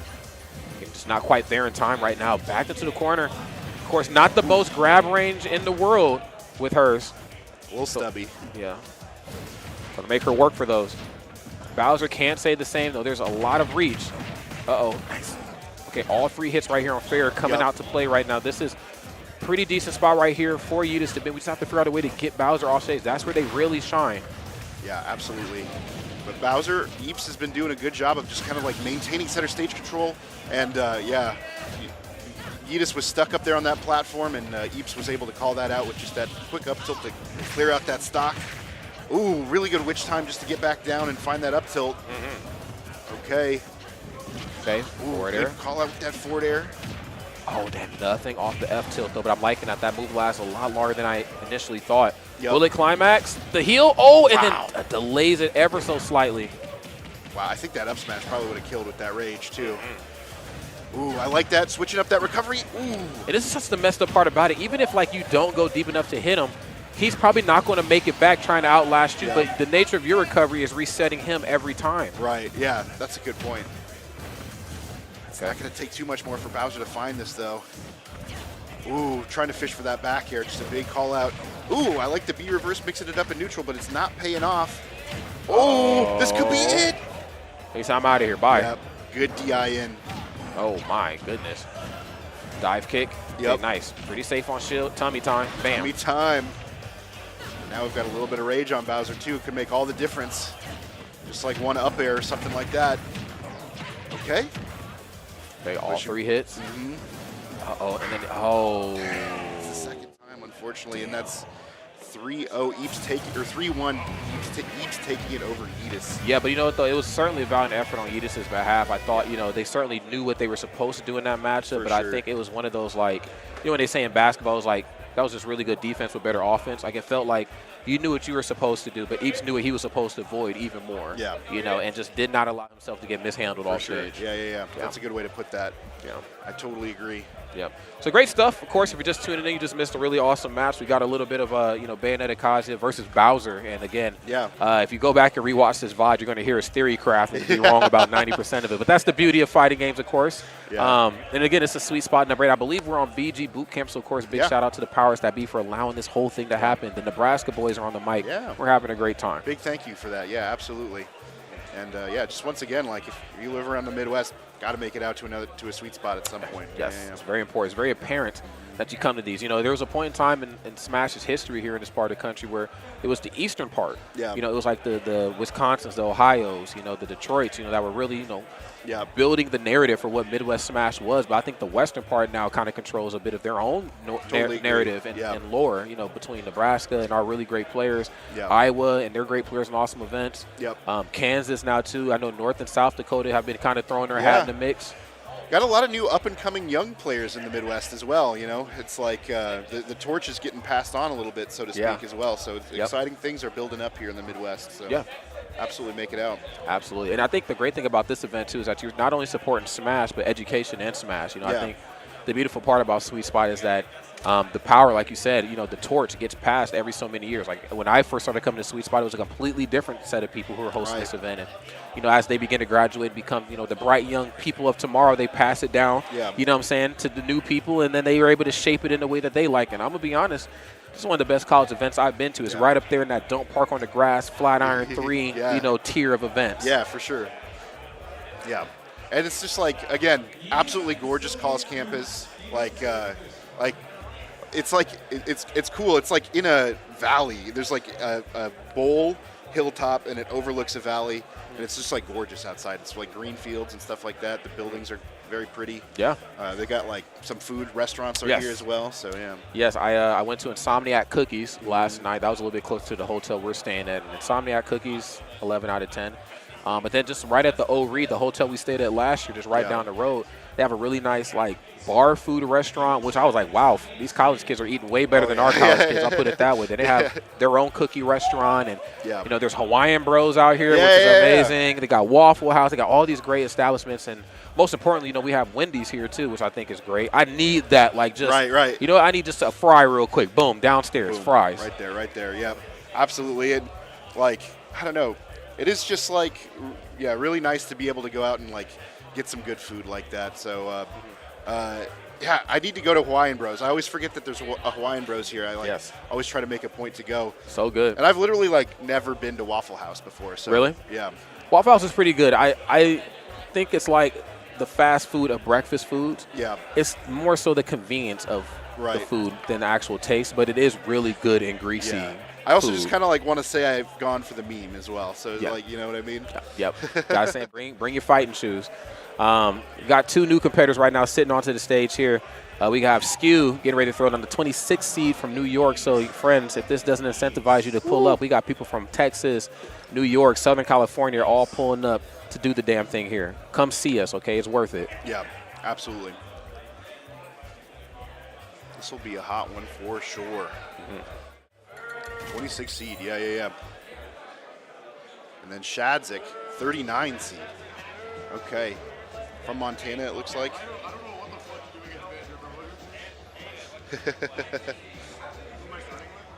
Is MO Montana or is that Missouri? Missouri. No, you're I was like, wait a minute. I was like, Montana? I was like, I've never met a person. You know, it's funny. I've never met a person from Montana before. I was like, it's nice to meet you. I didn't know people in this part of the country existed, said the guy from Nebraska. Right. But, yeah, good point. Yeah, coming through. Seed number 39 right here. Shadzik, this is going to be a great one, too. Again, I think the TO team has done a phenomenal job at making sure that we have the creme de la creme, you know, portions of the brackets on the stream here. Banjo. We've got a couple of banjos here. Is this the banjo? No, it's not that just beat one. Shu? No. Okay. That's a different one. Yeah, that guy's in my Airbnb, and he was cleaning up everybody. With banjo? Yeah, it was crazy. He's got all the tech. You know what? Really fun to watch, actually. When I worked DreamHack, I did this thing called the Pyramid, and we did like a friendly Smash thing. But of course, like it never stays friendly from on because then the real Smashers come through. And I believe Tear Bear came through playing banjo, but he was like incognito. Like I didn't even know this was him. Like he had on like shades and I'm interviewing him and he takes his shades. I was like, son of a. I was like, Tear Bear. And I played him too because he was just cleaning up everybody. Yeah. And I was like, man, I can stop this guy. And I get up there and he farms me in front of like 300 people. Yep. I was like, man, you know, my controller was going crazy, y'all, man. But it's all good, though. You know, you beat the MC guy. You know, yeah, hang that one up. Right. Yeah, it's cool. I learned some tech from him, too. Banjo's got something called KFC that I learned. It's like okay, like neutral, like the the egg shot. You do that, and then you can do it again, and you reset it, and that like leads into imagination. And it looks funky because it's like a shoot, jump, shoot, and then sometimes that leads to a platform where you get a grab, you do a back throw. Oh my God. All kinds of crazy stuff. Thanks, I hate it. Yeah, I know. All right, well, game number 1 is here, and like I mentioned before, we're getting a lot of characters we don't typically get to see as much. I think that's another beautiful thing about the Midwest is that we have so many different players, and wherever we are missing in terms of character representation, we have enough pool now to get those players to come here. Yep, absolutely. Okay, well, here we go.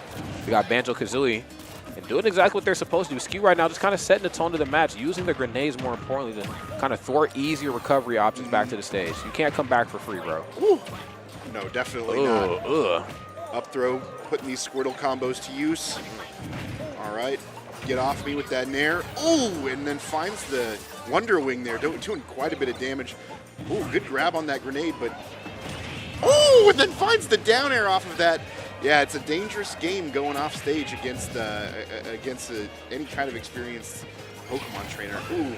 Yeah, you got to really watch yourself because you get so caught up in like what Charizard is doing or what what Squirtle's doing. You're like, oh shoot, I forgot. I'm off stage, man, and Ivysaur is waiting on me. Yep, exactly. And that's one of the few setups in the game that just ain't changed, no matter what the patch was. You see Ivysaur over you, proceed with caution. Yep, exactly. Vine Whip, nothing off the down tilt though. Keep in mind, Banjo and Kazooie's forward air pretty safe. We're going to see a lot of that in these later percents too. It's a great move, very powerful, very potent, and of course very safe. Wing on wing action right here. Ooh, barely avoiding that. But the back here from Charizard is such a busted move. Yes. Honestly. Okay. There's one. Not going to be able to survive another one in this position right here. Wave lands on the platform. Good tech. Oh. Ooh. Wait a minute. Huh? Just barely missing that, unfortunately. And then just tossing out another one. He said, I got Wonder Wing too, see? But yeah, just that. Oh, and a taunt. And a taunt to the wave lane. He said, I am locked in, my friend, just in case you didn't know. I hope it doesn't lead to anything unfortunate after that. Yes. Yeah, because, I mean, you're not exactly in the lead here. No, absolutely not. You definitely got a lot of work right here to make up, especially with Ivysaur, a fresh percent right now, spacing you around, using short hop forwarder and backer just to kind of keep you at bay. Yep. Okay, Razor Leaf caught in this corner. Yeah, Charizard's here. Yeah, I'm not playing anymore. Right. Just kind of using those projectiles to just ever so slightly increase that.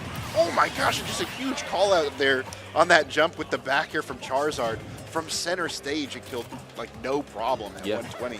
Bro, I remember seeing Charizard back in Smash 4 and saying, during the 3DS days, I said, yo, this character is broken. Yeah. Everybody's so fixated on ZSS, you know, she's by herself now and like all these other really good characters. I said, no, one day, you're gonna remember these words. Charizard is pretty good. And in those days, was Charizard his own character? Yes, he was his own character in Smash 4. Whoa! Oh my gosh! Wonder Wing doing something that doesn't quite feel as wonderful. Yeah, great definitely. stuff. Okay, there's an there and one more wing left on the utility belt. What are they going to do with it? What I love about that, it was such a risk on your last stock to do that too. But I mean, big players make big plays in big games. Okay. Sometimes you got to risk it. Right now, you don't have Wonder Wing anymore, so you're going to have to go for the bomb recess if Ivysaur gives you enough time off stage to even do such a thing. Right. Okay. Grenades on lock here. Retreating Razor Leaf. You still understand how dangerous Banjo is. Forward air -6 on shield. Very strong option. It chains into itself. It KOs. Like it does a lot of things. Up air nair. Hold up. Okay, yeah, that could have been close. Oh, looking to fish for an up B here. Ooh, up air, looking for it. Oh, we switch to the Charizard, find the grab, and forward throw. Ooh, does the trick. I've never seen Banjo's face up close and personal like that. He is in some pain, yo. Damn.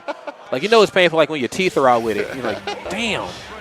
Yeah, no good on that kill screen. No, absolutely not. Great stuff right here from Shad Zik. Yep. I want to say Shadig. No, Shad Zik. Shad Zik. That's right. Great stuff, of course, Pokemon Trainer. Again, getting a lot more of those popping up here as of late. I think Quid kind of set the tone that this character is still very dangerous. Yeah. Everybody else is like, well, hey, if they can do it and win, let's make big moves and hold down their region, we can do it too. Like you mentioned, the character, the non-DLC character renaissance going on right now. It's back. Yeah, it's back. It's back. We missed a little bit of it in Smash 4 because the game never lasts long enough to see earlier characters or characters that were deemed not good really start to figure out certain poor matchups. But I think we're starting to hit year 6 here pretty soon. Yeah, Ultimate. It's crazy. Good Lord. Yeah. So here we are, Shadzik, of course, going up a game, looking really good right now. definitely playing like they want to be the very best, like no one ever was. However, this Banjo, though, did not come this far just to come this far. Huh? We picked let me in. We can all get in. Well, come on, we, eight player smash. 8-player smash, yeah. 8-player smash. Come on, let me in. Everyone's here. Everyone is literally here right now. Come on. That would be hilarious. Gentlemen, a big battlefield. Right. I've seen some crazy gentlemen. You know, one time I was hosting a Wii U tournament, and 2 guys were complaining that the match was taking too long to, like, you know, for them to play. So I said, I mean, you could always run it on 3DS, like LMAO. He was like, no, hey, actually, pal, you want a 3DS, you know, gentlemen? I was like, guys, like, I was joking. They actually did it. And they played it on, God, what's the Magic Can't, you know, whatever the Lucas stage is. Yep. And I was like, damn, y'all really ran it on here? I was like, I mean, I guess, you know. There were different days back then, man. Here we go. Next game is upon us on small battlefield. Yep. Sorry, friends. Get off I thought me. It was opposite day for a minute. Right. Yeah. Okay, now proceeding with a little bit more caution right here. Feeling each other out in the neutral more. That's right. Definitely don't want to jump in too crazily right now. I think in the beginning of that last game, you know, Shadzik took a lot of percent just trying to recover and maneuvering around grenades in the corner. Nice Z drop. That was cute. That was like, that was like frame trap. That was nuts. Oh, come here. Oh, he's getting shell shocked. Wow, good SDI to get out of that Squirtle combo.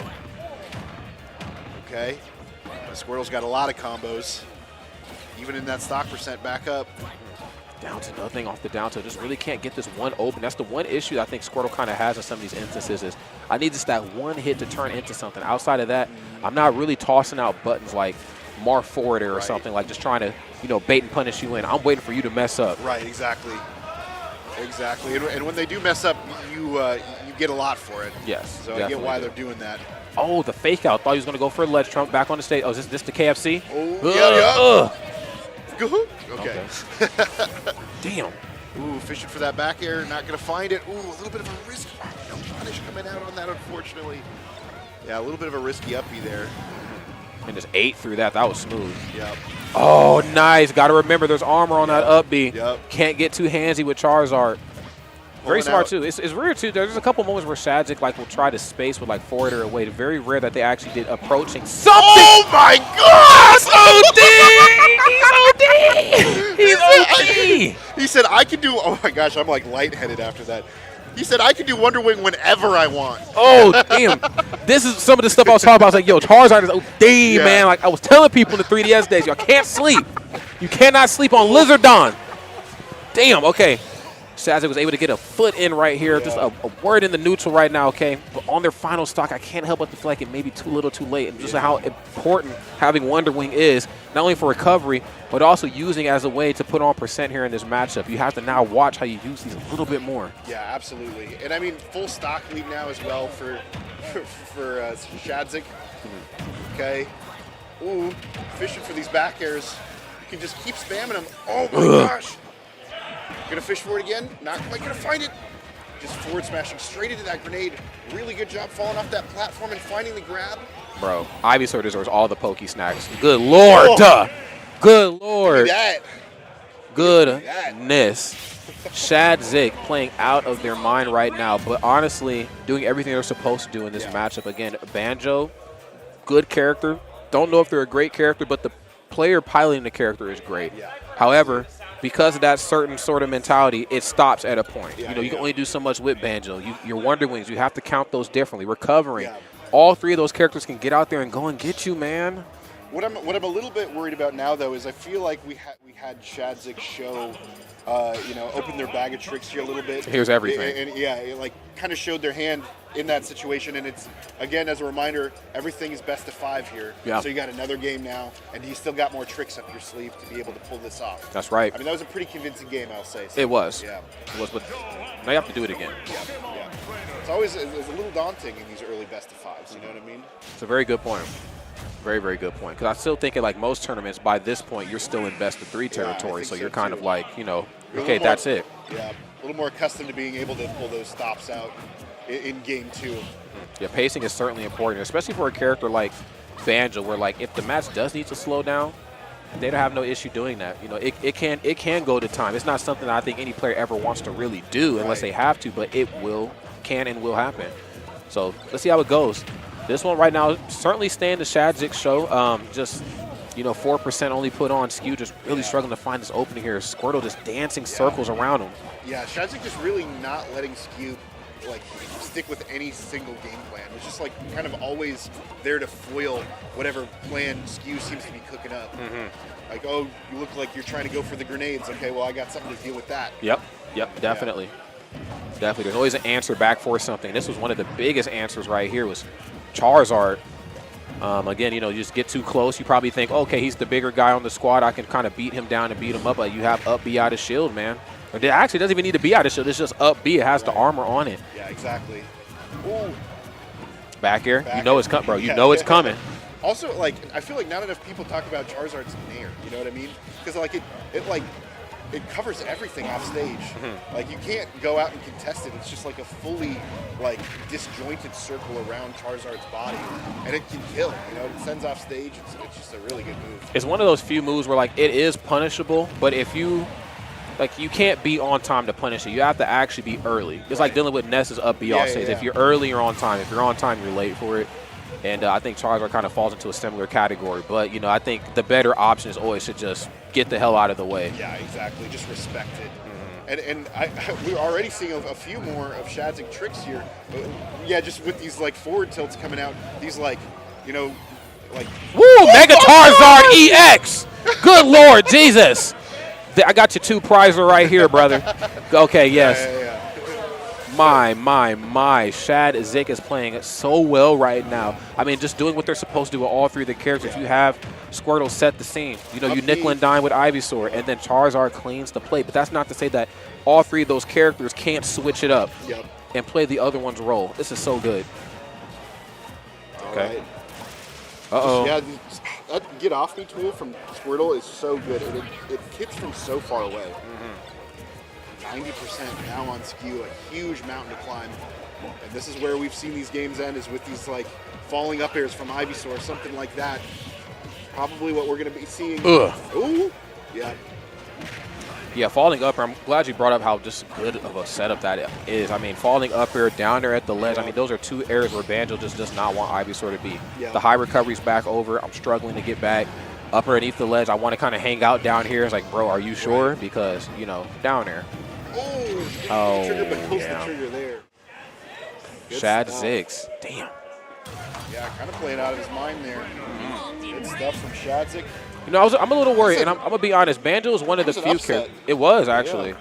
Banjo is the one, not the only character, but one of the few deadlier characters where you meet him this late in bracket, you should worry. Right. It's like, oh, damn, one of the quarters of a bull. Ooh, man, damn, I might be in some trouble. But was actually able to, zero in and, do what they were supposed to do. So big shout out to Shadzik. Yeah, absolutely. That's Plupi, I see, I think.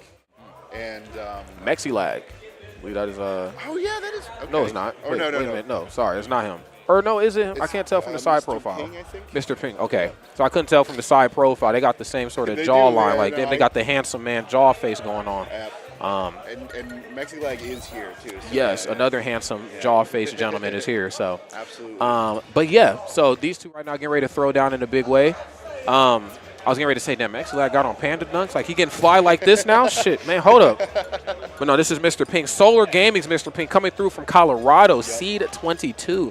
So we're starting today too. Yes, they did with it was wow. I'm not surprised. Look, I've been going to Colorado for a long time. I went to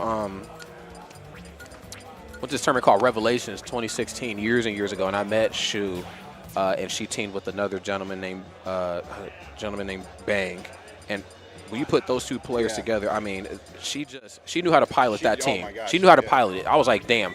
I really hope I never have to ever play her or any of these people in doubles, ever. Yeah, and Zero Suit is such a good character for those kind of follow-up things in dubs too, you know what I mean?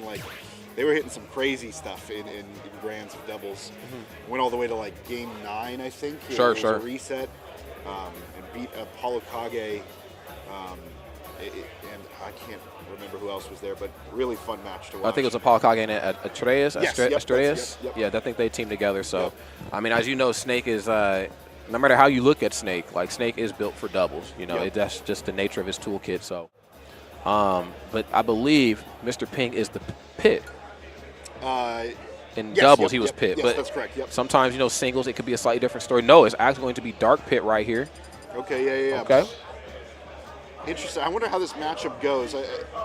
I feel like there's again, we keep coming back to this, but the regular cast renaissance going on right now. It's back. Pit is back in a big way as well. A lot of people are having a lot of fun with Pit, finding really good ways to use him.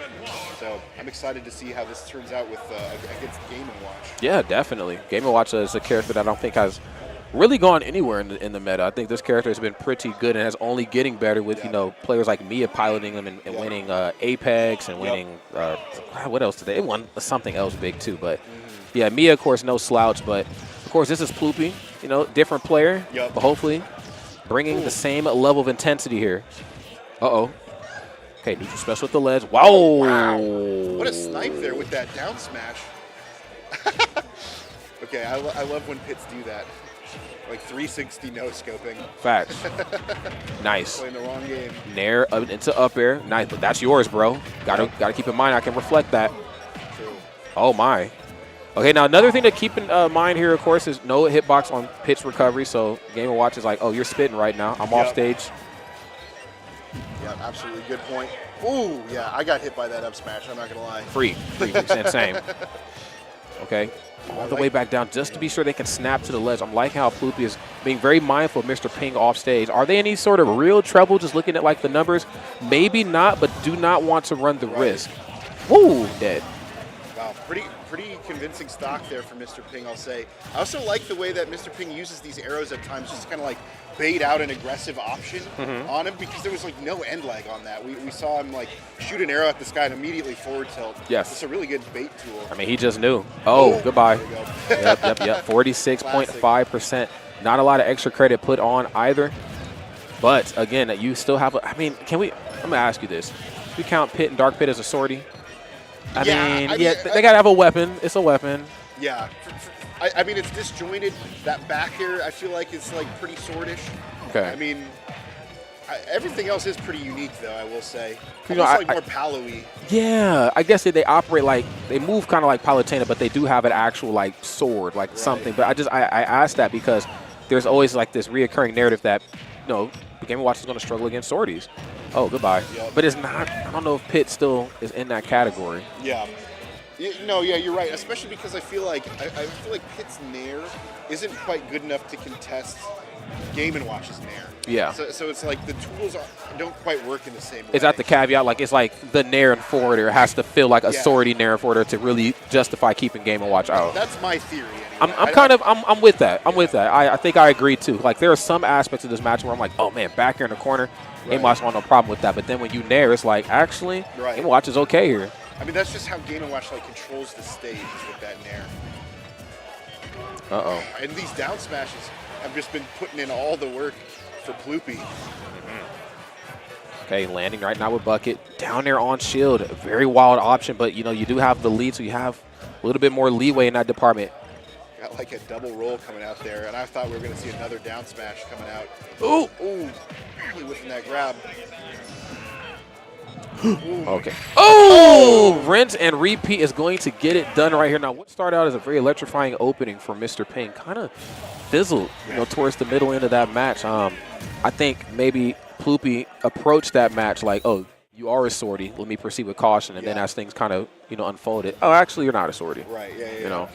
Just like kind of not having to respect a lot of the moves. Yep. That Mr. Ping. Thank you. Was throwing out. Yeah. The other one's a soda. It's Mr. Pibb, yeah. Yeah, that's what I was thinking of. Right. I prefer Dr. Pepper, I'll be honest. There you go. Man, you know what? I'm with you. I like his hat, though. That's a fire hat. Yeah. This is a fly guy. Like, he's just a nicely dressed fellow. Absolutely. You know what? Good stuff to him.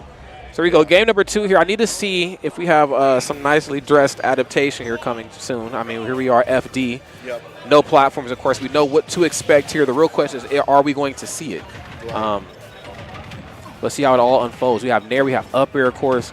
and is really juggling away right now at Mr. Ping. A completely different set of pace than what we've seen in game number 1. It's just Ploopy so, very comfortable. Yeah, so hard to land against Ploopy in this situation. I will say it is really nice that like kind of reflect move that Pitt has is like really good at dealing with these like back airs and up airs. Yes. From Ploopy, but that's not where most of the damage is coming from. Just like 4. What? Damn. That's crazy. I guess what I'm also maybe a little bit more afraid of too is, you know, you are baiting out down special on the way down to the ground. Now they've used it. You've done nothing. Right. What's the follow-up? You know, because I can still grab you out of this, I think. Yeah. Gosh, and that's just like a full stock lead here now for Ploopy. Just down smash, just doing so much work in these kill situations. Truly a glass cannon character, but if you're never able to get it in, you're never going to be able to get the kill. Yes. So you can't break the glass. Oh my goodness. Breaking bones right now, though, is Ploopy. Okay, nice spacing this forward air pretty good, but unfortunately you get a little too close right there to the stove. Yep. Okay, this is good right now. Getting back towards center stage, both players, and there's the back air. Yep. I almost feel like, oh, nice. That was smart. Yep, that was smart. Baited out. He knew he was going to go for the bucket. Spend a little bit more time off stage. Boom. Down smash. Yeah, absolutely. I almost feel like we need to see Mr. Oh my gosh, again. Bro, are they just going to keep hitting each other as we're trying to get back to? Is that what's going to happen here with down smashes? Yeah, and I mean, feel like you just can't be jumping from ledge like that against Game & Watch in that situation. Dangerous thing to be doing. Yeah. Down thrown in there. Oh, smart. Yep. Always ready with that bucket. Ooh, I like it as like a bait tool. Though. Woo! Oh, Nice. bro, I forgot about that. Yeah. I was wondering if we were ever going to see it, but I also wonder if like Game & Watch stuff just beats it sometimes. I don't know. Yeah, like especially up smash. Like I'm thinking that move versus up smash. That'd be a good one. Yeah. That's my exact thought. Yeah, I always forget that they even have that move. It wasn't until we did the Smash World Tour. Nice. Down there into F smash. Said, look, I got to get a word in here some type of way. One stock apiece, but I think I can't remember if I was commentating Silver, if I was commentating Earth or somebody, but I was like, wow, side B is kind of silly. But on the topic of silly moves, there's up smash. Yeah, absolutely. Up smash and that down smash. And of course, like the thing with Game & Watch too is just like there's no actual like animation frames for these things. It's just back and then forward. So it's just, even though it's not as fast really as it seems to be, you know what I mean? Yep. It feels like it is because there's no animation to it at all. So Yep. it's just like, it's hard to react to. It really is. It truly is. A very difficult move to react to. That was a phenomenal showing right there from Ploopy. Mr. Ping, of course, has a lot of work right here cut out for themselves. Let's see if he can maybe force this at least to a game number 4. Yeah. Right now, back is definitely against the wall, at least for the winner side. Yeah. Winner side of bracket, they'll still be on the loser side. And honestly, if he does drop down to the losers, I'd be very afraid whoever has to go up against him, because this character is a matchup check for sure. And this is a top 32 qualifier too, so whoever gets through here is done for the day, I believe. That's right. That's right. Moves on to tomorrow. Oh! Uses a 9, or not a 9, a judgment there. Got the freeze off, and that's it. Oh, damn. Okay, but yes, next one, though, should be enough to do it, of course. Oh, my God, both sides. Okay, yes, and then trying to use what reach he has, just poke away at Game & Watch and stop the craziness. Meanwhile, Game & Watch is just up smashing 3 times in a row. That's right. He's like, I can just do things like this. Yep. That's just the Game & Watch fundies, honestly. That's right. So you can do things when you're 2D. That's crazy that down smash actually 2 frames there. Dropping the bombs in the corner again. I talked about this before this match started. No hitbox, not recovery, of course, on the way up. So I think, Ploopy's certainly going to try to stick it to Mr. Ping. There's down there. Oh, I eat those, bro. Yum, yum. Give me that. And they're just like kind of taking turns wailing on each other here. Ooh, weird trade. Like that. The fake dash up, turn around back air. Uh-oh, cross up, nice, and the dash attack just to make sure they got on the other side. They know that they're trying to space away and is trying to stay in their face. Up air, no. Oh, have a seat. Have a seat. That's such a funny move. Yeah, bro. Game & Watch is just a very unserious character that does not hit unseriously. Yeah. Okay. The damage is ticking on. Yes, and now they know, okay, I can actually bait out the reflector on the way down and then go for the grab. This is very smart. We'll be starting to figure it out as they go, but same can be set for Mr. Ping right here. Only 32% put on. Yep. This could definitely be their game to turn around. Nair. Yeah, I like that punish with the Nair. I was expecting a forward throw potentially. Ooh, good read finding that that DI with that up air, leading into just so much damage. Game & Watch really does tack it on fast. Yes, they do. I feel like Pitt just has to win so many more neutral interactions to get that same percent on. Or really just even to get the KO too. Like there's been points where I'm like, Game & Watch is just awfully light, and like a traditional Swordy would have actually already had Game & Watch killed here if piloted properly. But it's like, dang man, Pitt is just struggling. You got back here, you got that side B. Those are two very telegraphed options. You know, one for two very different reasons. You know, back here is just a great spacing tool. You're going to see a lot of that throughout the match. And I mean, bro, when you see side B, I mean, I know it's coming. You know. Right, yeah, exactly. And I mean, like, that's one thing to say for this matchup, too, is, like, I feel like Pitt has to try to find the kill. Yes. But Game & Watch just kind of gets the kills. He gets them, yeah. Like, just by playing neutral. Like, sooner or later, you're going to give in to the strings, you know. You know, Ploopy certainly just leaning into that narrative full effect right now. Just, damn. Okay, back air again in the corner. Okay, no, they know. Like, you got to approach me. Up smash is coming, my friend. Well, I like that use of down air there. I feel like maybe we're not seeing enough of that down air to punish these, like, you know, things that Ploopy's trying to do against Mr. Pink's shield. Yeah. Good back air. I didn't even see where that arrow went. All right, dash attack, cleaning that one up. One stock left right now. Mr. Pink has to lock in as hard as they ever have right now. There's Nair. Anti-air, nothing off the jump. Smart on Ploopy. Like, I have no business on this top platform with the Dark Pit. Absolutely. Ooh. Hold up. Ooh. Huh? There's that down air again. And look at this. Now we're seeing some of that, you know, up B, down air kind of stuff from Ploopy. So safe. Oh! Knew he was going to try to go for a second one. Smart. Got the heck out of the way. Forward throw. No down throw. Yeah, I need damage right now, bro. It's pretty much even at this point, I would say. Because, I mean, Game & Watch, light character. Oh! My God. Bro, you couldn't even ask me who would have won that interaction. I would not be able to tell you. Uh-oh. Okay, nice. Showing him how the sausage gets made in the corner. Wait a minute. Oh, jab into the bucket. You know, even at the latest, the later parts of the match, I know that bucket has been kind of nerfed, you know, since its initial installment into the game, but even at those percents, it's still enough. Wow. Yeah, I did not expect that because it was just full of arrows, wasn't it? Yes, I think it was just arrows. I mean, that's all there really would have been to put in it, right? Because I don't think that he has anything else that could, like, feed into it. So that had to just be 3 arrows. Yeah. I am shocked. And it, like, convincingly killed. Yeah, it did, too. Like, if you blinked, he was, like, already off the screen type, like, 999% type stuff. Wow. Learn something new every day. Yeah, so great stuff right there. Mr. Ping, of course, played very well. Valiant effort. He's going to go down to the loser side of the bracket, so has a couple more matches ahead of him. Yep. But, you know, their opponent, though, definitely did what they're supposed to do. Ploopy, the Game & Watch extraordinaire. Moving on. Absolutely. Oh, shoot. I believe this is one of my main homies right here, Candle, the Pokemon extraordinaire, about to throw down. I believe the winner of Honeypot. This is the previous Honeypot. Yes, this is a Honeypot champion right here. So dope. I'm just bros escaping. I was like, God, what the heck? I was like, I had an old man moment. I was right there with you. Right there with you, though. Honeypot. So, That's right. I was not helping you either. No, it's okay. It's okay. It's okay. There's just so many tournaments right here. Yeah, exactly. Chumple's right here, you know, representing Kansas, of course. Seed 27. So we're starting to hit like a similar area of seeding right here between all these wonderful competitors.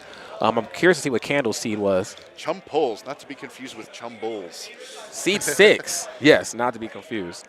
Seed number 6, rocking the Pokemon hat as always. I love it. One rocks the Pokemon hat, other one rocks that wonderful Shrek hoodie. I like it. The real question is, can you keep Candle out of your swamp? Can you do it? What are you doing in my swamp? Candle. All right, and yeah, I mean, like you said, this is Chumple's home turf too. So, Candle is the invader here. So that's right. Oh, okay. It's a sheet. Oh my God. Shulk. No worries. Shulk. Right. Yeah, it's been a long day. No worries, man. It's Shulk getting ready to throw down right here. You know, we had the opportunity to watch Nico play just a little bit before I played against Keith the Beast. You know, big shout out to my boy. But Nico had to put him in a body bag. And obviously that matchup's not in Wario's favor, but there are some things to obviously keep in mind. Yeah. Switching the arts on the fly mid-combo obviously throws off the opponent. Backslash, actually in the back, we've seen how dangerous that is. Forward air and nair are like -4 or something crazy on hit, so like I can just kind of toss these joints out for free. Yeah, true. Like you have to respect me. I feel like Shulk is like probably a pretty good character for killing Pikmin too. Yes. But like he's just got kind of nair in plays, right? Yeah, exactly. Like and it's just gonna kill all the Pikmin. Mm-hmm. Like even if you get one on you, I feel like nair's probably gonna kill it because again it's just everywhere around you. Yep. So and I mean you were already going to nair in place anyway because it shows there's not really many moves you're going to do. Part of the game plan. Yeah. So yeah, I mean, curious to see how this one is all going to unfold. Of course, I don't really get to see a lot of players from Wisconsin here as of late. Yeah. It's funny, I've seen Candle probably more times in the last like 6 or 7 months than I've seen some players that like I see at majors. You know, Candle is just a very consistent player. Yep. I've always loved that about them. But Chumples, of course, no slouch either. And it looks like, we had a theory going into this, but I guess once Olimar breaks that zone, though, it's over. It's over once I break that zone, though. That was less than 30 seconds in, and that stock is gone, and we're already looking for that Myron zone, you know what I mean? We got the one purple, we got a white on deck. That's it. And we're getting there. There's the other purple right there. It's getting scary hours right now. There's down tilt, of course. Oh, little early on that F smash, but that's okay. The purple one's coming through with the grab. Not quite the damage that they're probably looking for, but still good punish and a good answer back. Let them know you're not going to be able to just F smash around for free. Ooh, danger spot now, and every hit is just so detrimental. But there's the smash art. Just that up tilt is enough to take that stock, and it's not out of the woods at all. It's only 46% put on Chumples here. It's that darn knockback, man. I think that's such a big deal in a matchup like this where, you have a little character like Olimar who hits like a ton of bricks but is awfully light. You can really exploit that now with the smash art, but you know what you put at risk, with using that. Trying to eat up some shields. Oh, yeah, 30% just off of that. Ooh. Okay. I wish Smash had, like, in Street Fighter they have like a stun meter. Yeah. I wish Smash had like a shield meter. Like, even though like you can visually see it, like I wish like it was just like something you could see deplete and then like it power up, That would definitely be sick. It would also be really useful in like dubs. Yes, it definitely would. Like, yo, jump this guy now. Yep. Ooh. Oh, and the slight delay was actually able to help him get back to the stage. Forward throw, no down throw. Okay, I like that. Just threatening all that space up top. No grab coming out there. Ooh, nice big damage. Big damage. Yeah, absolutely love that down throw right into the back air and then narrowly escaping that, tilting up the F smash to that time, probably anticipating Candle to jump over. Chumple's just trying to play a couple steps ahead here, but Candle just holding down the fort. And those Pikmins, they do a good job too of not only like just like doing damage and everything, but good job taking that stock with the backer. But they also do, do a good job of interrupting your combos because that sword hits one of the Pikmin and you start going slower, and it messes up your timing on some of these combos. That's right. Timing is certainly everything. My goodness. Okay, he said it's Monado time. That's what time it is. True. Yeah, okay. I mean, we're a smash our backer away from this. Just going in the other direction. Yeah, and I think Candle's very well aware of that right now. Starting to struggle right now in the corner. Ooh. Oh, Knives was able to shield through, but a second one is on the horizon in the Buster Art, mind you, looking for some more damage. Positional advantage right now, but wait. Okay, you can't allow yourself to get hit with a purple Pikmin while you're in Smash Art. Exactly. Ooh, dangerous spot now. Ooh. Goes out deep for that. Gave up all the stage control. Not sure if it was worth it. Oh, it was not. Yeah. But you know what, though? I think when they had Smash Art, that was their time to really say, okay, I got you off stage. Even though if I'm not hitting you, the fact that I'm in Smash Art and you're coming back is the position I want to be in. The minute they lost that, like you said, it was just kind of like you're scrambling now. Exactly. It's all about knowing when to like pull the trigger on that kind of thing. Yeah. Yeah. And I feel like, I don't know, at least in the current meta, like maintaining control over that stage is just so strong. Yeah. Oh, no doubt about it. That was only one game, though. Of course, Candle has a lot of work to make up, a lot of work to do to close this out. Chumples has a lot of work to make up, too, but I mean that with the most respect because they definitely adapted on the fly and made that one a lot closer than I initially thought it was going to be. We're running it back, though. Pokemon Stadium. Let's see what it – oh, wow. Okay, yeah, watch where you jump immediately. Right. No, yeah, but that is certainly a good point because, I mean, that first stock in that first game was like nearly a 0 to death in favor of Candle. So definitely some good adjustments coming out from Chumples, and I'm looking forward to see if we maintain those adjustments. Buster on deck. Just looking for some damage and, more importantly, looking to get rid of these Pikmin very quickly and doing just that. Nice. Not going for the second hit, landing immediately on the top platform. I think when it's time to tussle, when it's time to see something like the CQC come out with Shulk, if they even can excel in that department, we're going to see a lot of shield arts. Yep. I need to be able to stop my knockback, and I also need to be able to, like, auto-cancel some things pretty quickly up close. Absolutely. Ugh. Ooh. Oh, was going for a huge read there. But that move is pretty awesome in the corner. If I'm not mistaken, it covers neutral, get up, roll, and jump. It's one of the few moves in the game that cover everything in the corner. I think Shulk's, or excuse me, Palutena's up smash might do something similar too, or maybe it's only 2 of the 3 options. But regardless, up throw's going to get it done. Got to watch those blue Pikmin. Yep, exactly. And now we've got the right Pikmin here for just dealing an insane amount of damage very quickly. Oh, I don't know if Shield Art is the right move here because you're just going to get hit so many more times by these purple Pikmin. That's right, yeah. When you lose the CQC, that's when you're in some real trouble. And Candle, of course, learned that very quickly. Trying to stick it to him. Whoa, uh-oh, you off stage, though. Nice in the delay. Candle said, I'm burning bright today. Great stuff. Okay, smash art. You might want to get out of that. Absolutely. And this match starting to trail a little out of control right now. There's down there up close. Jump art locked in forward air, going deep for it. Temple said, I got to get something here and fast. Even if I got to go deep, I'm going to get it. Ooh, that's 44% right there. Okay, finding the percent. Okay, forward throw. Danger spot, smash art. On deck. No! Oh, Mo, he's upset about it, yeah, yes. yeah. You know, I'm going to be real. I'm upset for Chumples. I'm very upset for Chumples. I for sure thought that was a kill, but if I'm not mistaken, it looked like one of the active hitboxes of the Pikmin is what stopped it. Yep. Damn. Exactly. That's what I was talking about earlier, too, just like where those Pikmin just interrupt those kinds of things. And if you've got even just like a little bit of SDI, you can get out of that move a lot easier, and that's exactly what happened there. And then the reversal came out. Yeah. But yeah, I mean, Chumples was cooking. Chumples was definitely in the kitchen, man. The Pikmin give, and they most certainly will take. Candle right now, NVR Candle, representing Wisconsin right now. Seed number 6, definitely playing like the first seed in this tournament, though, if I may say so. I agree. Looking real good. Yeah. Absolutely. And I mean, just really impressive the kind of adjustments you can see on the fly from these like top players, and Candle showing exactly what he can do. We got a character switch here though. Whoa, into Roy? Yeah. Okay. I kind of like this. I mean, you know, you are combo fodder now, but when it's your turn to combo is when things get a little scary. So you don't have to worry about switching into any arts because you are the art. Yeah, absolutely. Okay, side B, I'd imagine here. Okay, no, just that down tilt, forcing Candle off stage. Yep, there's the jab, looking for that J-air, finds it. Okay.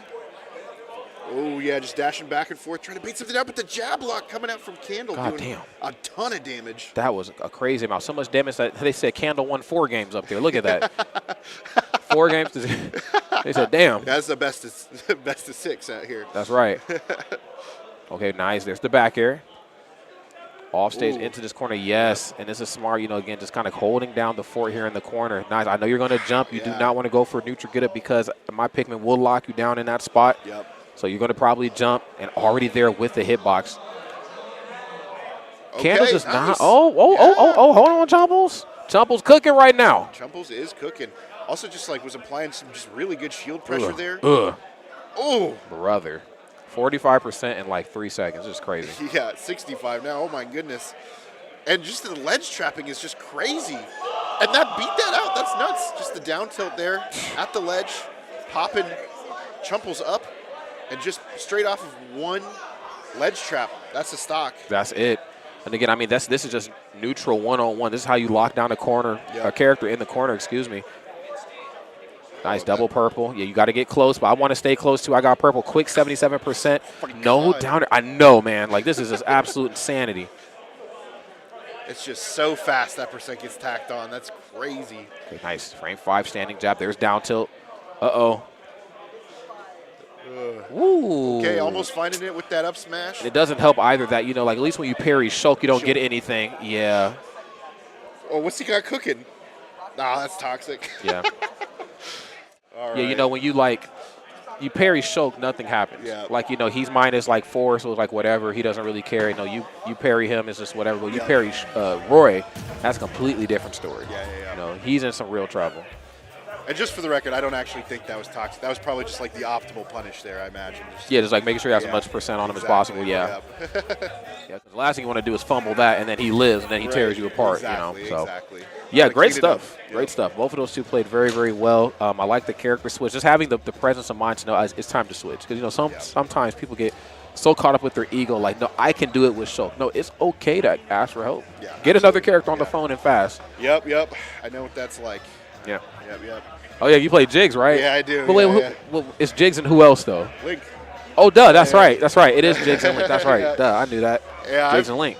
I stubbornly tried to just play solo Jigs for the last 2 years, and I just picked Link back up and won a game against the Nest, and I was like, what have I been doing? What have you been doing? You've been living a life that you didn't need to live. Right. That's right. The hero of grime. Here we are here. Oh, this will be a fun one. We got, I think, Justin 23 versus P-Easy. P to the E-Z. Kansas versus Iowa. I think is P-Easy, you know, if that's still Iowa's number 1? Yep. Yeah. Number 1 in Iowa right now. Okay. Plays Fox, I believe. Used to play Captain Falcon. Nice. And then Justin 23 is a Yoshi. Nice. Yep. It's going to be a good one. You know, Fox with some of the best grounded options in the game. You know, dash attack, you know, frame 4 dash attack. You have up tilt, standing jab. If it's frame 2 startup, I think. So, I mean, this character can really lock you down. And then the aerials, of course, are very dangerous. They can rinse and repeat. A good Fox, knowing your weight, will go for up tilts, wait for you to air dodge. Or sometimes you don't even need to wait for the air dodge because they just know your weight. So, exactly. But Yoshi, the friendly, unfriendly dinosaur, is not to be taken lightly, though, either, especially versus characters like Fox. You can really smack Fox around. Yeah. Any character that's kind of floaty and can go off stage versus like the spaceys, especially one with as like kind of linear as a recovery as Fox, is definitely kind of dangerous. Just because, you know, you got lingering nairs, Yoshi. You've got, you know, Fair that can deal with anything. Lingering hitboxes like down air and stuff like that can deal with, you know, Fox off stage. So I think the game plan for Fox here is stay on stage, keep stage control, ledge trap, don't go off stage. That's my theory here as to what the game plan is going to be. No doubt. And this is seed 12 versus seed 21. So curious, you know, we have PRs. You know, I think Smash is the only game that really focuses on PRs. Other fighting games are just like, no, he's the best in the world. I don't, you know. People just know, I feel like. They just know, Seed 21 right now, despite being best in Iowa, getting ready to face off against Seed 12. So, of course, there are some numbers, I'm sure, to break down out there for all the numbers nerds. But this is a top 32 qualifier pool. C1, best of 5, friends. So they got a lot of time to figure it out. Absolutely. I will say Easy used to play Captain Falcon. I kind of miss it. I thought it was always pretty hype. But he's been making the Fox work really well. Yeah, the Fox looks really good right now. So the movement options are certainly where they need to be. Something going on behind us.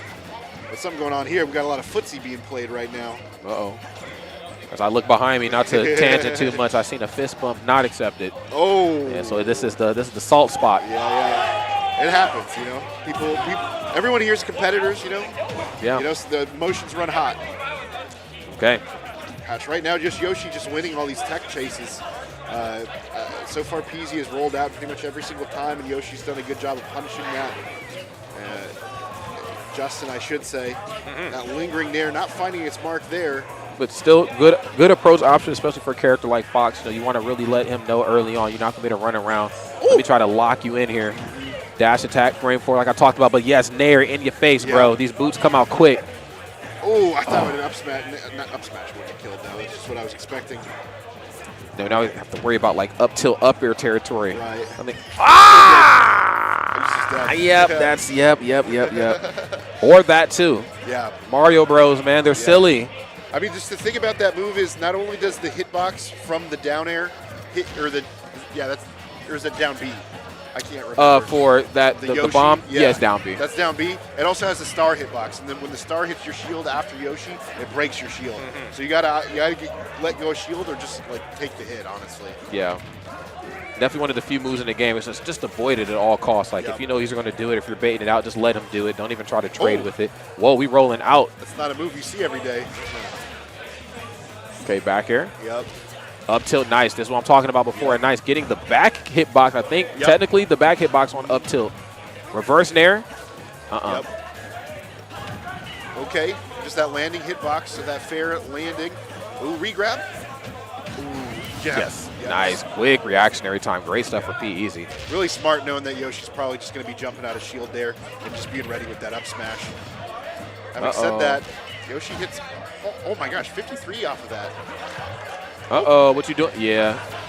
Oh, no, we're vibing, bro. Magnet hands. Dash attack again in your face.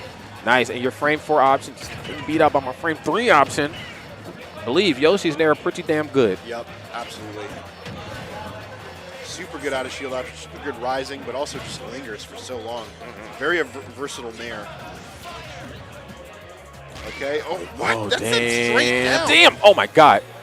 Perfect angle there on that recovery, I have to say. That's definitely the position you certainly want when Fox is on his way back up. Right.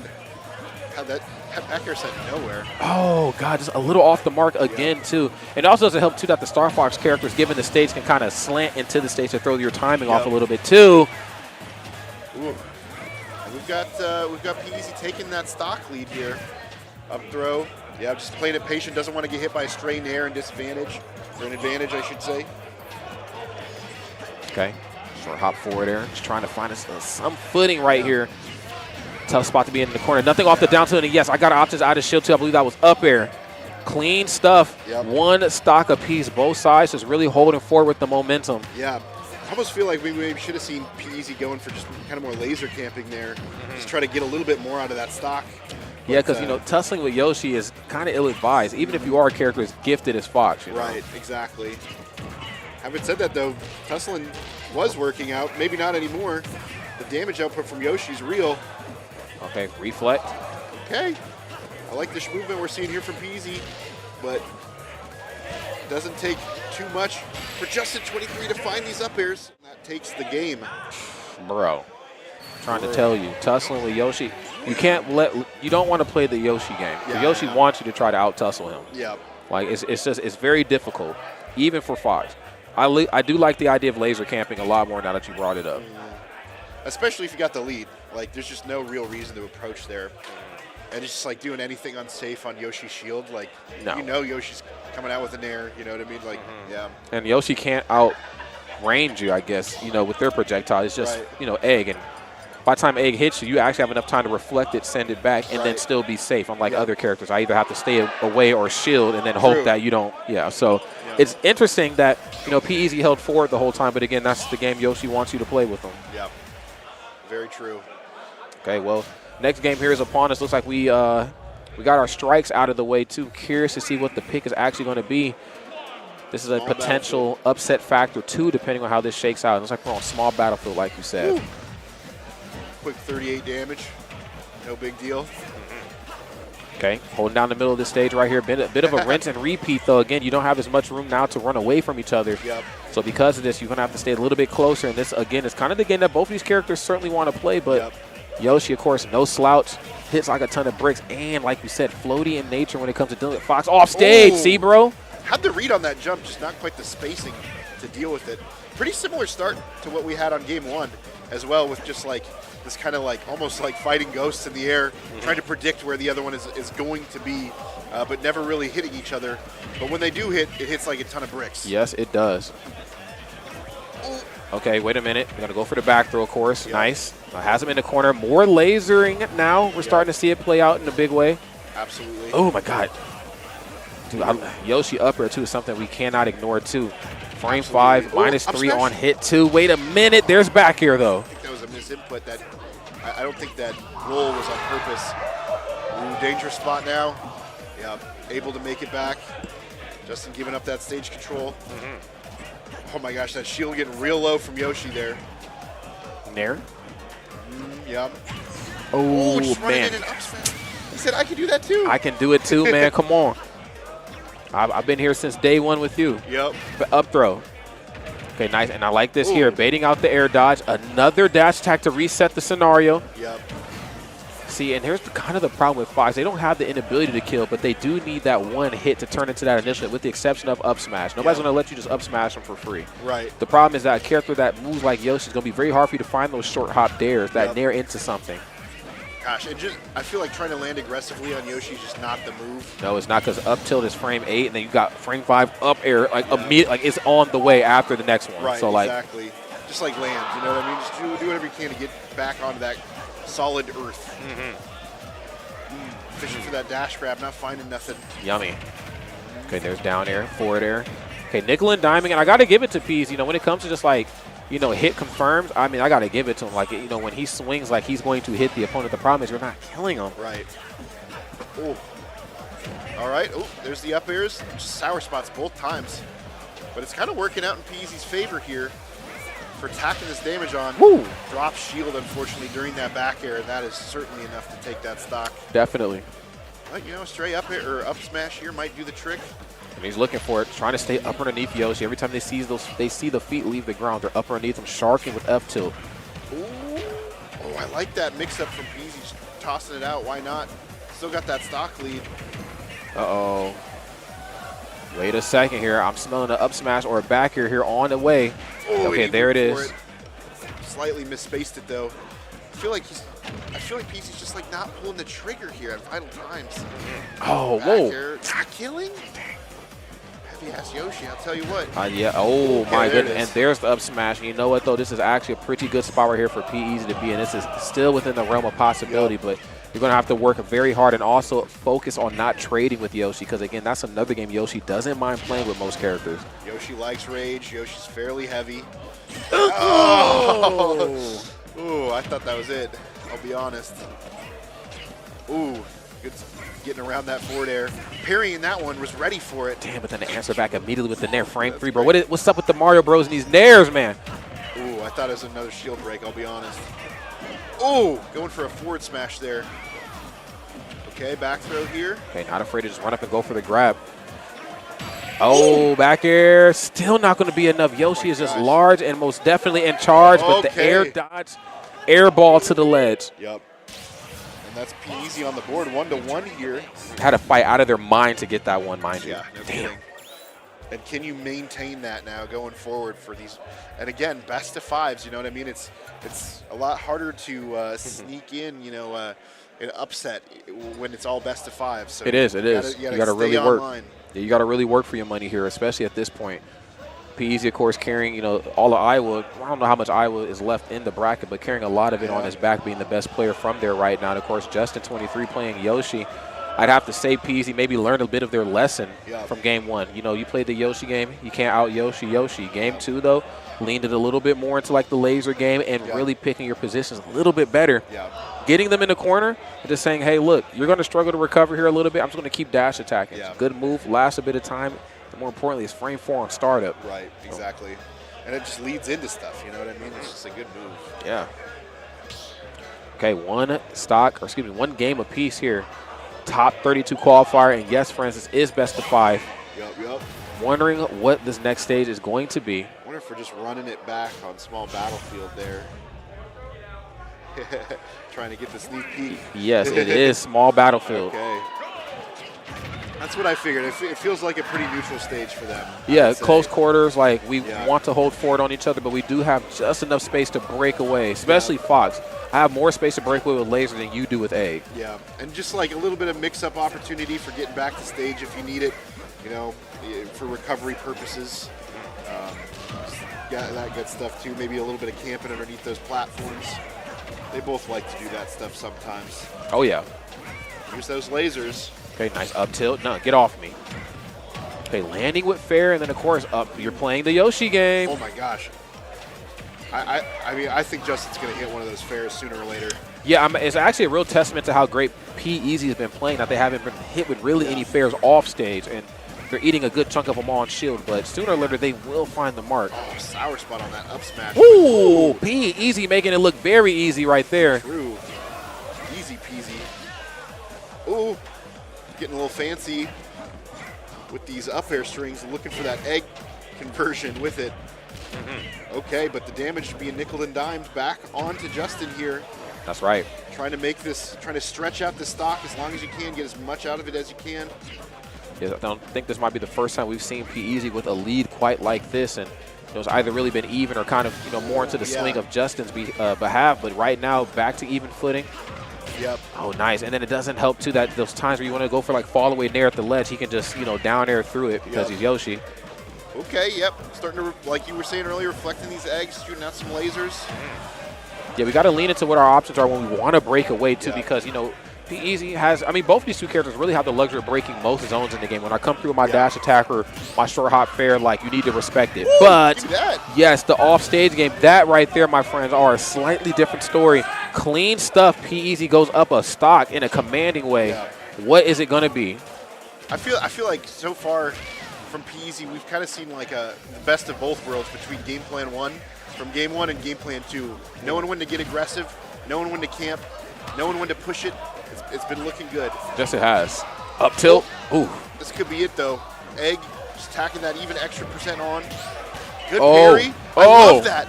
I love parrying in advantage like that because Yoshi's going to throw out an aerial in disadvantage. Yes, to get themselves out of harm's way. Same can't be said for P-Easy off stage, though. Of course, eating all 3 hits of back air. It was going to be just a matter of time, I think, before Yoshi just starts finding these options off stage a little bit more. Nice. There's down air, up air. Even going on frame 5. That's such a good move. Oh my God. Yummy. Scrambling. Yeah, true. Get off me. Beat the grab. Oh my gosh. I thought that was going to be the one, I'll be honest. Barely missing that turnaround grab. Ooh. Oh my goodness. Didn't hit the jab lock. Unfortunately, that probably could have been the stock. It doesn't also help, too, that when they jump over laser, it's kind of hard for Fox still to get in because forward air is on the way back down. Right. Like, you made them leave their feet, but you can't quite punish. Right. You have to respect forward air. Oh, my gosh. Tense moment right now. They're out of shield. In the corner. Multi-hits on the back air. Got to respect the nice. Going to just roll away. Yeah, back no air. way. Yeah. Oh, damn. Such a strong back air. It's crazy. And it lingers, too. It's nuts. 2-1 for Justin 23. Wow. P-Easy played very well in that game, but again, I think the moments now where they broke away came back to bite them. Maybe wasn't holding forward enough. Yep, and just like I feel like missed a couple kind of vital executions, like at the very end of that game, that definitely kind of would have probably been the win for P-Easy. So just a couple small execution things here and there. But I feel like the adjustments were there for P-Easy. Yes, definitely there. Definitely playing with a calm, cool, and collected mind. Game 1 was kind of like, we were just holding forward, but now we're starting to really think a bit more. Yeah. And, you definitely have to take everything you can with Fox as well, too, because, again, you need that one initial hit to turn into something. But you have this physical wall of Yoshi's fair, nair, up air, whatever. That's just sometimes becomes a little too daunting for little Fox to kind of get over and under. But potential final game for P-Easy here. Let's see if they can maybe turn this into something good. I'd like to see these two bring it to a game 5. I think it's very, very possible. I definitely do as well. And getting it started off a little bit faster than most of our last few games have, with 73 being tacked on to Justin in an early neutral victory here. 98. We're inching our way towards up smash %. Okay. Dash attack doesn't get anything. Barely missing that. Up air. Yep. Oh man. Okay. Like that waveland backwards. Nice, staying in position. P-Easy's keeping it calm, cool, collected, and finding that F smash. That's it. Okay, now this is a good position for P-Easy to be in because now you have to force Justin to come to you.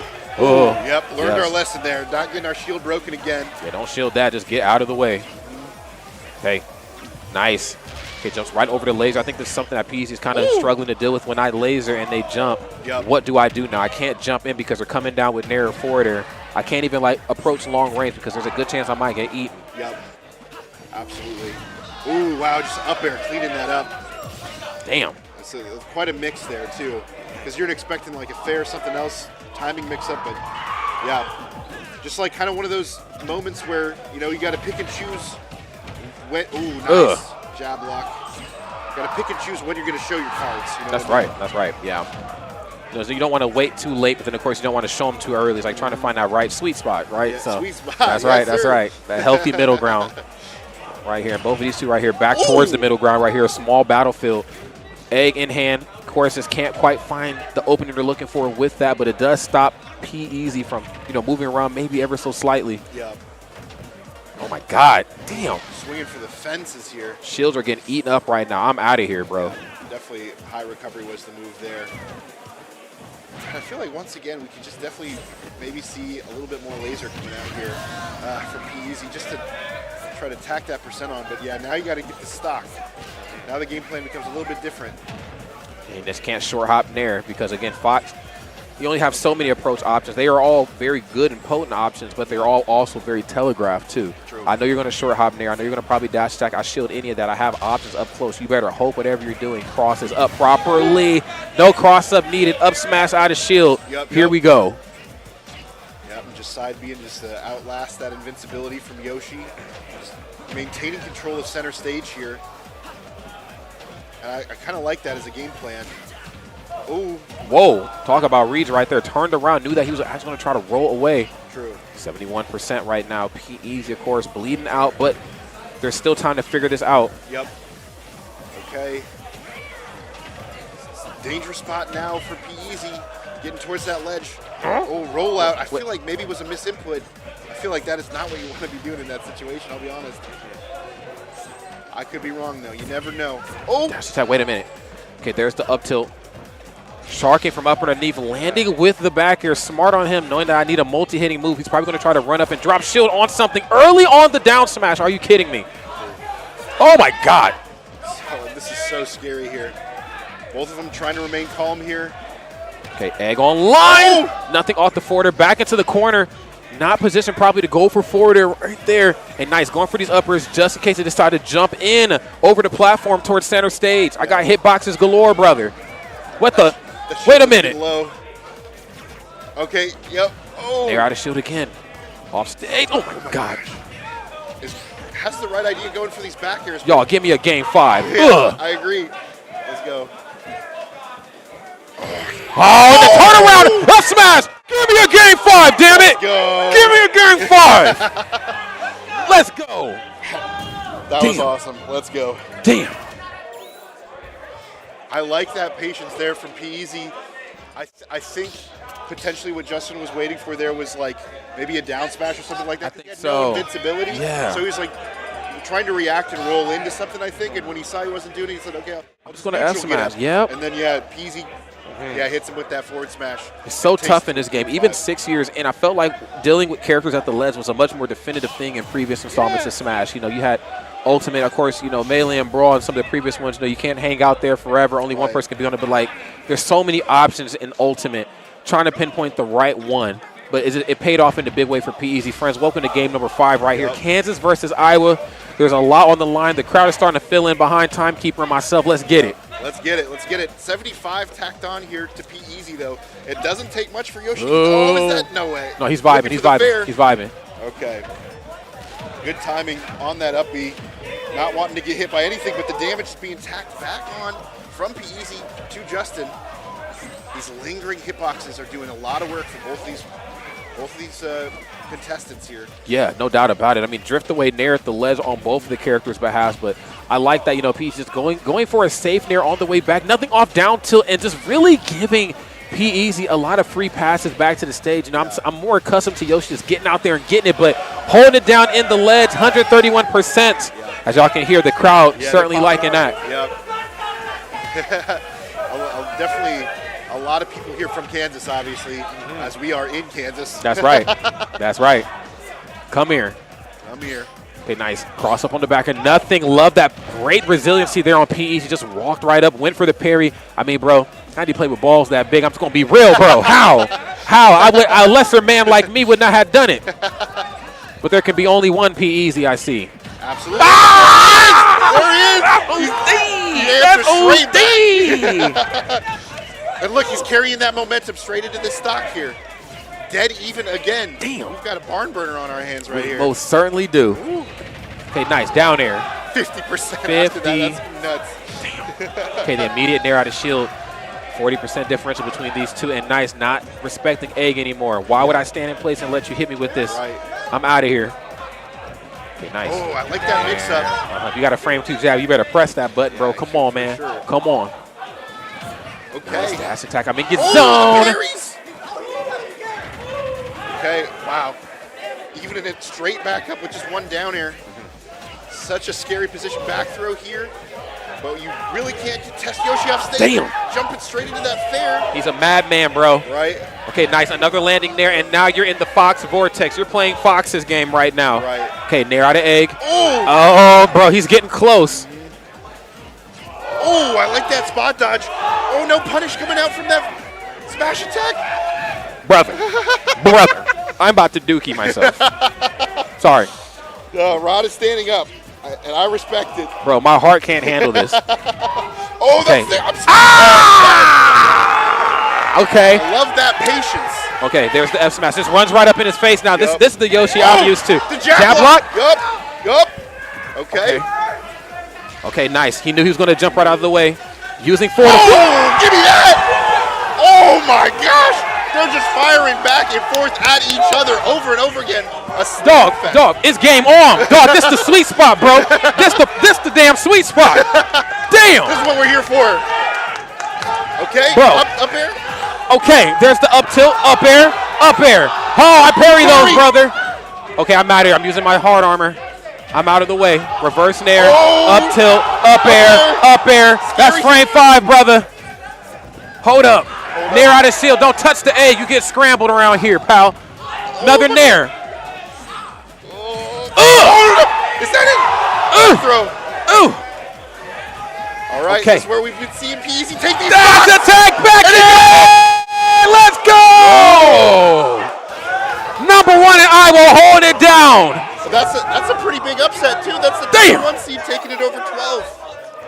Damn, that is an upset factor of 2. Woo. Damn. Honestly, that's my goat. I play Valorant with that dude on the weekends. I'm proud of him right now. Brother, what the hell was that match?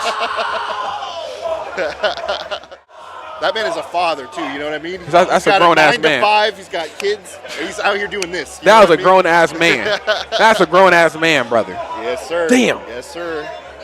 Holy crap. Woo. That's my goat right there.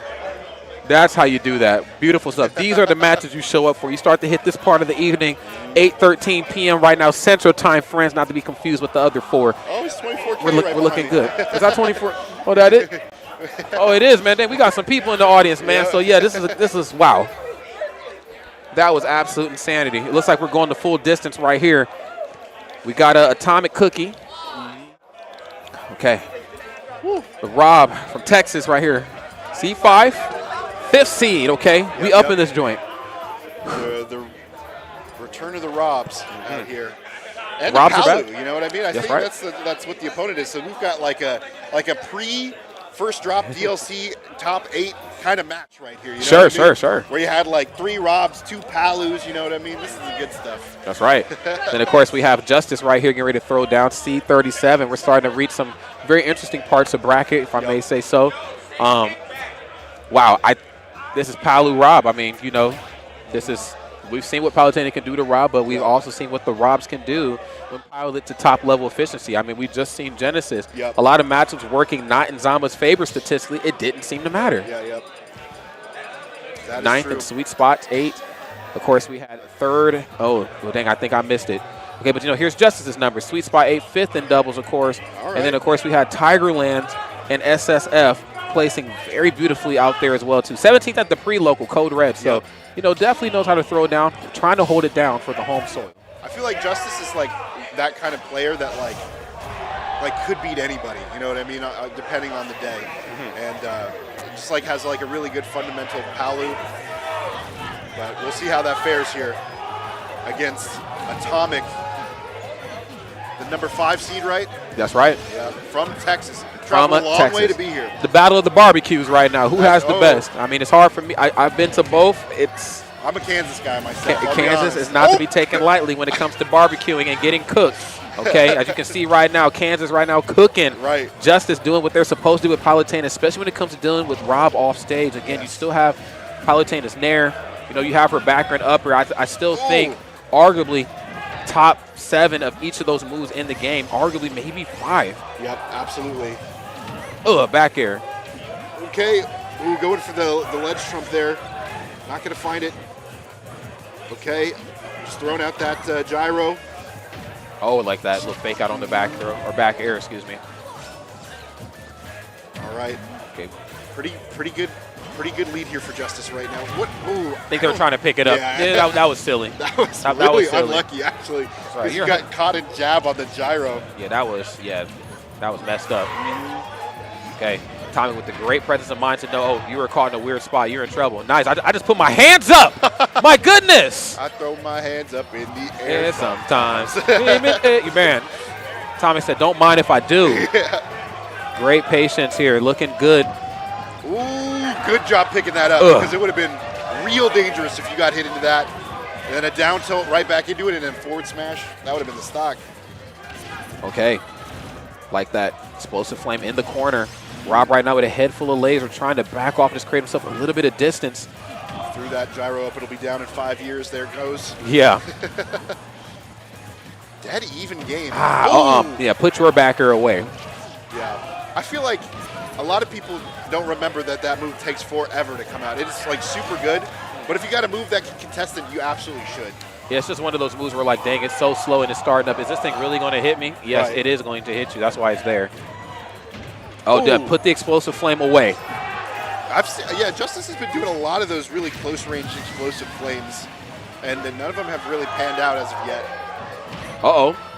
We've been seeing a lot of this here in this wave of pools. It's like players just running up on each other and just holding shield and not doing anything. You know, we see it given the certain matchups like, Snake. There's a chance he might just walk up and do nothing. He's waiting. Palutena will do it. But we're seeing a lot of players do it. And I'm actually liking that level of play. Like, they're just not afraid of each other. Yeah, exactly. Okay. Doing a little bit of item gameplay here with the gyro. Fishing for a back air. Dash attack, not going to come out. But another dash attack goes out. That's right. And that killed. I didn't even realize it killed off the top. That's right. The rinse and repeat. Especially if you're on a character as big as Rob. I mean, this is just a big body. Very easy to smack around. If you miss one and they air dodge a certain foot off the ground, boom. Just go for a second one again. Yep. Okay, there. Nice. Goodness. I mean, this is just a Sakurai presents of Palutena's moves. Everything is being used right now. Okay. My God. And the up airs now coming out. I feel like Justice wasn't really doing many of these up airs before, but now kind of changes the pacing in this last stock. Wants to close it out. Really good catch on that gyro. Holy smokes. Rolls away. Does not get hit by the rump there, but really good rollback. And once again, I wonder if it's because it's the explosive flame is like hitting the gyro that it's that close. I don't know. I can't imagine that they would purposely do it out of place like that. Yeah. I was kind of thinking that too. It feels like the gyro is just kind of a thorn in Justice's side in a lot more ways than one in this match. I think that's maybe what it was. Okay, Nair very safe on shield. There's a dash attack. I got a couple of these on my own. Okay, trying to pin him down the corner. Nothing off explosive flame though, but force you to stand still. I think that's one of the biggest takeaways of the move, is that it just stops you from moving. Yep. I feel like an up smash or something like that is about to come out from Justice. Okay. Go down deep for that. Oh my God. Whoa. Who said Nair can't get it done anymore? Who said Nair can't do it? They called, bro. They said I was crazy. Look at his face. It's business as usual for Justice. He said, "Yep." That's another one. That's right. Just another day in the office for your boy right here. Seed 37, Justice right now coming through for the Palutenas galore, letting them know this character is still very, very dangerous. We've seen a perfect display of that frame 5 Nair. Back air was looking really good. Up air, of course. I mean, just harassing all the weak points of Rob's toolkit, but Rob no slouch either. Nair is very safe on shield. You got that down tilt, and we've seen up tilt silliness, so it's a thing, y'all. Gosh, and I mean, this would be a crazy upset too. This would probably be the biggest upset we've seen on this, particular round of commentating that we've been doing. Yeah, definitely. 37-5 for seeding there, so that would be wild. Okay, well, let's see how it goes. I think Rob is still very capable of a character to do this. The matchup, of course, is not as bad as it initially was years ago, but it is still one that you're going to struggle with. Can I get another, though? Really wanted that 0 to death combo. Okay, all right, we've got the gyro putting Justice off stage again. Air dodge save the jump, try to go for the spin cycle off of the mark. Downer is getting busy, but Backer's going to pin you down in his corner. Nair that time? Okay, I guess it's a quicker option slightly, but okay. I mean, you don't really, I mean, you have to respect Nair, but I feel like just subconsciously, I don't respect Nair as much as I respect back air. Like when I see back air, I'm like, okay, I'll stop. Like, I'm done. I gotta say, I love the kind of players, the kind of competitors that like will interact with the other person's item and make your life a little bit more difficult. And I'm very confident in doing that, and Justice has been doing that all night. Oh, no doubt about it, man. Wait a minute. I'm in your face. Ugh, forward air. What are we doing with Scary it? spot here. Oh, yep. And, yep, perfect timing on that up air, the short hot up air, getting rid of that stock. Now, we've seen Atomic kind of fall into a similar narrative in the last game where, you know, they went up a stock. You know, they were looking really good, but Justice was able to just kind of remember, okay, this matchup is still in my favor, regardless of who's piloting this character. I just have to figure out Rob's weak points and exploit them. Even with struggling with, like, jab and explosive flame, too, mind you. Like, didn't get a lot off of that in the last game. Was still able to close it out. My God. Up tilt. Ah! With the robot dance. Damn. Yep. Full 2 stocks now for Atomic in game 2 here. Definitely has made some good adjustments. Oh, no doubt about it. Yeah, Atomic is just, you know, you start to see Rob gameplay like this, and you're like, yeah, this is their game to win. Yeah. This is certainly the Rob show. Yeah. Also, just been hitting these nairs. I feel like that's made all the difference in the world. It's just, oh, nice down smash there. I can taunt too, she said. Yeah, again, Nair is very safe on shield too, despite how big and slow of a move it is. Covers so much ground. It always confused me. It's like Cloud backer. You know, not the fastest move in the world, but -3. Oh, it hit! Atomic said, "This is my game to win." There was no doubt in Atomic's mind that he was going to roll out there. Yes, he knew. He was there before Justice was there, you know what I mean? That's right. He said, I could see the future. Before there was Loki, before there was Kang, before there was Doctor Strange and Wong, okay, there was Atomic seeing the future. Yeah. Okay? Damn, man. One robot. All right. Next game is here, 1 game apiece, and both sides with a very definitive W under their belt. Game number 3, of course, is what really starts to shift the narrative of the match. Where is Atomic going to go, and how is this one going to unfold? Because Rob was robbing. I'll put it that way. That is a good way to put it. He was robbing stocks, was really what he was doing. Okay, here we go. Down tilt, up close, frame 3. I mean, okay, bit of a schmicks. Yeah. Okay. Nair's coming out now for Justice. Both being very careful around that platform. I mean, you are so close to the blast zones on this stage when you're at ledge. Very scary, especially against Rob, who, like, if you get side beat, you know, at this ledge, like, you probably die pretty early. Yes, you will. Oh, my goodness, trying to send Rob to the scrap heap. Okay, no. Oh, actually, there are platforms, but I don't know if they matter much right here when we are center stage at this closeness.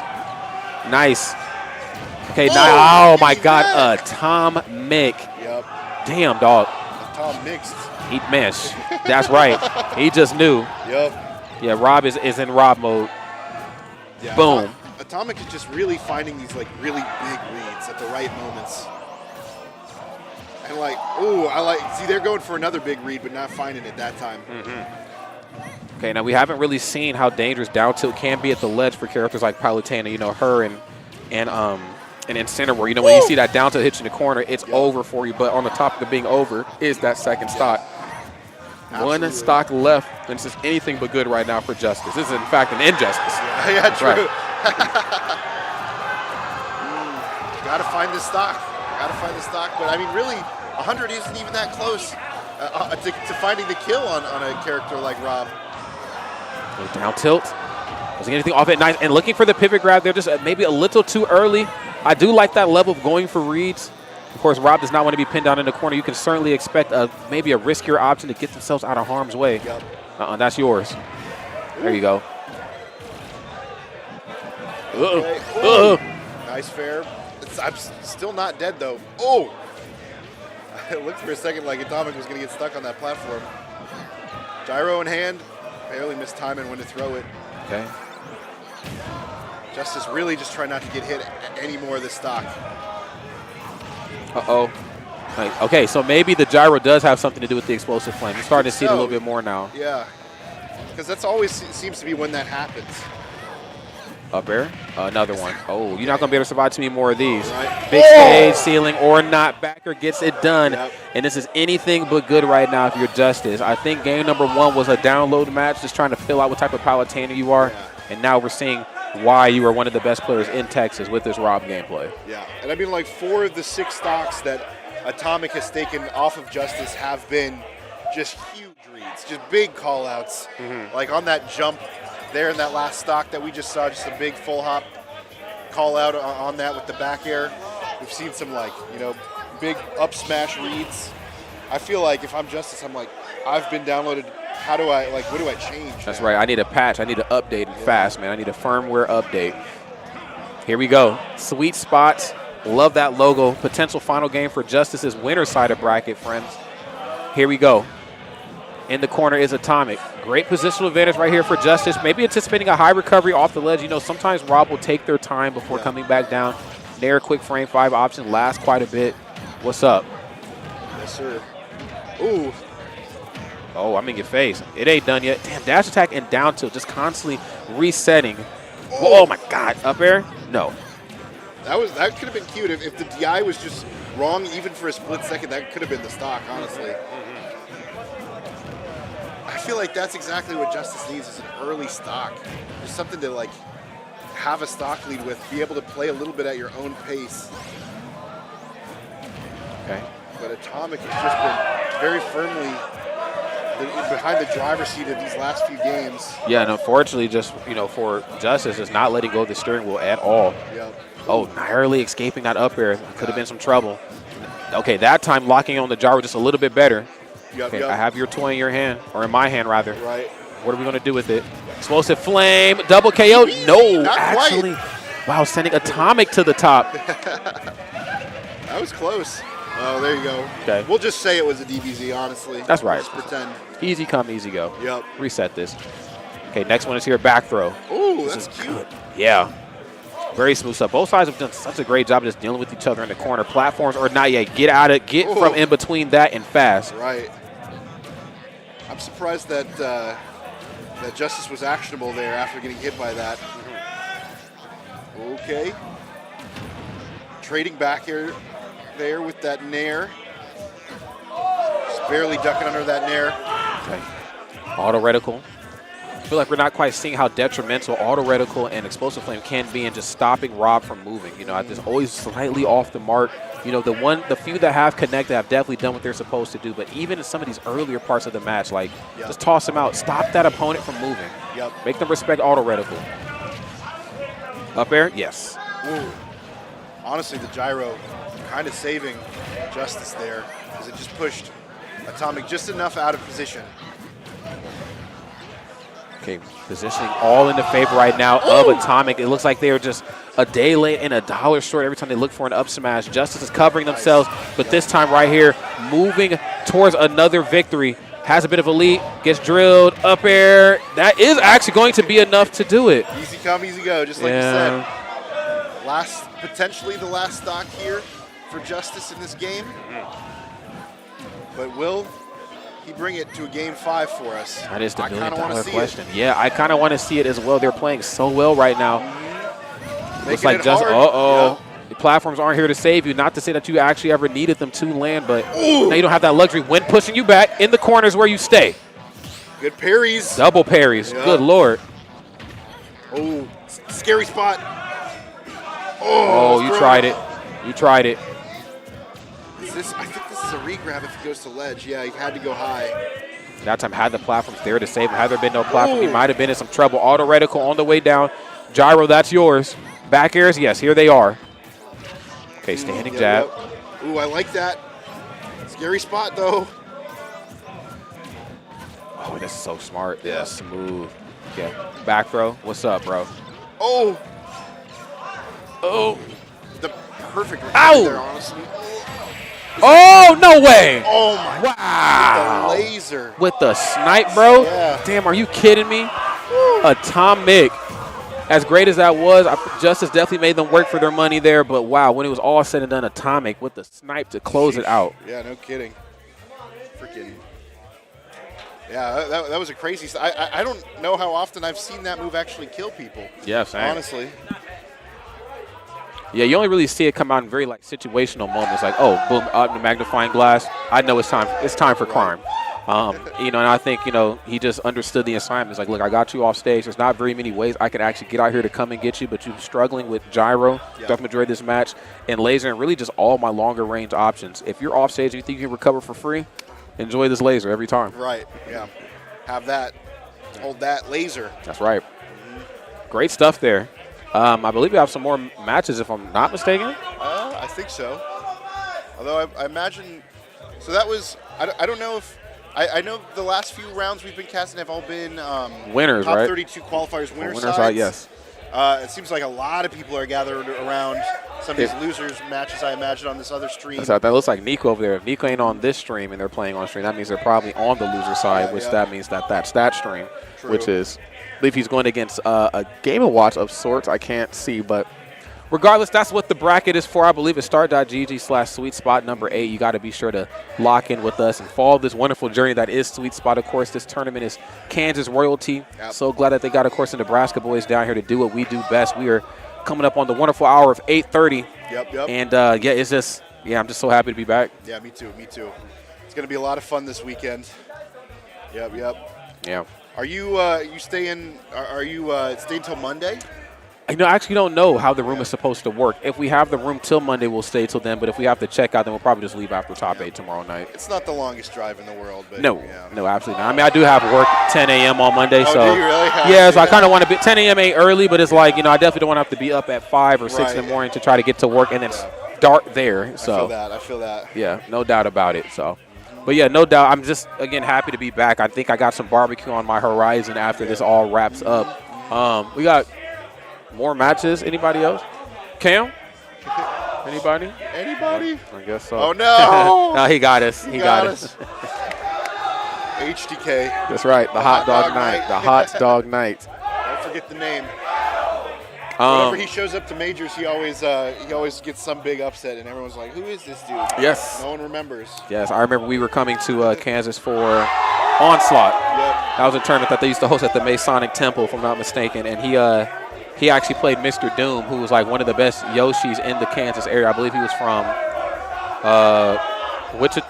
Wichita, maybe, or I think he was from Wichita, and one of the best Yoshis in the business, and he played hot dog night and like just ended up getting a whoop in a type of way. Yep. It was Bayonetta Yoshi. It wasn't a good matchup for Yoshi, and like Mr. Doom was like, I'm out. Like this is the same me no more. I mean, I think he was already like anticipating retirement soon. I he was kind of an older gentleman, but that right there is what kind of solidified that's what put him over. Yeah, that did it. So. I remember one time at Riptide 2, the last, not this last Riptide, but the one before that. HDK came out, was playing up against Ned. Somebody was doing some side bets and gave 1 to 6 odds. That's right. And so I was like, yeah, give me $20 on that. Won $100 when my Did you really? Yeah. Money making man over here, Mr. Timekeeper. I do. Mr. Timekeeper indeed. Okay, looks like we got we're on the loser side of things now. I believe Justice is back onto the big stage. Getting ready to face off, I'd imagine, against the winner of this. Right. I think Nico is out. Trying to see who that was. Okay. I think he beat Nico. I think Nico's out. Okay, so an Ike was able to beat Nico. Okay. I'm not sure who's playing Ike out here, I'll be honest. Yeah. That is a character renaissance that I hope. Yeah. I absolutely hate fighting Ike. Yeah. I hope that character never comes back. But no, that's not Ike. That's the Belmonts. That's a Belmont. Oh, is it? That's a Belmont. I heard somebody say Ike. No, that's a Belmont. Damn, man. No, that's Ike. Is it Ike? Yeah. Oh, you're right. It is Ike. I'm bugging. Apologies, Bella, if you're in the audience, but yes, not the biggest fan of fighting Ikes. No, he's not great. He's not a pleasant guy. Looks like we have our next two competitors. We have a double Palu right here. We have Justice returning to the stage, getting ready to face Okay. off against Cool Guy Jones, which tells me that this happens to be the loser side of bracket. Yep. So, of course, a lot on the line here. Whoever loses is going home for good. Seed 37 versus Seed 44, tussling here. And this is a Kansas on Kansas battle, unfortunate. Yeah, true. Yeah, you always hate to see that, but it's kind of inevitable, especially when it's your home state, you know what I mean? There's just going to be more of an opportunity to be fighting your own state than out of state, just because there's more of it here. Yeah, no doubt about that. Okay, here we go. I kind of know what to expect. Both sides are going to try to work their best to space around each other, and the offset, right? I'm so happy. Camera. I'm sure these two must play fairly often if they're both from Kansas. I would think both so. Play the same character. Yeah, sharing notes, Yeah. Got to have some tricks up that sleeve of theirs, though. True. Yeah. What sets you apart? And dittos are always a little bit weird. You know what I mean? Yeah, they are. It's like you practice every other matchup in the game. Except yours, except the one versus. Like, I hate fighting other links. I was like, oh, that's what forward air feels like? That is not a great move to get hit by. But when I hit somebody with it, I'm like, damn, I jammed you, bro. You got cooked. Yeah. Whenever I played a Puff Ditto, I always say, like, Puff loses to Puff Ditto. I mean, you know what? You ain't wrong. A broken clock is right twice a day. It's one of those things, right? Yeah, that's right.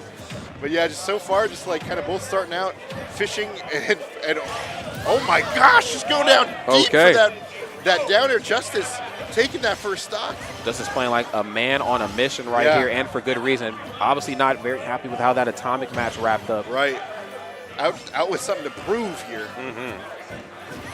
But I mean, this is kind of similar to how that first game started against Atomic. We saw like a really explosive start from Justice, and then it like kind of slowly began petering out as it went on. That's right. Got to maintain that energy. Ooh.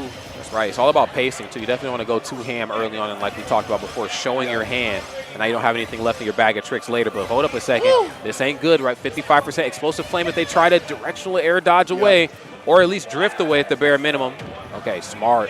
Don't give him the back air. Yep. Looking for the throw here this time. Looking for some sort of platform mix-up after forward throw.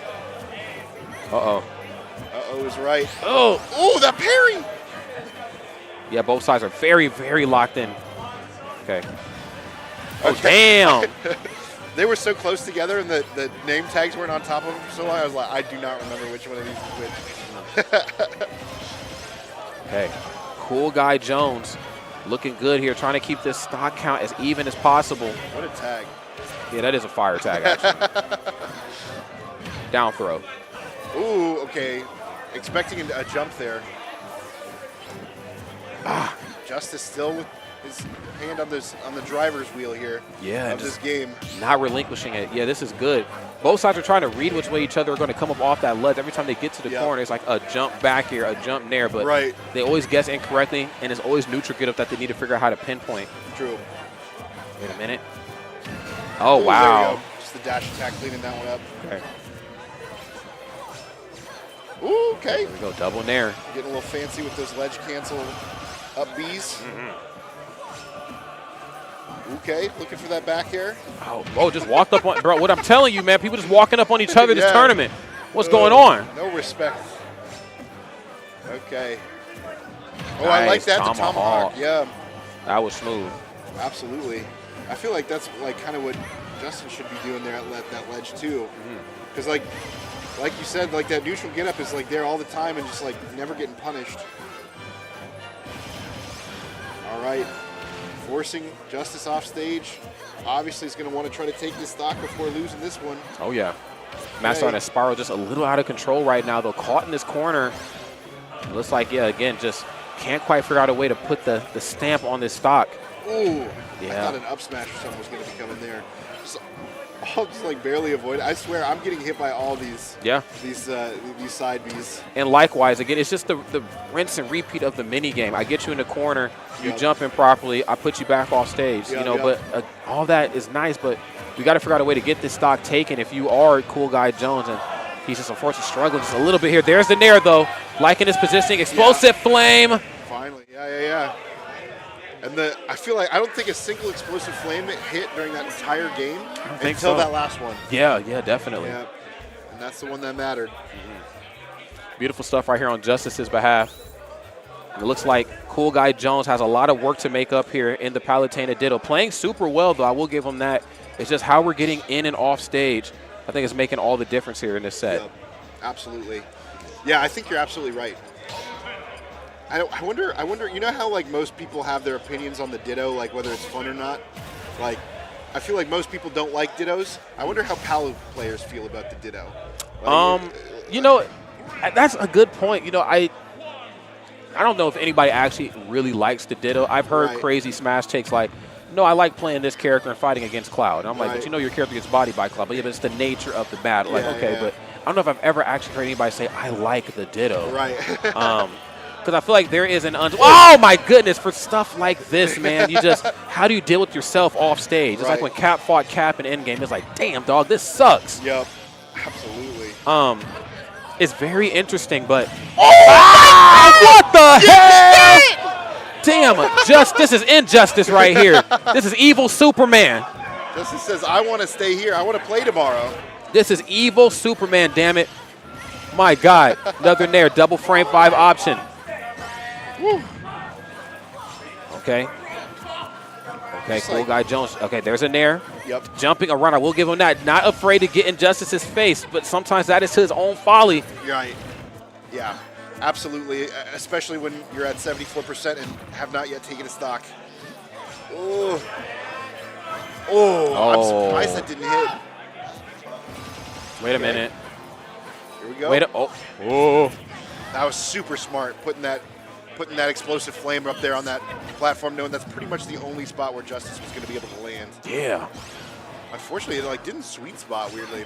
Yeah, I thought that was kind of strange. Kind of let him off the hook right there, if you will. Another short hop Nair towards center stage, though. And it looks like Justice, again, looking to close this one out in a very definitive way. This little light of mine, damn it, I'm finna let it shine, man. We going up 2 games to your 0. 2 games to 0 and a 3 stock to boot. Yeah, Cool Guy Jones unfortunately not able to find a stock in that particular game. But I mean, those first 2 stocks from Justice were just explosive. Just like that ledge trump into the down air, that was crazy. That was absolute peak Palutena there, if there even is such a thing. I mean, every time I think I know how crazy Palutena can be. We get a player as talented as these two that just keep pushing the envelope forward. Absolutely. Potential final game right here for Cool Guy Jones. It might be a little too cool in this match. I might need him to be Hot Guy Jones right now.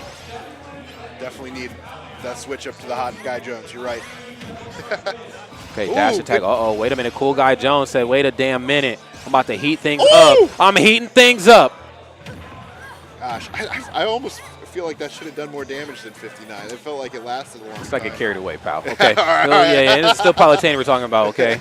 So sooner or later, we will have to fight this character. You're right. Yeah, Palutena is a very silly gal. That is true. But you know what, though?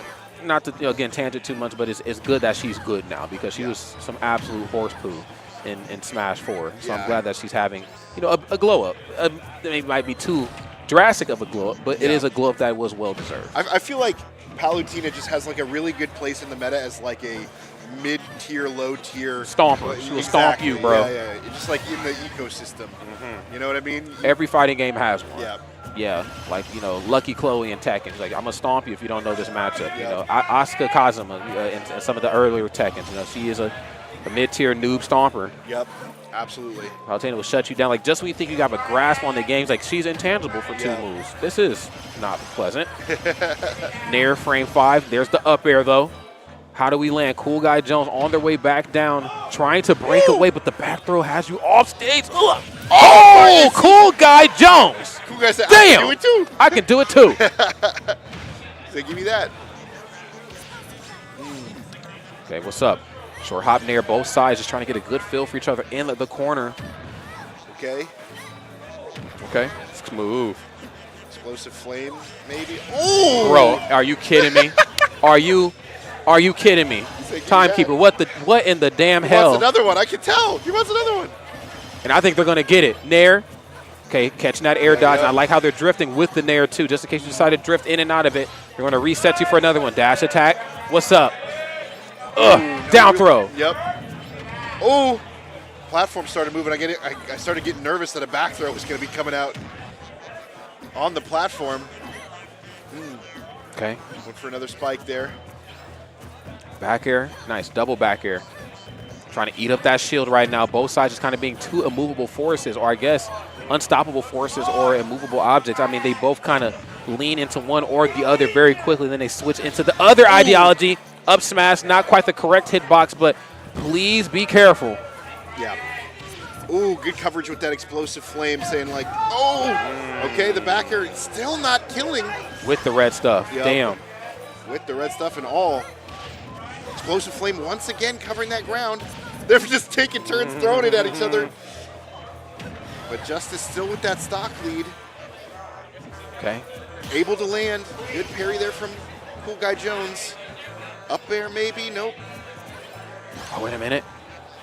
Okay, in the corner, back air is going to be enough to get it done. Justice is going to move on to day number 2. Cool Guys is going to drop, unfortunately, but still a valiant effort nonetheless. Just took a little too long to really heat things up in that match, and by the time it was done, you know, again, Justice was already cooking properly. Yep. Yeah, absolutely. Really good stuff from Justice there. It definitely seemed almost like he had a chip on his shoulder to prove after that last game, you know what I mean? Yes. But with that, I think that that closes us out on our games for the night. That was our last top 32 qualifier. Yes, it was. Yeah, great stuff, of course, as always, man. Pleasure commentating with you. I'm kind of confused that we haven't had a chance to do this, but because you're always over the house. But hey, I had a really great time. The Nebraska boys held it down. Absolutely. Any parting words before we close out the night? I mean, just follow me on Twitter, you know what follow I mean? Him. Timekeeper_SSB. And, you know, follow Rodney here, too. Yeah, follow me on Twitter if you want. Of course, we're two commentators doing what we do best. Of course, the spreading love and knowledge on the mic. Friends, we're not going to throw it to a break. We're actually going to close things out for the evening. Keep it locked. We'll see you bright and early tomorrow for some more Smash Ultimate action here at Sweet Spot number 8. Peace. Peace out.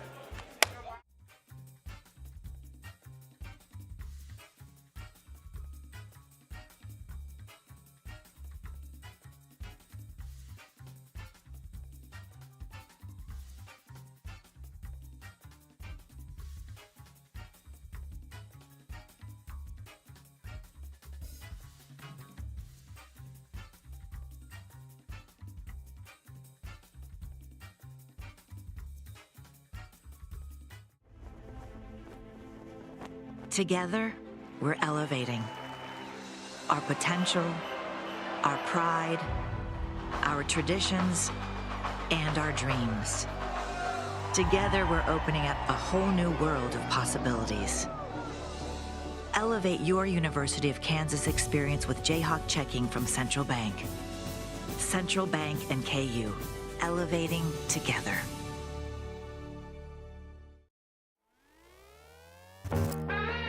As thousands of gamers came together at this year's PAX West in Seattle, Washington, AT&T took things to a whole new level to show our love for the gaming community.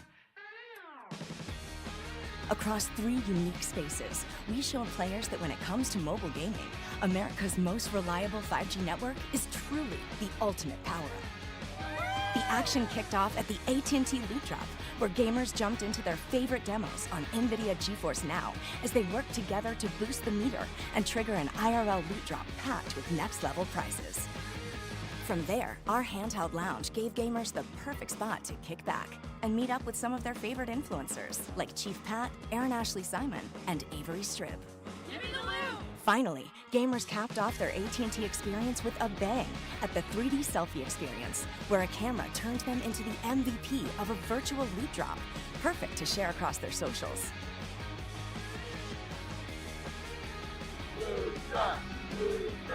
Boom! From epic real-life loot drops to HP-boosting lounges and mind-blowing photo experiences, AT&T brought out their best to PAX West.